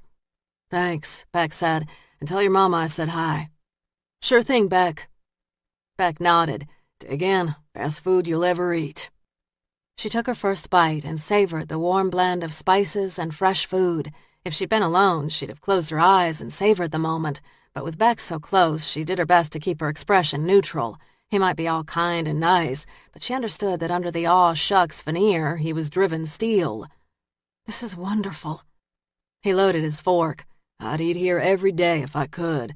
I'm surprised you never heard about this place, seeing as you're part Texan. The jab had her smiling. My grandmother was a great cook, and we ate in almost all the time. As a kid, I'd begged to go to a fast food joint, but she'd never allowed unless it was my birthday. Looking back, I can see what a dope I was as a kid. My mother was either working or going to school. Home-cooked fare was rare, but Manny's mom kept me well fed. The glimpse into his past tweaked her curiosity. Though tempted to dig deeper, she resisted. As nice as he might appear, he wasn't her friend. They ate in silence for a time. The food was good and eased some of her tension. She was far hungrier than she'd realized and found her senses and nerves stabilizing with a full belly. So is the house the reason you came back to Austin? Beck said. Pretty much. She wiped her hands with a yellow paper napkin. He sat back in his seat and regarded her closely. You like it here? I did. She frowned. I'd honestly thought the past was done and I could truly start living again. I shouldn't have stirred up old news. A silence settled between them. There's a Dr. Joe Granger who consults with DPS and the Rangers. She's good, Laura. She could help you remember. She shook her head. There are no memories. You need to talk to her. His clipped tone told her he didn't like hearing no. Tough. She wasn't playing his game just because he could play nice. All I need to do is get my dog. Can we go now? He reached for his hat, but the furrow in his brow deepened. I'll ride out with you to your cabin and have a look around. Someone got into your place, and I'd sure like to know how. If it were just her, she'd have told him not to bother, but she couldn't risk someone else hurting Lincoln again. Okay. He drove her back to the vet hospital, where she paid a hefty vet bill that maxed out her credit card, and then collected her groceries and a groggy but tail-wagging shepherd. He walked out to her truck like a sailor who'd had too many cheap whiskeys on shore leave. With a boost from Beck, the dog hopped into the front seat of her truck, licked her on the hand, and promptly fell back to sleep. Beck touched the tip of his hat. Lead the way, Miss Church. Okay. She slid behind the wheel, patted Lincoln on the head, and headed back south. She barely remembered the harried ride north just hours ago. It had passed in a blink. The return trip took forever, likely because she was so conscious of Beck's black SUV trailing behind her, moving in and out of traffic as she did. It was as disconcerting to have Beck close as it was comforting. She might not like the guy, who could be a hard ass, but he'd projected genuine concern when he showed up at the vet clinic. You can stop right there, Laura Church. She tightened her hands on the wheel. He is all about this case. You are a means to an end, so do not read into this what is not there. The sound of her voice had Lincoln raising his head and yawning. She patted him on the head. We're almost home. A half-hour later, she parked in front of her cabin. By this time, Lincoln was awake, snorting and raising his head as she parked. Seeing home, he wagged his tail and barked. She hurried around to the passenger side as Beck's SUV parked behind her. She opened the door and the shepherd jumped down. He wobbled a step or two and then took off toward the edge of the woods, where he promptly raised his leg and peed. As the dog sniffed and rooted through the woods, she moved to the front door. Beck cut her off. Before you open that door, take a moment to look around the place and see if anything is out of place. She turned, key in hand, to find him standing at the base of the porch, his hand resting casually on his gun, the brim of his white hat angled just a bit. What should I look for? Whatever doesn't fit or feel right. Come on down here and just look. She moved back down the stairs as he eased back a step. Her gaze traveled over her home. No broken windows, no overturned pots, no marks. It's the same. His sunglasses tossed back her reflection. Do you keep a spare key hidden around here? I do. He frowned. Show me. Around the side of the house, at the back patio, she lifted an urn filled with withered flowers and removed a key. It's right where I left it. Anybody know about that key? The rough edge had returned to his voice. She dropped the key in his outstretched palm. No, I never told anybody.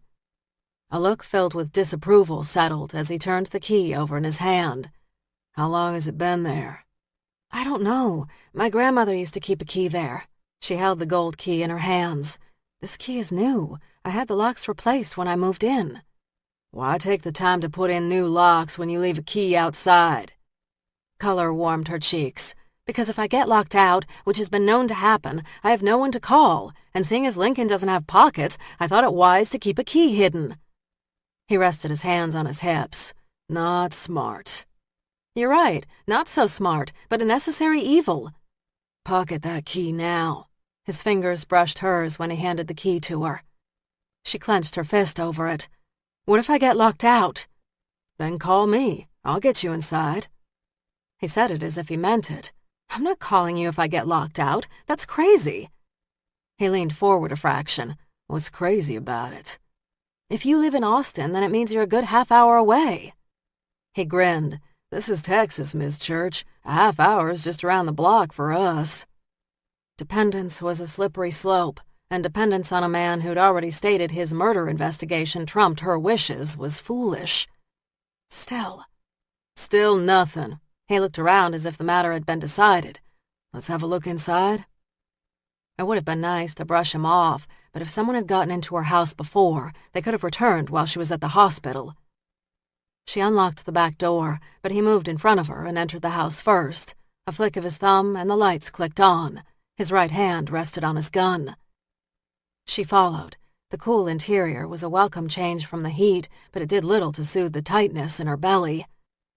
He pocketed his sunglasses and let his gaze scan the room. As he searched for predators, she spotted a shirt she'd tossed on the floor, a nightgown she'd discarded when she dressed in the middle of the room yesterday morning, and a half-dozen cups filled with varying levels of tea. She started to collect the cups and put them in the kitchen sink. He checked windows, tested the front door lock with his hand, and then strolled down the hallway toward her bedroom. Images of her unmade bed had her wishing she cared more about house chores.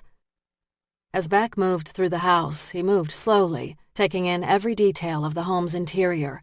A stack of magazines on a dusty coffee table, a casually tossed jean jacket on a cloth couch covered with a flowered quilt, hiking shoes covered in dust and mud. The walls had once been covered in photos, but the images were gone, leaving behind their shadowy outline on the wall. Why take the pictures down, Laura? Her name sounded rougher when he spoke it. Old family pictures of my mother and my aunt. They'd been smiling, young, and happy. That's so bad? The images were painful. My mother and aunt looked so much alike and yet were total opposites. How so? My mother was the difficult, moody one, according to my grandmother, while my aunt was the light of her life. My aunt adored Cassidy. And in the end, my aunt killed herself. My grandmother said once she always feared my mother would take her life, never Aunt Leslie. Your mother ever consider leaving you in Texas full-time? My grandmother asked her every year if she would. They often argued over it, but Mom always took me with her in September. She shrugged. I always wondered why Mom just didn't leave me in Texas.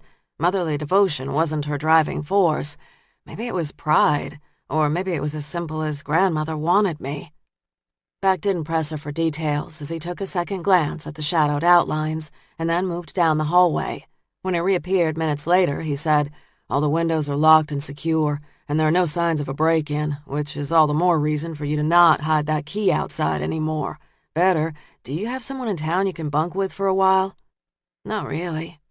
"What about that art lady?" "Cassidy? She hates dogs, and I don't want to impose."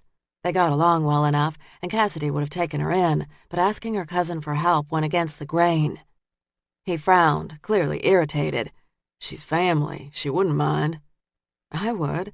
I can take care of myself. I spent a dozen summers in the area with my grandmother, and I've got Lincoln." Frustrated by... As the story pauses, let your thoughts do the same. Enjoy this quiet space accompanied by music.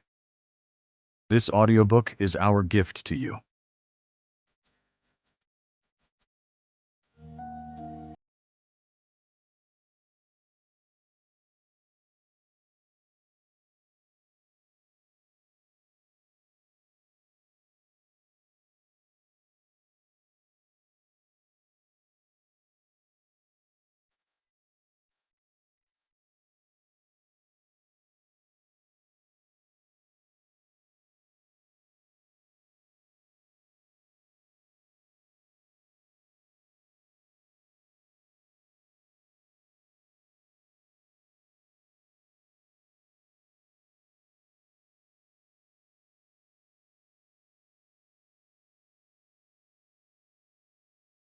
Her stubbornness, he frowned.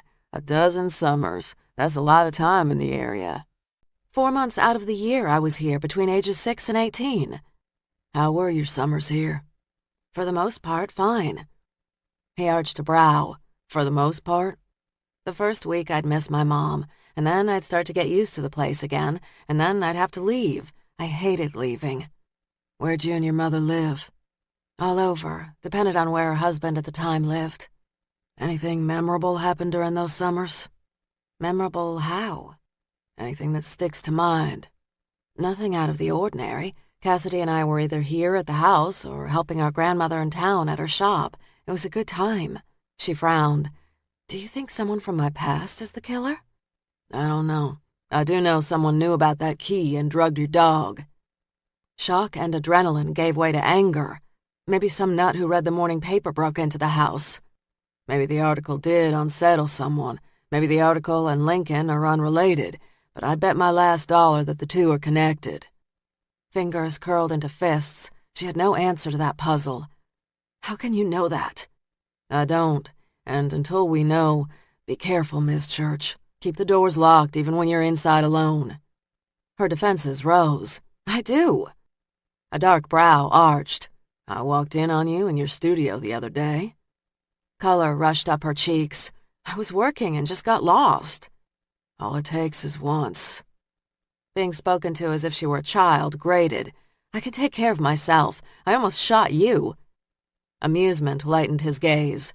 "Not even close." "I had my shotgun." He leaned forward just barely. "If you'd not lowered it when I asked, we'd not be standing here having this conversation." A deadly intensity swirled around him. She could argue all she wanted, but she was no marksman and would have lost to an expert. Nodding, she dragged a hand through her hair. "I get it. I will be careful." His gaze held hers an extra microsecond. "I'm gonna have DPS swing by every half hour. Someone out there is fixated on you." "That doesn't mean it's the Strangler." She spoke the words, hoping he'd agree. It could just be about the article. He touched the brim of his hat. "Don't you bet on it for a minute. Not for a minute." Chapter 14. Monday, May 27th, 8 a.m. In the early hours of Monday, the third victim's fingerprints scored a hit in the AFIS. The victim's name was Blair Silver, age 23 years old. She'd been arrested 2 years ago for possession of cocaine. The girl's well-to-do family had hired an expensive attorney who'd arranged a plea agreement to a misdemeanor charge. Reports from Blair's parole officer, however, had been positive. She'd been clean and sober for 18 months and was finally going places with her life. Beck tracked down the girl's mother and arranged a meeting at their home. Adjusting his tie, he rang the bell as he stood at the front entrance to the big, beautiful house. Beck shifted his stance a couple of times. He didn't love big homes, didn't have anything against them, just wondered why anyone would need this kind of space. And this house, judging by the clean, sterile looks, wasn't too old. As footsteps sounded on a tile floor, he rubbed the back of his neck, dreading delivering his message to Mrs. Silver. The front door opened to a petite, mid-50s woman who stared up at him with a wary gaze. Her hair was done, her makeup styled, and she wore dark pants, a white blouse, and a pearl necklace with matching earrings. The outfit was simple and expensive. He touched the brim of his hat. "Mrs. Silver?" She nodded. "You must be Sergeant Beck." "Yes, ma'am." "Won't you come in?" "Thank you." She escorted him to a sunroom filled with plants, overstuffed couches, delicate tables, and gilded framed pictures. Drapes, with the shimmer of silk, pooled on the polished floors. She sat on the sofa and motioned for him to take the seat across from her. "Can I get you something to drink? Sweet tea or a cola?" "No, ma'am, but thank you." She smoothed her hands over her pants. "You said you had questions for me." His seat was fashioned out of bamboo and struck him as too delicate for a man his size. He was careful not to lean back or to the side on the armrest. "Ma'am, I've not come with good news." Her lips flattened into a grim line. "It's about my daughter, isn't it?" "Yes, ma'am. No easy way to say this. We found her body yesterday." Mrs. Silver lifted her chin and curled manicured fingers into fists. "I've been waiting for a visit like this for a long time." "Ma'am?" "Blair has made some rather unfortunate choices in the last 5 years. I knew she'd been in recovery for the last year or so, but each day I feared she'd slip again. I kept telling her that her wild lifestyle would come to a bad end, but she refused to worry." She drummed manicured hands on her pants leg. "We fought on Friday." "That when you talked to her last?" "Yes, it was after 11. She drew in a breath. "Can you tell me how she died?" "She was strangled." The older woman's face pinched with surprise for just a brief moment, and then the expression vanished before she met his gaze again. "Strangled? I was certain you were going to tell me it was a drug overdose or an accident." "No, ma'am." Mrs. Silver sat so straight he thought her spine would snap. "Where was she found?" "Near the interstate." Every death notice was different, many times unexpected reactions. Tears, anger, denial, frustration. He usually got some kind of response, but Mrs. Silver was completely flat. It was almost as if she'd not actually heard him. He watched her closely. "Ma'am, can you tell me if Blair had boyfriends or acquaintances that might have done her harm?" "Truthfully, I don't know any of her friends anymore. The set of friends she had a couple of years ago were not good people, but she kept swearing to me she'd changed and her friends had changed. I just couldn't allow myself to hope. I called her often, was always checking up on her." He couldn't imagine not dogging a child who was headed toward trouble. "She listed your address as her permanent address." "Well, I suppose you could say it was her last permanent address. She's been moving around a lot for the last couple of years." "What was she studying at the university?"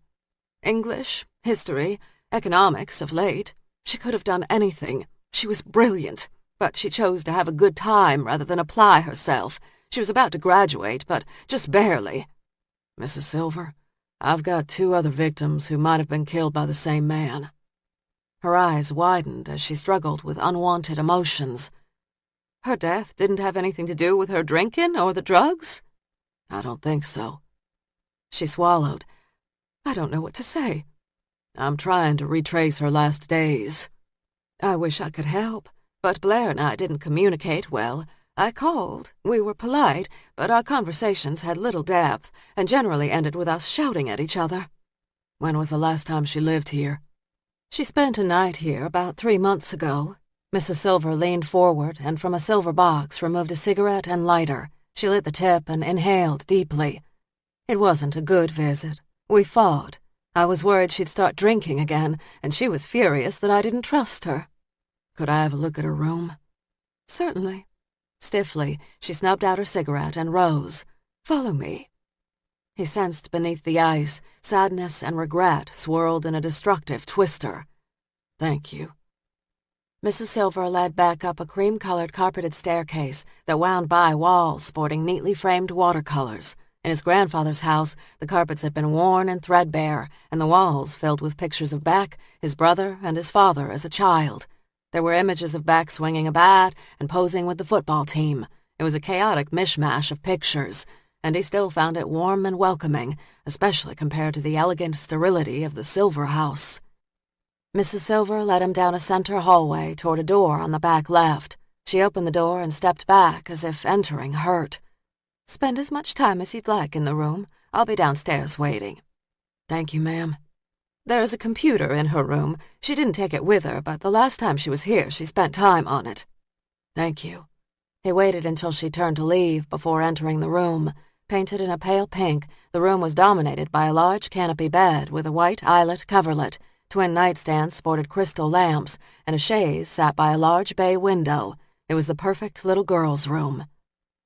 He sat down at a delicate, girly-looking desk, hoping it would support his 6'6" frame. The chair groaned a protest, but held steady. He pressed the computer's power button.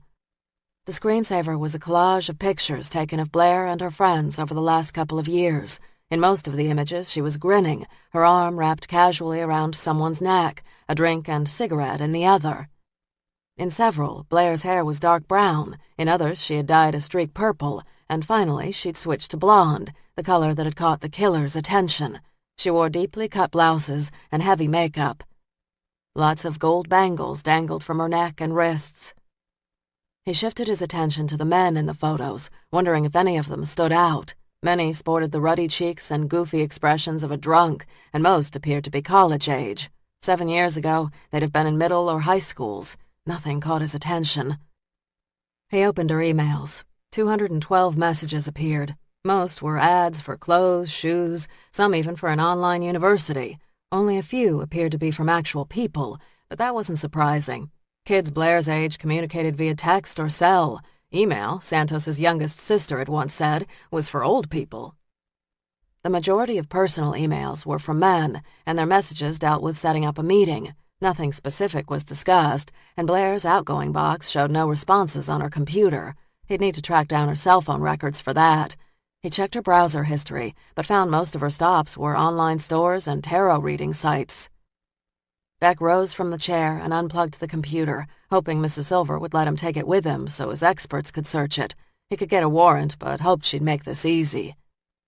He checked dresser drawers, which were empty, and he checked her closet. The clothes that remained were for a younger girl, and many of the dresses still had the tags on them. He could picture Mrs. Silver buying perfect clothes for a daughter who wasn't so perfect and would never wear what her mother had chosen. He moved down the center staircase, the computer in hand. He found Mrs. Silver sitting in the living room where they'd first visited. She lit another cigarette and with a trembling hand lifted it to her mouth. I never would have smoked in the house while my husband was alive. He hated the smell. I think that's why Blair started smoking. She wanted to make him angry. Mrs. Silver, would you mind if I took Blair's computer? I'd like my forensics experts to have a look at it. She nodded. Take whatever you want. Thank you. She snubbed out the end of her cigarette in a crystal ashtray. I read about a woman in the Sunday paper, Laura Church, the photographer. The article said she had survived the Seattle Strangler, and you said my Blair was strangled. Yes, ma'am. Is the article about Miss Church true?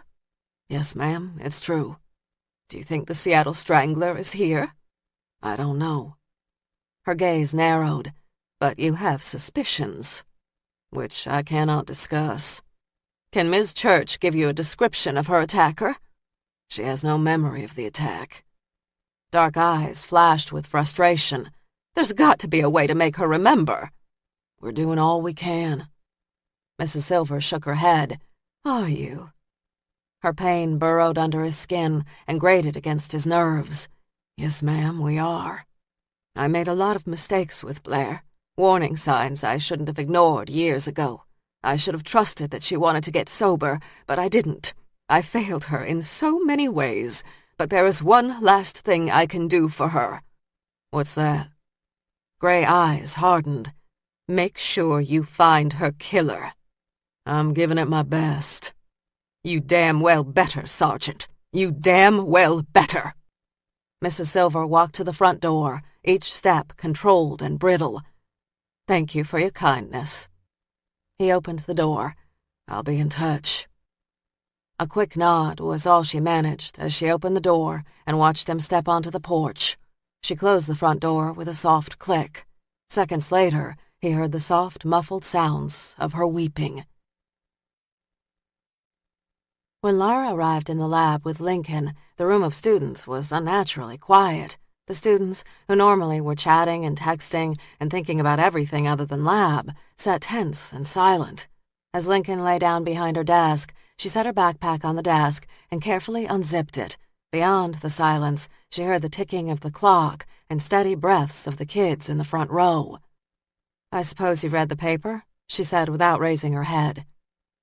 No one said anything, but several kids murmured back and forth at each other, hoping to find someone who would speak for the class. Laura pulled out her laptop. "If you have any questions, now is the time to ask, because once I start my lecture, I'm not discussing this again." Tim Gregory, the big, beefy football player in the back of the room, half raised his hand. "Is it true?" Laura's gaze met the boy's. "The article in the paper about me? Yes, it's true." Annie, a girl who always wore athletic shorts, white tees, and a scrunchie in her long black hair, sat taller. "So, like, you were strangled once?" "Yes, I was." More murmurs rippled across the room. Tim's smile looked more uncomfortable than jovial. "This dude killed 6 women before you?" "That's right." Her gaze skimmed the astonished faces to Danny, who stared with wide-eyed understanding. "So, how did you get so lucky?" Annie said. Lucky. Laura had never thought that luck would have a double-edged sword. "I don't know." "Yeah, but aren't you afraid?" Annie said. Laura laid her hands on her desk.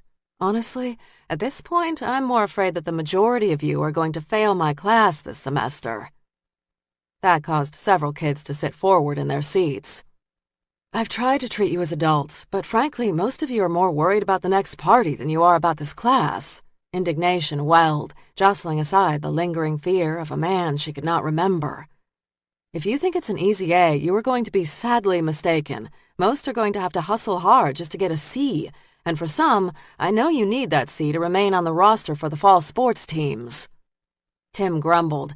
"Coach said I shouldn't worry about snapping pictures when I should be doing strength conditioning." She smiled. "Coach is wrong if you want to pass, Mr. Gregory." He groaned. "That's not right. I worked hard for my spot on that team." "You're not working hard in my class, Mr. Gregory, and that is all I care about." He opened his mouth to protest. She raised her hand to silence him. "I don't want to hear your excuses. Do your work or fail." "The coach says art is just fluff." "It's fluff that'll get you kicked off the team." "You'll lose your job," he countered. She grinned at his attempt to threaten. "Mr. Gregory, I was nearly strangled to death 7 years ago. Do you think losing a job scares me?" He frowned but didn't speak. Several of the kids sniggered nervously. "I can promise that you won't pass if you don't do the work, and whether I'm gone or not, you'll still have an F, and you won't be playing ball in the fall." She hoped her big speech would prompt everyone to sit up a little straighter and pay closer attention, but other than the random rustling of pages, there was little change from last week.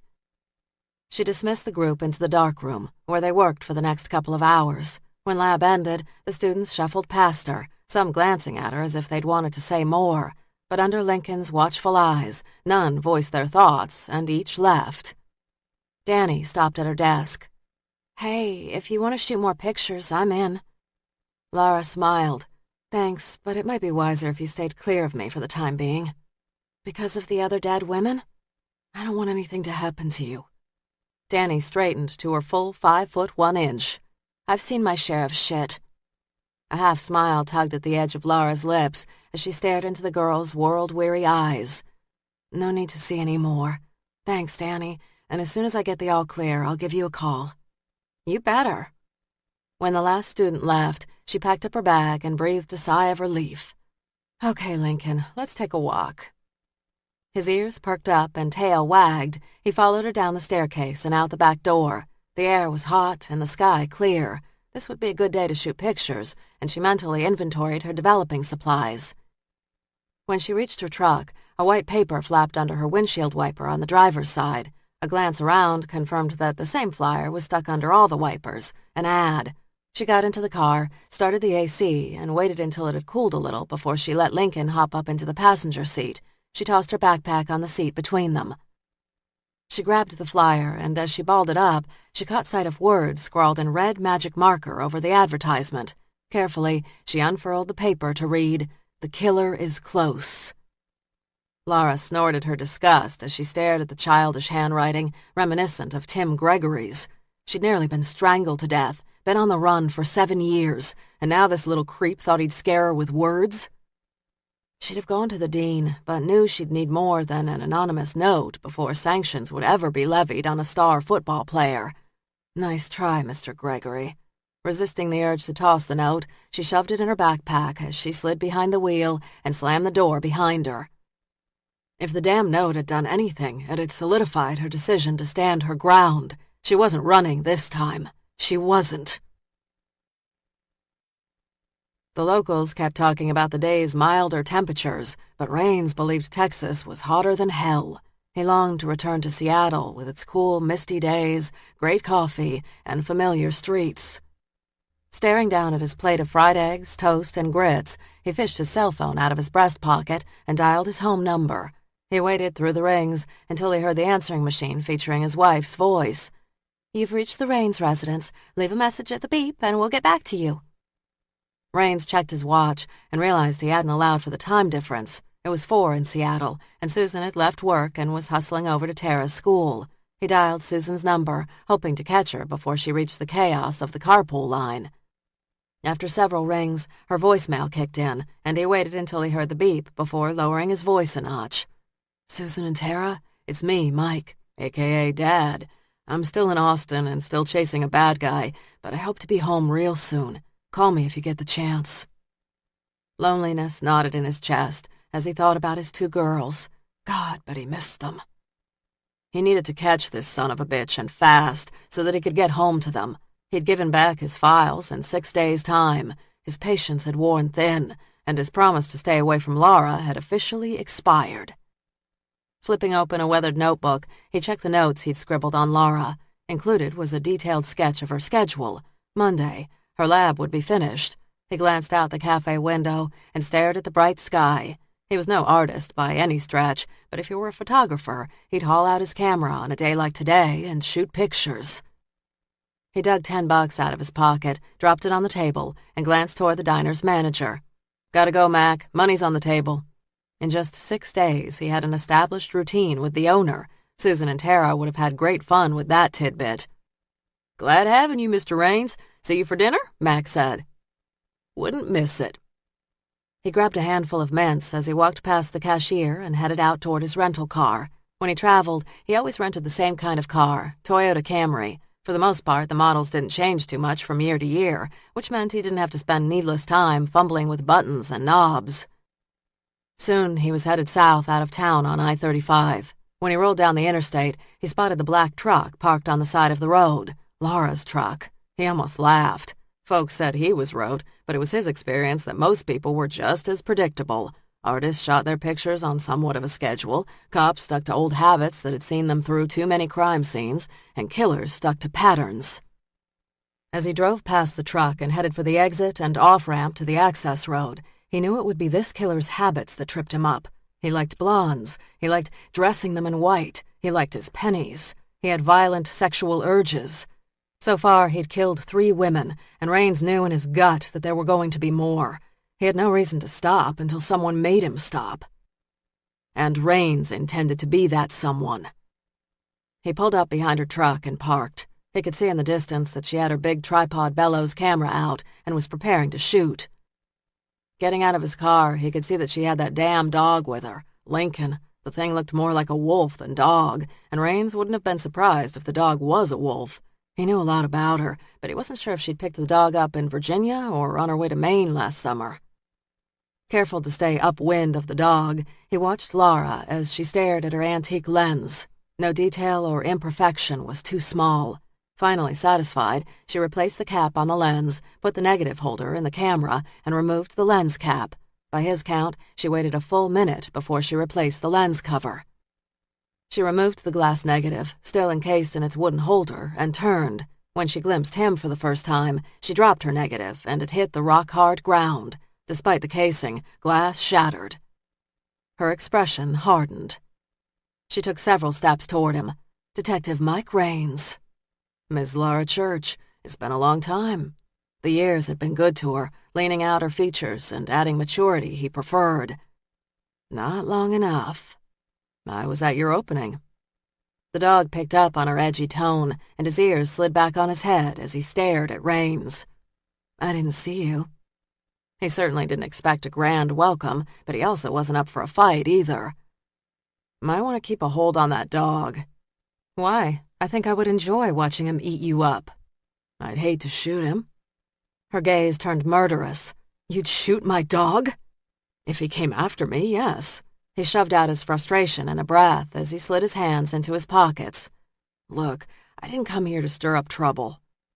Easterly winds blew wisps of hair in her eyes. She swatted them away like buzzing flies. Of course you came here to stir up trouble. That is what you do best, detective. No need to call me detective anymore. I retired 6 years ago. I'm a private detective now. What's that mean? You're gonna stir up my life on your own dime instead of Seattle's? I'm still after the strangler. He rattled the change in his pocket. I knew you were in Austin within weeks of your moving here. When the cop called and said the murders were near you, I knew the Seattle Strangler was active again. She shifted her stance, uncomfortable now. You kept tabs on me? No hint of apology. I always said you were the key to this killer. It made sense to keep an eye on you. Why would you care? You're retired. You can take the cop out of the job, but you can't take the job out of the cop. This was the case I could never let go. She shook her head. Leave me be, Detective Raines. I don't want anything to do with you. Look, I know I was a bit heavy-handed with you back in Seattle. She knelt to pick up the negative case. Shards of glass rattled inside. A bit heavy-handed? I tried to help you. I tried to remember, but you wouldn't accept that I couldn't remember, didn't have the memories. You followed me around. You gave me no peace. I still believe those memories are locked in your brain. You don't know anything, and I need for you to leave me now.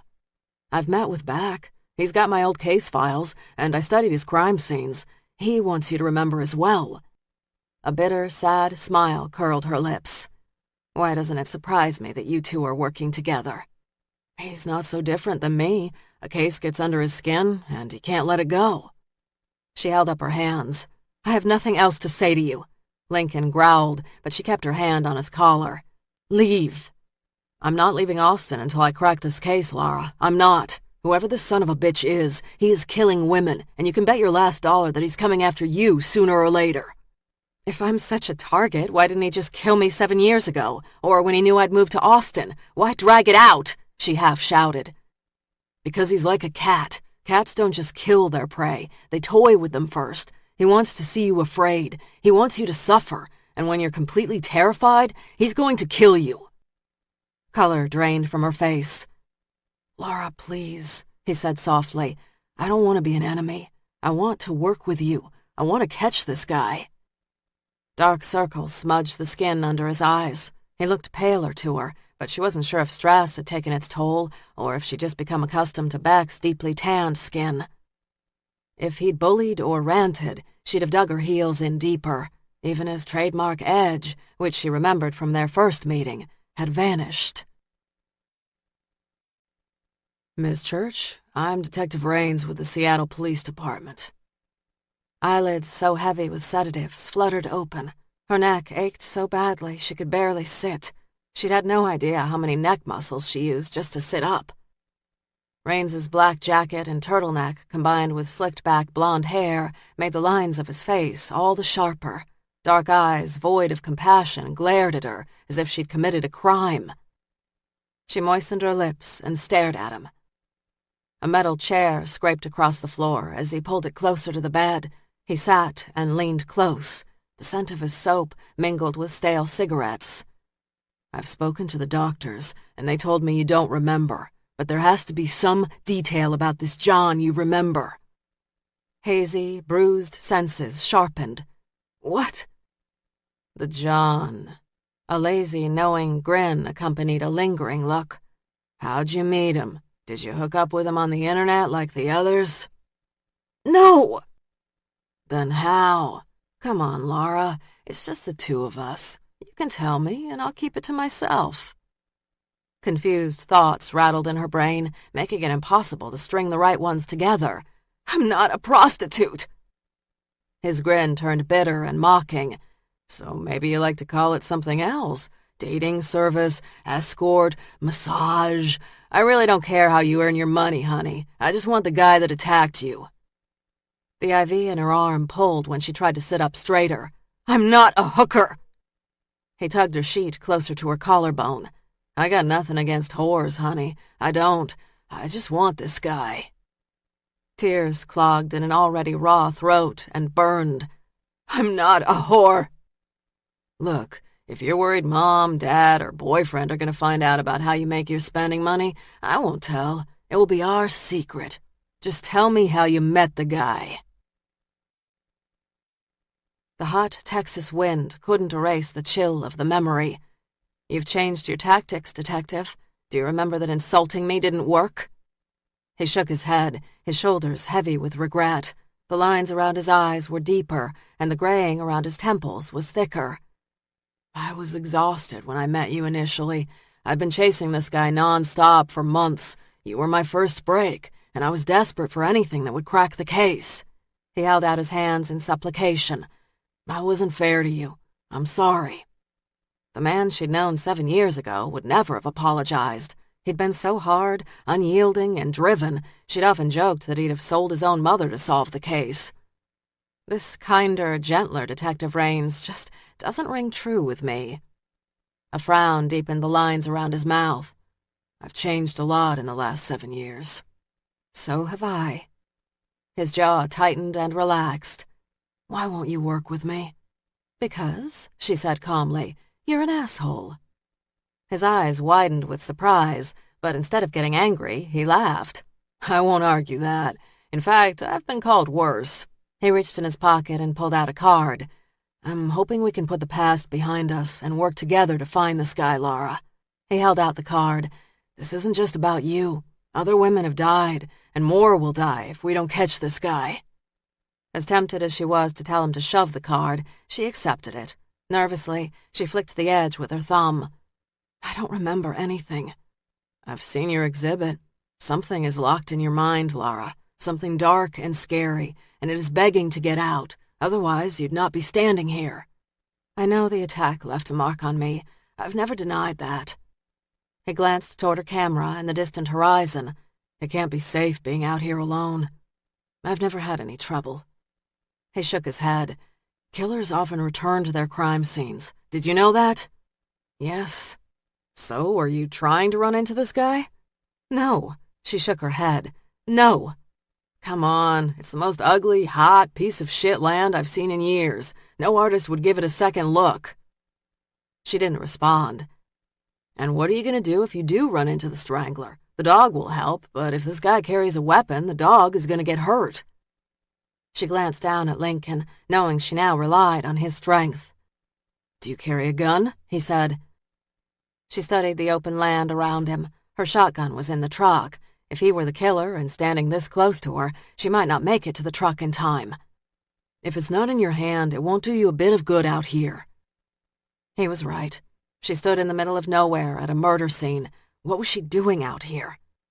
He nodded slowly. "Help Beck and me do our jobs. We need to catch this nutcase." You and Beck, the dynamic duo.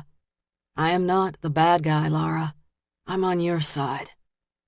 She watched him stride back toward his rental car. He moved with the quiet confidence of a man on a mission. Lara didn't believe for one moment that he was on her side.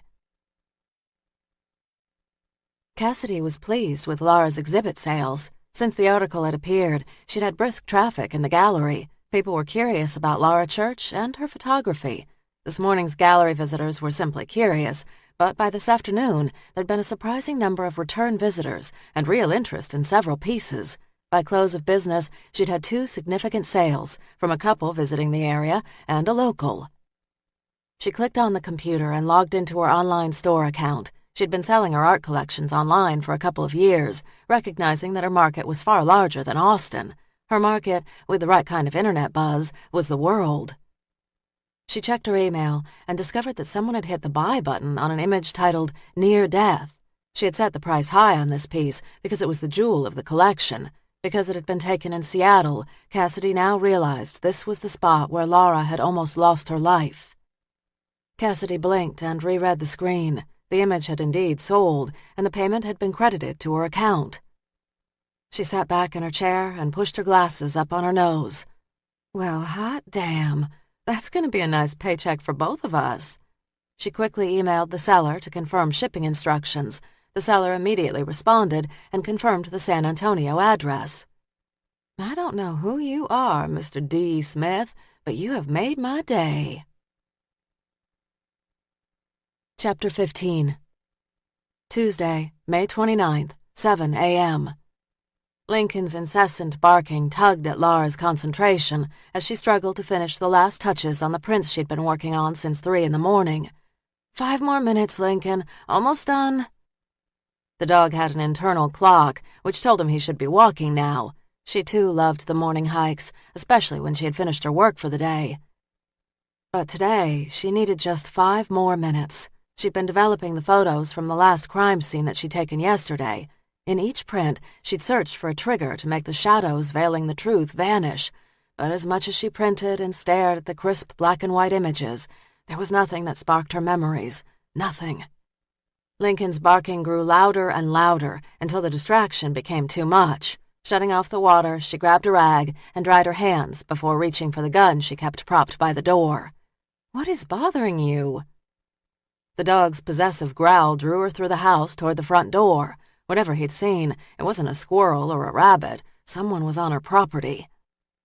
The dog crouched in the front room, staring out the window. The hair on the back of his neck was raised, and his tail tucked. She glanced past the dog out the front window to see a Lexus parked behind her truck.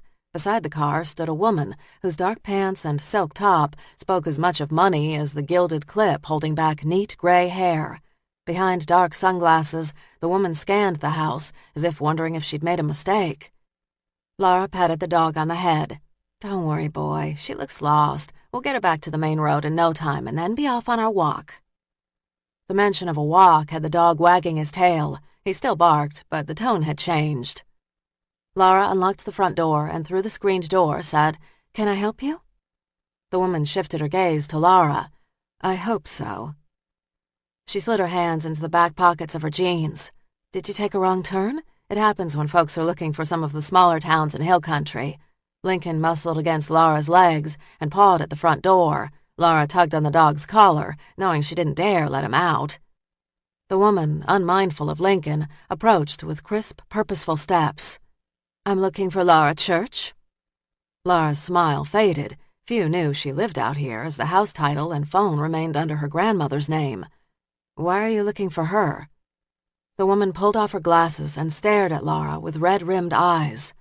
"You are Miss Church.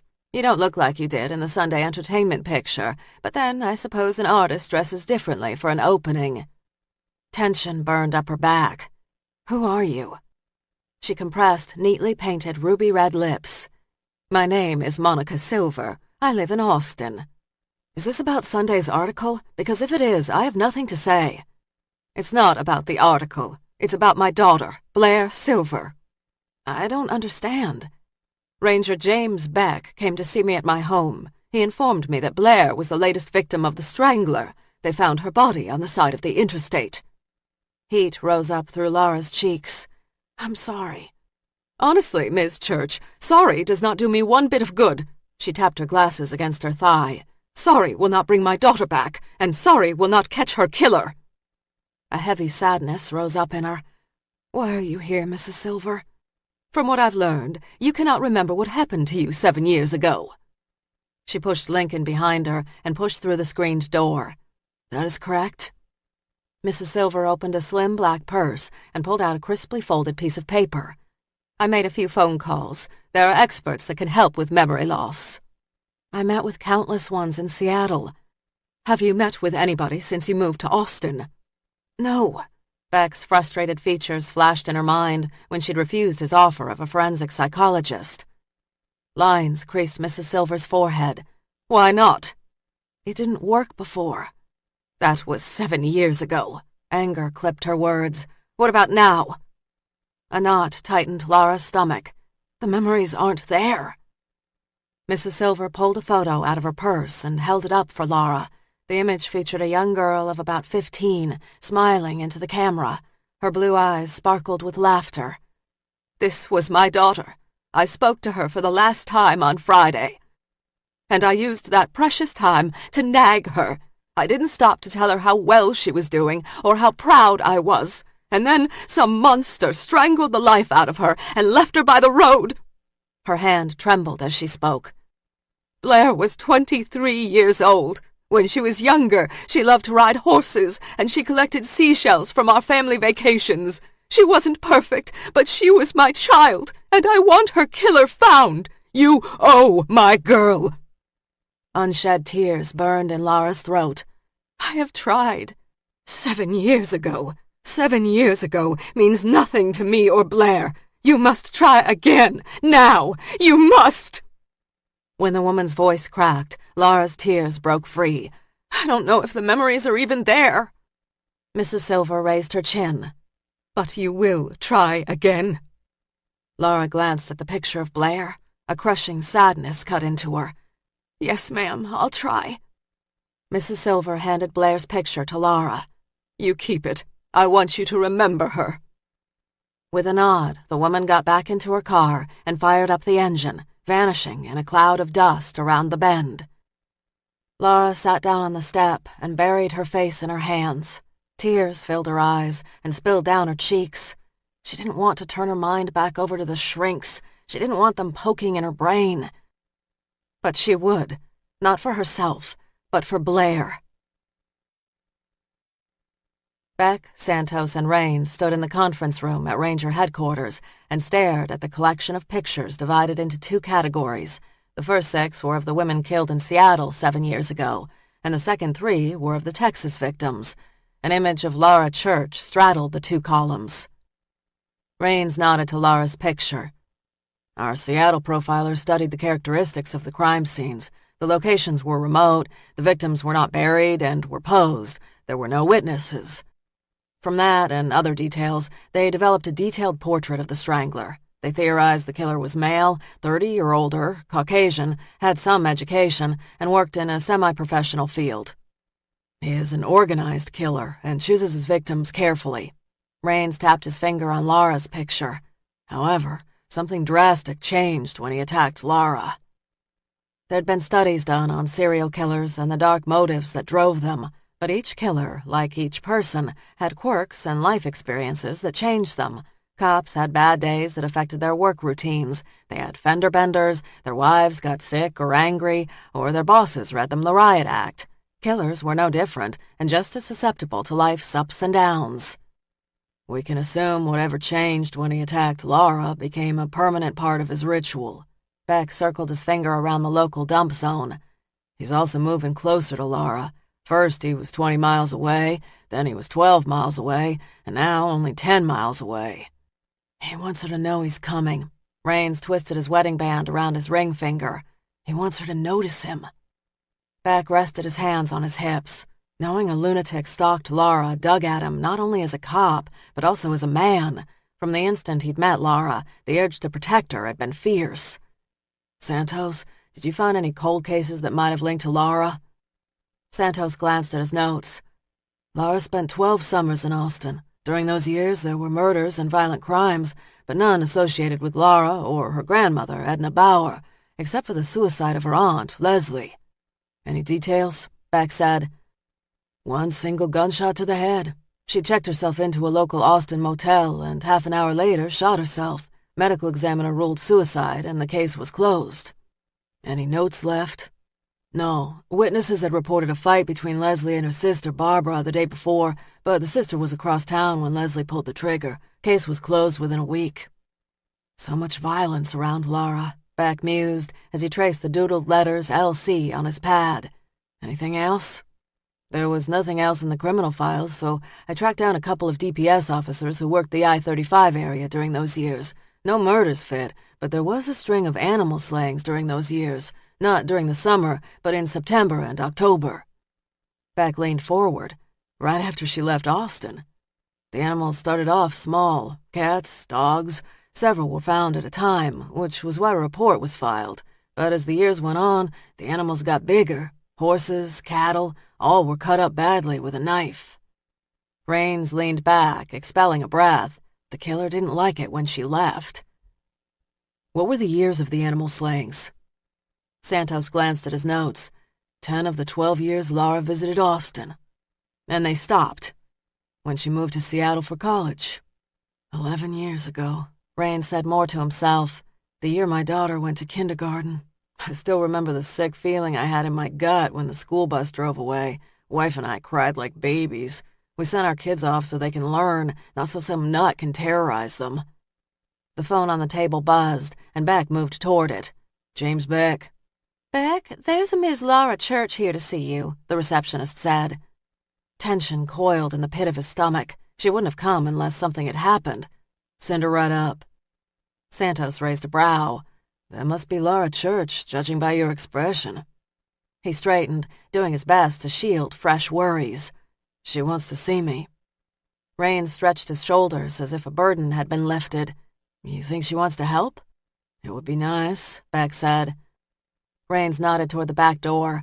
As much as I'd like to stay, I won't, because one look at me and she's liable to lock up. Keep me posted? Beck drummed impatient fingers on the conference table. Can't make a promise I might not keep. Raines laughed as he opened the door. Fair enough. Santos followed Beck into his office. The men barely had 30 seconds before Laura appeared at Beck's door. Her hair was back in a long braid, and her face freshly scrubbed of makeup. She wore jean shorts, a red t-shirt, and sandals. She gripped the strap of a satchel purse, which grazed her hips. She looked so young and afraid. If he'd not known her age, he'd have sworn she was barely 20, a college student herself. He noted a slight tremble in her left hand, and he could see her breathing was shallow. Beck, the man, wanted to pull her into his arms and tell her everything would be fine. Beck, the cop, kept his expression neutral. Miss Church, this is Ranger Santos. We're working with him on the recent murders along I-35. She glanced toward Santos and nodded. Ranger? He nodded. Ma'am. Her gaze shifted quickly back to Beck. Do you mind if we speak alone? Does this have to do with the cases? She swallowed. Yes. Then, as tempted as I am to send Santos away, I can't. We're working this case together. Her jaw tightened, and for an instant he thought she'd bolt. I came here to talk to you, Ranger. This isn't easy for me. I know that, Miss Church, but I need all eyes and ears on this case. I can't afford to miss any detail. He pulled out a chair for her. Why don't you have a seat and we'll talk? It'll be casual, and there'll be no pressure. She released a tense breath and took the seat. Standing behind her chair, he caught the scent of fresh soap and chemicals. She'd been in her darkroom, so whatever had pulled her away from the art had been serious. Santos took a seat to her right, and Beck took the other to her left. Did you remember something? Beck said. She crossed and uncrossed her legs. No, I haven't remembered. I had a visit today from Monica Silver. He frowned. It should have occurred to him that the older woman would track Laura down after she'd referenced the paper's article. What did she say? She told me about her daughter. She showed me a picture of the girl when she was 15. Beck noted the way Laura perched on the seat as if she'd bolt at any second. What else did she say? Not much more, but she wants me to remember. Absently, she tugged at a loose thread on her purse. We all want that, he said carefully. She leaned forward. I want to remember. I do. But I keep telling you that I don't think there are any memories there. Dr. Granger is the one to help you with that. She pursed full lips and released a sigh. I'll talk to her if you'll set it up. Suspicion overrode relief. Why the change? She shook her head as if chasing off the last bits of resistance. Maybe the last 7 years have loosened something up. His gaze never leaving her, he leaned forward and picked up his phone. He punched a couple of numbers. This is Beck. Miss Church is in my office. Can you come down? Great. She's coming? Laura sounded surprised and a bit panicked. Be here in a minute. Can I get you a coffee or water? No thanks. I'm fine. She tightened her hand on her purse. Mr. Raines found me while I was shooting yesterday. A muscle tensed in his jaw. He wasn't sure what pissed him off more, Raines's silence or her ignoring his command to stay away from the crime scene. You were at a crime scene? Blue eyes flashed. That's not the point. It is the point. I thought you agreed not to go to the scenes alone right now. You told me not to. I didn't agree. And again, this line of questioning is about Raines. Her tone, peppered with sass, told him she wanted a fight.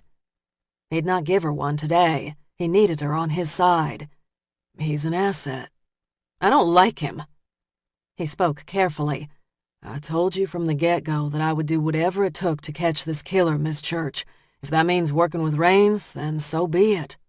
To shift the conversation, he said, What reaction have you had to the article? My answering machine is full of calls regarding it. The messages are mostly from old friends and acquaintances digging for dirt, reporters. For a moment, he was silent. No one that gave you the creeps. She sat straighter. Lots of nosy, goofy people, but no one that set off alarm bells. Where's Lincoln? The conversation shift had a relaxing fraction.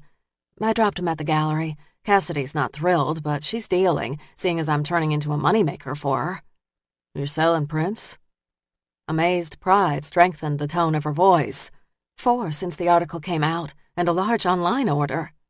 Do you know what pieces sold? I didn't ask. I was too stunned that any sold. Let me know when you find out. I want to know which of your crime scenes are catching folks' attention. Color drained from her face as she fully understood the meaning behind his questions. Do you think he'd buy one of my prints? What better memento of a crime than a print created by one of the victims? Her voice lost its edge. I didn't think about that. Before he could respond, there was a soft rap on the door, and they turned to see Dr. Granger. She wore a dark blue skirt, a white shirt, and sensible heels. Red hair twisted into a ponytail, and dark-framed glasses emphasized green eyes. Gentlemen, to what do I owe the honor? I was hoping you could help me remember, Laura said. Beck stood beside Laura. Dr. Granger, I'd like you to meet Laura Church. I mentioned her to you earlier. Dr. Granger crossed the room and extended her hand to Laura. It's nice to meet you. I read the article in the Sunday paper and some of the case files. Laura cleared her throat. My life is an open book. Dr. Granger shook her head. The facts are helpful, but they don't tell the whole story. Everyone thinks key pieces are in my head. Laura moistened her lips. I can't promise, but I want to try to remember. Excellent, Dr. Granger said. We can do it now if you wish. Laura nibbled her bottom lip. Better now before I lose my nerve. Dr. Granger knit long, slender fingers together at her waist. Gentlemen, Miss Church and I can go back to my office, or we can talk here. Either way, you two need to leave. Santos and I would like to observe, Beck said. No, Dr. Granger said. This doesn't work so well given Miss Church's history with the police and psychiatrists. Laura lifted her chin. You'll tape whatever I say, right? Yes. Then they'll hear it anyway. They might as well stay. Like I said, my life is an open book. We'll sit back and out of the way, Beck said, making an effort to soften his tone. Sit anywhere. She sounded resigned, beaten even. Santos and Beck moved to seats at the end of the conference table behind her. Dr. Granger took the seat next to Laura. You've done this before. Laura nodded. Yes, and I remember the drill. She closed her eyes. I'm to breathe deeply and clear my head. That's right, Laura. Just close your eyes and try to relax. Dr. Granger's voice took on a relaxing quality that had her muscles easing. I just want you to let your mind float back to a time when you were truly happy, with no worries in the world." At first, Lara could not relax her shoulders, and the more she told herself to relax, the tenser she became. "Don't try so hard," Dr. Granger said. "May I call you Lara?" "Sure." Dr. Granger laid a steady hand on Lara. "Lara, just think about a happy moment." Eyes closed, she shifted in her seat. She took several deep breaths. Her muscles eased, and her fisted fingers unfurled. "Where are you?" Dr. Granger said. "I'm in Austin. I'm visiting my grandmother, and I'm hiking in the hills with Rex." "Who's Rex?" "He's my grandmother's dog." "What kind of day is it?" "It's warm, but not hot. There's a breeze, and the sky is crystal clear." "Is it just you and Rex?" "No, I'm with my friend Johnny. Grandmother doesn't let me hike alone. There was some trouble in the area last fall, and she worries." "What kind of troubles?" "She wouldn't tell me, only said to be careful." Beck scribbled down the dog's name, Rex, his mind turning to the animal slayings, and he also wrote down the name Johnny. "Okay, let's not worry about the troubles. Walk along the trail with Johnny and Rex. Enjoy the day. Let your mind float and relax. You are safe, perfectly safe." Lara released a sigh and smiled. "Now I want you to go back to Seattle. What does your last apartment look like?" "It's small, a portion of a larger house. It has high ceilings and a fireplace that works. I loved that apartment." "And what do you do for a living?" "I'm an intern to a clothing buyer." "Are you good?" "I'm very good. I've just been offered a full-time position in Seattle, and I've decided to stay." "You weren't going to stay?" "If I didn't get the job, I'd promised Grandma I'd come back to Austin and work in her shop." "Sounds like life was good." Lara's smile was soft and relaxed in a way he'd never seen before. "It was excellent." "When you left your job that final day, where were you going?" "Out to drink with friends. We were celebrating my job." "And where did you go?" "The marketplace downtown." "Were they happy for you?" She smiled. They were thrilled. "What were you drinking?" "White wine." She bit her bottom lip. "I overdid it. I had 4 glasses. I shouldn't have had so much to drink." "Lara," Dr. Granger said, "don't worry about that now. You didn't do anything wrong. You were celebrating with friends." She laid her hand on Lara's shoulder. "When you left the restaurant, where did you go?" The furrow in Lara's brow eased, but didn't vanish. "I decided to hail a cab. I knew I couldn't walk home." "What did the outside of the cab look like?" "Yellow, standard city cab." "What was the inside like?" "Black, plain, Spartan." I remember seeing the cabbie's profile through the partition. I don't remember him so much. The wine had hit me hard. I remember trying to count out dollar bills when he told me the fare. "Did he take the money from your hand?" She opened her palm. "I don't remember." "Okay. Did you hear anything?" "Talking. The driver talking." "Was he talking to you?" "I don't think so." "Try to remember if you heard an answer." Her fingers curled into tight fists, and for several long seconds she didn't say anything. "I don't remember." "It's okay. It's okay. What do you remember next?" Beck leaned forward in his seat, his hands clasped tightly. "The nurse in the emergency room. She was ordering a rape kit." She was silent for a moment, and then a tear slid down her cheek. "I hurt so much. My throat, my insides. It hurt to breathe. I'd never felt that way before." A deep, dark rage rose up in Beck. There was nothing he could ever do to prevent that moment she'd endured alone. Dr. Granger squeezed her hand. "Let's take a break for a moment, okay?" Lara swiped away a tear. "Okay." "Before, she only remembered her hospital room and not the emergency room," Beck said. "She's remembering." He glanced at Lara. "Let me talk to her." The doctor shook her head. "I don't think that's such a good idea." Beck sensed the fear snapping through Lara, and though he saw the necessity of it all, he didn't like seeing her upset. "We have nothing to lose. Nothing." Dr. Granger adjusted her glasses. "She has serious trust issues." Today, she came here to see me, and she allowed me to stay. I might not be as unredeemable in her eyes as you think. Don't push her too hard. Sure, but he would push if he believed it would wrestle free the memories Laura needed to remember, not only for the sake of the case, but also for her own sanity. Beck took the seat beside Laura. Laura, Dr. Granger said, Sergeant Beck would like to speak with you. Is that all right? Her fingers curled into knots again. Yes. Beck nodded to the doctor. Laura, think back to the cab ride. What did the driver look like? I only saw the back of his head. What color was his hair? She pursed her lips.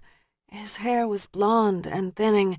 When he turned to ask me where I wanted to go, I noticed he had a hooked nose. Good, good. Do you remember how long you were in the cab? No, I lost track of time. Did you normally drink a lot of wine? No, I'm not a good drinker, but it was a special night. We all like to enjoy ourselves when we're with friends. Not a bit of harm in that. He resisted the urge to touch her. Did you ever lose sight of your drink? What do you mean? Did you set it down and go to the ladies' room or the dance floor? A couple of times. His jaw tightened. She'd been found approximately 24 hours after she'd gotten into the cab, and it had been several more hours before the hospital had done a tox screen and found the date rape drug. The levels had been low, but there was no telling how much had metabolized out of her system. What did the cab smell like? He said. Stale, and it was warm. I'd only been in the rain a couple of minutes, and I felt chilled to the bone. They spent the next 20 minutes talking. He tried every angle he could consider, hoping for a new scrap of information, but nothing new surfaced. Finally, when the doctor brought her out of her trance, her gaze fluttered open, and she looked at him. Did anything new come up? Some memories, none that seemed to relate to the case. I'm sorry. I want to help. You gave it your best. She sighed. I can try again. Dr. Granger nodded. I can see you tomorrow or Thursday. Thursday would be best. She rose and moved to leave. We'll work out the details. Thanks. I'll walk you out, Beck said. She stiffened slightly, glanced toward Santos, who had risen and now stood stone-faced. That's not necessary. Exercise will do me good. He came up beside her. After you.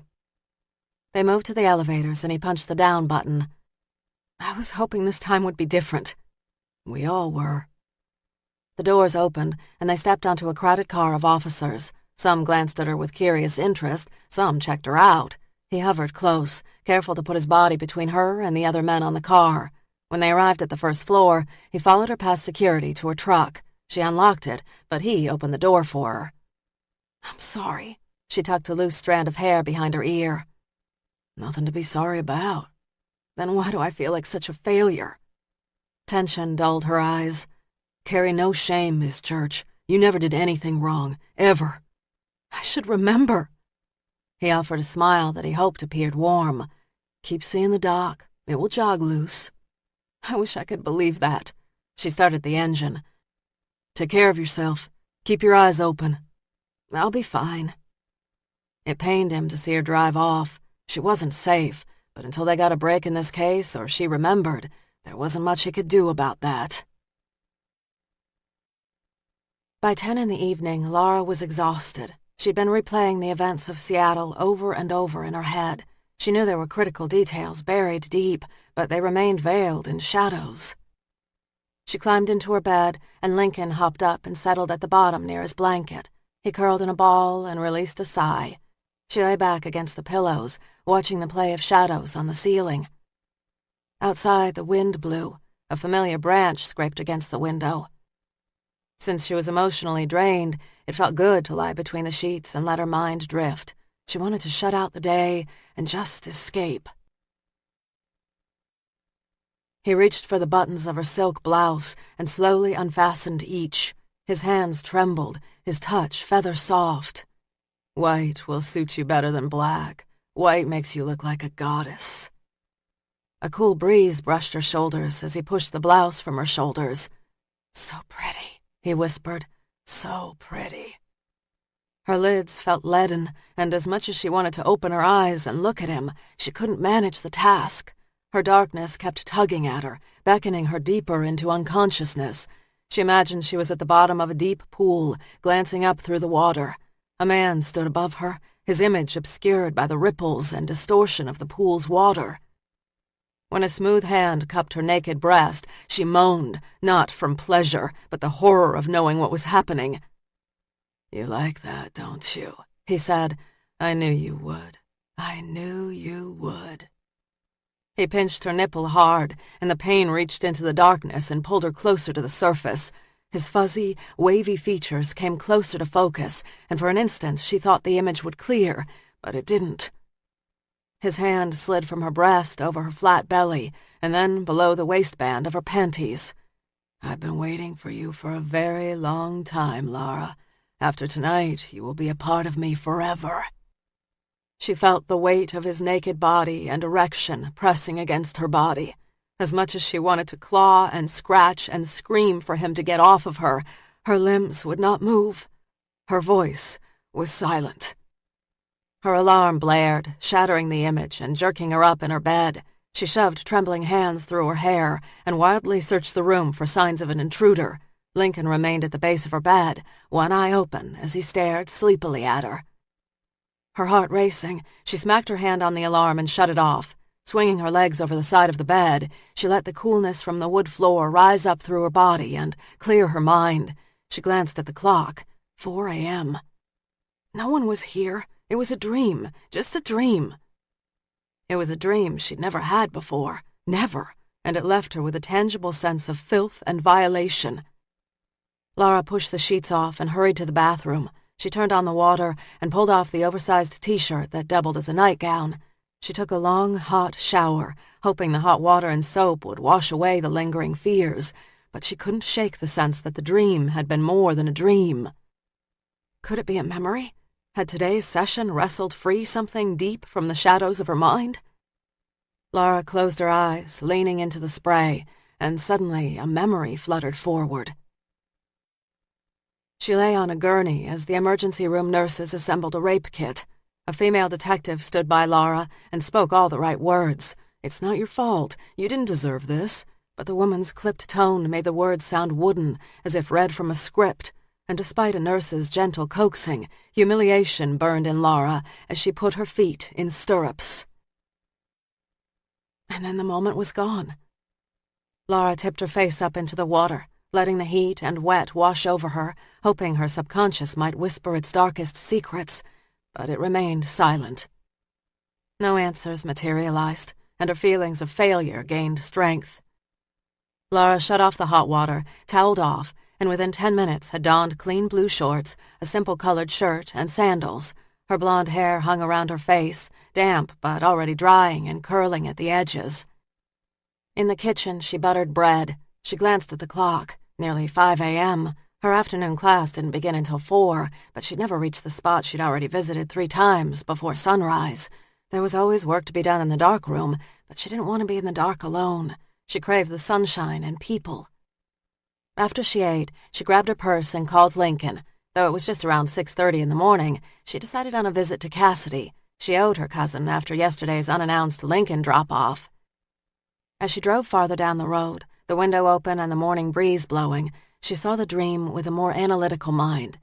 Of course, the dream may have been her mind's way of sorting the facts as she knew them. She had been taken, raped, dressed in white, strangled. Yet, as terrifying as the facts were, they'd never been as emotionally charged as the nightmare. She had the sense of a flood wall cracking and springing its first leak. The more she poked and prodded the dream, the more it receded. The drive into Austin took 30 minutes. She parked behind Cassidy's gallery, and she and Lincoln hopped out of the truck and entered through the unlocked back entrance. It was just past 7, but her cousin had been an early riser since her mother's suicide. "Cassidy? Laura?" "Yeah. How'd you get in?" "Back door?" "It was locked." Cassidy rounded the corner, frowning. She wore a peasant skirt and blouse, a big chunky silver belt, and brown cowboy boots. Dark hair was swept up into a ponytail that was meant to look casual, but had likely taken her an hour. "I thought I locked it last night." She inspected the undamaged lock. "Shit, that's not smart of me to leave it unlocked." "You've got to be careful." Cassidy nodded as she tossed one last look at the lock. Yeah. Sighing, she rubbed Lincoln on the head. Hey, Cujo, come to dump more dog hair in my apartment? Lara smiled. He's not staying. The hound is growing on me. Reminds me somewhat of Rex. Grandma's dog? Cassidy's expression softened. Big old goofy hound. Lara smiled at the memory of Rex begging for scraps of table food. It had been impossible to deny him when he looked at her with such doleful eyes. What happened to Rex? The nostalgia vanished. He ran off right after you left to go back with your mom. I think we were about 14. I offered to go looking for him, but Grandma said no. Sadness tugged at her. She patted Lincoln on the head and smiled. I remember asking about him when I called Grandma, but she'd always change the subject. Lincoln sat and then settled on the floor as if he now lived here. Cassidy studied the dog, her expression not so stern. He's taken over. Lara laughed. He does that. The two walked toward the front of the gallery. So you tell me you had some sales? Cassidy waggled her brows. No, darling, we had 4 sales. Big sales. Come and see. Excitement bubbled inside Lara. It had been a long time since she'd felt the thrill of victory. The last time she'd felt this good, she'd been in Seattle, and she'd been offered the buyer's job. For a flash, worry tempered the excitement, and then she shrugged it off. She followed Cassidy to the front of the studio. Each time she walked into the gallery and saw her photos on the walls, pride surged. Her life had been in shambles, but she'd rebuilt it. So, which sold? Cassidy crooked her finger. Come and see the blank space on the wall and the sold sign in place of your picture. They moved through the gallery, past the black and white images. The first blank space had belonged to the piece she'd taken in Maine. The waves crashed against the rocky shore, spraying water over the rocks in an almost joyful way. The beautiful rugged coast had been the scene of the double homicide, but to look at the print, you'd never know violence had marked the land. The next to sell was a scene in Virginia. The body of a young woman had been found along the banks of the Potomac River. Again, to the unknowing eye, it was the image of the rising sun and sailboats on meandering waters. These were the 2 nice sales, but the big kahuna is the picture you took in Seattle. Lara didn't need to see the picture to imagine it. She had been the victim of this crime. Police had found her along the twisty road that fed into the distant mountains. It had taken Lara 6 years to get up the nerve to return to Seattle and shoot. She'd started trembling the instant she'd crossed into Washington State. At the scene, she'd sat in her car for almost an hour before she'd found the courage to get out and set up her equipment. Her hands had quaked so badly, the collodion hadn't entirely reached the edges of glass, so the negative had an uneven edge that instead of detracting had enhanced the dark, moody quality. She'd glared at the scene countless times before the show opened, willing it to talk to her. Who did this to me? Who? But it had remained as stubbornly silent as her mind. Isn't this the one you said was the jewel and you priced it the highest? Lara said. Cassidy managed to smile. I know when a piece is going to sell for a good price. As she imagined the piece, she could feel the cool Seattle breeze thick with rain. The ground had been wet that day, and her feet had been soaked by the time she'd crawled back in the truck. Who bought the piece? A Mr. D. Smith of San Antonio, and he paid full asking price, which means, she added in a sing-song voice, you can get a new truck. Lara barely heard what Cassidy said. Did he come to the show? I didn't ask. He purchased the image online. Did he read the article about me? Didn't ask. When someone is offering to buy, it's best just to say thank you. Tension inched up her spine. I don't feel so good about selling this one. What do you mean? It's the most expensive image in the collection. It just feels odd selling it now. The article, the murders, it feels like I'm profiting from another death. She'd never expected to feel this way. The images had begun as a form of therapy for her. She wanted to see through photography what her naked eye did not. But she'd come no closer to understanding violence. I don't want to sell it. Cassidy blinked, her tone annoyed. It is not about what you want anymore, Lara. It's a done deal. I processed his credit card and shipped the image. It's gone. Sickness twisted her belly. That soon? He was willing to pay extra to take possession of the photo before the show closes next week. And considering your battered truck and my upcoming mortgage payment, I agreed. The money has been spent. We can't go back. It doesn't feel right. This is just one of those artist moments. You all get attached to a work of art, and when the sale goes through, you have a moment of panic, like surrendering a child. It wasn't that at all. She was happy to let the other pictures go, but not this one, and not to a man who might be a killer. I almost didn't include the piece, she said more to herself. I'm glad you did. I'm not. He was glad to see the latest killing had finally made the paper. He'd started to think the cops would try to hide his work from the public. He wanted Lara to worry and fear. He wanted her to admire his cunning and intelligence. Poor little Blair Silver. She'd been so full of fire and spit, like she was better than him, when in fact she was nothing more than his little plaything. He'd kept the police guessing for almost 7 years. Who was the strangler? Why did he choose his victims? Why go dark? Why return? Before he was finished, the police would look like fools, and Lara would be a terrified mess. He would crush her hoity independence, and she would never make him feel ignored again. He glanced at the article in Sunday's paper, traced the line of her jaw in her photo image, and looked at his most recent purchase, her gallery photo. He took pride in knowing that his actions then and now had totally shaped the course of her life. She might claim independence, but her life had been completely controlled and manipulated by him. After he'd chosen not to kill her, he had been furious with himself. Why hadn't he killed her? He'd been tempted to go after her in the hospital, but he held back, telling himself it was better to let her live in fear. Soon he'd have a second chance with her. He held up a necklace that had belonged to Llewellyn Fisk. The waitress/student had told him proudly she was going places. She wanted out of Texas and wanted to see the world. He listened quietly. Later that night, when she'd been driving home, he'd been waiting for her at her house. When he'd pinned her to the ground that first time, the shock in her gaze had been priceless. And when he'd wrapped his hands around her neck and started to squeeze, he'd imagined Lara and had felt a sweet rush he'd not known for a long time. Llewellyn, Gretchen, Blair. Seeking his satisfaction with others had its own reward, but soon the games would end. And it would be Lara's turn. Chapter 16. Wednesday, May 30th, 11 a.m. Danny's head pounded when she showed up for her shift at the cafe. Her eyes felt gritty and dry, and her muscles ached. She needed sleep, but found it had been damn near impossible to nap for more than minutes at a time in her mother and stepfather's house. Her stepfather, a.k.a. Mr. Creepy, had been wandering the halls last night. He'd tried her bedroom door several times, but found it locked. As she'd sat in bed and watched the handle jiggle, she'd gotten up and pushed her dresser in front of the door. Mr. Creepy had laughed.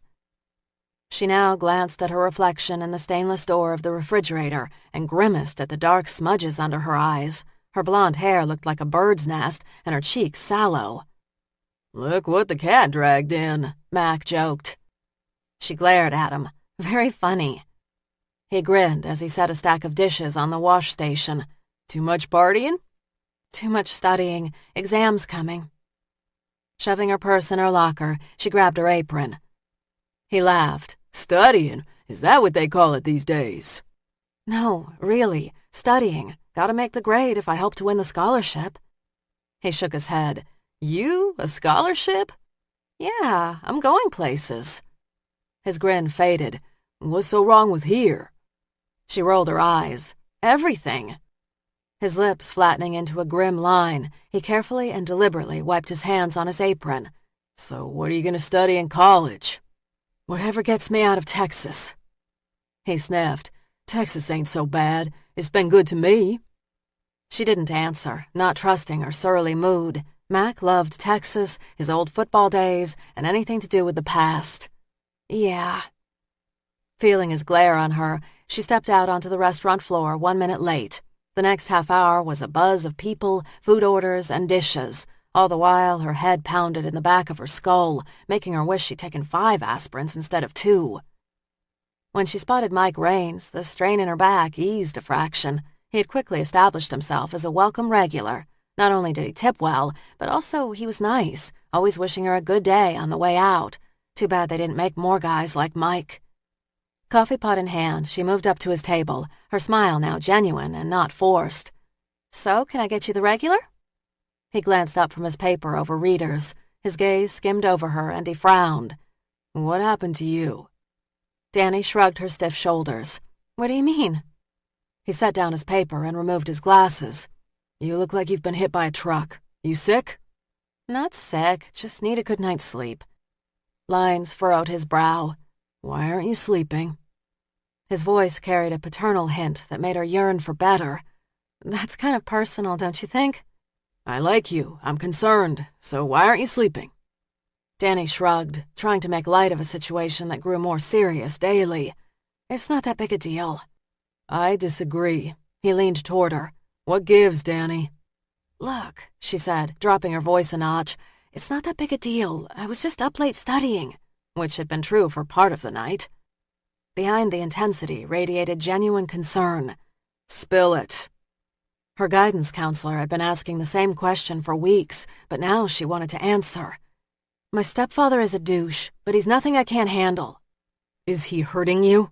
All the lightness evaporated, and what remained distilled to menace.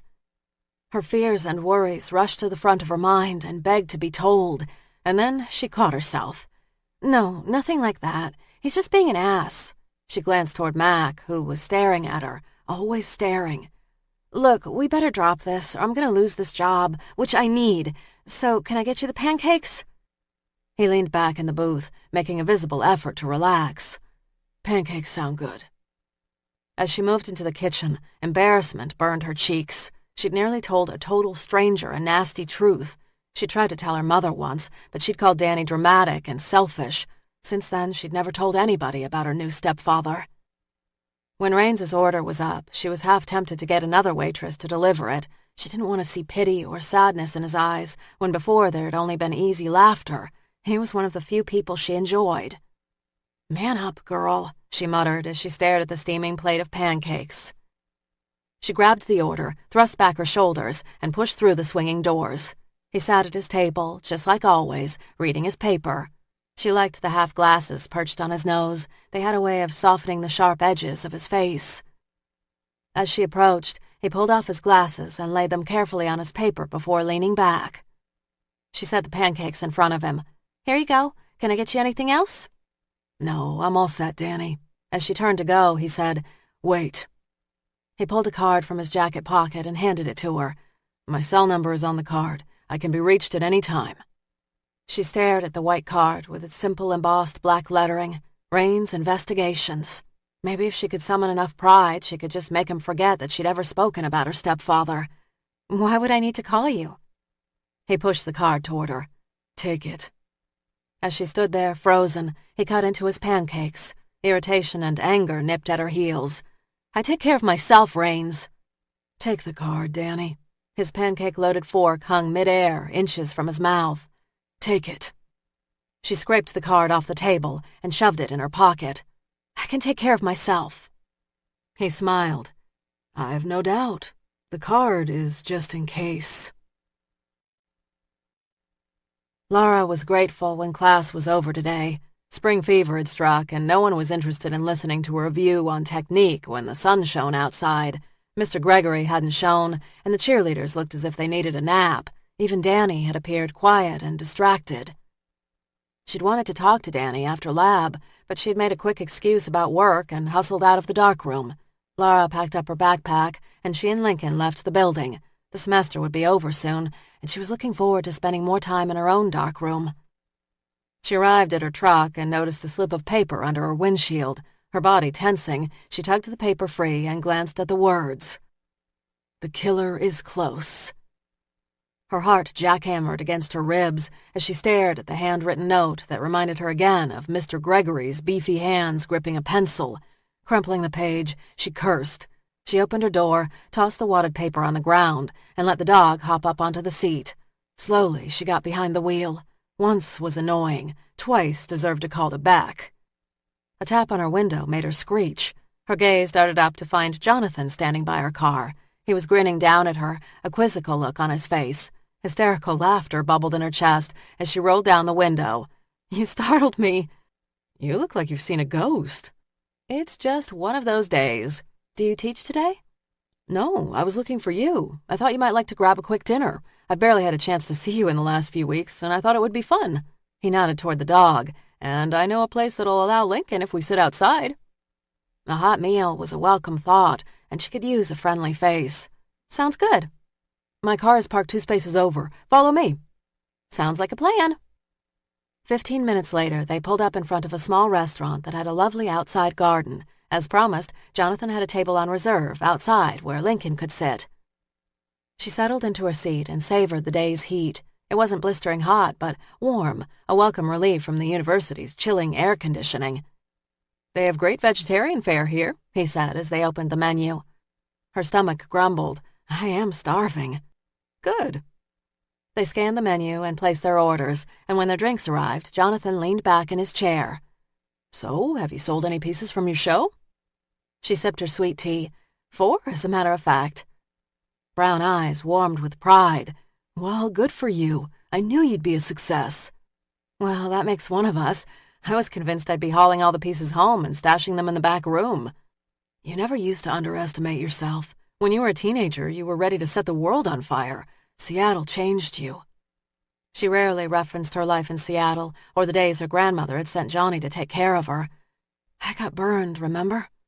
I was surprised you told that reporter about Seattle. She shrugged. I am starting to feel like my old self. About time the wounds healed. He grinned. About damn time. I haven't had a chance to thank you for putting the good word in for me with the university. I don't think I'd have gotten the job if you hadn't. Didn't take much effort on my part at all. So how do you like the teaching? Honestly, I'm still trying to figure that out. Some of the students are great. Others, well, they try my patience. How so? Since the article, someone has been putting notes on my windshield. What kind of notes? The killer is close, that kind of crap? Jonathan frowned. That's not good at all. Do you know who's doing it? Ideas, but no proof. Who do you think is doing it? I'd rather not say. I could be wrong. He leaned forward. Have you told the police? Not yet, but I plan to. It should be top priority. I know. Nervous, she realigned her fork with her plate. I guess learning to trust the cops again isn't so easy. Laura, if you don't tell the cops, I will. This is not good. I know. I will call. His gaze lingered on her a beat too long, but to her great relief, he didn't press. So, do you think you'll stay for another semester? She traced her finger down the side of the iced glass. I got an email today, as a matter of fact. The university offered me 2 classes in the fall. Are you going to take them? She ignored the faintest hint of hopefulness in his voice. I'm thinking about it. The waitress arrived with their meal. The spicy scents of cumin, peppers, and cheese rose from the enchilada. Smells great, she said. He smiled. Dig in. Since it was easier to focus on the details of the meal than his warm smile, she dropped her gaze to the steaming plate in front of her. I will never get tired of the food in Texas. Never. There's a lot to love about the state. So how has the custom furniture building business been going these days? Not the boom days we had a couple of years ago, but we're surviving. I haven't had to lay anyone off, and we just got a big order from a rich patron. That'll keep us going for months. I'm glad to hear it. He stabbed his fork into a plump enchilada. Any other issues since the article came out? Most folks don't recognize me from the picture in the paper. Thankfully, I'm rarely dressed up and wearing makeup and heels. He smiled. What about the media? My answering machine is managing them well enough for now, and so far no one has come up to the house. Here's hoping there are more important matters for the world to worry about than a 7-year-old case. A tie into the current murders is newsworthy, Laura. I'm still hoping there's no connection. He shook his head. Hoping won't cut it, Laura. You've got to be careful, proactive. Lincoln stretched out under her feet, and she glanced down at him. She'd tell back about the notes. The rest of their dinner was pleasant, and Laura realized she was enjoying herself. Jonathan had been her friend since she was a kid, and he felt like family. By the time she and Lincoln made their way back home, it was nearly 8 in the evening. She was feeling relaxed and at ease, and ready to crawl into bed with a book. However, the sense of goodwill vanished when she spotted Beck's truck parked in front of her house. He was sitting on her front porch, his legs outstretched and his hat dangling from his fingers. When he saw her truck, he rose and moved with a predator's ease. She opened her door, and Lincoln bounded out of the car and ran up to Beck. He sniffed his hand, then dashed off toward the brush to pee. Laura glared after the shepherd, shaking her head. So much for a bodyguard. The dog's excited barks drifted from the woods as Beck leveled his gaze on Laura. When he feels a threat, he'll step up. It's clear he adores you. From the bottom step, she had to crane her neck to meet his gaze. What brings you out here, Sergeant Beck? Came to make sure you were doing okay. You don't answer your phone much, and your message machine is full. The article. Do you have a cell phone? Yes. He pulled out his own phone. What's the number? She rattled off the number as she climbed up the stairs past him to the front door and unlocked it. Did you come out here just to get my number? Dr. Granger called the house several times. When she didn't get you, she called me. Of course, he'd come about business. That made sense. So why care? Hence your visit. She'd like to see you tomorrow at 1. That works. I canceled class tomorrow so the kids could have extra time to work in the photo lab. She twisted the key in the lock. He stood close behind her. She said she'd make any time work. Just show up. Okay. Memories of last night's dream drifted to the forefront of her mind. I had a weird dream last night. I've never had it before. The dimming sun cast shadows across his face, deepening the lines and hard planes. About Seattle? I think so. She opened the door and flipped on the light. Come in if you like. He followed her inside as she turned on lights and dropped her bag on top of the kitchen table. Scanning the room for signs of trouble, he said, What was in the dream? Mindful of breakfast plates on the coffee table and the stack of coffee cups on the end table, she resisted the urge to start straightening. It was more like a nightmare. She set her keys on the kitchen counter and leaned into it. Speaking about the dream gave it credence and made it uncomfortably real. You've read my file from Seattle. You know the strangler raped me. His jaw tightened. Yes. When her gaze lifted to his, the intensity made her hesitate. I should probably just talk to Dr. Granger about this. You can? He spoke carefully, as if coaxing a wild horse toward the corral. Or you can tell me. It just feels odd.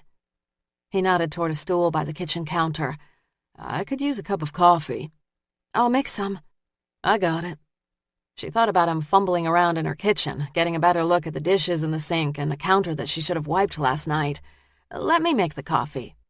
He set his hat down on the kitchen table and rolled up his sleeves. I'm perfectly capable. It will give me something to do. Have a seat. An order, not a request. My mother hates anyone in her kitchen, especially if it's not perfectly clean. I've seen dirty dishes in sinks before, Laura. Her given name sounded rougher, wilder when he spoke it. I had planned to do a big clean as soon as I submitted my grades next week. When he moved into the kitchen, it suddenly looked tiny. Sit. She sat at the tall kitchen counter. The coffee is in the tin next to the machine. The one marked coffee? He teased. Yeah, and the filters are in the tin next to it. I see it. It felt odd to be sitting at the table having someone wait on her. She lined up the salt shaker with the pepper shaker as Beck moved with ease. You look like you've made coffee before. He hit brew and faced her, leaning against the counter and folding his arms over his chest.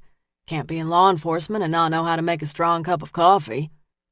He'd invaded her life a little over a week ago, a virtual stranger, and she was about to share a personal and disturbing dream. How long have you been with the Rangers? If he picked up on the delay tactic, he gave it no notice. I've been a ranger for 5 years, but before that I was with DPS for 8 years. Long time? I like to think I'm just getting warmed up. Behind him, the machine gurgled and spit out coffee. Cups? Cabinet right behind your head? He selected 2 handmade mugs. One was a bright blue and the other yellow. Filling each, he set hers by her hands and cupped the other as he took the seat across from her. She sipped the coffee and was amazed it tasted good. I thought cops made bad coffee. I can only cook a handful of dishes. Number 1 and 2 on that list are steak and coffee. You much of a cook? Fair. My grandmother taught me a good bit when I lived with her. I just rarely take the time these days to cook. Seems a waste to pull out all the pots and pans for just me. What keeps you so busy? She smiled. I know what you're doing. What's that? Trying to get me to relax so that I'll feel better about talking to you? I thought I was making conversation. She traced circles on the counter with her fingertip. Cops don't just make conversation. There's usually an agenda. He set his cup down on the counter. Not always true. She shoved aside her nervous energy. I need to tell you about the dream. There's no rush. He was trying to ease her pain, and for that she was grateful. When I was 7 and afraid to jump off the diving board, my grandmother told me to just jump. Get it over with, she'd say. He straightened as if bracing. Okay. In the dream, I couldn't see the man, but he kept telling me how lovely I would look in the white dress. Recounting it made her feel dirty. He was touching me, and I knew I was going to be raped. What exactly did he say? How beautiful I was? How he'd been waiting for me for a long time? Beck flexed his fingers. Did you see anything? Smell anything? No, she shook her head. Maybe my subconscious is just working through what I've heard. His gaze turned ice cold. Or maybe you're starting to remember. Yeah, but it's been 7 years. Why now? I don't know. Maybe you've seen something or someone that's jogged something loose. Her shoulders sagged forward. But what? He raised his mug to his lips. That's the million-dollar question. She sipped her coffee. When I was in Seattle, Raines tried to tell me what had happened to me. He wanted me to read the medical reports, but I refused. I didn't want to remember. His gaze held hers. You suffered one hell of a trauma. I talked a lot about wanting to remember, but I think deep down I thought not remembering would somehow protect me. That was pretty much how I got through my childhood. Easier to live with Mom if I didn't remember the last fight or the latest disappointment. But now I feel trapped in amber. I didn't feel pain, and I didn't feel anything else. I want to know what happened to me. I think I need to know. You've read the report? Yes. Can you tell me? He drew in a slow breath and repeated the facts as clinically as possible. You were raped. There was no semen present, but there was a lot of vaginal bruising. There were also bruises on your thighs and wrists. There was also skin under your fingernails. DNA was tested, but there was never a match in the CODIS system. CODIS? A DNA criminal database. He turned his cup slowly from side to side, which she sensed restrained anger. Based on the bruising, the doctors assumed he'd been on top of you when he grabbed your neck. He didn't rape the other women in Seattle. No, his pattern changed with you, and it is holding consistent in Austin. A cold chill shuddered through her body. Why didn't I die? The theory is that he was interrupted. For the first time, he chose a spot that wasn't remote. No one knows why. Do you have any leads in this case? He shook his head, his frustration clear. We know he likes the I-35 corridor. All the bodies have been dumped on the southbound side. He dresses the women in homemade white dresses, and each has a penny in their hand. We also found footprints at the last 2 crime scenes that we believe belong to him. He's getting closer to me. Yes. She glanced around the house. This house was always my safe place to go. It was the eye of the storm for me. Now it feels like ground zero. He frowned. How'd you get into photography? You're doing it again. A brow arched. What's that? Changing the subject to make me feel better? I'm interested in the photography. She smiled. Be careful about asking an artist about their work. They can bore you to tears with details. Amusement softened his gaze. Then just tell me the basics. I'd been working my way across the country when I spotted my first camera at an auction. After that, I was hooked. Why? I could make the world appear as I wanted it to appear with a camera. I could manipulate light, angle, setting, and mood, and my end product was concrete and a perfect record of my travels. For someone with a key memory missing, a solid record was appealing. Where did you go? All over the country. I think I put 50,000 miles on my truck last year. But when my grandmother died, she left her house to me and her store property to my cousin Cassidy. And Cassidy offered you a show? She did, and my friend Jonathan got me the gig at the university.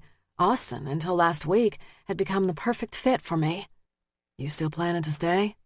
I have more of my mother's gypsy blood in me than I realized, but for now, I'll stay. If this guy found me here, he'll find me in the next place. She picked at a thread on her jeans. Someone has been putting notes on my car at school. Lethal energy radiated from him. What kind of notes? The killer is close. She dug in her backpack and pulled out the crumpled note and handed it to him. There's another in my truck. Utter stillness overtook him as he studied the paper. Who do you think did it? I'm not sure. His gaze darkened. You have ideas? Sure. Tell me. She shook her head. Not until I know for sure. Tell me. No, I don't want to ruin a college career until I'm sure. This isn't a game. I know, and I know you are a pit bull, and as soon as I give you the kid's name, you'll be all over him. Damn right. The kid could just be a jerk and nothing more. His grin looked more feral than friendly. I'll play nice until I'm sure. She shook her head. No. He frowned his frustration. I want you to be vigilant, Lara. This killer changed his M.O. in Seattle with you, and now he's in Austin. Have you considered staying in town with your cousin? She hates dogs. It was all I could do to get her to dog sit the other day. You could board Lincoln. No, I'm not boarding my guy. He wouldn't understand. I don't like you out here. You sound like my friend Jonathan. He frowned as if the comparison bothered him. He's right. I've got Lincoln. Lincoln has been drugged once. Beck shook his head. He can't fully protect you out here. I can't protect you out here. You couldn't protect me in town. If this guy wants to kill me, he will. Beck's eyes darkened. Not on my watch. Beck did not like leaving Lara alone in her home. He checked all the windows and door locks before he'd left, and he'd asked DPS to swing by several times an hour. Still, she was out in the wind, swinging virtually alone, and there wasn't a damn thing he could do about it. His phone rang as the side road reached the interstate. Beck, this is Steve Cannon in Seattle. Thought I'd follow up and see how your investigation is going down there. He rubbed a knot in the back of his neck. Not well. We had another murder, and so far have no suspects. I called Raines, but he's still not answering his cell. I'm guessing he's still down there. He is. He's pretty damn committed to the case. That's Raines. He never quits. Must have had one hell of a closure rate up there. It was good. After his wife and daughter died, it became great. Beck hesitated. His wife and daughter are dead? 8 years ago. Car accident. Hell of a tragedy. His life became all about work after Susan and Tara died. Raines gave no hint of the loss. He still wears his band, talks about his family as if they're alive.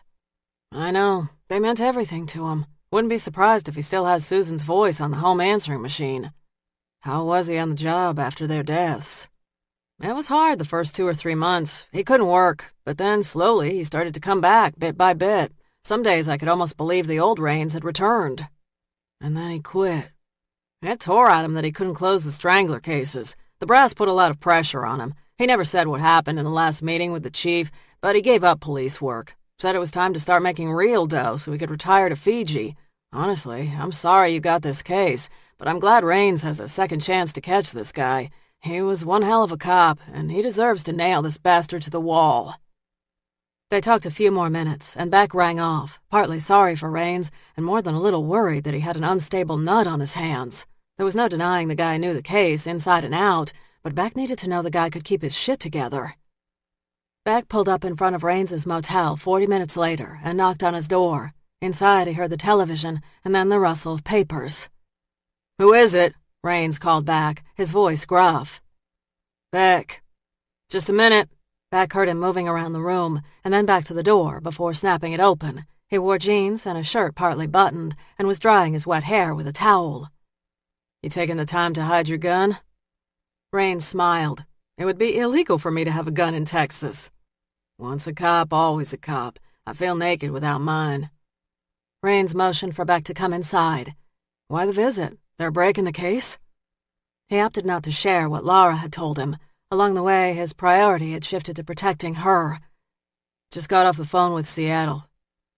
Raines stepped aside and allowed Beck into his room. The place was clean, organized. On a simple desk, a high-tech laptop, the screensaver a family photo of a younger Raines holding a tow-headed toddler with a smiling, attractive blonde woman staring at him. On the wall above the desk, a map of Austin covered in yellow and blue sticky notes. I'm not surprised you're working the case from your room. Raines chuckled and tossed the towel in the bathroom. If you were in my shoes, would you have handled this any differently? Beck had worked the Misty Gray case to exhaustion. No, I guess I wouldn't." Raines's smile wilted. "So what did Seattle say about me?" He sensed the older cop already knew the answer. "Told me about your wife and daughter." "That so?" Beck resisted another look at the screensaver. "Hell of a thing to happen." "That's putting it mildly." He swallowed and gritted his teeth. "It is more like having your guts ripped out and fed to you."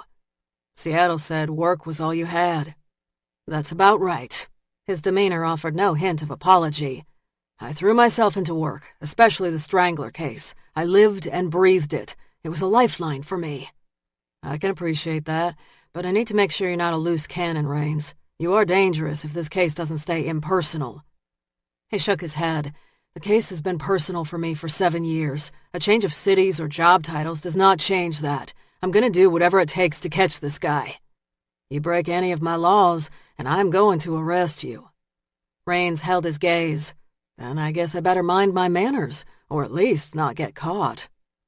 Beck studied the guy, searching for any whiff of trouble. He wanted to like this guy, wanted to see him close this case, but he didn't need a vigilante on the loose. "Keep your nose clean. If you step out of line, I'll lock you up." Raines ran long fingers through his wet hair and smiled. "You're the boss, cowboy." It was after 10 at night when he followed her car onto the interstate. He had been watching her for days. He knew where she lived, where she worked, her favorite grocery store, her favorite hairdresser. Tonight, while she'd been in the bar, in a matter of seconds, he'd punctured her back passenger side tire and attached a cell phone jammer to the inside of her wheel well. The battery in the jammer was good for several hours, so he knew she'd not be able to place calls from her car. The real unknown was the tire. He'd made the hole small, knowing she'd be on the road by 9:30 because she had an early Pilates class on Thursdays. The air would leak slowly at first, and the damage wouldn't be noticeable until much later. Of course, she could stay in the bar longer or choose a different, more populated route home. In either case, his plan would be ruined. But it was the risk, the idea that he could fail, that added a thrill to the chase. What was a hunt, after all, if there was no risk? Right on schedule, she sauntered out of the bar and got into her car. By his reckoning, she'd be well outside Austin city limits when her tire went flat. He turned up his radio, listening to his favorite Lynyrd Skynyrd song on the radio. He tapped his hand on the steering wheel in time to the music and started to whistle. This was going to be a good night. Yes, sir, a good night. He was careful to stay a couple of car lengths behind her as she worked her way out of town. Several times she hit her brakes for no apparent reason. He worried that she suspected that something was wrong with her car, but each time rationalized away what she did not want to believe. He smiled when he saw her raise her phone to her ear. No cell phone service. She had a problem, a very big problem. He followed her for 15 minutes down I-35, and by the time she approached an exit, the tires started to noticeably wobble. She inched over to the side of the road and took the exit, finding herself on a deserted side road. Perfect. He slowed, put on his blinker, and parked behind her. He waited a beat, let the fear settle in deep. Then he walked up to her car and knocked on her window. She jumped and dropped her lifeless phone in her lap as she cracked her window. "Hey!" "You all right?" "Yeah, great." A tentative, nervous smile said otherwise. "I just need to call a tow truck. My car is acting funny." "You have a flat, back right tire. I could see when I was driving. Must have picked up a nail." She dragged fingers through her blonde hair. "Shit. Thanks. This is just the last thing that I needed."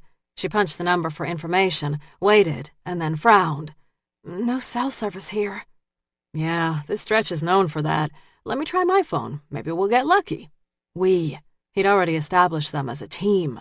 We're in this together. He dialed 411 and pretended to hit send. The jammer would have blocked any call this close to the car, but he didn't want to take the chance that his phone would work. After a reasonable pause, he said, "Sorry, no service. Let me walk back to my car. Sometimes just moving a little will help with the reception." She craned her neck toward his car. "Hey, thanks. I appreciate that." He walked back to his car and repeated the show. When he returned, he was shaking his head. "I drive this stretch of road all the time. About 6 months ago, I had car trouble near here and couldn't get a signal at all. Had to walk 4 miles to the first gas station." 4 miles? Are we that far from anywhere? Fear hummed under the words. Maybe just 3. Hang tight, let me try again. We'll figure this out. He'd been careful not to ask her to open her door or come to his car. A woman alone would have clenched up at the thought. After another pause, he came back. Sorry, I'd offer you a ride, but I don't want to come across as weird or scary. She smiled, her look almost apologetic. Creeps out there ruin it for nice guys like you. Why don't I drive into town and see if I can find a gas station or a signal and send them your way? Oh, God, that is so nice. I don't know what to say. She picked up her phone and dialed again. Again, no signal. By the way, I'm Dan, he said. That way if a tow truck stops, you'll know I sent them. She softened even more, and this time she unrolled her window and stuck out her hand. I'm Pamela. He clasped her cool, soft fingers in his large, calloused hand. How simple would it be to yank her forward, grab her throat, and strangle her until she passed out? Nice to meet you, Pamela. She smiled. He released her hand. He wanted her to open the door. He wanted her to trust him, just like the others had trusted him. Be sure to keep your doors locked out here while I'm gone. All kinds of odd folks out here. She nibbled her bottom lip. How long do you think you'll be gone? If the gas station I have in mind is open, just 20 or 30 minutes. He checked his watch, but at this time of night it's anyone's guess. Don't worry, if they're closed, I'll keep looking. I won't leave you stranded, Pamela. She glanced down the deserted road, the worry lines in her brow deepening. Would you mind if I tagged along with you, Dan? He kept his emotions in reserve. I'm glad to take you, Pamela, but you don't know me. This was part of the game. Denying what they wanted made them want it all the more. She offered him a sure and steady smile. I know people, Dan, and you seem okay to me. I mean, if you were a creep, you'd have dragged me out of the window when I shook your hand. He took a step back and put his hands in his pockets. He understood what an innocent man should look like. You're the boss, Pamela. She rolled up her window, shut off the engine of her car, and grabbed her keys and purse. Without a second thought, she opened her car door. He grinned, trying not to let the adrenaline of the hunt make him twitch. He was getting good at this. Now that he was more skilled, he could take his time and savor the hunt. She locked her car and smiled. After you, Dan. He moved toward his car, relishing the idea that she was following him to her death. He reached for his car door, opened it as she approached. As she was about to get into the car headlights appeared around the bend. He tensed, ducking his head ever so slightly so the passing motorist wouldn't be able to describe him if ever questioned. But the motorist did not pass. Instead, he pulled up behind his car and shone bright lights on him, Pamela, and their 2 cars. The guy got out, but hovered by his car so that the headlights and the darkness obscured his face and body. There a problem here? Dan cleared his throat. If he was clever, he could fool this one and still keep his prey. Her car broke down. I'm giving her a ride to the station. You try to call a truck? The man said. Pamela moved toward the light a step farther away from him. No cell service out here. Really? I've got bars. Let me give it a try. The man dialed, and seconds later he was on the phone with a gas station and ordering a tow truck. Got a truck on the way, he said cheerfully. Oh, that is wonderful, Pamela said. She moved farther away from him. With each step, he could feel her slipping away. He thought about the gun in his glove box. He could kill them both now, but that would create a mess, and there was a tow truck driver on the way. He slammed the passenger side door a bit harder than he'd intended. Well, it sounds like you're all set, Pamela. Pamela's lips trembled as she met Dan's gaze. Hey, Dan, I truly appreciate your help. I would have freaked if you'd not been here. Life's been kind of a mess lately, and this was the last thing I needed. It takes a village, doesn't it, Dan? The rescuer said. It sure does. He moved to the driver's side, now wanting nothing more than to be gone from this place. Pamela opened her door and slid behind the wheel. She closed her door, but didn't lock it. Tow truck should be here any minute, the rescuer said. Yeah, Dan said. Want to stick around? He searched past the headlights, still not seeing more than a large silhouette. No, looks like you've got it covered. I sure do, Dan. I sure do. For the first time, a cold shiver inched up his spine, and he sensed his rescuer had an agenda. What the hell would a random stranger want from him? Certainly he hadn't been followed, had he? I didn't catch your name, Dan said. No, I didn't give it. The rescuer's phone beeped, and he glanced at a text. Looks like the cavalry is minutes away. God, you two have been great, Pamela said. Tears welled in her eyes and tumbled down her cheeks. I'd have been so lost without you. Yeah, looks like. Dan got behind the wheel of his car and fired up the engine, not sure if he was more frustrated, angry, or scared. Chapter 17. Thursday, May 31st, 7 a.m. Beck got the call minutes after he arrived at the office. Another body had been found on the side of Interstate 35, a young woman, white dress, strangled. Immediately, he placed a call to Laura. Her home phone rang once, twice, 3 times. With each ring, his heartbeat quickened. He dialed her cell. Yes? The sound of her groggy voice released the tension in his back. I woke you, I'm sorry, but I needed to make sure you were okay. Beck? What's going on? What time is it? He imagined her pushing her blonde hair out of her eyes as she swung her bare legs over the side of the bed. 7 o'clock. I worked in the darkroom last night until 3. I didn't mean to sleep late. Why did you call? He hesitated, knowing he was breaking protocol. I can't go into detail, but there's been another murder. A long, heavy silence drifted through the lines. Are you still there? He said. Yes, I'm here. Her voice sounded soft, fragile even. I'm so sorry. Do you know who was killed? I haven't even been to the scene. I just wanted to touch base with you before I went. Knowing she was safe would free his mind to think about the case. Be careful, she said. Her concern touched him. You're coming by the office today to see Dr. Granger? In a couple of hours. Come in now. I have the student art show to set up today and tomorrow. Temptation told him to ignore the investigation and haul her back to headquarters with him where she'd be safe.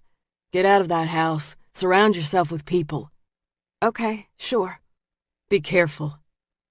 He hung up and smoothed a hand over his head.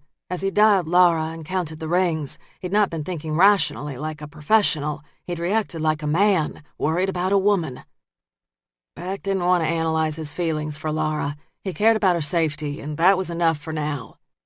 He redialed, this time placing a call to Santos, who picked up on the first ring. Santos. It's Beck. We've got another body.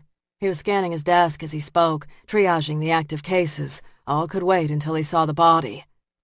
Where? 30 miles outside of Austin. As he gave Santos the details, he shut off his computer and moved toward the door where his coat hung, all the while cradling the phone. I'm a good 100 miles from there. Got a call from a local sheriff about a drug problem. I'll be there as soon as I can. Good. Beck closed up his office and headed down the hallway to see his commander, Captain Ryder Penn. Beck knocked. Penn glanced up, a phone cradled under his ear. He motioned back inside. You're headed to the murder scene? Bad news travels fast. That was the mayor of Austin chewing on my ass. Won't be long before the politicians come out of the woodwork looking for a pound of my flesh. Santos and I are on it. Penn rose, shrugging his broad shoulders. Is the body Laura Church? The question shot through him like a bullet. No, I spoke to her. She needs to get her ass back into these offices and speak to Dr. Granger. She's promised to be in within the hour. If she's not, I'm sending a car for her. Beck's hackles rose. This was his case. Laura was his witness. His. It's under control. Penn glared at him. It better be. Beck arrived at the scene as the medical examiner's inspector was photographing the body. Beck studied the rural stretch of road. A killer with a woman alone would have all the time in the world to do what he wanted to her. He tugged his hat forward on his head, shielding the sun, and moved toward the crime scene. He stood by the site, watching as a forensic tech sketched the scene on a white pad. As he looked at the victim, he had the immediate sense that this murder was different. The blonde woman wore a white dress, but the body didn't appear so traumatized. Yes, the angry finger marks of strangulation marred her neck, but her arms and face appeared unbruised. What do you think? Beck asked the technician. The technician rose and backed away from the body.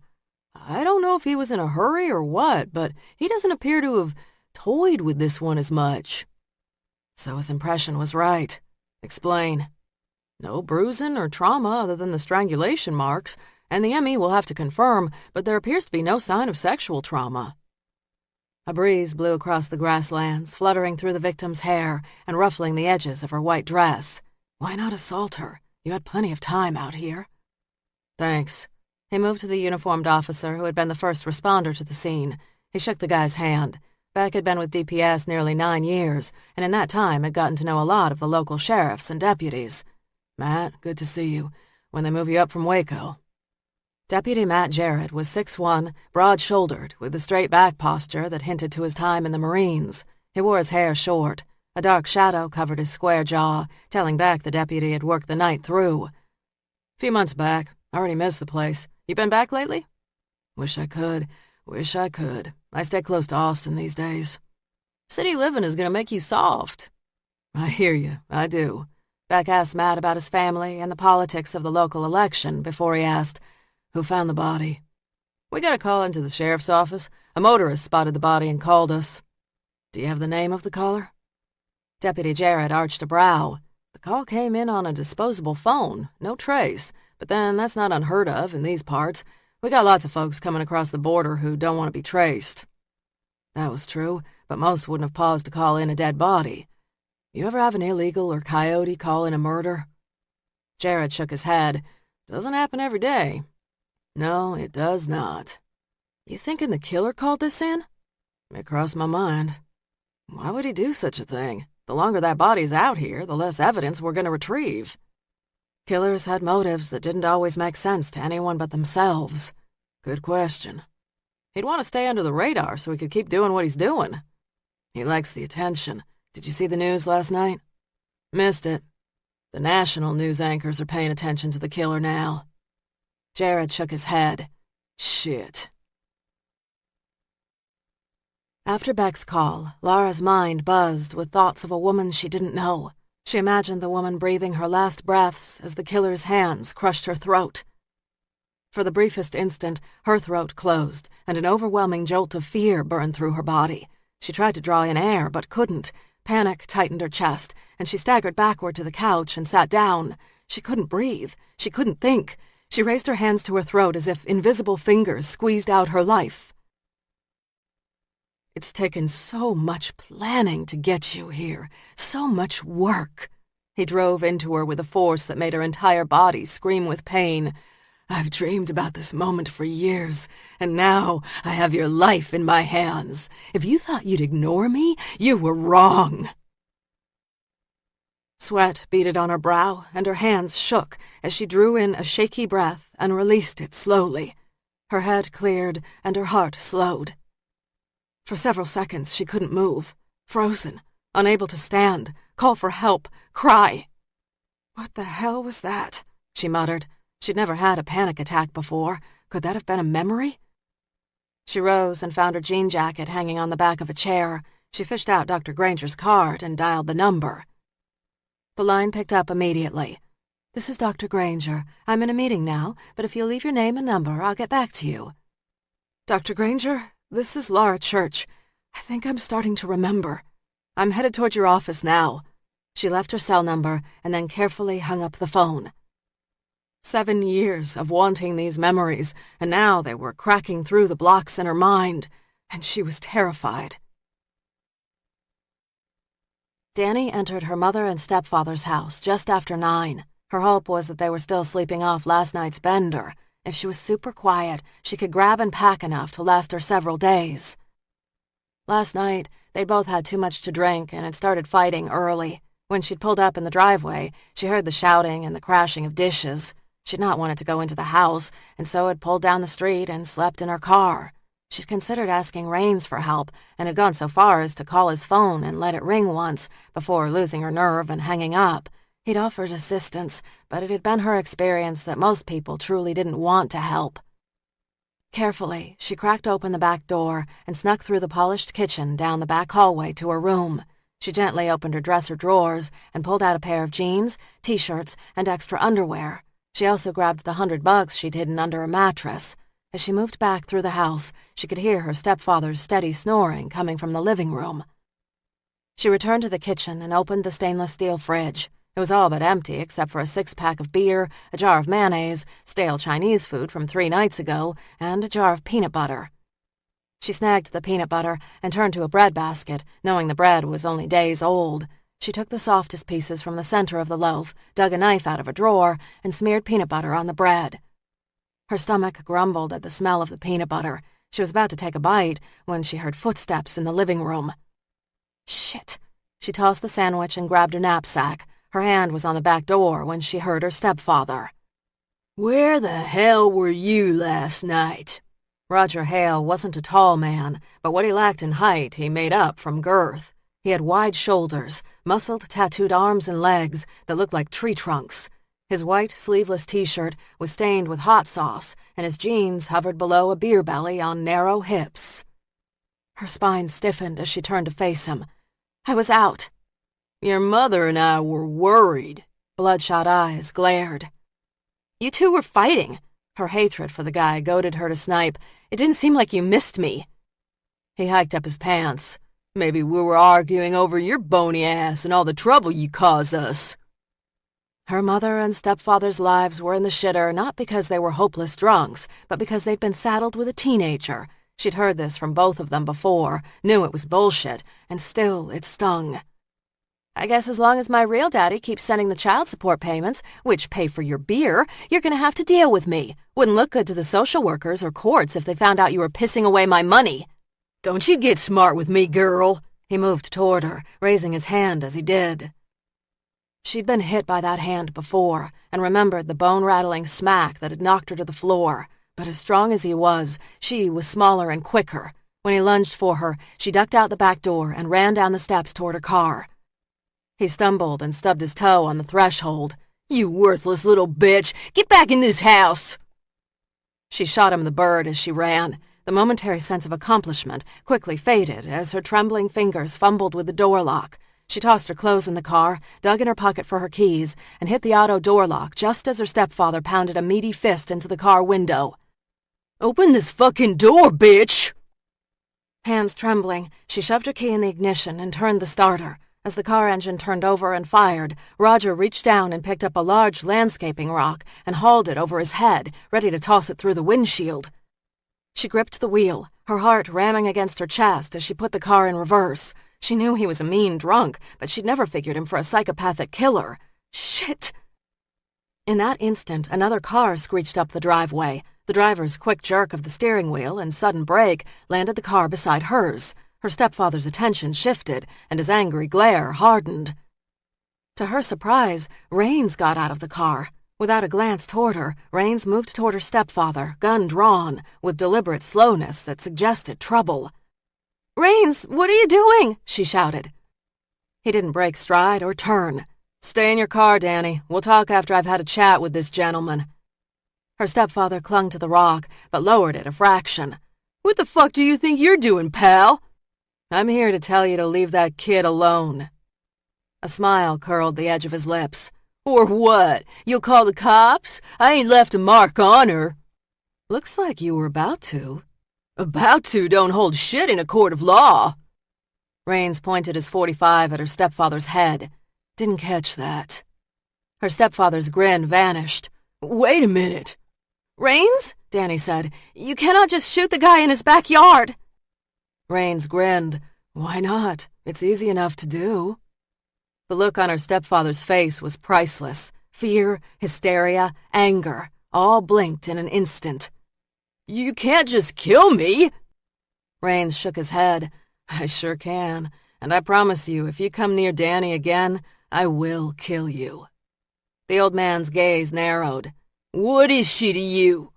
"She's a friend." The old man spit. "You mean she's your whore?" Danny had heard the word from her stepfather often enough, so it only made her flinch a little.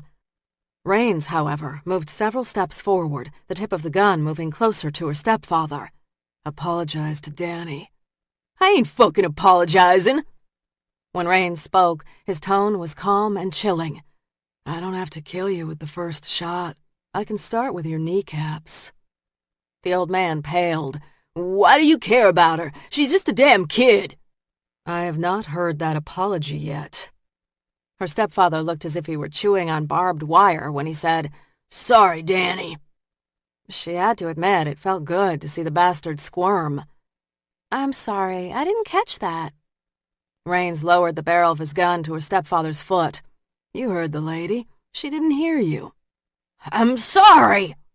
"You get that one, Danny?" Raines said. I did, thanks.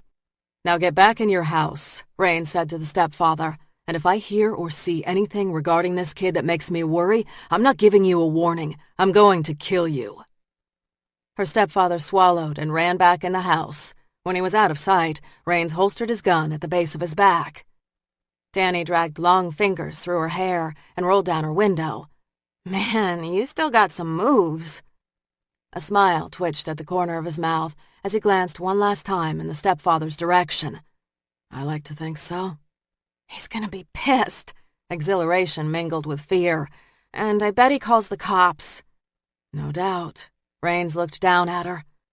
Where the hell did you come from, by the way? You were like a freaking ninja blowing in like that. "I saw your missed call on my phone last night. I came as soon as I could." I didn't tell you where I lived. "Finding people is what I do." He glowered at the house with its perfect and neat exterior. "Is there somewhere else you can stay?" I've got my car. I've also got $100. That'll do. Just 3 days until graduation and my 18th birthday. I'll be coming into some money then." "You're going to spend the next 10 days in a car?" "Sure, I've done it before." Raines shook his head.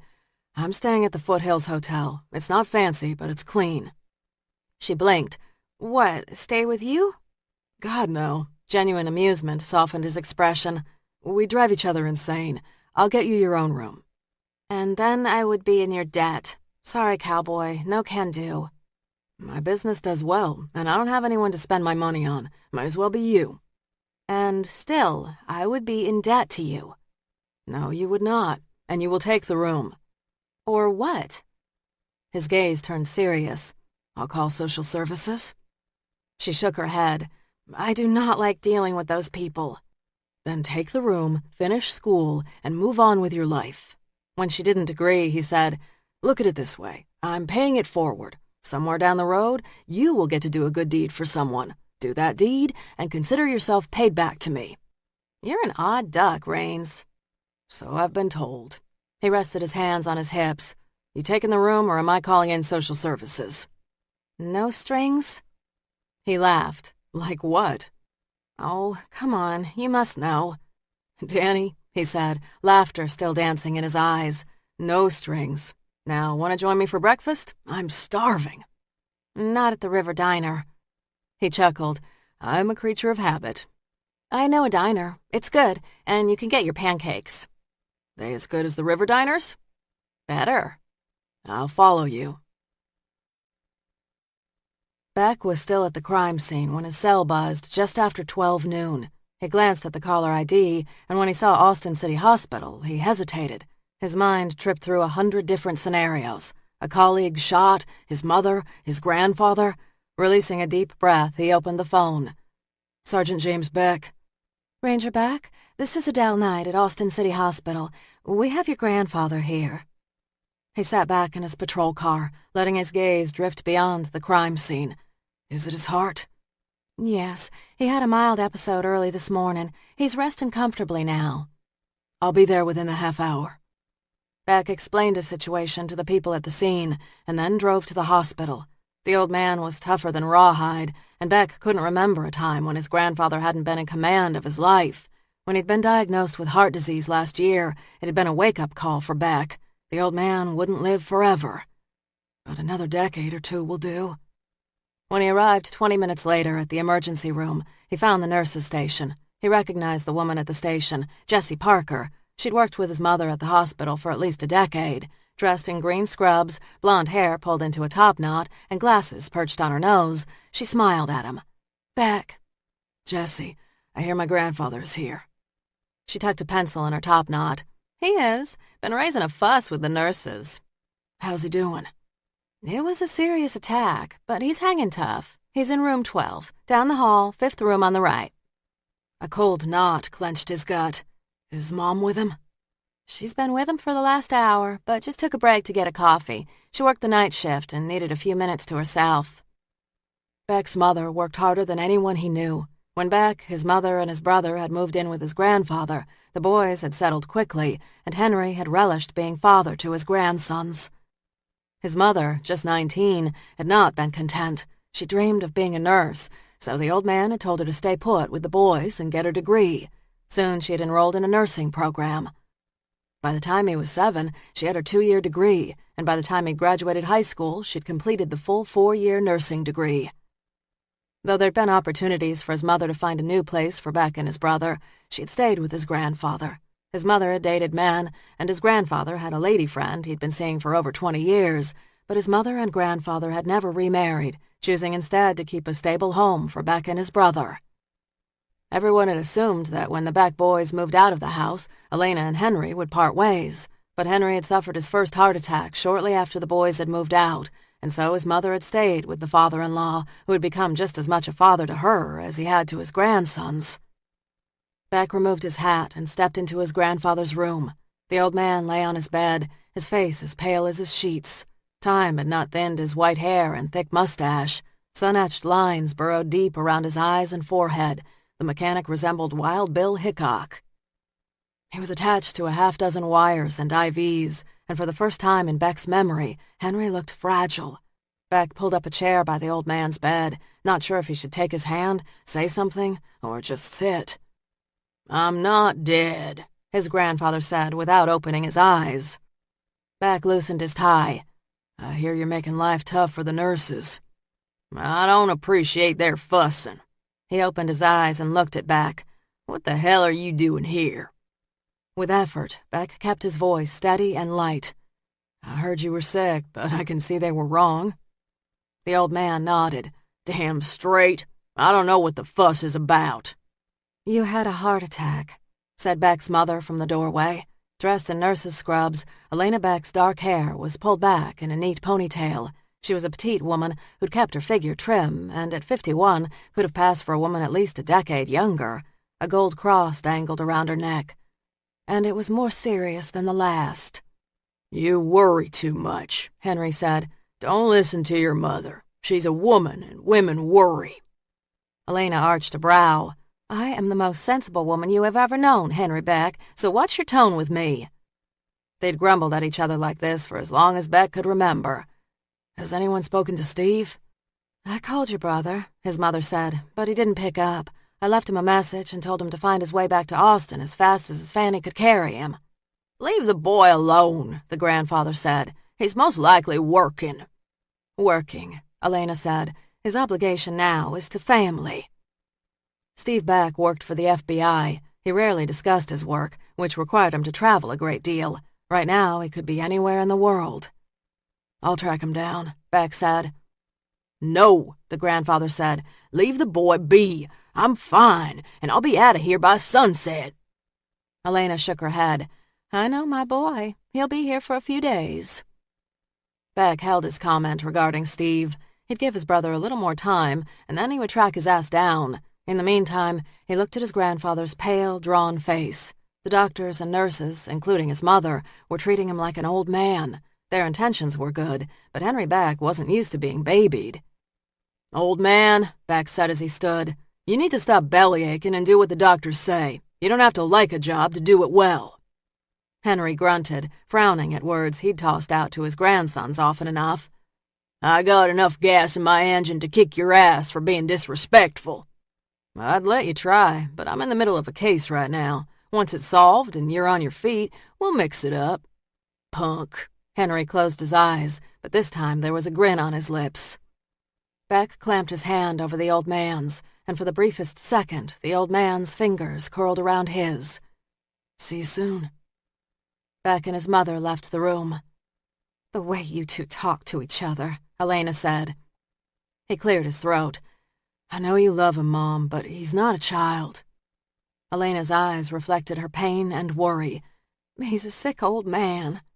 "Maybe, but don't talk to him like he is. Give him shit, just like you used to when Steve and I were kids." She clutched her cross and slid it back and forth on its chain. "Your language, Beck." I'm serious, Mom. Don't treat him like he's old.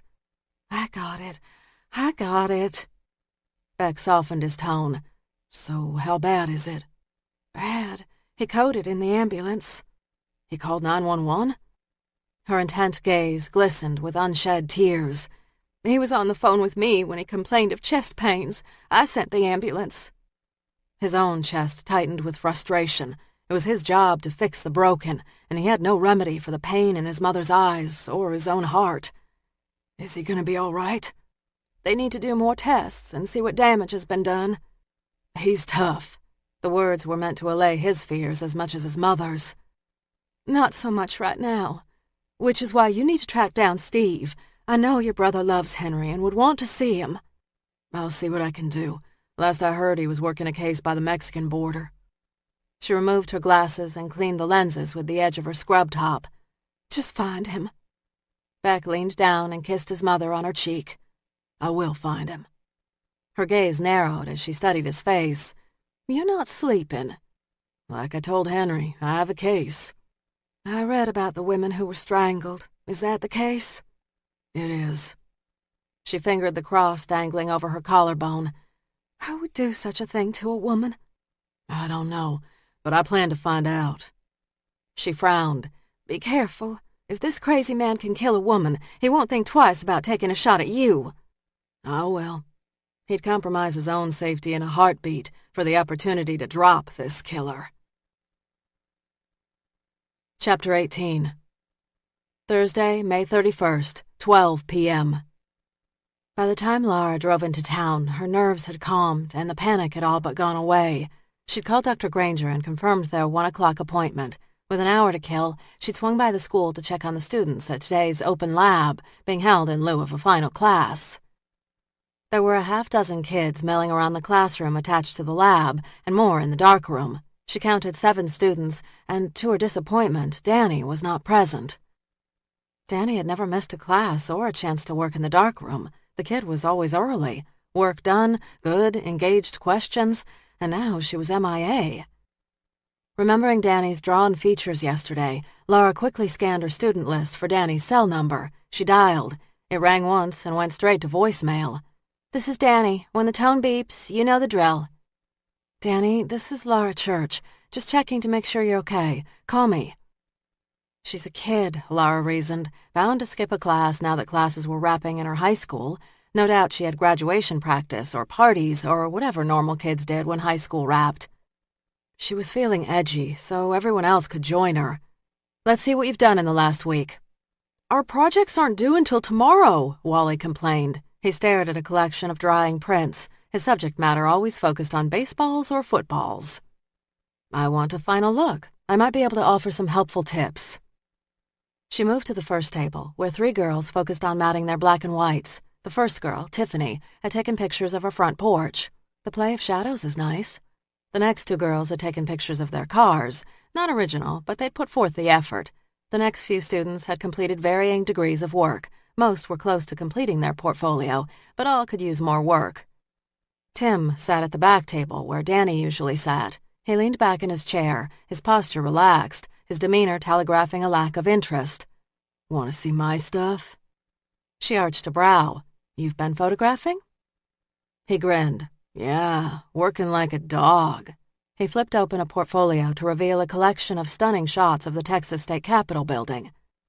Carefully, Laura inspected the prints. You took these? Sure did. She lifted her gaze to him. I got the impression you hadn't done much. He leaned forward, the front legs of his chair hitting the floor. Told you, it's easy to snap a few pics. Snap a few pics? Wasn't that hard. He leaned forward. I mean, come on, it's photography. Whoever took these is a talented photographer.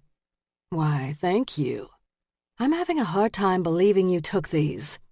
Believe it? She shook her head as she gazed again at the portfolio. What? I don't believe you took these. Well, I did. His voice, peppered with defiance and anger, raised a notch. I'd like to see the negatives. I don't got them with me. Then get them. I'd like to watch you develop one of them.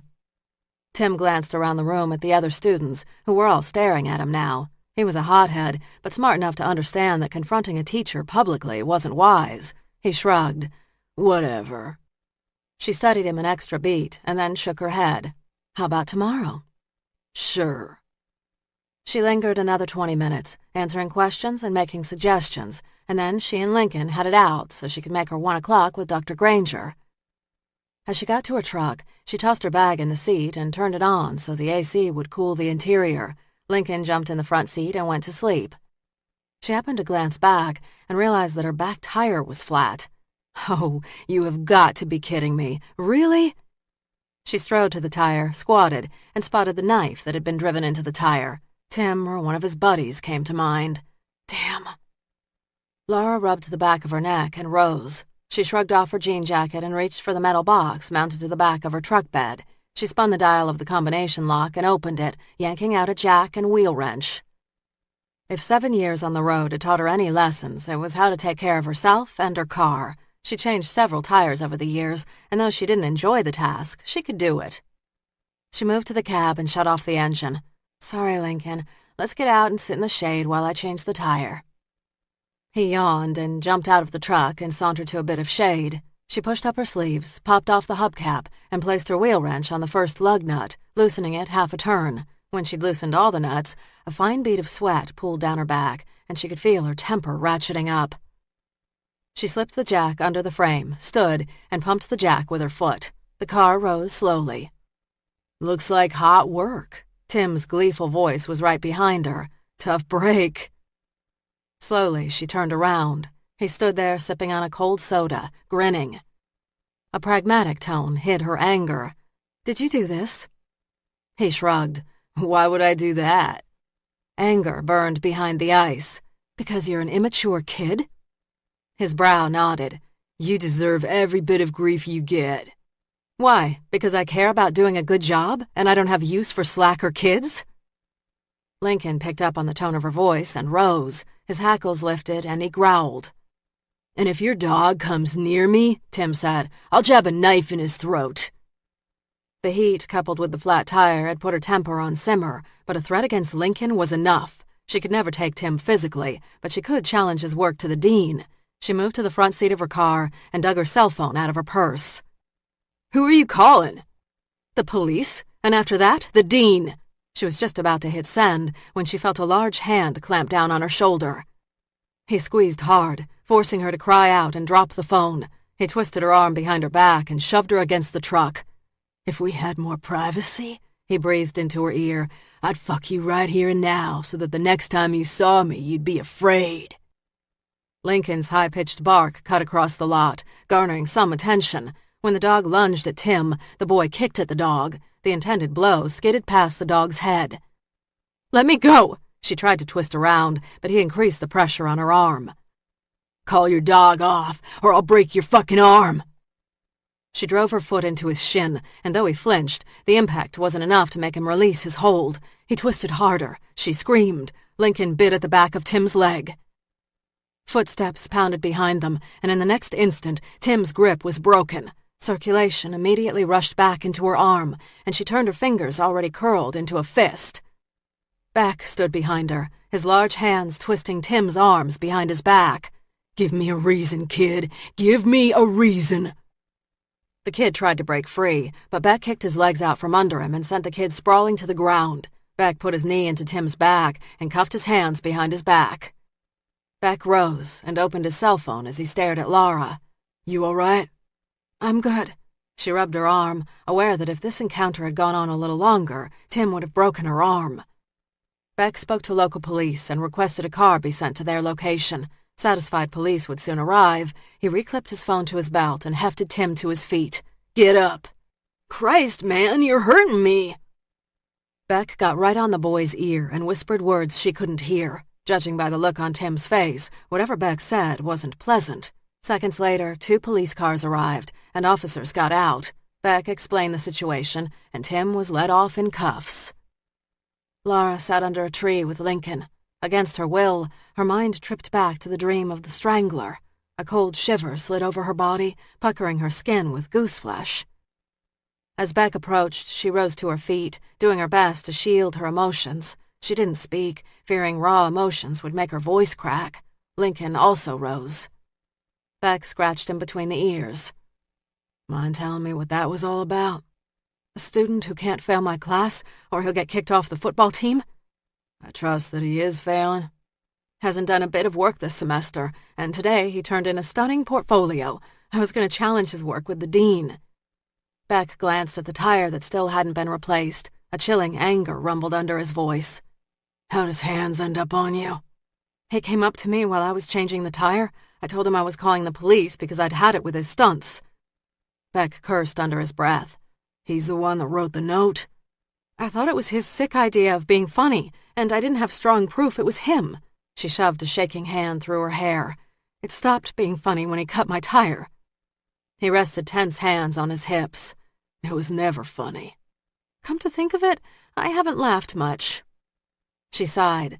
Now, if you'll excuse me, I've got a tire to change. She checked her watch. I'm late for my appointment with Dr. Granger. I'll change it. A firm, hard statement. I am perfectly capable. I've changed enough tires in my day. He shook his head, clearly annoyed by her stubbornness. I'll bet you have, but no woman is going to change a tire while I watch. You don't have to stick around and watch. He rolled up his sleeves. You've not known me that long, so I'll let that comment pass. Fractured nerves pushed her toward rebellion. Meaning? He enunciated each word. I don't walk away from a job that's unfinished. Her smile held no humor. You make me sound like a project. Muttering unintelligible words under his breath, he tossed the flat tire in the truck bed, pulled the spare from the wheel well, and set it on the tire rim. Carefully, he screwed the bolts on, and with the wrench, tightened each bolt so securely she wasn't sure if she'd be able to get it off the next time she had to change out the tire. He lowered the jack and put it, the flat tire, and the wrench in the back of the truck. Good as new. Thanks. She couldn't begrudge him the kindness. Anytime. He loomed over her, tall, so strong. His scent mingled with the heat, swirling around her and making it tough for her to think. I have a rag in the back of the truck so you can clean the grease from your hands. He glanced at his blackened fingertips. Thanks. She reached over the side of the bed and, stretching, flipped open the back hatch to retrieve wipes. She pulled several from the box and held them out to him. That should do the job. His fingers brushed hers, calloused, rough. You seem pretty self-contained. Carefully, she curled her tingling fingers into a fist at her side. I learned to be, traveling around so much. A frown deepened the lines around his eyes. It couldn't have been safe for you on the road. I never thought much about safety at first. I was too busy running. When did you start worrying? What changed your mind? My truck broke down in Tulsa. It was night and raining. I got out of the car and opened the hood, hoping and praying I'd see what was wrong. As the rain pelted, I tried to think back to when I first bought the truck. The former owner had warned me about loose battery wires. In desperation, I checked the battery wires, made sure they were tight, and got back behind the wheel. She'd been sick with worry. It started on the first try. You were lucky. A sigh escaped pursed lips. I should have put more planning into my road trips. I made a point to learn about what made my truck tick and to travel by day. With deliberate care, he wiped the grease from his hands until no traces remained. A scowl added ferocity as he tossed the soiled wipe in a nearby trash can. A woman alone on the open road is trouble waiting to happen. I saved myself before. A hard, lingering gaze held her. You were lucky. I was smart and skilled. He flexed his fingers. All the trouble you can dream up doesn't compare to the suffering lurking and waiting on the open road. You make it sound like we're in the Middle Ages. The grease from his hand was gone, but he wiped it again as if trying to erase a hard memory. Remember, I was a DPS officer for nearly a decade on the Texas roads. Laura didn't ask for war stories. The day's heat sent droplets of sweat between her breasts. She imagined Beck's fingers following the same path. She cleared her throat and shifted the conversation. Have you identified the other victim? No. One of my students didn't show today. I'm worried about her. I know she drives I-35 a good bit. Her name is Danny Rome.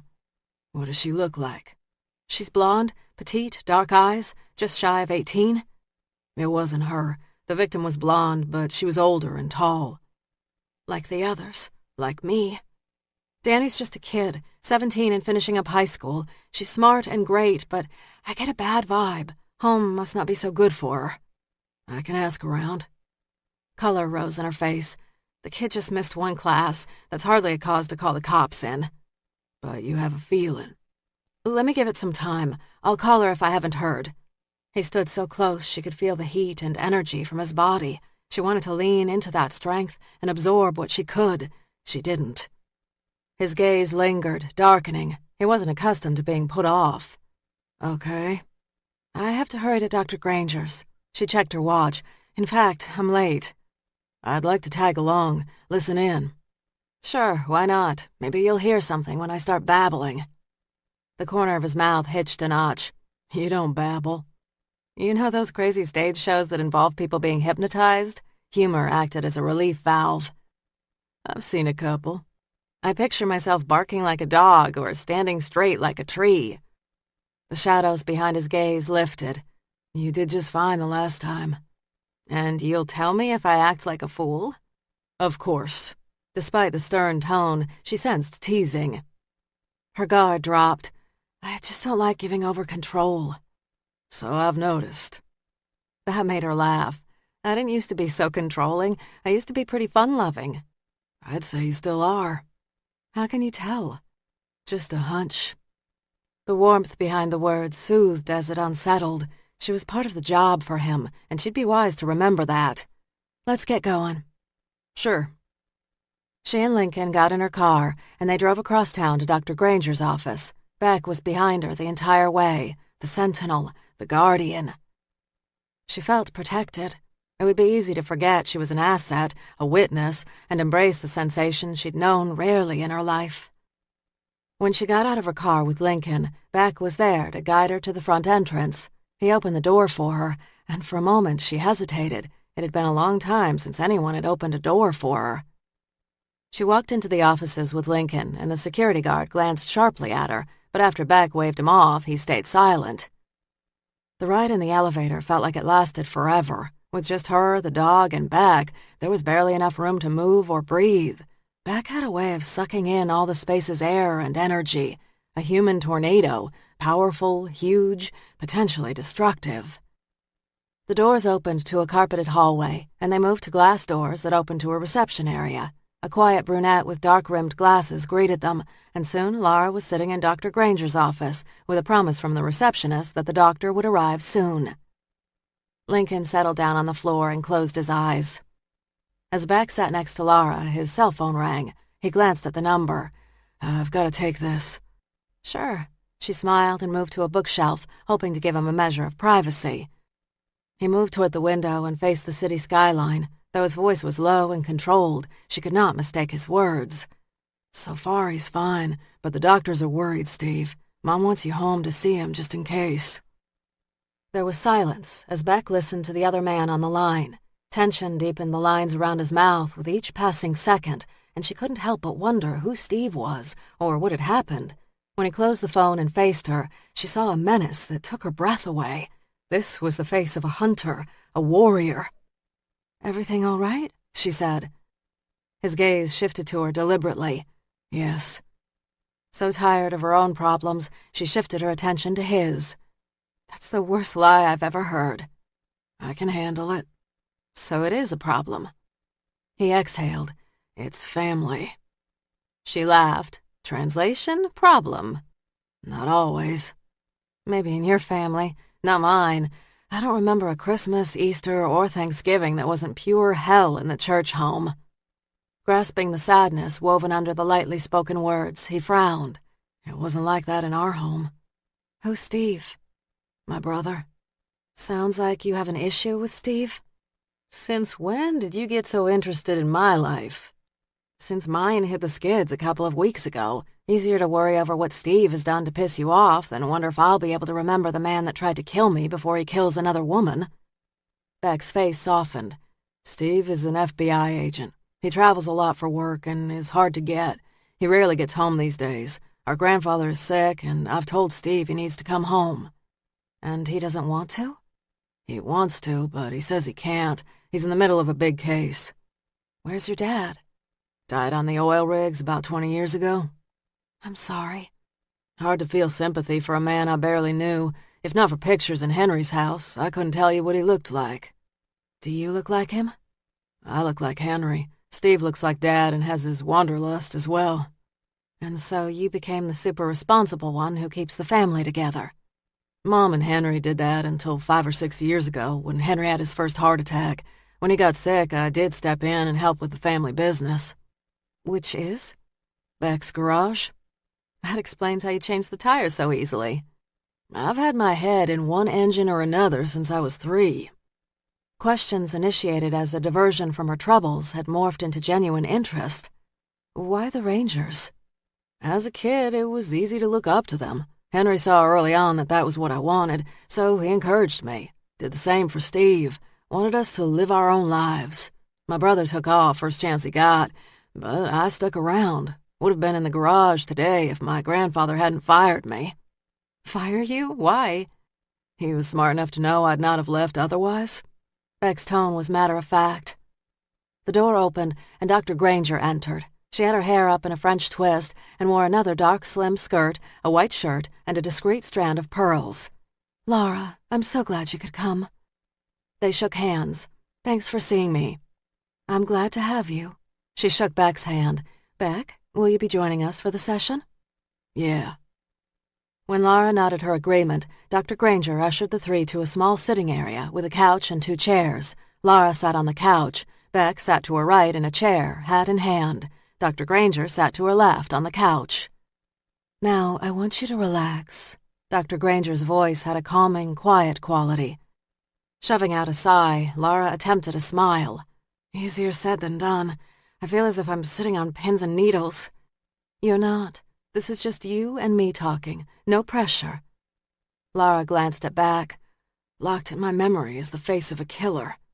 Let's not worry about that now, okay? Beck said. Let's just worry about relaxing and listening to the sound of Dr. Granger's voice. The doctor smiled. Ask any of the Rangers, and they'll tell you I have a voice that can put anyone to sleep. Laura smiled. Okay. Close your eyes. Laura closed her eyes and rested her hands on her thighs. She started to breathe deeply and release the worry and fear. That's exactly right, Dr. Granger said. Just relax. She shifted her weight on the couch so that she was closer to Laura. Now, I want you to imagine a crystal hanging from the rearview mirror of your truck. You're sitting on the side of the road, and in the distance you see mountains and blue skies. Do you see it? Yes. Good. Now slowly pull your attention toward the crystal and focus on the play of the sun in the crystal. Note the colors and the way the crystal spins. Laura's inward gaze drew in closer and closer until all that she could see was the rainbow of colors in the crystal. The physical world melted away. Her fingers eased into the soft denim fabric covering her thighs. We've traveled back in time to Seattle. You've just gotten a huge job promotion, and you are on top of the world. Laura smiled. I'd been waiting and hoping for this job for months. You were thrilled. She eased back into the couch, remembering the sense of relief she'd felt when she'd gotten the call. Beyond thrilled. And who were you celebrating with that night? What friends did you have around you? The usual suspects. She smiled. Angela, my roommate, Dave, who was in my marketing class with me, Kyra from yoga, and Nancy from the new company. They were kidding me when I ordered my second glass of wine. I was always a little rigid and focused on work. They'd never seen me let my hair down. What was your average day like? I was always up by 5, to the gym by 6, and classes or the library by 8. I treated school like a work day. You studied fashion. Fashion merchandising and business. Beck found himself drawn in by Laura's easy smile. Since the day they'd first locked gazes, she'd been tight and guarded. At her art show opening, he'd seen glimmers of this old Laura. More than ever, he wanted to catch the man who had crushed the free-spirited Laura. He pulled a notebook from his breast pocket, scribbled a note, and handed it to the doctor. She glanced at it and nodded. Laura, Dr. Granger said, let's now fast forward to you walking outside the club. You've had a couple of drinks, you are relaxed, and you are so hopeful. She glanced at the note. Do you remember who was standing outside the club? Anyone that just for an instant caught your gaze? A frown furrowed her brow. It was drizzling that night, so there weren't many people. There were several cabs out front, the drivers behind the wheel. A couple walked past. They were huddled under hooded raincoats and hurrying. She sighed. There was a man standing under an awning. He was huddled under an umbrella, and his collar was turned up. He was looking in my direction. Beck nodded to the doctor, silently encouraging her to continue asking about this man. What caught your attention about this guy? He had an umbrella, not a rain jacket with a hood. Tourists carried umbrellas. The locals wore jackets with hoods all the time because it rained most of the time. Take a moment to focus on this man. What did he look like? His face was turned down and his jacket collar up. Beck scribbled a list of questions and handed it to the doctor. What was the color of his jacket? Black. Did the jacket have a logo? Something in red on the sleeve, but I didn't get a good look. Dr. Granger nodded. What about his hair? Was it long or short? Short, light color. His hands were shoved in his pockets, and he was tapping his toe. He looked like he was waiting for someone. You, Beck thought. He could have been waiting for you. What else was he wearing? Jeans and boots? Dr. Granger glanced at her list. When you got into the cab, what did he do next? Once I was in the cab and settled, I glanced back out at him. I guess I felt sorry for him. He was running to the cab behind mine. Did you get a better look at his face? He was still holding his collar up. I couldn't see his face at all. Her head cocked and she sat up. Beck jotted down notes. Tourist, blonde, mid-sized, black jacket, red logo.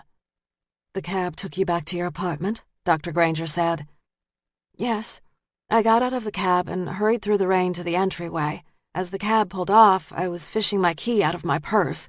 I always had my key out, but I'd forgotten that night. I was pretty tipsy. Before I could get it out, she stopped and her breathing grew shallow. What happened? Dr. Granger said. Laura raised fingertips to her lips. Someone pressed a rag to my face. Panic sharpened her tone. The smell was awful, and then everything went dark. The next thing I remember is the hospital. Beck motioned to the doctor. He wanted to ask the next question. The doctor hesitated and then nodded. He leaned forward, his knees nearly pressing against hers. Laura? Tension rippled through her shoulders and her breathing slowed. Laura, it's Sergeant Beck. Her frown eased. In the dream you had the other night, you said there was a man. The man commented on your white dress. He didn't mention the sexual assault, fearing she'd shut down. She smoothed her hands over her jeans, as if it were the imagined white dress. He liked the white dress. What did he like about it? He said it made me look like an angel. Beck met Dr. Granger's gaze. The doctor nodded, prompting him to continue. He said you looked like an angel? An angel that fell from heaven. His voice was barely a whisper. What did he smell like? She hesitated and then wrinkled her nose. He smelled like lemons. Lemons? Yes, very strong. What else do you remember? He liked hurting me. Her brow wrinkled. When I cried out, he laughed. A tear spilled down her cheek, and she quickly grew restless. Dr. Granger touched Laura gently on her knee. You are safe, Laura. He isn't here, and he can't hurt you. Laura stared out with vacant eyes. But he can hurt me. He can see me, but I can't see him. Her entire body tensed, and she leaned forward as if to get off the couch. Beck shifted to the couch and sat beside her. Laura, you are safe. Laura leaned into his warmth. I'm not safe. She raised her hand to her neck, and tears welled in her eyes. I'll wake her up, Dr. Granger said. Beck hated seeing her suffer, but if he didn't find the strangler, more women would die. He took her hands in his. Her fingers, small and delicate, were rough with calluses. Did he say anything else? Her fingers fisted around his. After he got off me, his mood changed. He sounded angry, said I needed to look at him. I needed to see him. She started to weep. Beck nodded to the doctor, signaling her to end it. Dr. Granger immediately snapped her fingers. "Laura, it's time to wake up. Wake up, Laura." Laura's lids fluttered open, revealing blue eyes filled with panic and fear. Wet tears streaked.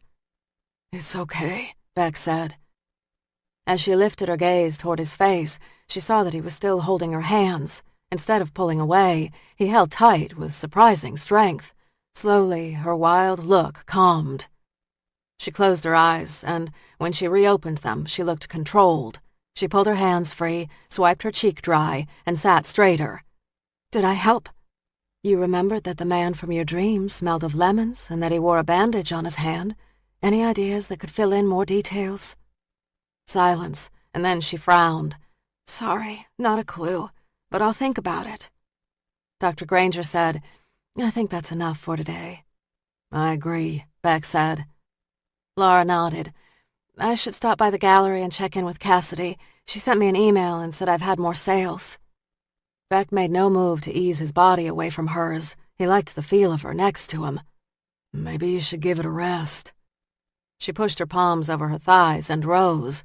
"I'd rather keep moving. Life is simpler if I'm busy and don't have too much time to think." Beck also rose. "Why's that?"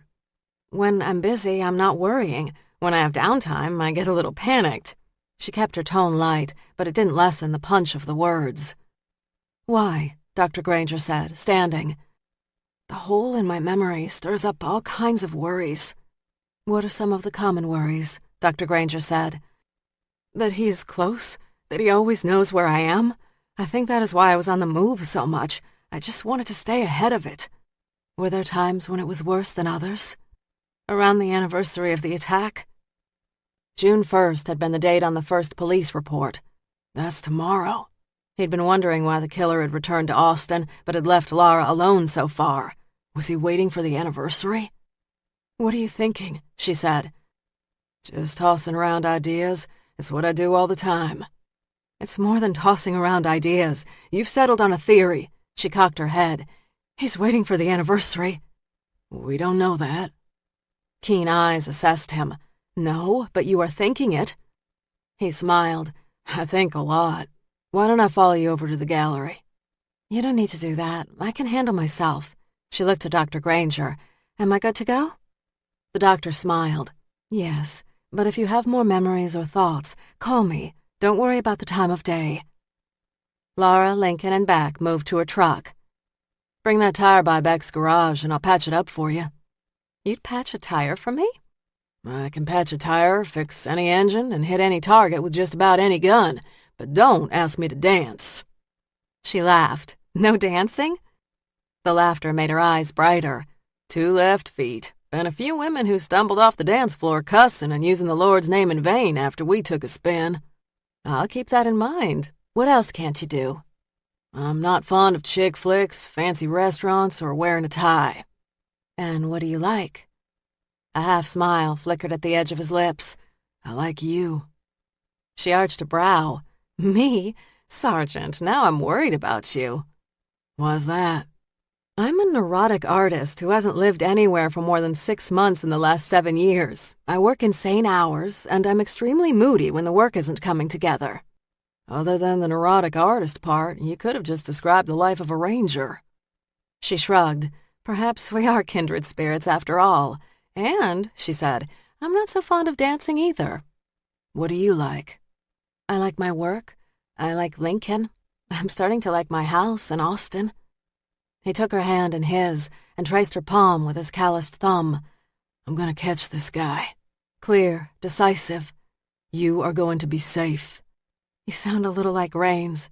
He said almost the same thing to me in Seattle, and now here he is, 7 years later, still hunting the same killer.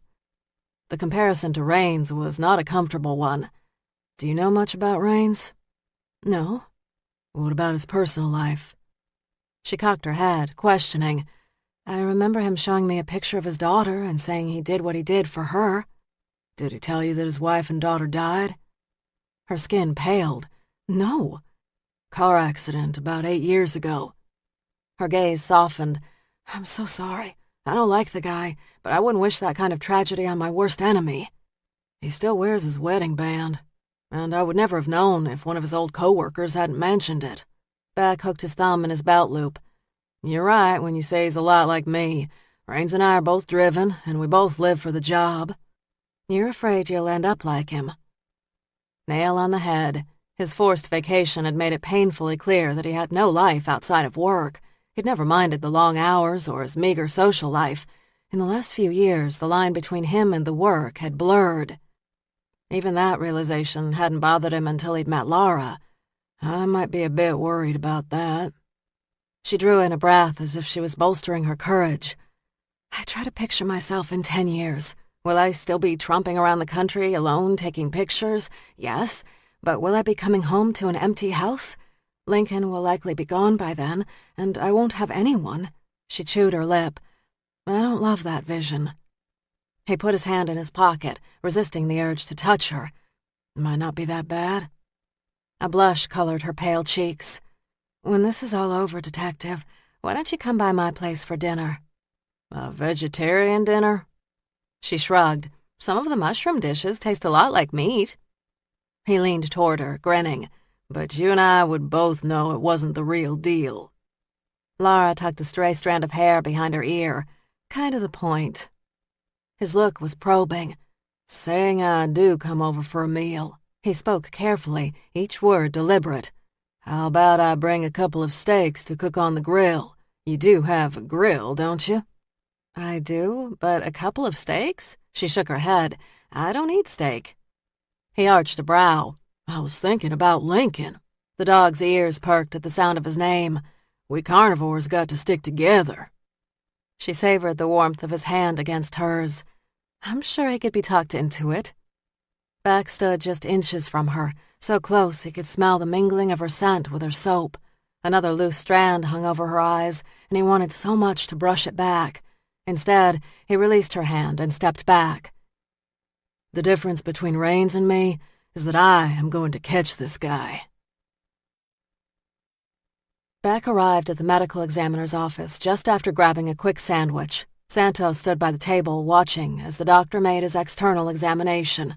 Sorry I'm late. Santos looked up. How's Henry? Hanging tough, but he's gonna have to watch it for a while. Steve there? I left word with him. Good. Santos drew in a breath. I called the hospital, and because I'm not family, I wasn't allowed to visit. Sadness drifted behind the words. Go anytime, and if they give you shit, call me. He hesitated. Visits should be made sooner than later. Santos frowned. Got it. He'll like the visit. Beck took a deep breath, and as he released it, he brushed his personal problems into a box and locked it up tight. Later, when he had time to worry and fuss, he would, but for now, it was all about the case. What have you found so far? The doctor peered through clear goggles. I was just inspecting the dress and noting it's different than the others. How? Style is simpler, less lace, no trim. I was thinking about the dresses, Santos said. What if we lined the dresses up and had my aunt take a look at them? Your aunt? She's a seamstress, made all the costumes for a lot of the bands and singers in town. She can tell a lot about the way a person sews. It's worth a try. Set it up. The doctor carefully undressed the body and placed the dress in a paper bag. There are no signs of external trauma, he said, except, of course, for the bruising around the neck.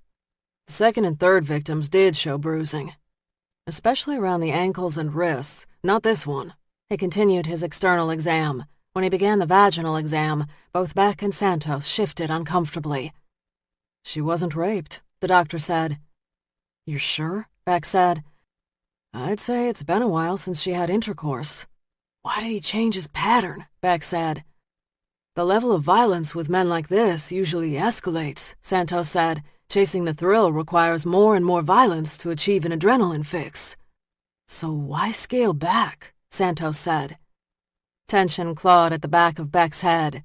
Hell if I know. Chapter 19. Friday, June 1st, 11 a.m. Collecting final portfolios and assisting with the student art show did not give Laura the luxury of hiding at home, so she'd risen early, walked Lincoln, and then the two of them had gone to the art department to assemble the works for the show. She'd called Danny several times, left messages, but had yet to speak to the girl. She thought about driving by the girl's house, but decided against it. The kid had missed one optional lab. That was it, and kids skipped classes all the time. Transference, Laura muttered as she stood on a chair in the gallery, hanging a watercolor. She'd been around enough psychologists to know that transference was about redirecting her own fears and worries onto someone else. It was easier to worry over Danny's imaginary problems than her own extremely real ones.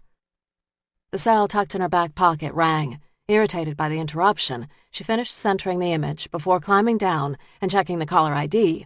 It was Jonathan. Brushing off her irritation, she smiled at Lincoln, who looked up at her mildly curious and raised the phone to her ear. "Jonathan, I keep thinking I'll run into you at the gallery or school, but you're not frequenting your regular haunts." "Crunch time," she said, cradling the phone under her ear as she straightened a picture. "I was hoping to take you to lunch." She studied the photo with a critical eye one last time and then stepped back. "What time is it?" "It's 11:30. "That late? I could have sworn I just ate breakfast." His chuckle rumbled through the phone. "You were like that when you lived in Seattle and worked for that designer. Always forgetting to eat, always running behind. Sounds like you finally come back to your old self." Awareness jostled through Lara's mind. "Despite it all, I guess I have." "You're not afraid." "I'm cautious, but I'm not going to stop living my life." "That's good. I'm glad to hear it. So does this mean I can pick you up and take you to lunch?" Her stomach rumbled. "I've got Lincoln and the student art show, so I'll just grab a bite quick here at the school. Rain check?" "Sounds like a pack of nabs and a Diet Coke." She turned and inspected a raku-glazed pot and a watercolor, both done by senior art students. "I've lived on both for long stretches." "Laura, take an hour and eat a real meal. Stop and smell the roses." She chuckled, and her stomach rumbled again. "Okay, fine. Sure. What time?" "Why don't we make it 12 noon? I'll pick you up at the school." "How about 1 and I meet you? It'll be easier with Lincoln." He hesitated. "Sure, I thought I'd grill at my house. That would give Lincoln a chance to run around outside."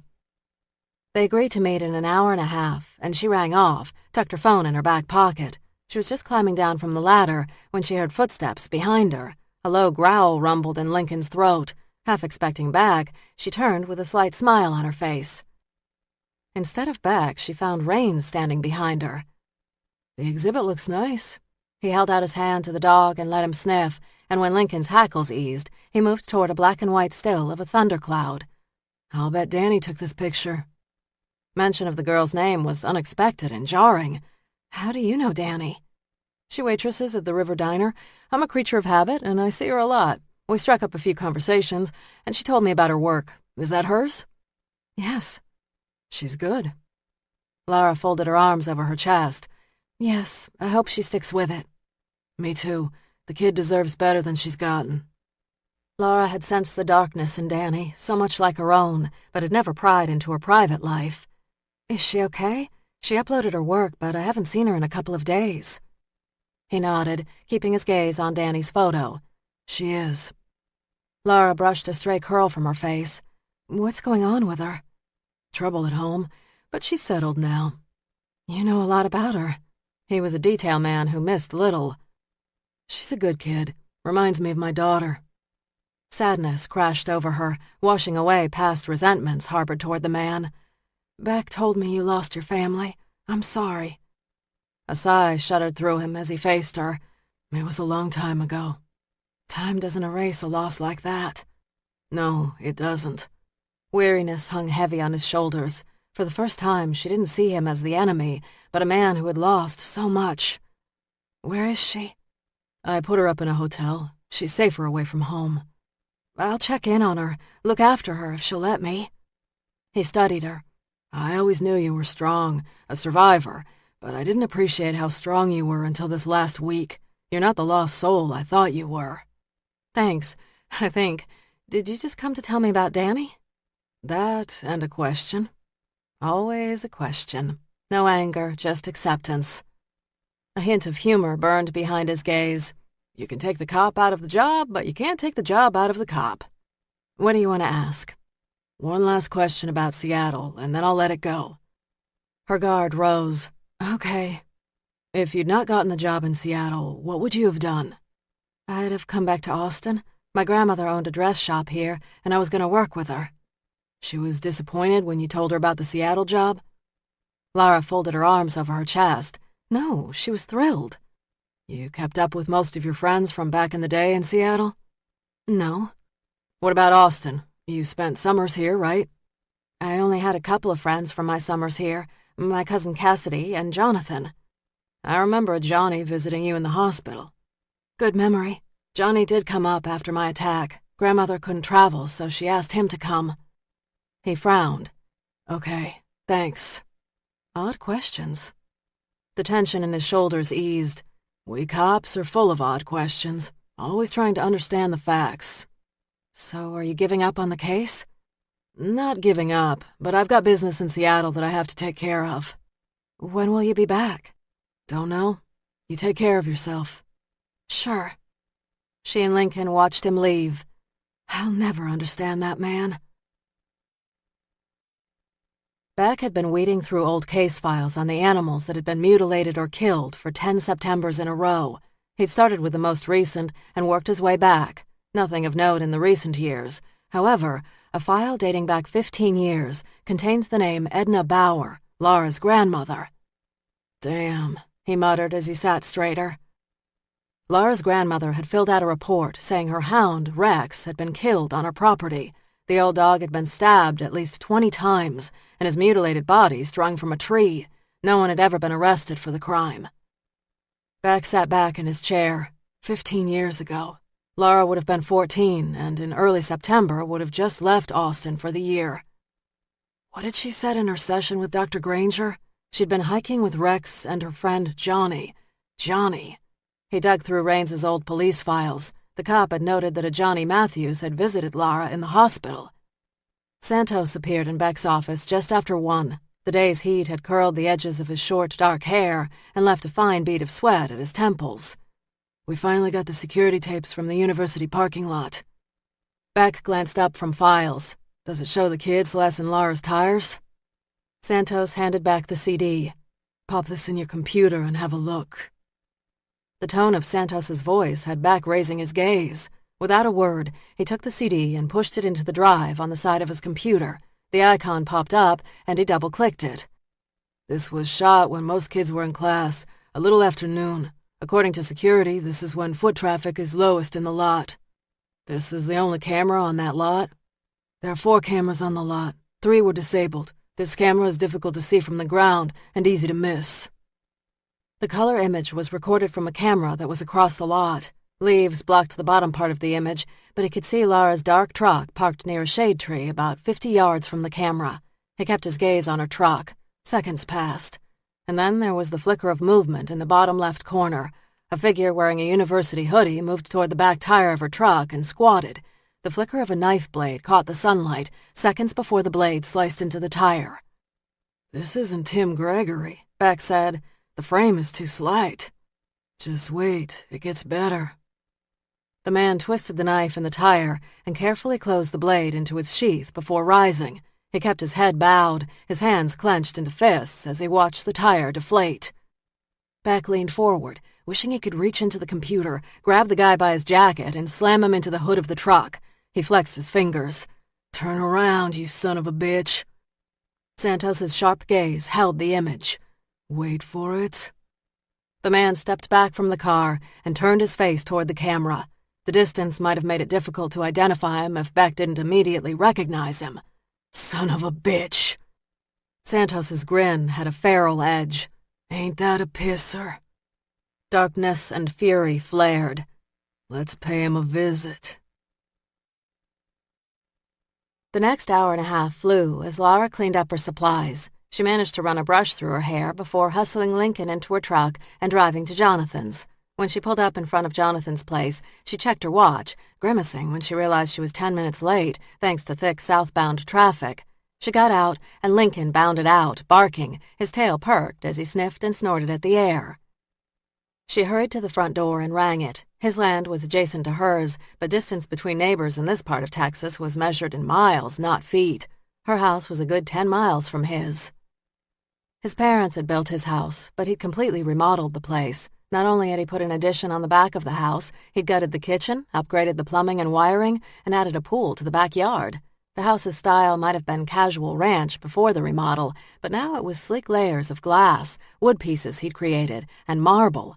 Too modern for her taste, but very Jonathan. The front door snapped open. Jonathan wore khakis, a white button-down, and loafers. A gold wristwatch winked as he leaned casually on the door jamb. "You look happy, beaming almost." "Just glad to be working." He stepped aside, allowing her inside. "Good to see the light in your eyes. Good to see it." She turned and called to Lincoln, who came bounding up to the front porch.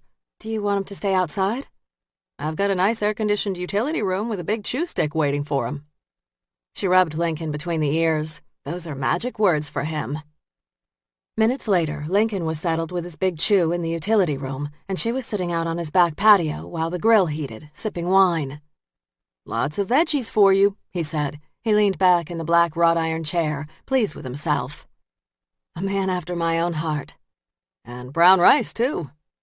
She swirled her wine. "You know, all the summers I visited, I don't think I ever visited your home." He shrugged. "I can't believe that. You must have been here at some point." "I don't think so. I only remember you at Grandma's house." An old memory flashed. "Your visits were always memorable because Grandma's dog, Rex, barked a lot." He smiled. "That old hound never did like strangers. He could bark." Jonathan sipped his wine. "I haven't thought about Rex in years. Whatever happened to the dog?" "Grandma said he ran off right after I left one summer." The memory made her frown. "I always suspected that Grandma had put him down, but she swore he just ran away." "Happens." She'd spent many a summer feeding that old hound scraps from the table, walking him, and pouring out her feelings to him. Shoving aside an abrupt sadness, she moved around the deck, which smelled of freshly cured wood. "You're a true artisan, Jonathan. This woodwork is amazing." "Thanks. I do try." "So tell me about some of your latest projects." Best to keep their conversation light and easy. She didn't want Jonathan to assume that they'd ever be more than friends. "I've got several big decks. Each will keep the crews and me busy for the next 6 months. I've also got several custom furniture sets I'm building. After that, we shall see." She smoothed her hand over the railing. The soft browns of the wood grains jumped out. "So what is your secret to making the wood look so rich?" "Tung oil." "Really? Takes longer to apply, but well worth it." She leaned down and inhaled the scent of the wood. The aroma touched a dark and hidden memory. Chains rattled. A lock turned. She'd smelled this before. She inhaled again, reaching for the memory that flickered bright just beyond her fingertips. "It smells like lemons," she said. "I add the scent in because it's so popular with clients." Her mind tripped forward into the shadows, reaching, grabbing, and then it embraced the nightmare she'd had the other night. The man's heavy weight crushed the breath from her lungs. Rough hands, a bandaged hand scraped over her pulsing jugular, and he smelled of lemons. Lara's chest tightened, and for a heart-pounding moment her vision went white, and she thought she'd pass out. Slowly the spots cleared, and she set down her glass. She thought about her car still parked in his driveway. "I remember when you were a kid you liked vanilla ice cream," he said. She touched her temple with a trembling hand. "Yeah, I did." Jonathan couldn't have been the Seattle Strangler. He'd lived in Austin at the time. Slowly, she turned to face him and moved toward the table. Beaming, he held his glass to his lips. "You'll be proud of me. I got a soy version." She glanced into her wineglass, her stomach curdling. "That's sweet. I'm just glad you're back in Austin. This is the city where you belong. Seattle wasn't the place for you." She set her glass down. "No, I guess in the end it wasn't." "I have a surprise for you." "What's that?" "Grab your wine and let me show you." He turned down the grill. She thought about her car, the front door, getting Lincoln, running, even as her brain tried to reason with her terrified emotions. A tentative smile flickered at the edge of her lips, and she slowly followed him inside. Her brain worked double time to calm her fears, almost making headway. He opened the door to a room off the den. "This is my den, where I work on my designs. I've gotten so good at copying everyone else's styles, but I do have ideas of my own. Have a look inside." And she looked up. Hanging over his desk was the picture she'd taken in Seattle, the exact spot where she'd almost died. "My picture," she whispered, her chest brutally tight. "It is a stunning piece," he said. "The instant I saw it, I knew I had to have it." She stood motionless. "I didn't think you liked Seattle."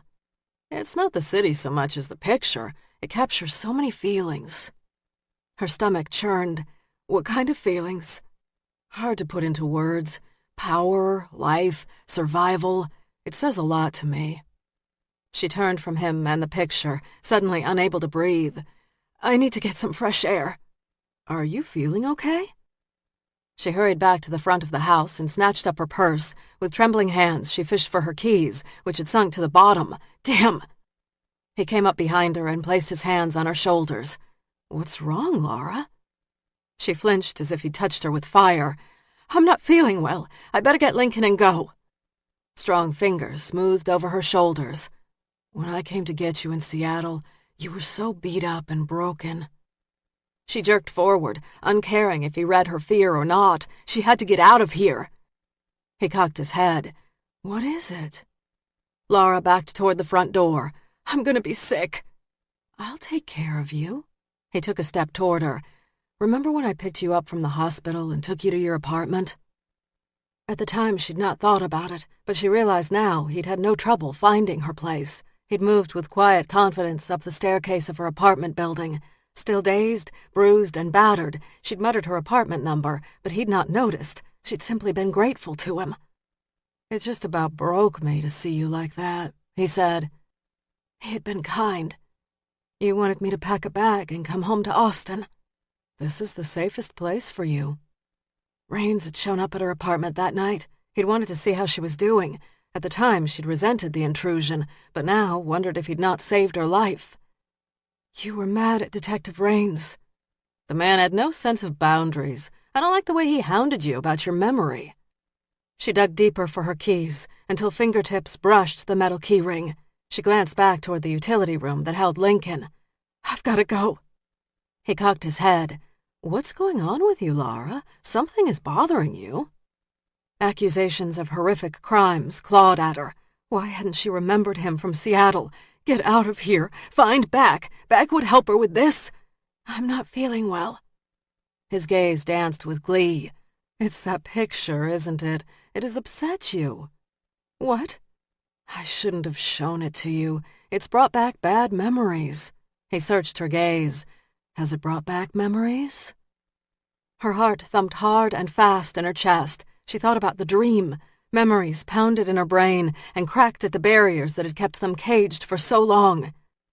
She remembered the stalker's rough hands on her neck, the scent of lemons, the way he kept saying she belonged to him. No, it hasn't brought back anything. I was so drugged, I doubt I'll ever remember." She swallowed. "It's just that I'm suddenly not feeling well." Brown eyes darkened. "You can lie down here." Jonathan had rough hands. "I need to get Lincoln."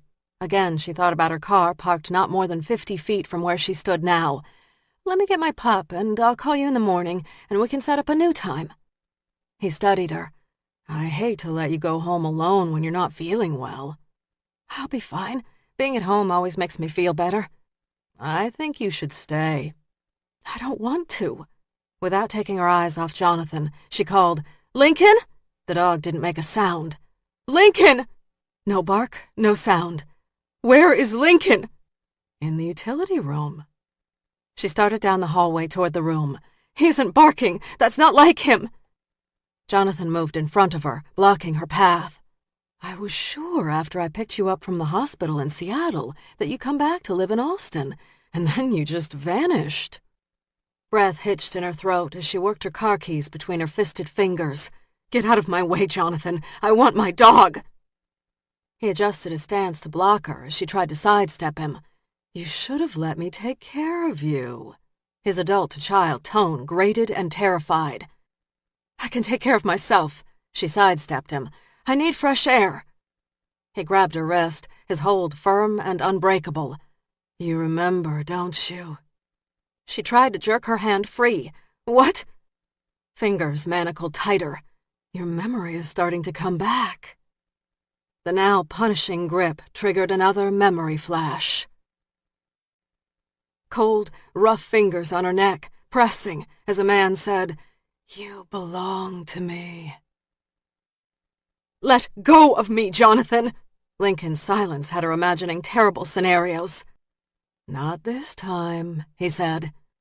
She twisted her wrist, hoping he'd let her slip free, and when he didn't, she swung her fist around, scraping his face with her car keys. "Let go!" He screamed and jerked her forward, sending her off balance and falling forward into his chest. Before she could pull back, he clamped his other hand on her neck. Blood oozed from the 3 deep scrapes on his face. He grabbed her keys from her hand and sent them skidding across the floor out of her reach. Seconds later, his hands were on her neck. The drugs were supposed to make you easy to handle, and they did. Choking for air, her hands flew up to his. She scraped and pulled, but couldn't release his grip. "But I gave you too much. You could barely focus. I needed you to see me, but you were too messed up." How had she not seen it was him? He smiled. "I've been replaying that moment for 7 years.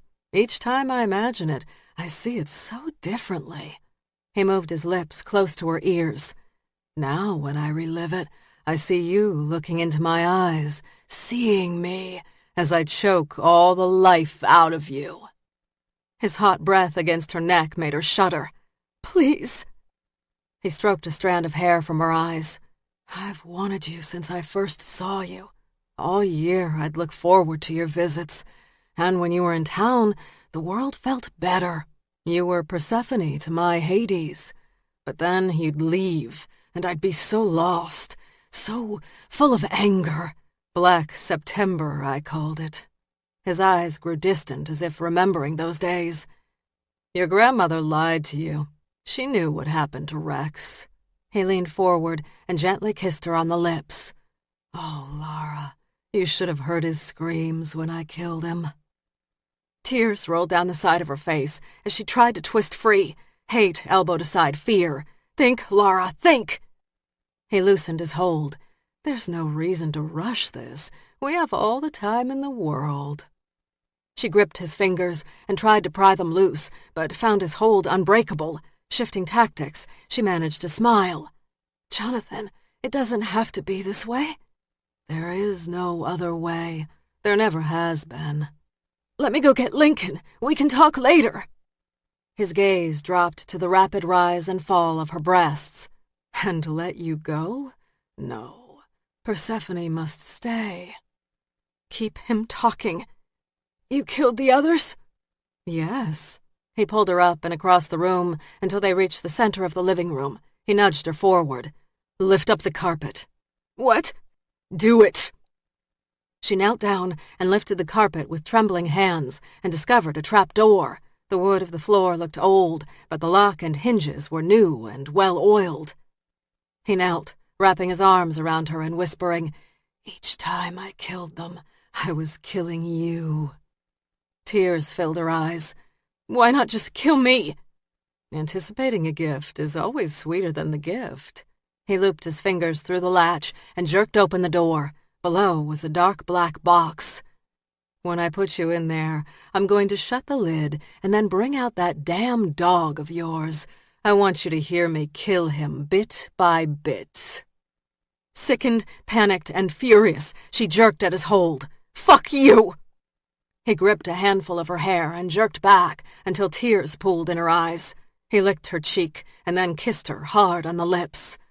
"I dream about the night I fucked you over and over again."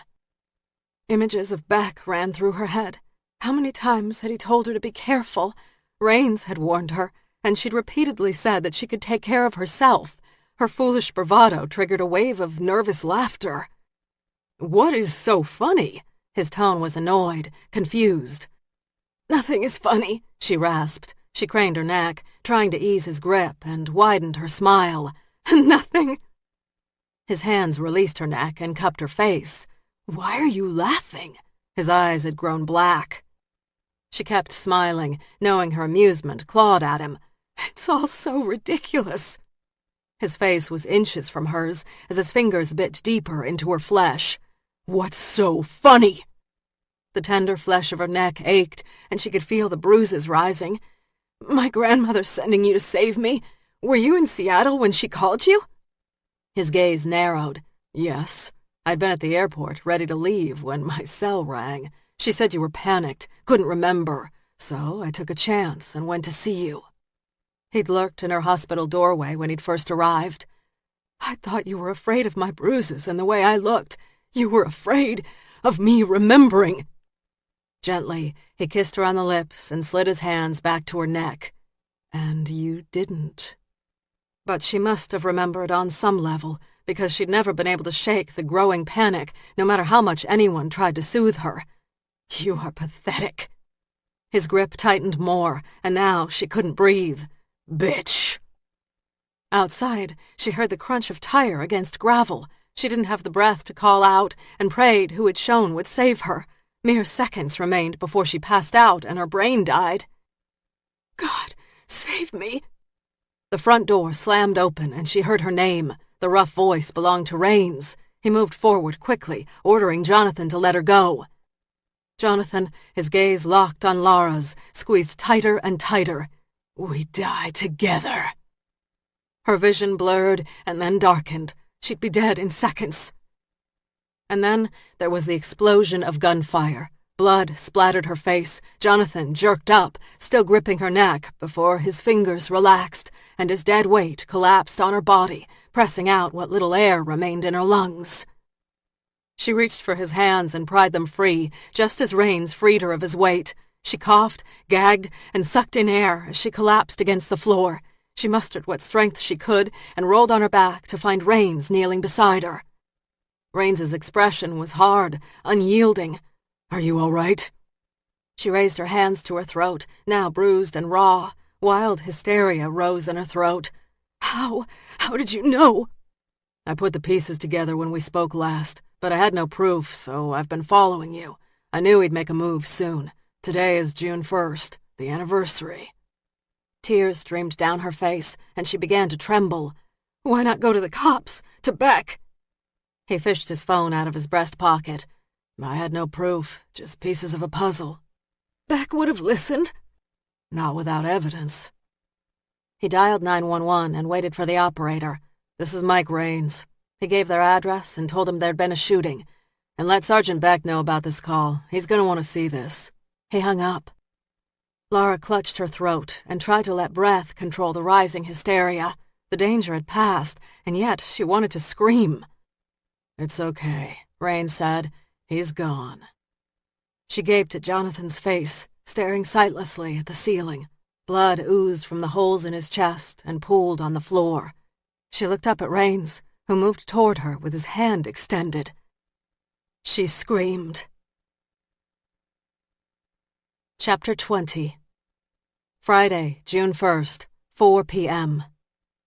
Beck was seconds away from Jonathan's house. Tension clawed at his gut, goading him to drive faster. Dust kicked up along the sides of the rural road.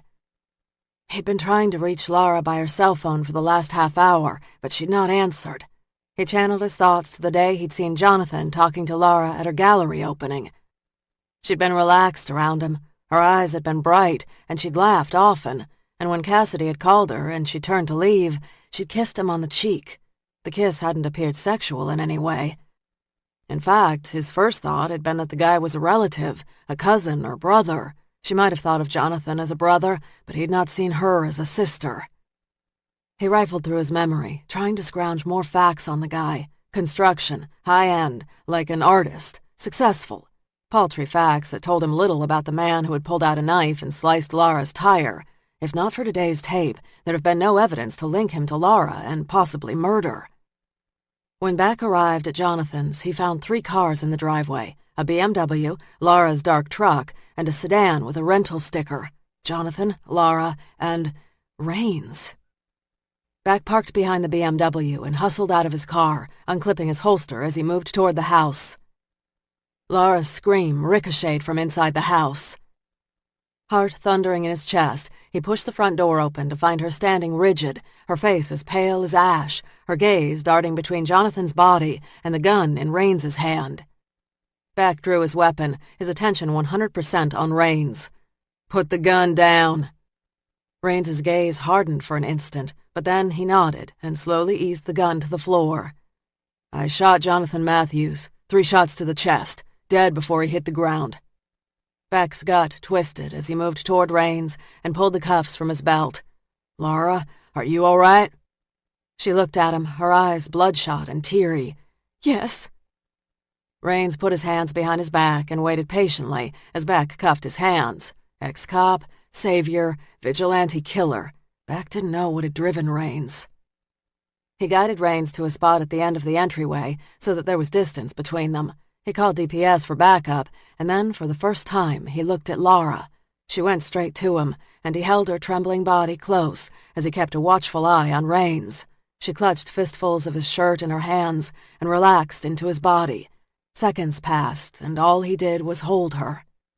Finally, he found his voice under the emotion. "Are you hurt?"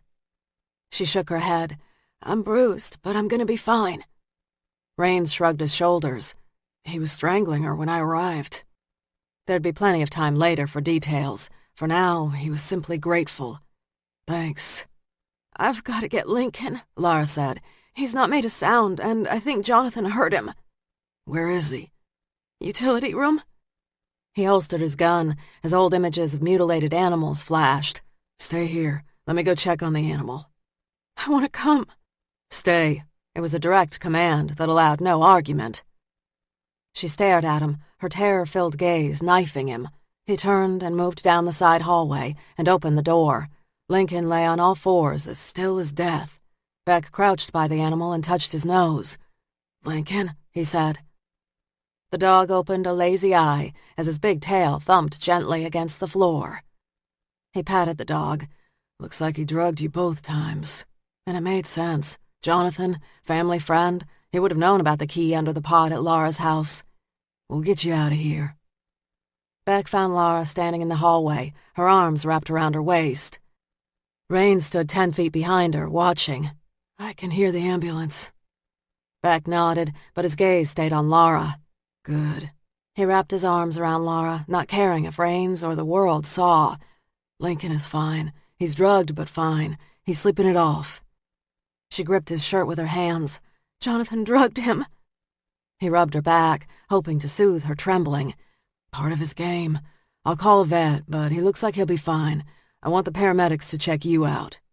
"I'm fine," she breathed against him. "He said he was going to kill Lincoln in front of me." He held her tight. His mind flashed to an image of Jonathan's fingers around her throat.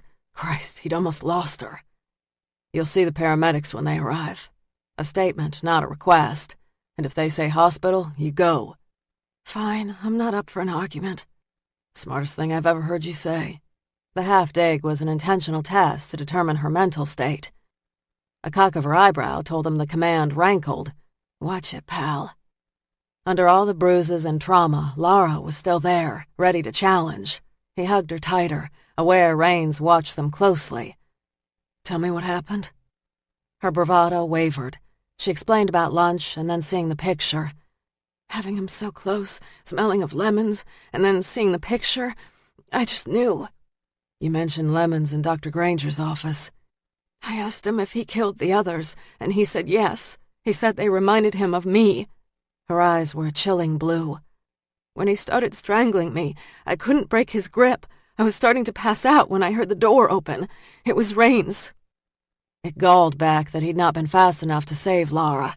He guided Laura to a seat by the entryway and ordered her to stay. She nodded, leaned back against the wall, and closed her eyes. "Rains, why were you here?"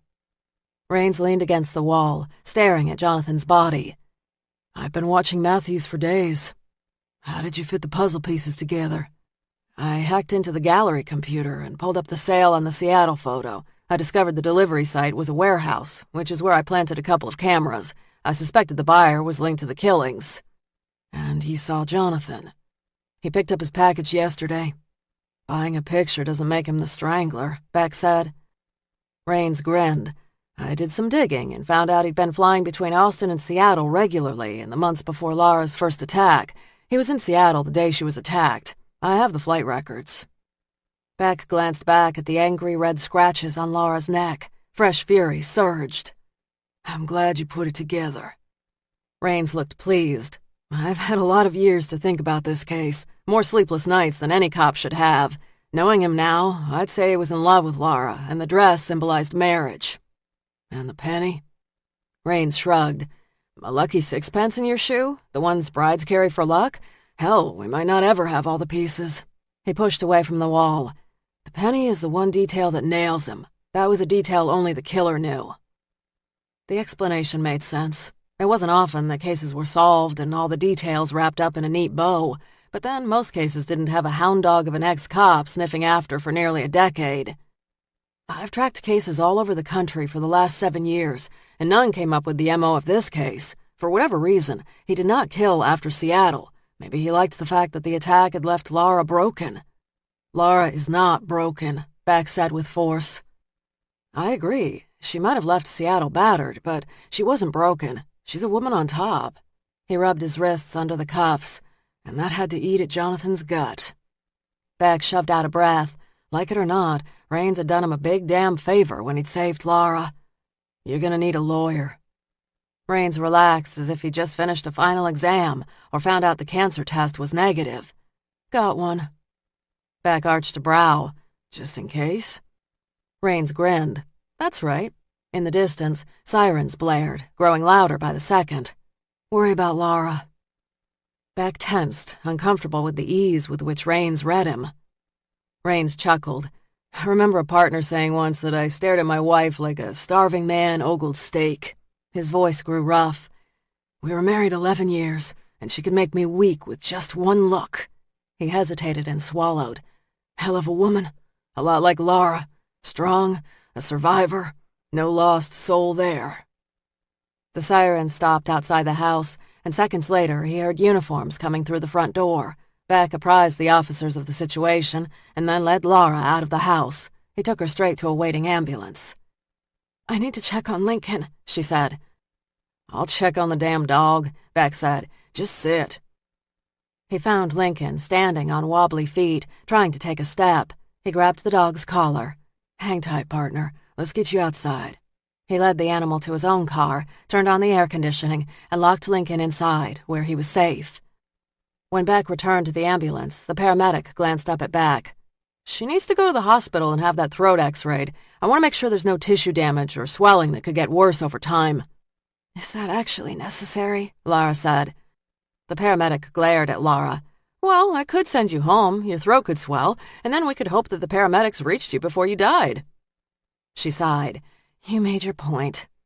"I'll drive her to the hospital," Beck said.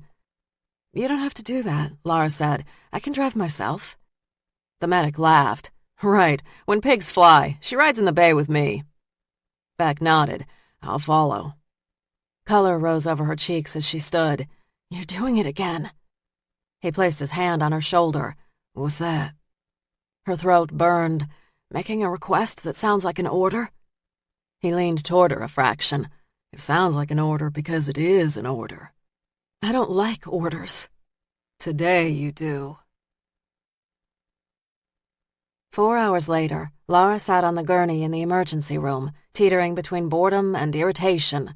There'd been no sign of Beck while she'd been with the doctors. She'd had a complete exam, an MRI, and a chest and throat x-ray. Now, feeling bored, nervous, and a bit abandoned, Laura had trouble sitting still on the gurney. Her thoughts tumbled to Jonathan and the events of the day, which still just did not feel real. Jonathan, he'd killed all those women. She dug back in her memory, trying to remember the kid who had lived on the farm by her grandmother's. He'd been quiet. He'd liked to build things, always designing something in his sketchbook. He'd laughed a lot during those summers. He'd been her grandmother's handyman, always willing to fix anything. She'd had no idea that such evil lurked behind the smile. Jonathan had followed her thousands of miles to Seattle, stalked her, and killed other women. As much as she replayed the facts, she couldn't make sense of them. Purposeful footsteps clicking down the hallway had her easing back onto her bed. She hopped up on the gurney and folded her hands in her lap. The curtain slid back to reveal Dr. Granger. As always, she looked buttoned up and formal. Tight bun, trim skirt, white shirt, and sensible heels. Laura wondered if the doctor was always this buttoned up. When she was home alone, did she ever drop her dirty clothes on the floor or drink from the juice carton? "How are you?" Dr. Granger said. Laura straightened and smoothed her hand over her flyaway hair. "Hanging tough." Green eyes scrutinized. "Are you? It's been quite a day." She rubbed the back of her neck with her hand. "An understatement, Doctor." Dr. Granger sat in the metal chair by her bed. "You look restless." "I want to get out of here. I want to go home to my dog. I haven't seen Beck since we arrived." "The police are going to take your statement." "I've already recited my story to Beck and Santos." She shifted, wishing the pent-up energy in her body would ease. "Talk to me. My brain is a little jumbled right now. My good friend tried to kill me." Dr. Granger frowned, staring but not speaking. Laura closed her eyes, willing the images of today from her mind. "I've not been in a hospital since Seattle. I'd forgotten the smells, the sounds, and the endless waiting. The doctors want to make sure you're okay." She picked at the edge of the white sheet on the gurney. "I feel fine." "You were attacked." She shook her head. "It wasn't like last time. I remember more." "Including Seattle?" "Pieces of it." "Such as?" "How Jonathan's hands felt and smelled when he grabbed me." She closed her eyes. "I can hear his voice. He sounded exactly the same today. 'You shouldn't have left me.' He said that many times 7 years ago and today." "What are you feeling?" "I'm shaken. Tomorrow, when it really sinks in, I might be a mess, but for now, I'm okay." The restlessness churned and hammered into the shield she now hid behind. "As bad as today has been, it's a relief to know that at least I know. Having all the pieces, no matter how ugly, is better than having nothing. I can get on with my life." Dr. Granger adjusted her glasses. "Trauma doesn't just vanish, Laura." Her fingers curled into fists. "I'm not carrying this. I am not. I've been running for 7 years, and I am not doing it anymore." Dr. Granger released a sigh. "If you find letting go does not go as smoothly as you'd like, call me. I'm still happy to talk." "Thanks." She forced the tension from her shoulders. "And I'm sorry I'm such a bitch." A smile softened her face. "You're stressed. You're not a bitch." "If I'm not a bitch, I'm doing a fair imitation of one." Dr. Granger's eyes warmed. "No worries. I don't suppose you could get them to spring me early.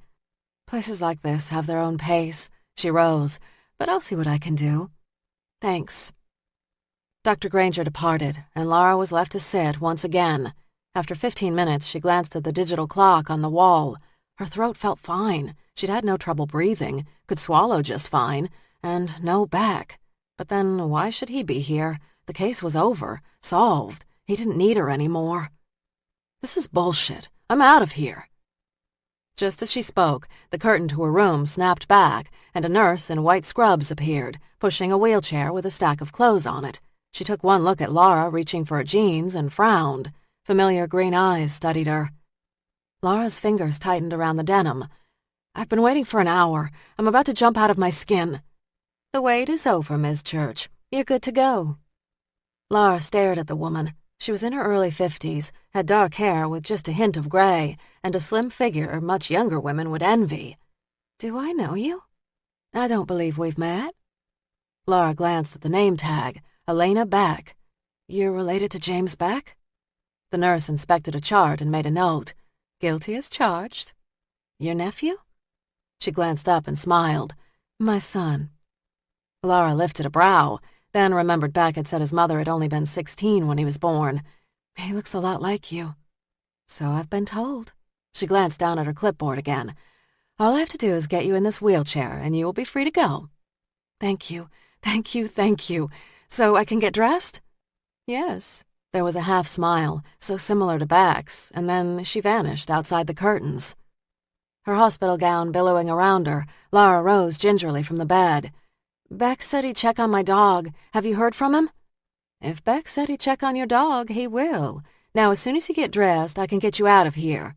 Mrs. Beck retreated, giving her privacy. "These aren't the clothes I was wearing," Laura said. "Yours were covered in blood. James got clean ones from your house." That would be like Beck to take care of a small but important detail. It didn't mean he thought any more of her. It was just a kindness Beck would do for anyone. "Thanks." Laura slid into her underwear and dressed in the loose-fitting pants and shirt. She thought about her wallet and keys, still in her purse and her truck back at Jonathan's, and ordering a cab would be tough without her cell phone, which was also in her purse. Shit. The word had barely hissed from her lips when the curtain drew back and Beck appeared. He stood tall and straight, and she'd never been happier to see anyone. She resisted the urge to lean into him and ask for a hug. "Please tell me you're busting me out of here." He removed his hat. "That is exactly what I'm doing." "Is Lincoln okay?" "He's at your house, and he's fine." "Thanks."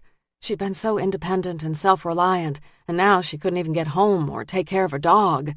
"I'd ask for a ride to my truck, but my keys are in my purse, and that's at Jonathan's house." Tears of frustration burned her eyes, and one slid down her cheek. Annoyed, she swiped it away. "Sorry, I'm out of sorts." He moved toward her and took her hand in his. His palms were calloused. "Santos followed me in your truck to your house. Everything is waiting for you there." She sighed. "Thank you. I just didn't know how I was going to fix this." He stroked her palm with his thumb. "All fixed." Warmth spread through her body. "And you're going to take me home?" "I am." She squeezed his hand, needing more than was wise. Elena Beck appeared, her gaze skittering to their clasped hands. "Get in that wheelchair, Miss Church. I don't want you fainting on my watch." "I don't need a wheelchair." Mrs. Beck arched a brow. "You leave in the chair or you spend the night." Laura stared into eyes as determined as her son's. She sat in the chair, knowing Mrs. Beck would keep her here tonight. "Ready, Miss Church?" Beck said. He stood tall and strong behind her, and the tension melted from her shoulders. "More than ready." Beck leaned over and kissed his mother on the cheek. "See you tomorrow." His mother searched his gaze, as if trying to peer into his mind. "Don't worry about me." "Thank you, Mrs. Beck," Laura said. The older woman patted her on the shoulder. "You're very welcome." Beck pushed her out of the emergency room exit to his waiting dark Suburban. He locked the brake and took her elbow, helping her rise. "I'm not made of china, Beck." "You look fragile enough to break," he said. She smiled as she eased into the passenger seat. "I'm a tough old gal." A chuckle rumbled in his chest. "I'll keep that in mind." Minutes later, he was behind the wheel, and they were heading outside of town. She leaned back in her seat. "How's Raines doing?" "He's answering lots of questions. He's going to be charged, but there's a chance he could make bail." "I'll do whatever I can for him." Beck's hands tightened on the wheel. "I know." "How did you get to us so fast? Raines had only just called 911. "Santos pulled the college surveillance video of Jonathan slicing your tire." "It wasn't Tim?" "No." She shook her head, wondering if it was possible to honestly know anyone. "Have you found out anything more about Jonathan?" "We found 6 white dresses hanging in a closet." 6 dresses, 6 women. He also kept logs on the different women, the Book of Blair, the Book of Gretchen. The Book of Laura. Yes. She dug trembling fingers through her hair. "He was always so nice." A slight smile tipped the edge of his mouth. "Killers like him are experts at hiding their secrets and projecting to the world the right image." "I never saw it coming." "No one did until it was almost too late, except Raines." He pulled off the main road up the dirt driveway that wound back to her place. When they pulled up in the driveway, she could hear Lincoln barking. Immediately, she opened her door and hurried to her front door. It was locked, but Beck quickly appeared at her side with her keys. "Thanks." She twisted the key in the lock and opened the door. Lincoln jumped off the couch and bounded toward her, his tail wagging and his ears perked. She got down on her knees and rubbed him behind the ears as he licked her face. "Boy, did I miss you," she said. She rose as Lincoln barked and wagged his tail. She moved to a cabinet where she kept chew sticks, reserved for when she was working on a deadline, and handed him one. He took the bone and immediately jumped up on the couch and settled into it. "He should be good for at least an hour," Laura said. "Can I make you a coffee or a snack? I'm starving." "I'll make the coffee." "Didn't we already go through this once before?" "We did, and as I remember, you lost that fight." "Not tonight." "Lady, if you think I'm going to watch you cook after today, then you are dead wrong. Sit." "I thought you could only cook steak and coffee." He guided her to a kitchen chair. I can make a sandwich. I've got pita bread, hummus, and veggies. He shook his head. No cold cuts? Sorry. He shrugged off his jacket and hung it on the back of the bar stool. The things I have to do in the line of duty. Humor softened his face, making him rather handsome. You are a brave soldier. With her guidance, he made 2 sandwiches, sliced several apples, and brewed a pot of hot tea. They ate in silence. Laura had not realized how hungry she was, and how the food went a long way toward settling her shaky nerves. When they'd finished, Beck balled up his paper napkin and tossed it on his plate. I spoke to Dr. Granger, he said. She told me you 2 visited. Did she give you the rundown on me? Now missing the hint of anger in her voice. She didn't repeat a word you said, nor would I ask her to. She's just worried about you. She fiddled with a piece of uneaten crust. I told her I remembered a little about Seattle. Smells, sounds. She ran through the meager list of memories. That's a good sign. She picked at the crust. I may not remember all the details. I was so out of it, and I know I suppressed what I could have remembered because my attacker was someone I trusted. Knife wounds to the back hurt the worst. I think it explains why I ran after Seattle and why I couldn't return to Austin after the attack. My grandmother asked me several times, and I couldn't say yes. If she hadn't passed away and left me her house, I doubt I'd have returned.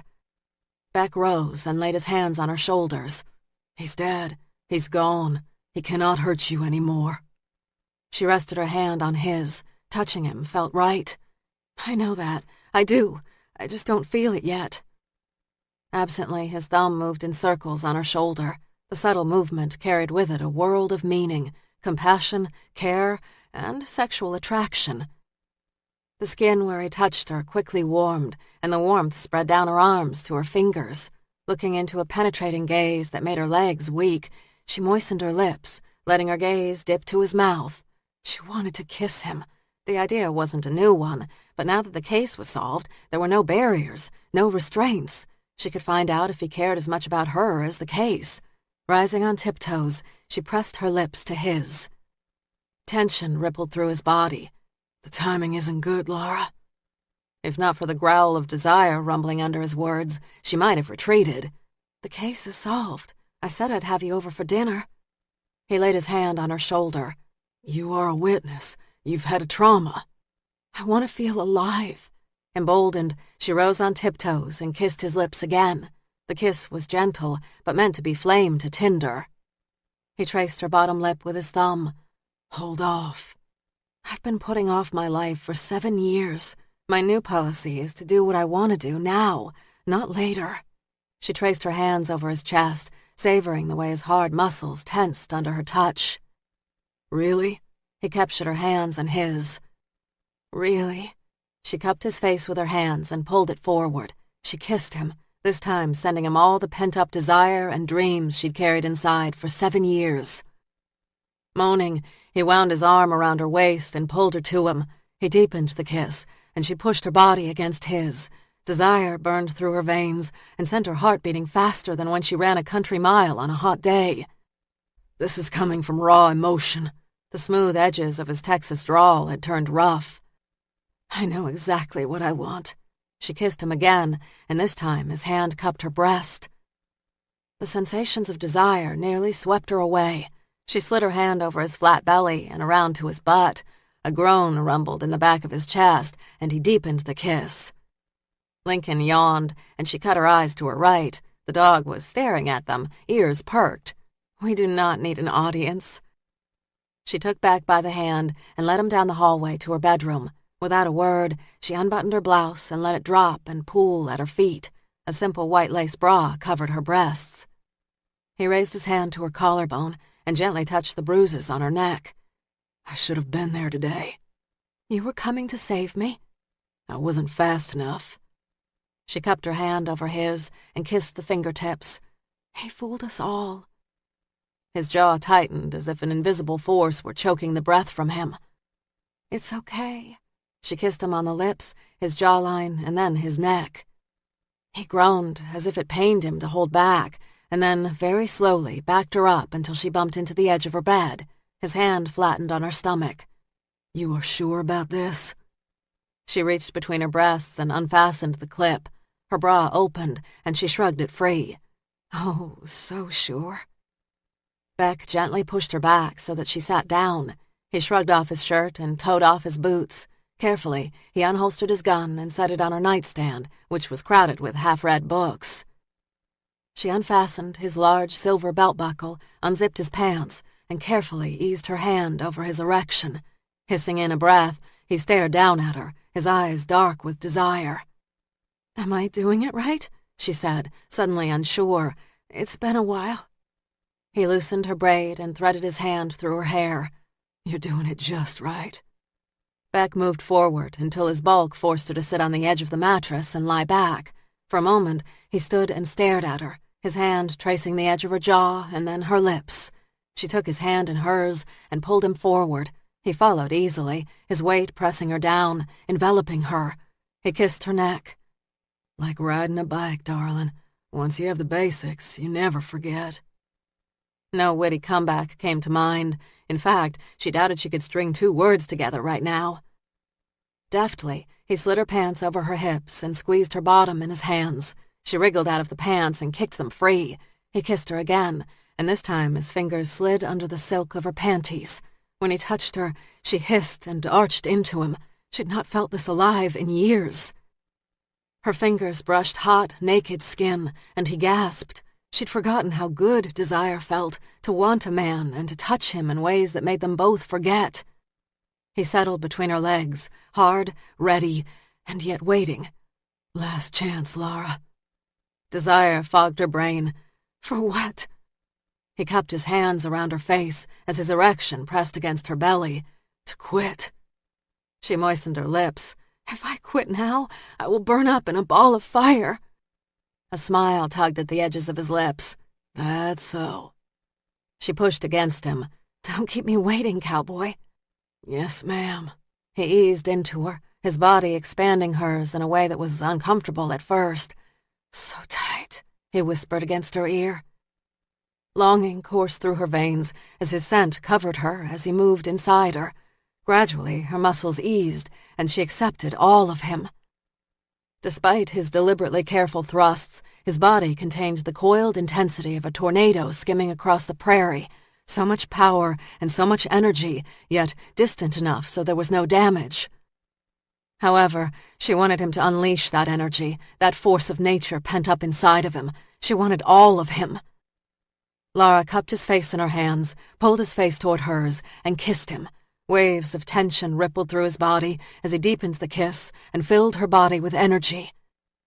She'd given her body once before to a lover in college, but those youthful exchanges had always left her spirit and body wanting, and then, after the attack, there'd been no man she'd been able to trust.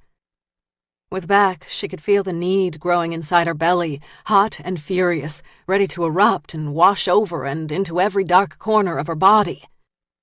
She moaned and pressed her hips up to his. He ground deeper inside her, planting a hand on either side of her head as he moved in and out. In a different time, she'd have wanted this dance between them to be slow, like a waltz, but the tempo had been feverish from the outset. The wanting in her grew until she could only think of him. He ground into her, growling her name in her ear. Within seconds, their tempo peaked and exploded as their orgasms crashed over them. Silence wrapped around them, and for one blissful moment, they were one heart. Afterward, Beck lay on his side, his sun-darkened hand draped on her lily-white belly. "Your heartbeat is still racing," he said, pleased. She traced her fingertips over his knuckles and down the veins in his hands. "I'm grateful it didn't stop." He chuckled softly. "We wouldn't want that to happen now, would we, darling?"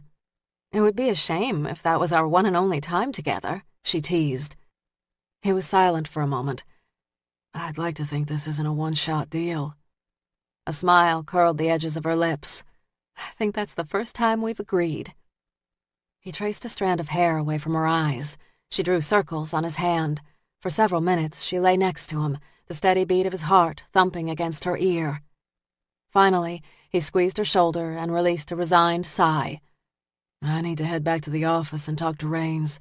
I still get the sense he's holding back." Perfect moments like these didn't last. What could he be holding back? I wish I knew, darling. I wish I knew.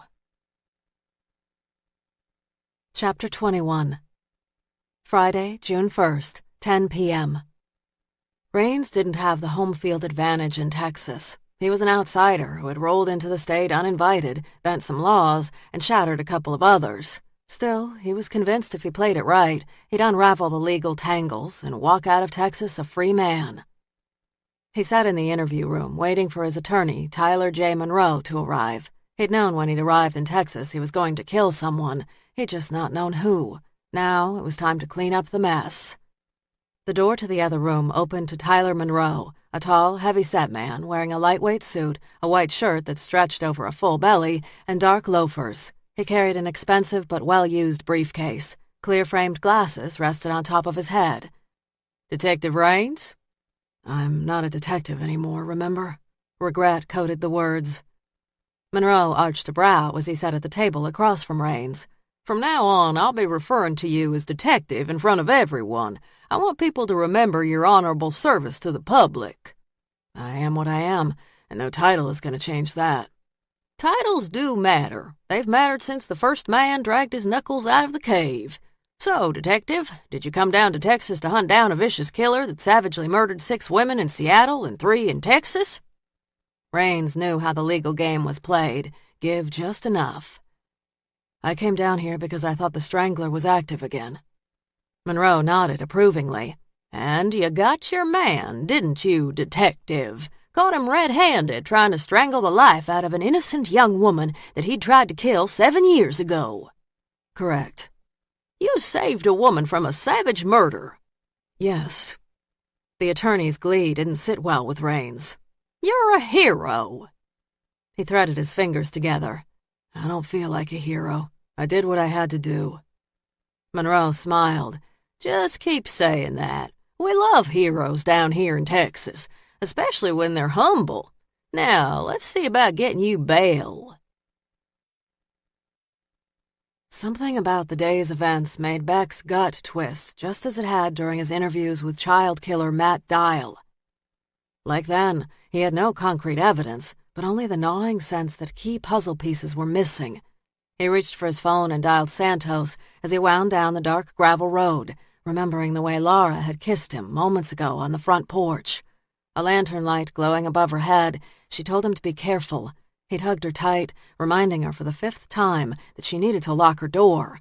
She'd laughed, said it was nice to have someone worry over her. Worry. It was what he did when he cared. For him, love intertwined with fear, loss, and pain. His mother had often said Beck was most prickly when he loved. Love. That was a hell of a word to cross his mind now. Love. He couldn't remember a time when love had ever connected to a lover. Shit. Had he fallen so far and so fast for Laura? Was this worry rooted in love for a quirky artist, or was it a byproduct of a cop's intuition honed by years on the job? He didn't have an answer, only knew worry now hung around his neck like a rattler, hissing and ready to strike. When a man was nose-to-nose with an angry rattler, he didn't stop to question where the rattler came from. He dealt with it. He needed to resolve what prodded his uneasiness. 10 minutes later, he pulled up to the entrance of the long driveway that had belonged to Jonathan Matthews. 3 news vans had parked outside the property, held at bay by several uniformed officers. Beck slowed, spoke to the cops at the entrance, who waved him through. At the house, the darkness was awash in the glow of floodlights. There were at least 7 marked and unmarked cars and the forensics van. He glanced at the clock on the dash. 5 hours had passed since he'd walked out of the crime scene and gone to the hospital to get Laura. He got out of the car as Santos walked down the front steps, a cell phone pressed to his ear. The ranger had taken off his white hat and rolled up his sleeves. When Santos rang off, Beck said, "What do we have?" He clicked the phone back in a holster on his hip. "Raines just made bail. He's been in custody 4 hours. Apparently, plenty of time if you got a hell of a good attorney. Fellow named Monroe represented him." Beck shook his head. "Monroe's connected up the ass. How'd Raines find him?" "He hired him just after he arrived in town. Almost as if he were expecting trouble. He came to Texas to kill Jonathan," Santos said. "He was just waiting for the right time." Beck rested a foot on the bottom porch step. Raines does what he wants. Which is why I have DPS outside his hotel room. Good. Keep an eye on him. Will do. What else have you found inside? Books, journals, each focused on a specific victim? Beck stilled. Show me. As Beck stepped into the house, he accepted a pair of rubber gloves and paper booties from a forensics tech and pulled on both. As he entered the study, he was struck by Lara's photograph hanging behind Jonathan's desk. Small pot lights from the ceiling had been angled so that they shone on and accentuated the image. Anger rolled over him as he pictured Lara lying in the thick, wet Seattle woods while Jonathan closed his hands over her throat. There are 14 books, 6 from Seattle, Lara's book, the 3 Austin victims, and 6 others. Intended victims? Yes, they appear to be works in progress. We've tracked down 3, and they are alive and well. Beck and Santos waited for the tech to give them the all-clear, and then they removed the first 6 books from the shelves. All the books were bound in rich red leather, with the victim's name embossed in gold lettering on the cover. Carefully, Beck opened the first book, which appeared to be filled with news clips. He turned the pages slowly, amazed at how Matthews had collected every mention of the killings in a multitude of papers. The next 4 were the same, lots of news clips, but the 5th and 6th victims' books had handwritten notes in the margins. They don't see what I see. They don't know what I know. I am smarter than all of them. The 7th book, and by far the thickest, was Lara's book. Apparently, he had started this book before the first Seattle killing, when Lara was about 17 years old. There were pictures of her outside her grandmother's house, with her grandmother's dog, Rex, playing, laughing. There was even a snapshot of a smiling Lara standing next to Matthews, who stared down at her with a wolfish grin that unsettled Beck. Matthews had wanted Lara for a long, long time. A cold anger slid through Beck's body, momentarily clouding his thoughts. Carefully, he turned the pages in the book, which chronicled Lara's life in Seattle. There were pictures of Lara at her dorm, in class, and at a school fundraiser. How many trips had Matthews made to Seattle? Carefully, he closed the book, unable to stomach more now.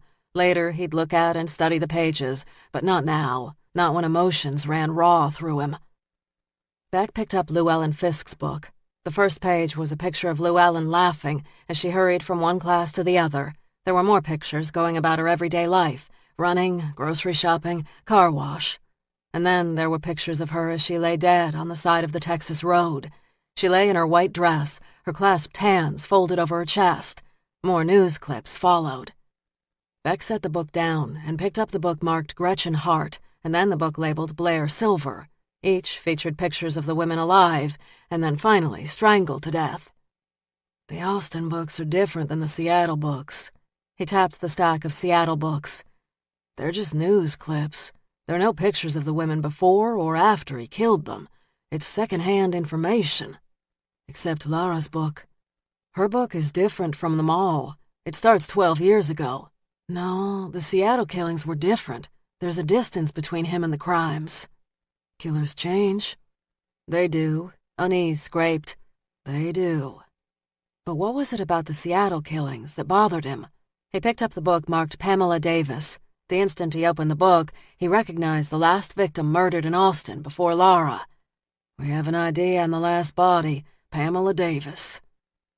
Santos dug a notebook out of his pocket and flipped through the pages. He wrote the name down along with several statistics Matthews had chronicled. Beck flipped through her book. He was tracking her for months, yet the book stops right before her murder. No shots of her after he killed her. He was moving pretty quickly then. He'd killed 3 women in the span of 10 days. But the details were important to him. Why did he leave that last shot out of his book? Raines sat in his hotel room, perched on the edge of his bed, staring at the television he'd not bothered to turn on. He'd been chasing this moment for over 7 years, and had never known what to expect when he'd reached it. He'd expected elation, a sense of peace that one feels when he's jumped a major hurdle in his life. But he felt none of that. He felt oddly empty. The purpose and goal that had robbed him of sleep, driven him to distraction, and, yes, given him a reason to live for so long, was gone. And all he felt now was empty and let down. A knock on his door had him tensing. He didn't want to see anyone or talk to anyone. He wanted to be alone with his emptiness and figure out how the hell he was going to live the rest of his life. "I know you're in there, Rains." Danny's raspy voice cut through the door and reached him. He lifted his head. "Go away, kid." "No can do. I came to see you. You're the big damn hero, according to the television." "Danny, go away." "Open the door, Rains." If she'd demanded, he'd have ignored her, but the quiet pleading in her voice was his undoing. He rose, his limbs weary with fatigue, and opened the door. She grinned up at him, a sparkle in her dark eyes. "You look like shit." A half grin tipped the edge of his mouth. "Good to see you, too." She held up a bottle of whiskey. "Got some of those fancy plastic cups in there?" "You're underage. How did you get that whiskey?" She laughed. "Child's play. You gonna let me in?" He stepped aside and allowed her to pass. "Where are your glasses?" "You're not drinking around me, kid." She rolled her eyes, but there was no force behind her words. "You're such an old lady. I've drank before." He took the bottle from her. "I don't care. Not around me." "Fine." She vanished into the bathroom and returned with one plastic-covered cup. "You are gonna drink." His back ached and his head throbbed. A drink would hit the spot. She grinned, held out the cup, and watched as he filled the cup with the gold liquid. "You've had a day." He accepted the cup and took a liberal swallow. "Thanks." "How's Laura?" "She's a little banged up, but she's gonna be okay." "Thanks for that. I like her. She's been a good friend. You've been a good friend." He lifted his gaze from the bottom of the cup. "You're a good kid." She arched a brow. "Ah, shucks, Mr. Rains. You're gonna make me blush." "Smart ass." "So this Jonathan Matthews asshole was a real bad dude from what I'm hearing on the news." He refilled the glass and sat down on the edge of the bed. "Yeah, a bad dude." She sat down beside him, close but not close enough to touch. "I'm glad you got him. I'm glad he's dead." He downed the second shot. "You're a bloodthirsty kid." She touched his hand with hesitant reassurance. "He hurt women. He got what he deserved." "That he did." He reached in a dresser drawer and pulled out a small white box with a red bow. "Got something for you." Danny accepted the envelope. "What is this?" "Birthday present. Turning 18 is a big deal." She glanced in the box and then reached for the bow. No, he said. "You've got to wait for your birthday." "That's just 2 days away." 2 days is 2 days. Promise me you'll wait." She chewed her bottom lip. "I hate waiting." He cocked his head. "But I'll wait for you." Good. "I'll take you out for coffee, and I'll open it in front of you." Sounds good, but I might not be here. I got a trip to take, and I want to make sure you're taken care of." "Where are you going?" "Not far." "You'll be back soon?" He grinned. "As quick as I can." Chapter 22. Saturday, June 2nd, 8 a.m. Laura woke the next morning feeling more like herself than she had in years. After a quick shower and a fresh change of clothes, she let Lincoln out and brewed herself a cup of coffee. She stood by the back window watching Lincoln rooting his nose in underbrush on a hunt for yet another rabbit. The dog had yet to catch a single animal, but that didn't stop him from hunting. Laura checked her watch. She had to get to the school and finish setting up the student art show and turn in her final grades for the semester. Once those 2 tasks were finished today, she was officially free to do whatever pleased her. In years past, every free moment had gone into her photography, scouring papers for crime reports, locating the scenes, finding the right time to snap her images, and then spending hours and hours in the darkroom. She glanced at the black and white stills hanging on her walls. Like all her recent work, they looked like landscapes, seascapes, or random city streets, but all were places of death. She'd shot them all, hoping to see something that would tell her why people killed. But all the shots, though provocative, hadn't told her anything that would have prepared her for Jonathan's second attack. There had been dozens of calls from the media, but she'd let the answering machine take the messages. And when the machine had filled, well, then the calls just got dropped or ignored. She didn't want to talk about Jonathan. Cassidy had fielded dozens of calls, which she'd gladly taken. Laura had seen Cassidy on the news several times, talking grimly into the camera about the monster who had fooled them all. Of course, all her interviews had been at the gallery, in front of it or in front of one of Laura's images. Sales had gone through the roof, and Laura had already decided to donate the proceeds to a victims' shelter. She considered the sales blood money, and she didn't want them. Laura and Beck had talked a couple of times, but there'd been no time to see each other. She missed him, missed being in his arms. With each passing day, she wondered if whatever connection they'd shared had been real or raw need that came as quick as lightning. Shoving out a breath, she packed her backpack for the trip into town. She thought back to the summers she'd spent with Jonathan when they'd been growing up. When she was a kid, she'd found a snake in the yard and screamed. He'd raced forward and killed the rattler. She'd been relieved, called him her hero. He'd beamed. Later, he'd proudly shown her his new snakeskin wallet he'd sewn. He'd carried the wallet for years. His trophy for a kill. She thought about his home. What other trophies had he taken from his victims? She shuddered and set down her cup. The need to shoot more death images still lingered, and she found herself wondering if she should shoot the latest victim's crime scene, or perhaps she should shoot Jonathan's house. Maybe there was something there that would make sense of the madness. Enough. Get on with your life. Grabbing her purse, she whistled for the dog, and minutes later, the two were in the truck and headed to the school. She arrived at the school and went straight to the gallery, where the unhung pictures remained. Her hope was to avoid all questions and people and just get her work done. No more drama, no more death. She spent the next half hour finishing up the student art exhibit. The pieces were a bright and lovely collection of potters, sculptors, painters, and collages. It was an impressive display. After taking Lincoln for a quick walk outside, she retreated to her small office, where she found the collection of portfolios stacked on her desk. She spent the next several hours reviewing them.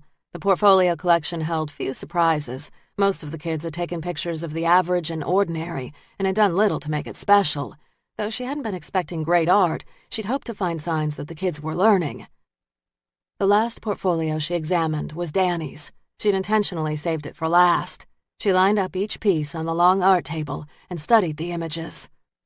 All in black and white, she'd taken pictures of homeless people on the streets of Austin, a man standing next to a grocery cart. He wore an old coat 2 sizes too large and a big hat. He was reading a book. Another image featured an old woman. She was sitting on the park bench. Danny had coaxed a bright smile from the woman. Another was of a mother and child sitting outside a homeless shelter. Each picture, though sad and moving, held a message of hope. Life might have beaten these people down, but they'd found little ways to prevail. Just like Danny. She reached for her cell and dialed Danny's number. Before it could ring, the phone in her office rang, startling her. She hung up her cell and picked up the landline. Laura Church. Ms. Church, this is Lieutenant Davis with the Austin Fire Department. Yes? There's been a fire at your house. She gripped the telephone. What? A heavy silence followed. The place appears to be a loss. Her heart dropped into her belly. I'll be right there. Danny sat on the edge of her hotel bed, staring at the white box decorated with the red bow. She had promised Raines that she wouldn't open it, but the suspense was killing her. She shook the gift. She tried to peer under the lid, even held it up to a light bulb, hoping to see through the box's paper sides. But as much as she tried to see inside the box without opening it, she couldn't. Danny set the box down on the bed and reached for the TV remote. She clicked on the TV and surfed through a couple of dozen channels, all the while aware of the box sitting on the bed. Damn you, Raines! Why had he given her this puzzle? Why not just wait and give her the gift? Because he knew it would drive her crazy. Frustrated, she shut off the television and tossed the remote on the bed. She picked up the box and studied the configuration of the bow. If she were super clever, she could untie the bow, peek inside, and then retie it without Raines ever being aware. When he did come back into town, she could make a show of being surprised, and he'd never be the wiser.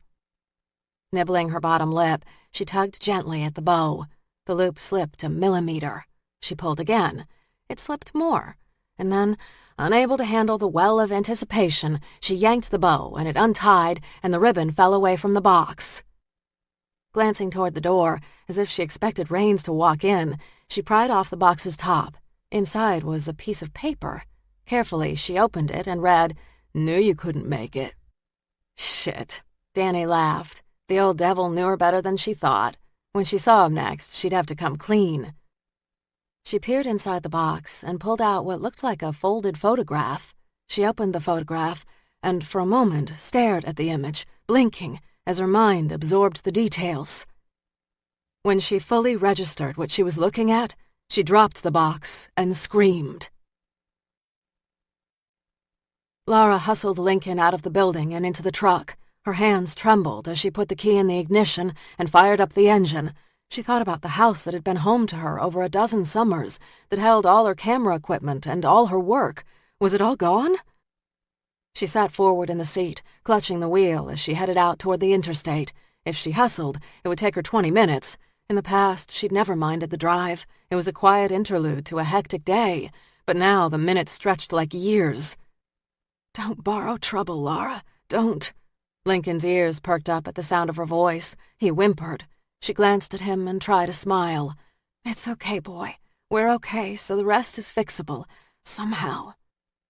A car rolled up behind her on the interstate, and at first she gave it little mind. But as the vehicle continued to hover behind her, her mind tripped to Jonathan and the women he'd stalked. He'd disabled their cars, and when they were alone on the side of the road, he'd attacked.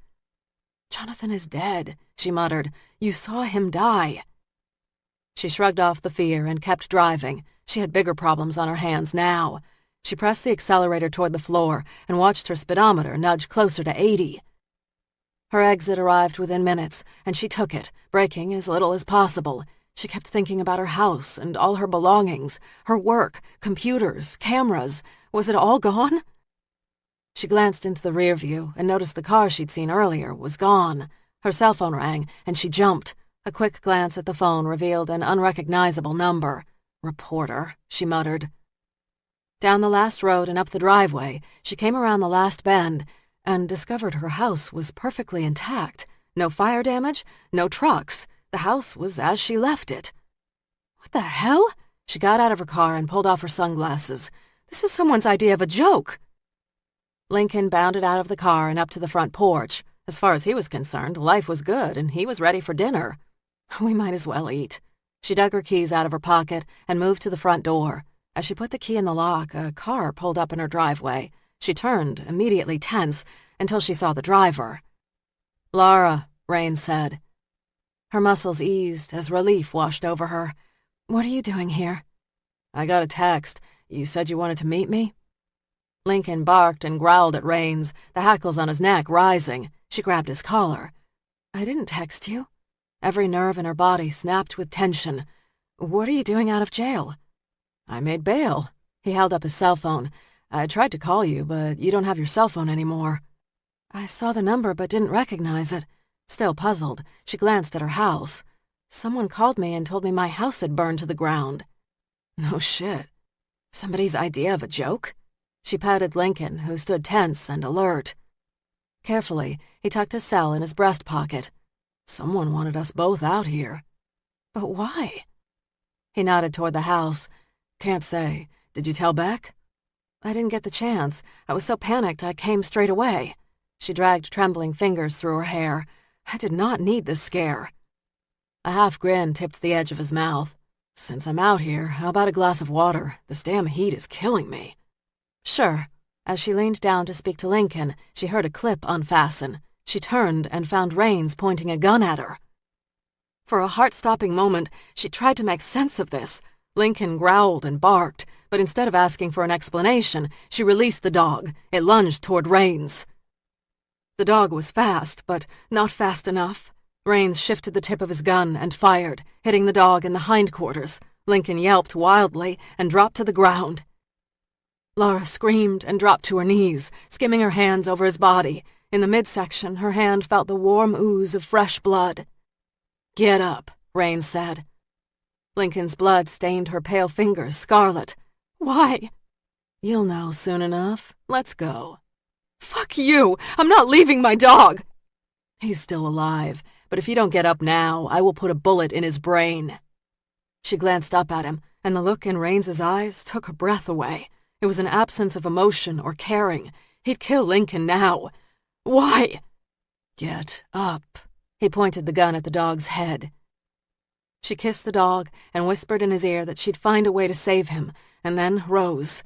He whimpered, and his breathing was labored. Why, Rains? You saved my life yesterday. Rains shook his head. Do you have any idea what trouble you and your private stalker Matthews were to me these last 7 years? Her hands trembled as she scrambled to calm her mind. What did I do? With the tip of his gun, he motioned for her to stand. You were the object of his obsession.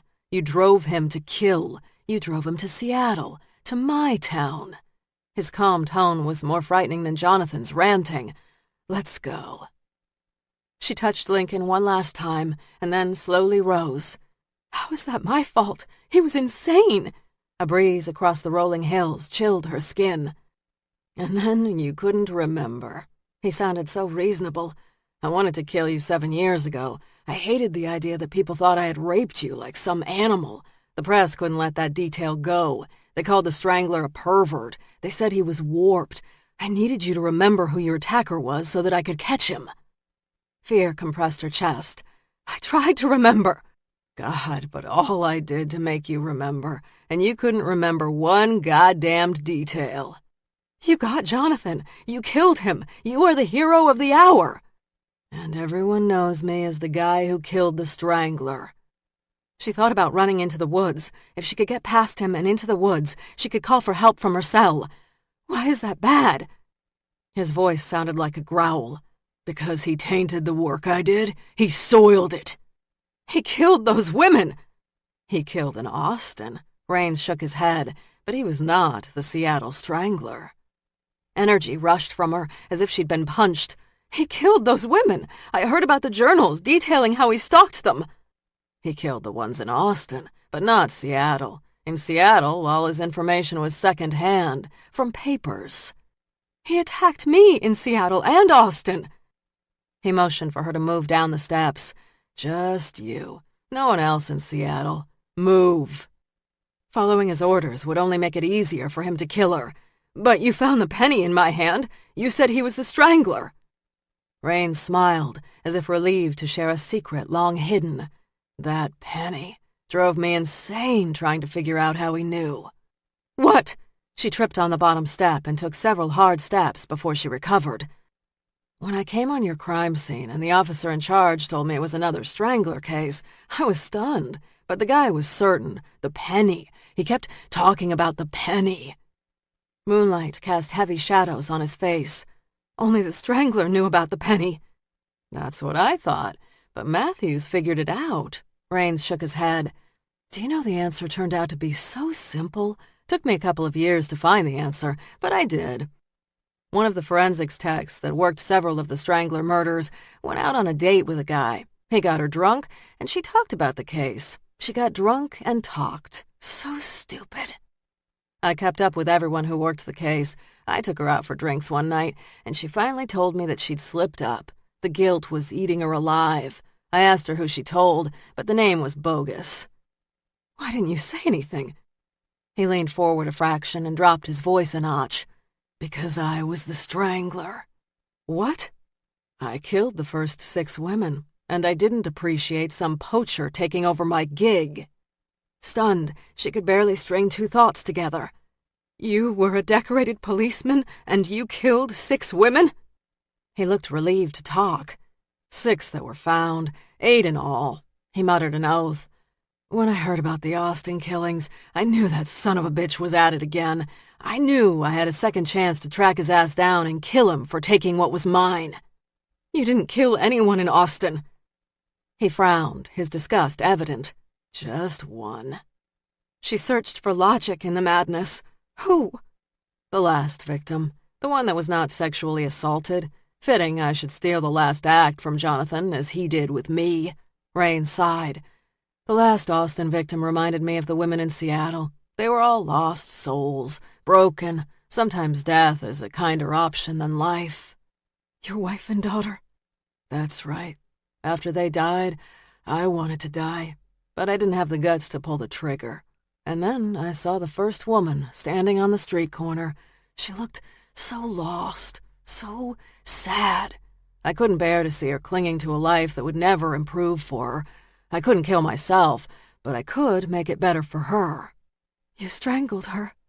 I thought about her for days, Couldn't get her face out of my mind, so I decided to man up and take care of business. His voice was soft, winsome. It was quick, easy, and over in minutes. The look on her face after she died made me feel good. She was at peace and in a place where she'd never hurt again. And so I dressed her in white and put the penny in her hand so that she could enter heaven right. It had been a mercy killing. He shook his head, but the peace didn't last.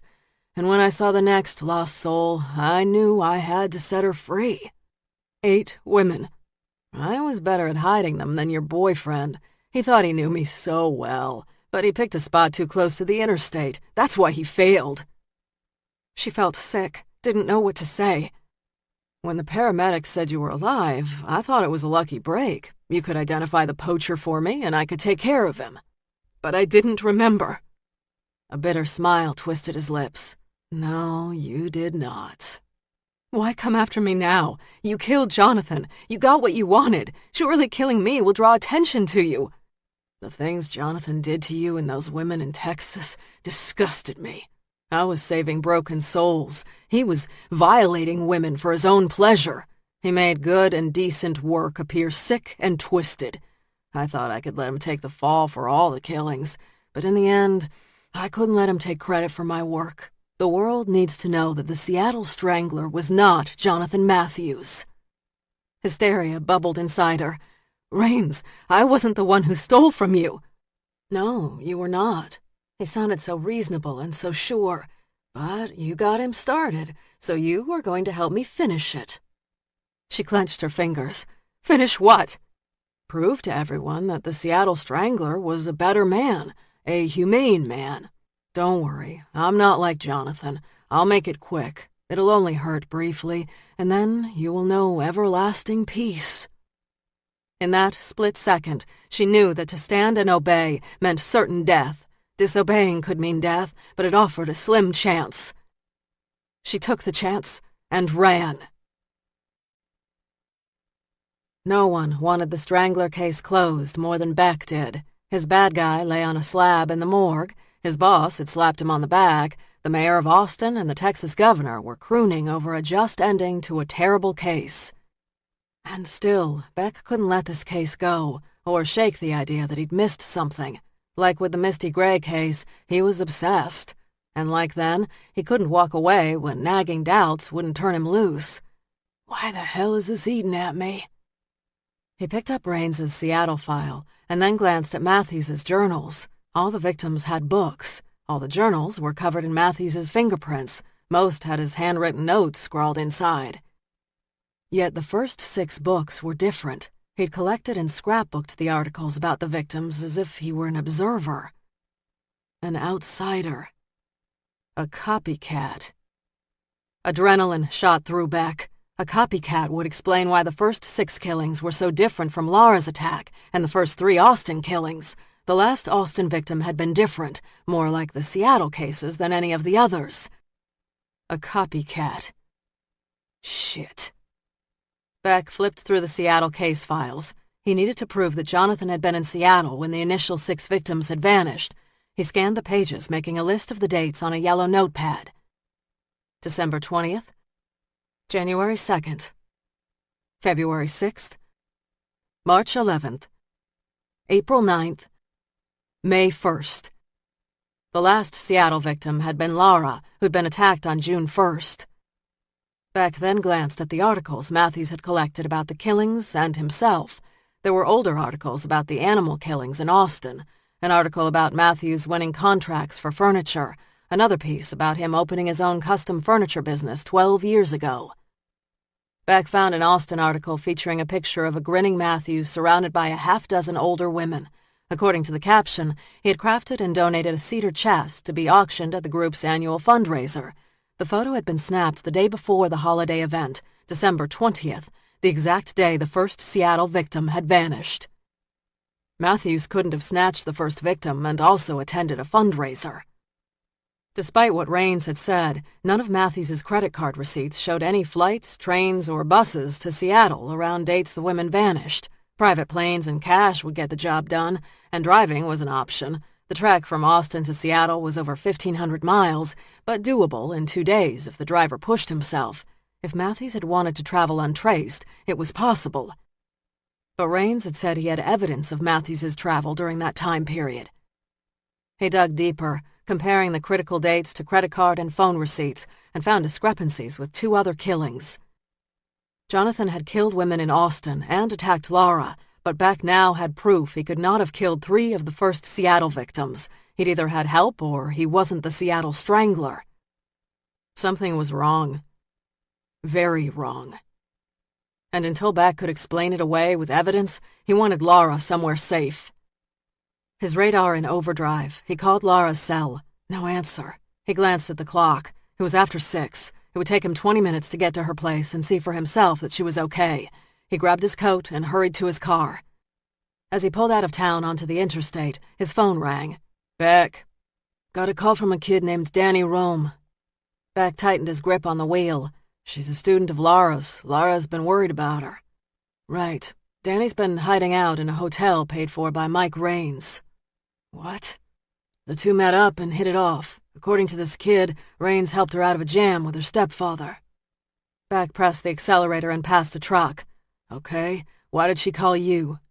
"Raines gave her a birthday present. He told her not to open it until her birthday, which is 2 days from now."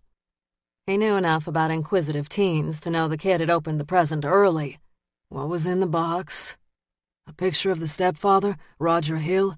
The guy's throat appears to be cut. We sent a cruiser to the Hill house. No sign of Roger, but lots of blood." "Shit. Where's Raines?" "He checked out of his hotel room," Santos said, "and the rental car agency says he turned his car in at the airport. Looks like he skipped." His stomach tightened as he wove in and out of Austin City traffic and then edged toward the I-35 exit that led to Laura's house. He gave Santos the rundown on what he'd found out about Matthews and the first killing. "He couldn't have been in 2 places at once," Santos said quietly. No, he could not." A heavy silence. "We know Matthews killed the Austin victims. He stalked them and took pictures of them after they were dead, but he had nothing personal about the Seattle victims." His hands tightened on the wheel. "Because he was studying the killer. The penny. Somehow he figured it out. The officers might have been sworn to secrecy, but leaks happened."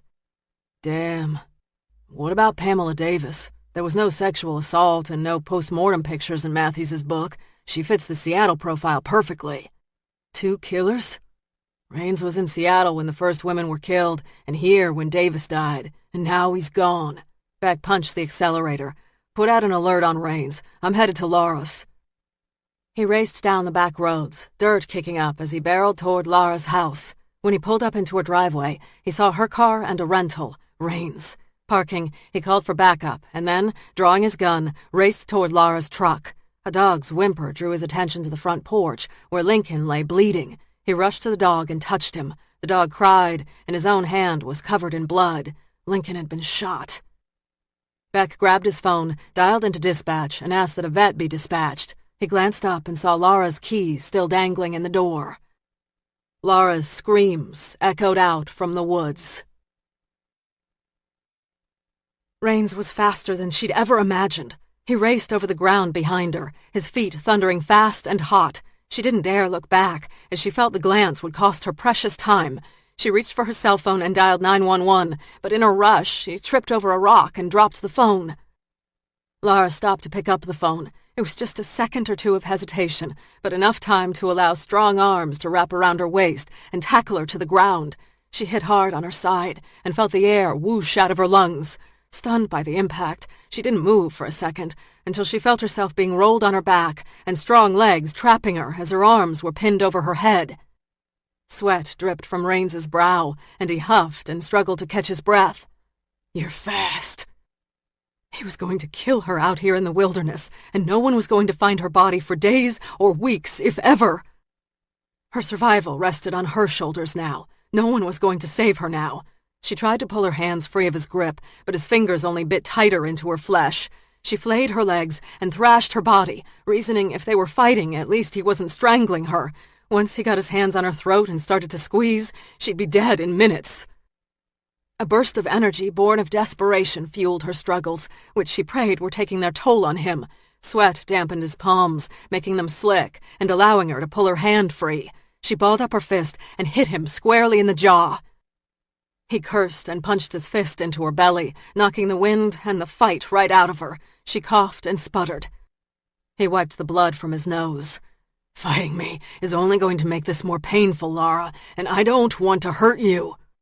She coughed and sucked in air. "You want to kill me, you bastard!" "Death is not the worst fate you can suffer, Lara. You know life is full of pain." "It's my pain, you asshole, and I'll take the good with the bad." He wrapped strong fingers around her neck. "It's better this way." "It's not!" Tears welled in her eyes and trickled down her cheek over his hands. "It's not!" He smiled as he started to tighten his hold.